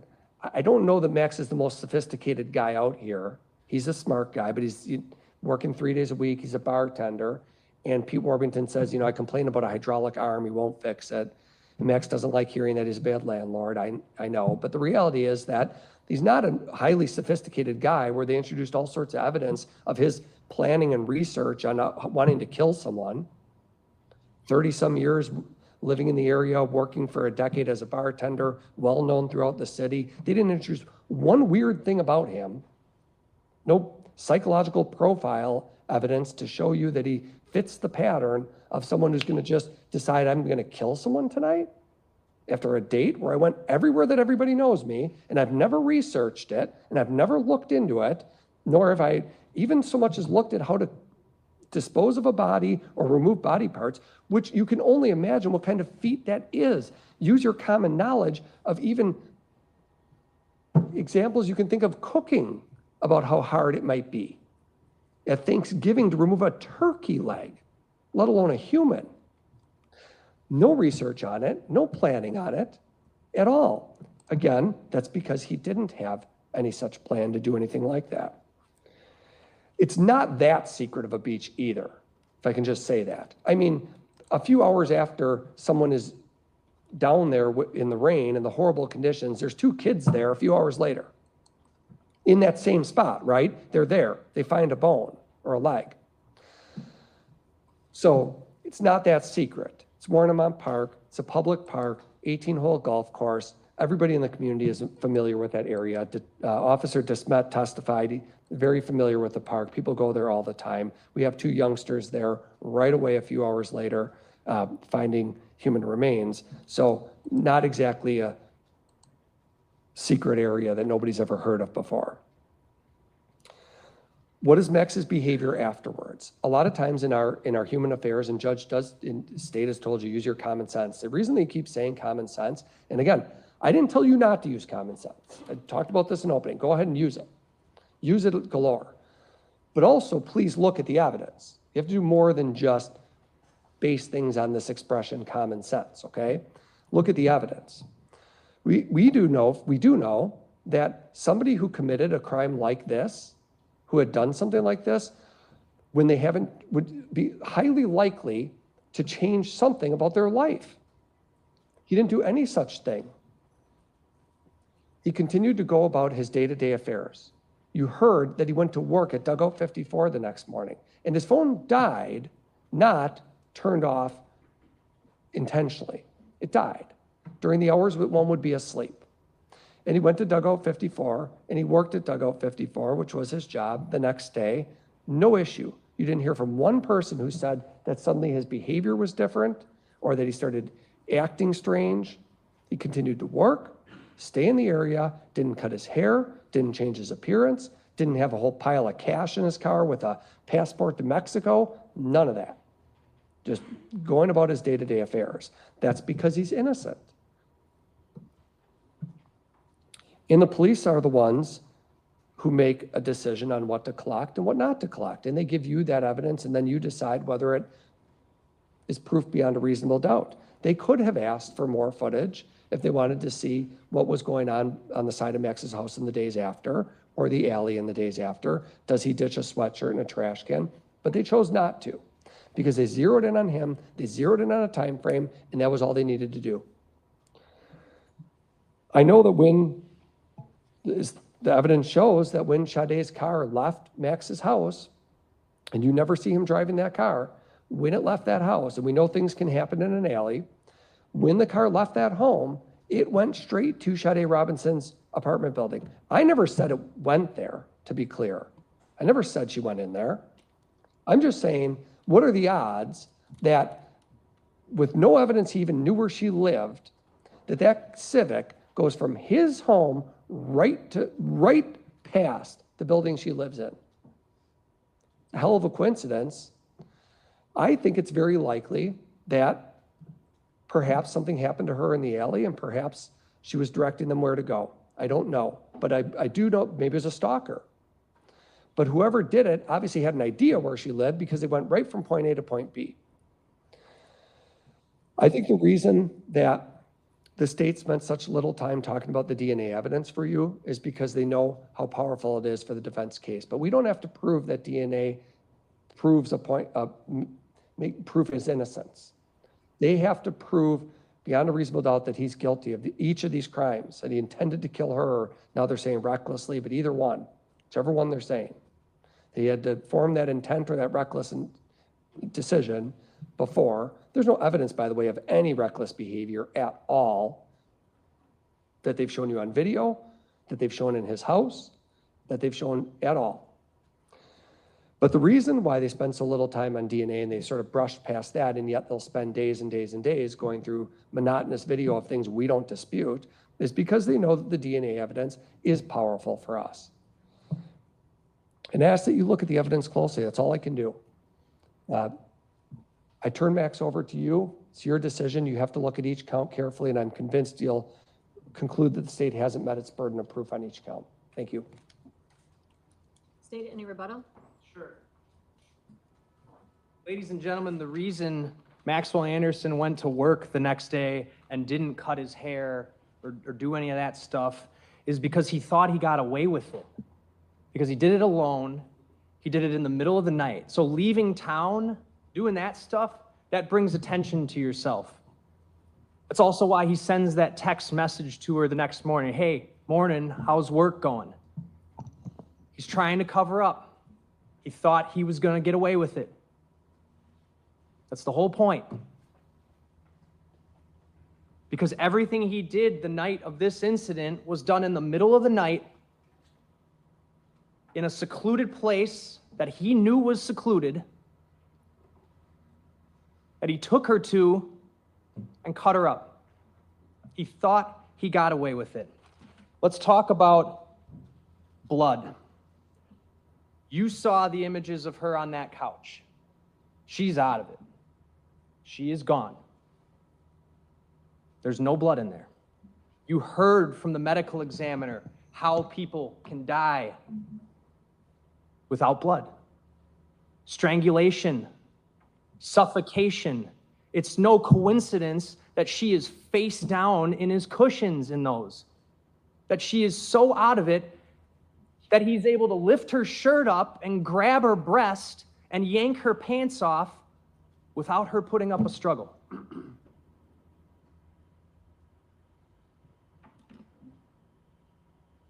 We know as well that the dismemberment, remember the medical examiner talking about the vital reactions, that there were no vital reactions at the areas of amputation. That means no bleeding because she was dead when it happened. And he's doing it down at the lakefront on the shores of a lake on a rainy night. And he talks about no mud, no blood on the shoes or anything like that. He's got this massive backpack with him that he gets rid of, that has never been found. Why? If that backpack is something that's important enough for you to go out in the middle of the night with, why is it gone? Because he got rid of it. He got rid of it to cover up the crime. The hoodie, why is it in someone else's dumpster? Why is the hoodie not a hoodie you were wearing while on the date, but a hoodie you're driving around in the middle of the night with? Why is it in a dumpster 2 houses down? Why is her DNA on it? It's because he's the one driving her car around, taking her body to Warnemont Park. No intent to kill? What about all the horrible, disgusting, gruesome things that he did to her body? That shows intent to kill. He brought up this hair on the proximal bone, and his argument was Max was excluded from that hair. Do you remember whose hair that was? It was Sade's hair. He failed to mention that part just now. Just like he failed to bring up the latex gloves he brought up in his opening and said, certainly these gloves played a role in this crime. That was a quote. What a joke. Those gloves had nothing to do with this crime. Nothing. The blood on those gloves was neither Max nor Sade's. It's located a quarter mile south of where this occurred. A week later, a smoke screen. Nothing to do with this crime. Maxwell Anderson was not walking away from the Honda Civic because he's in the wrong place at the wrong time. Why on earth is he walking around behind an abandoned building where the woman who he was on a date with the night before his car is getting set into flames and he's just casually walking away? And you did hear from the woman who saw him do it. You heard her on the video. You saw her point to him and say, he did it. Call the fire department. What's that all about? It's because he's the one who lit the car on fire to cover up all of this and calmly walk away because he's trying to get away. He's trying not to draw attention to himself. Asking you to completely speculate that something happened to her in the alley. Well, let me ask you this. How does she get in the alley if she's passed out of it, incapacitated on his couch? How would she have even gotten there? He's asking you to speculate. She's just instructed you, you can't speculate. You are not to speculate. That's what he wants you to do. That's what he wants you to do to find Maxwell Anderson not guilty, but you can't. You follow the evidence. Not a single piece of evidence points to anybody else. Everything at every single turn, even when police tried to focus on other things, like the latex glove, did it lead anywhere else except back to him? The broken pieces of car at the gate just happened to match the Honda that he's walking away from as it lights on fire. The beach where she is cut up, it's his beach. It's his place. Every single lead, every single thing the investigators did led back to Maxwell Anderson, and it is because Maxwell Anderson is the killer. He is responsible, so find him guilty.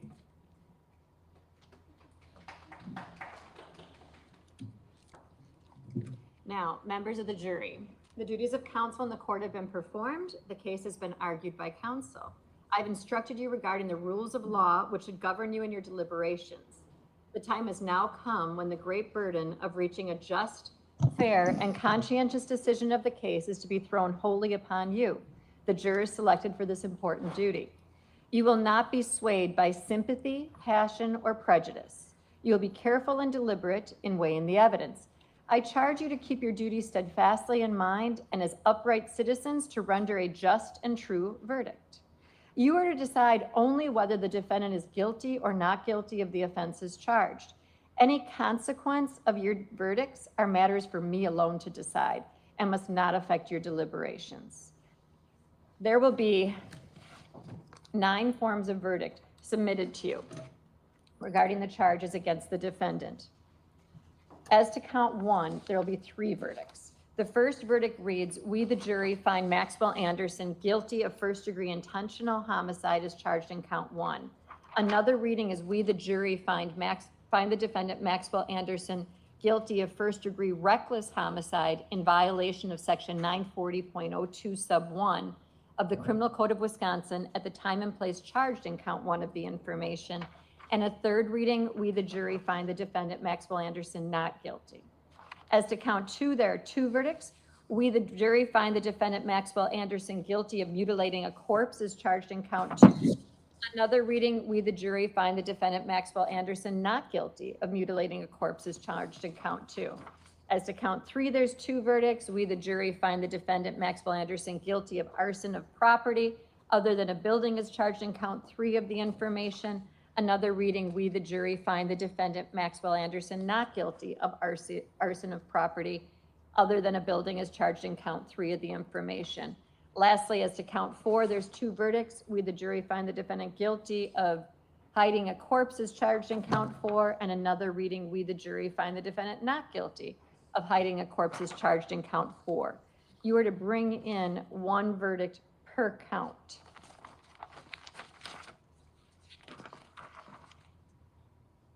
It is for you to determine whether the defendant is guilty or not guilty of each of the offenses charged. You must make a finding as to each count in the information. Each count carries a separate crime, and you must consider each one separately. Your verdict for the crime charged in one count must not affect your verdict on any other count. Now, this is a criminal, not a civil matter. Therefore, before the jury may return a verdict that lawfully may be received, the verdict must be reached unanimously. In a criminal case, all 12 jurors must agree in order to arrive at a legal verdict. When you retire to the jury room, select one of your members to preside over your deliberations. The presiding juror's vote is entitled to no greater weight than that of any other jurors. If you need to communicate with me while you're deliberating, have the presiding juror send a note, time-stamped and signed by the presiding juror with your question. It may take some time to answer because I may consult with the attorneys before I respond, so you should continue your deliberations while you're waiting for a response. I will answer all of your questions either in writing, or I'll bring you back into the courtroom and answer them on open record. When you've agreed upon your verdict, have it signed and dated by the presiding juror. Notify my bailiffs that a verdict has been reached. Everyone will return to the courtroom, and your verdict will be read into the record in open court. I may ask each of you if you agree with the verdict. 4:37. I think we'll begin the deliberations. Okay. At this point, we're going to select our 2 alternates. So three alternates. So all of your numbers are inside of this box.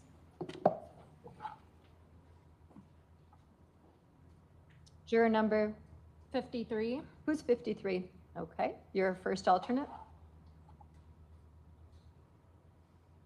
38.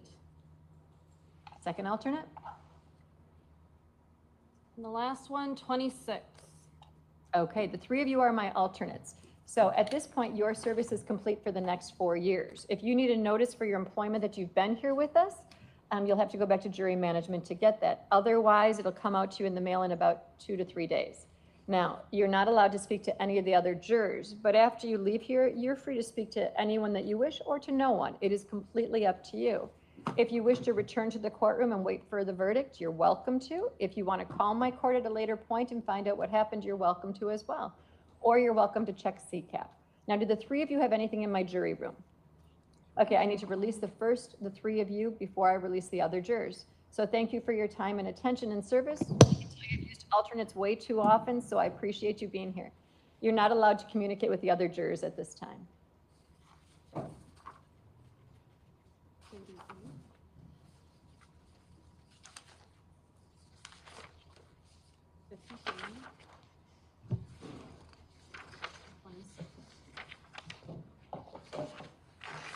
Thank you.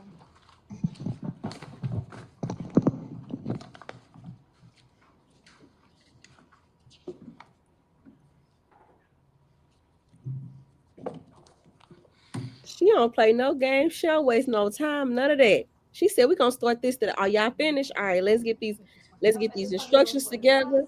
Do y'all argument. You solemnly swear that you will keep jurors on this trial together in some private place, and that you will not, before they render their verdict, communicate the state of their deliberations or the verdict they have agreed upon. So help you God? I do.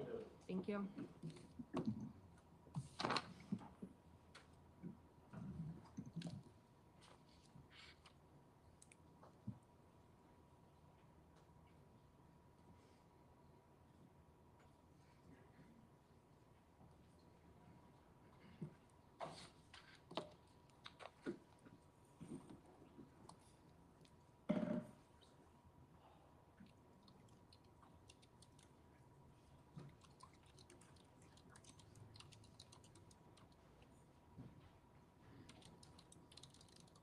Okay, you may begin your deliberations.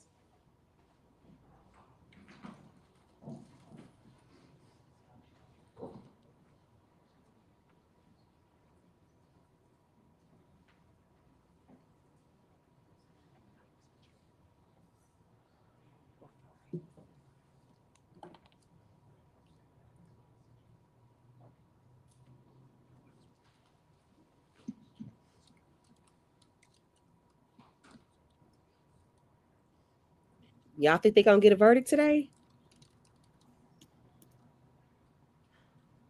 Any objection as to how the jury instructions were read into the record, state? No. Defense? No. I did find on the jury instructions one correction, which was on the last page relative to the verdicts. It said 4 verdicts will be provided. I changed it to 9, and I just wrote it on it. So that was the only modification I made. I plan on recalling the jury at about 3 minutes to 5 if we don't have something happen quickly. So please, if you could stick around, I'd appreciate it. Also, if you could go through the list of exhibits and see if there's anything, if there's a request you're willing to send back without further discussion, and a stack of course, anything that you wish to be addressed on. Of course, no videos would ever be sent back or physical evidence without the bailiffs. Case was well tried. Thank you, everybody. Well, I'm going to read our last bit of Diddy tweets, and I think I'm just gonna actually cut to Armand because no, they've gone back to the jury room. Yeah, so I will just read our last little bit of the Diddy tweets, and not very many left, but last we left off, she was talking about how she wanted to do an OnlyFans and she wanted to do nudity, and she was like, no, because she felt that he was her boyfriend. Sealed exhibit. What is this? My lease, April 4th, 2023. How much was the rent each month? $10,000. Sean said, let's do a love contract. It was a flirty thing. He asked how much allowance did I want going forward. I said 15. He said 10,000. Yes. I wanted a beautiful home for balance. What's this? A wire transfer to pay your rent? Yes. Who got you plane tickets to fly to hotel nights? His travel agent, Jess, or KK? What were the hotel suites like? Red lights, sheets everywhere for the excessive use of baby oil. How many bottles? Objection, sustained, per hotel night. 24 bottles or more. This night, where was the hotel night? In my apartment. What did you wear during these hotel nights? Lingerie, high stripper shoes.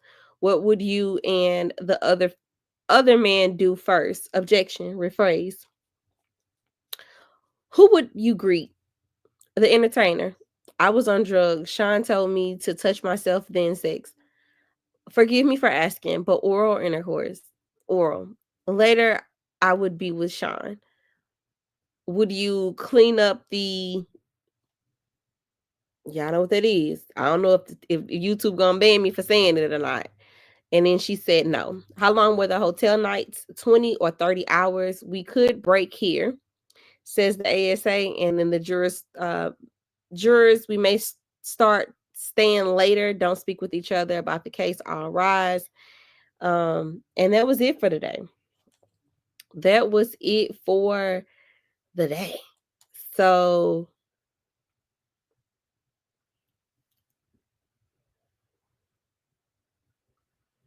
he says, oh, she's not letting them stay late. What did she say? That they were staying till 5? Did she say that they were going to stay to 5?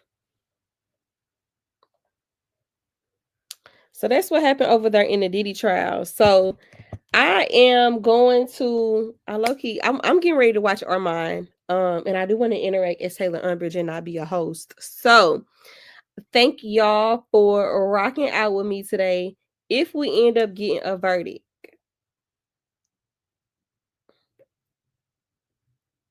now I need to know how 50 found out. He be knowing everything. 50, baby. So I'm most definitely watching Armand tonight, and he comes on in 15 minutes. So I'm gonna spend my 15 minutes showering, washing my hair, and getting whatever we gonna eat for dinner, because I ain't even fed these people. I need to feed these folks. Getting our dinner ready, and then I'm gonna be in the comments.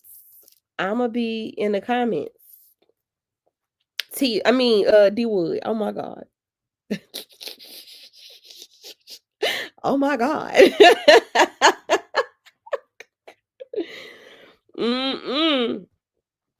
So I am going to end my stream, but in the event that we get a verdict, I will likely announce it tomorrow morning or this evening on my TikTok. I feel like I haven't gone live on TikTok in a while, and I need to. So I'm gonna try to do that sooner rather than later. How about that? All right, y'all. Well, y'all have a good night. We'll be back tomorrow with Karen Reed. I guess we stuck watching Karen Reed all day until we get another trial to watch. So I will see y'all then and have a good night. Oh, actually, I'm gonna see a few of y'all over there in Ormond chat. So holla at your girl. The shade, honey.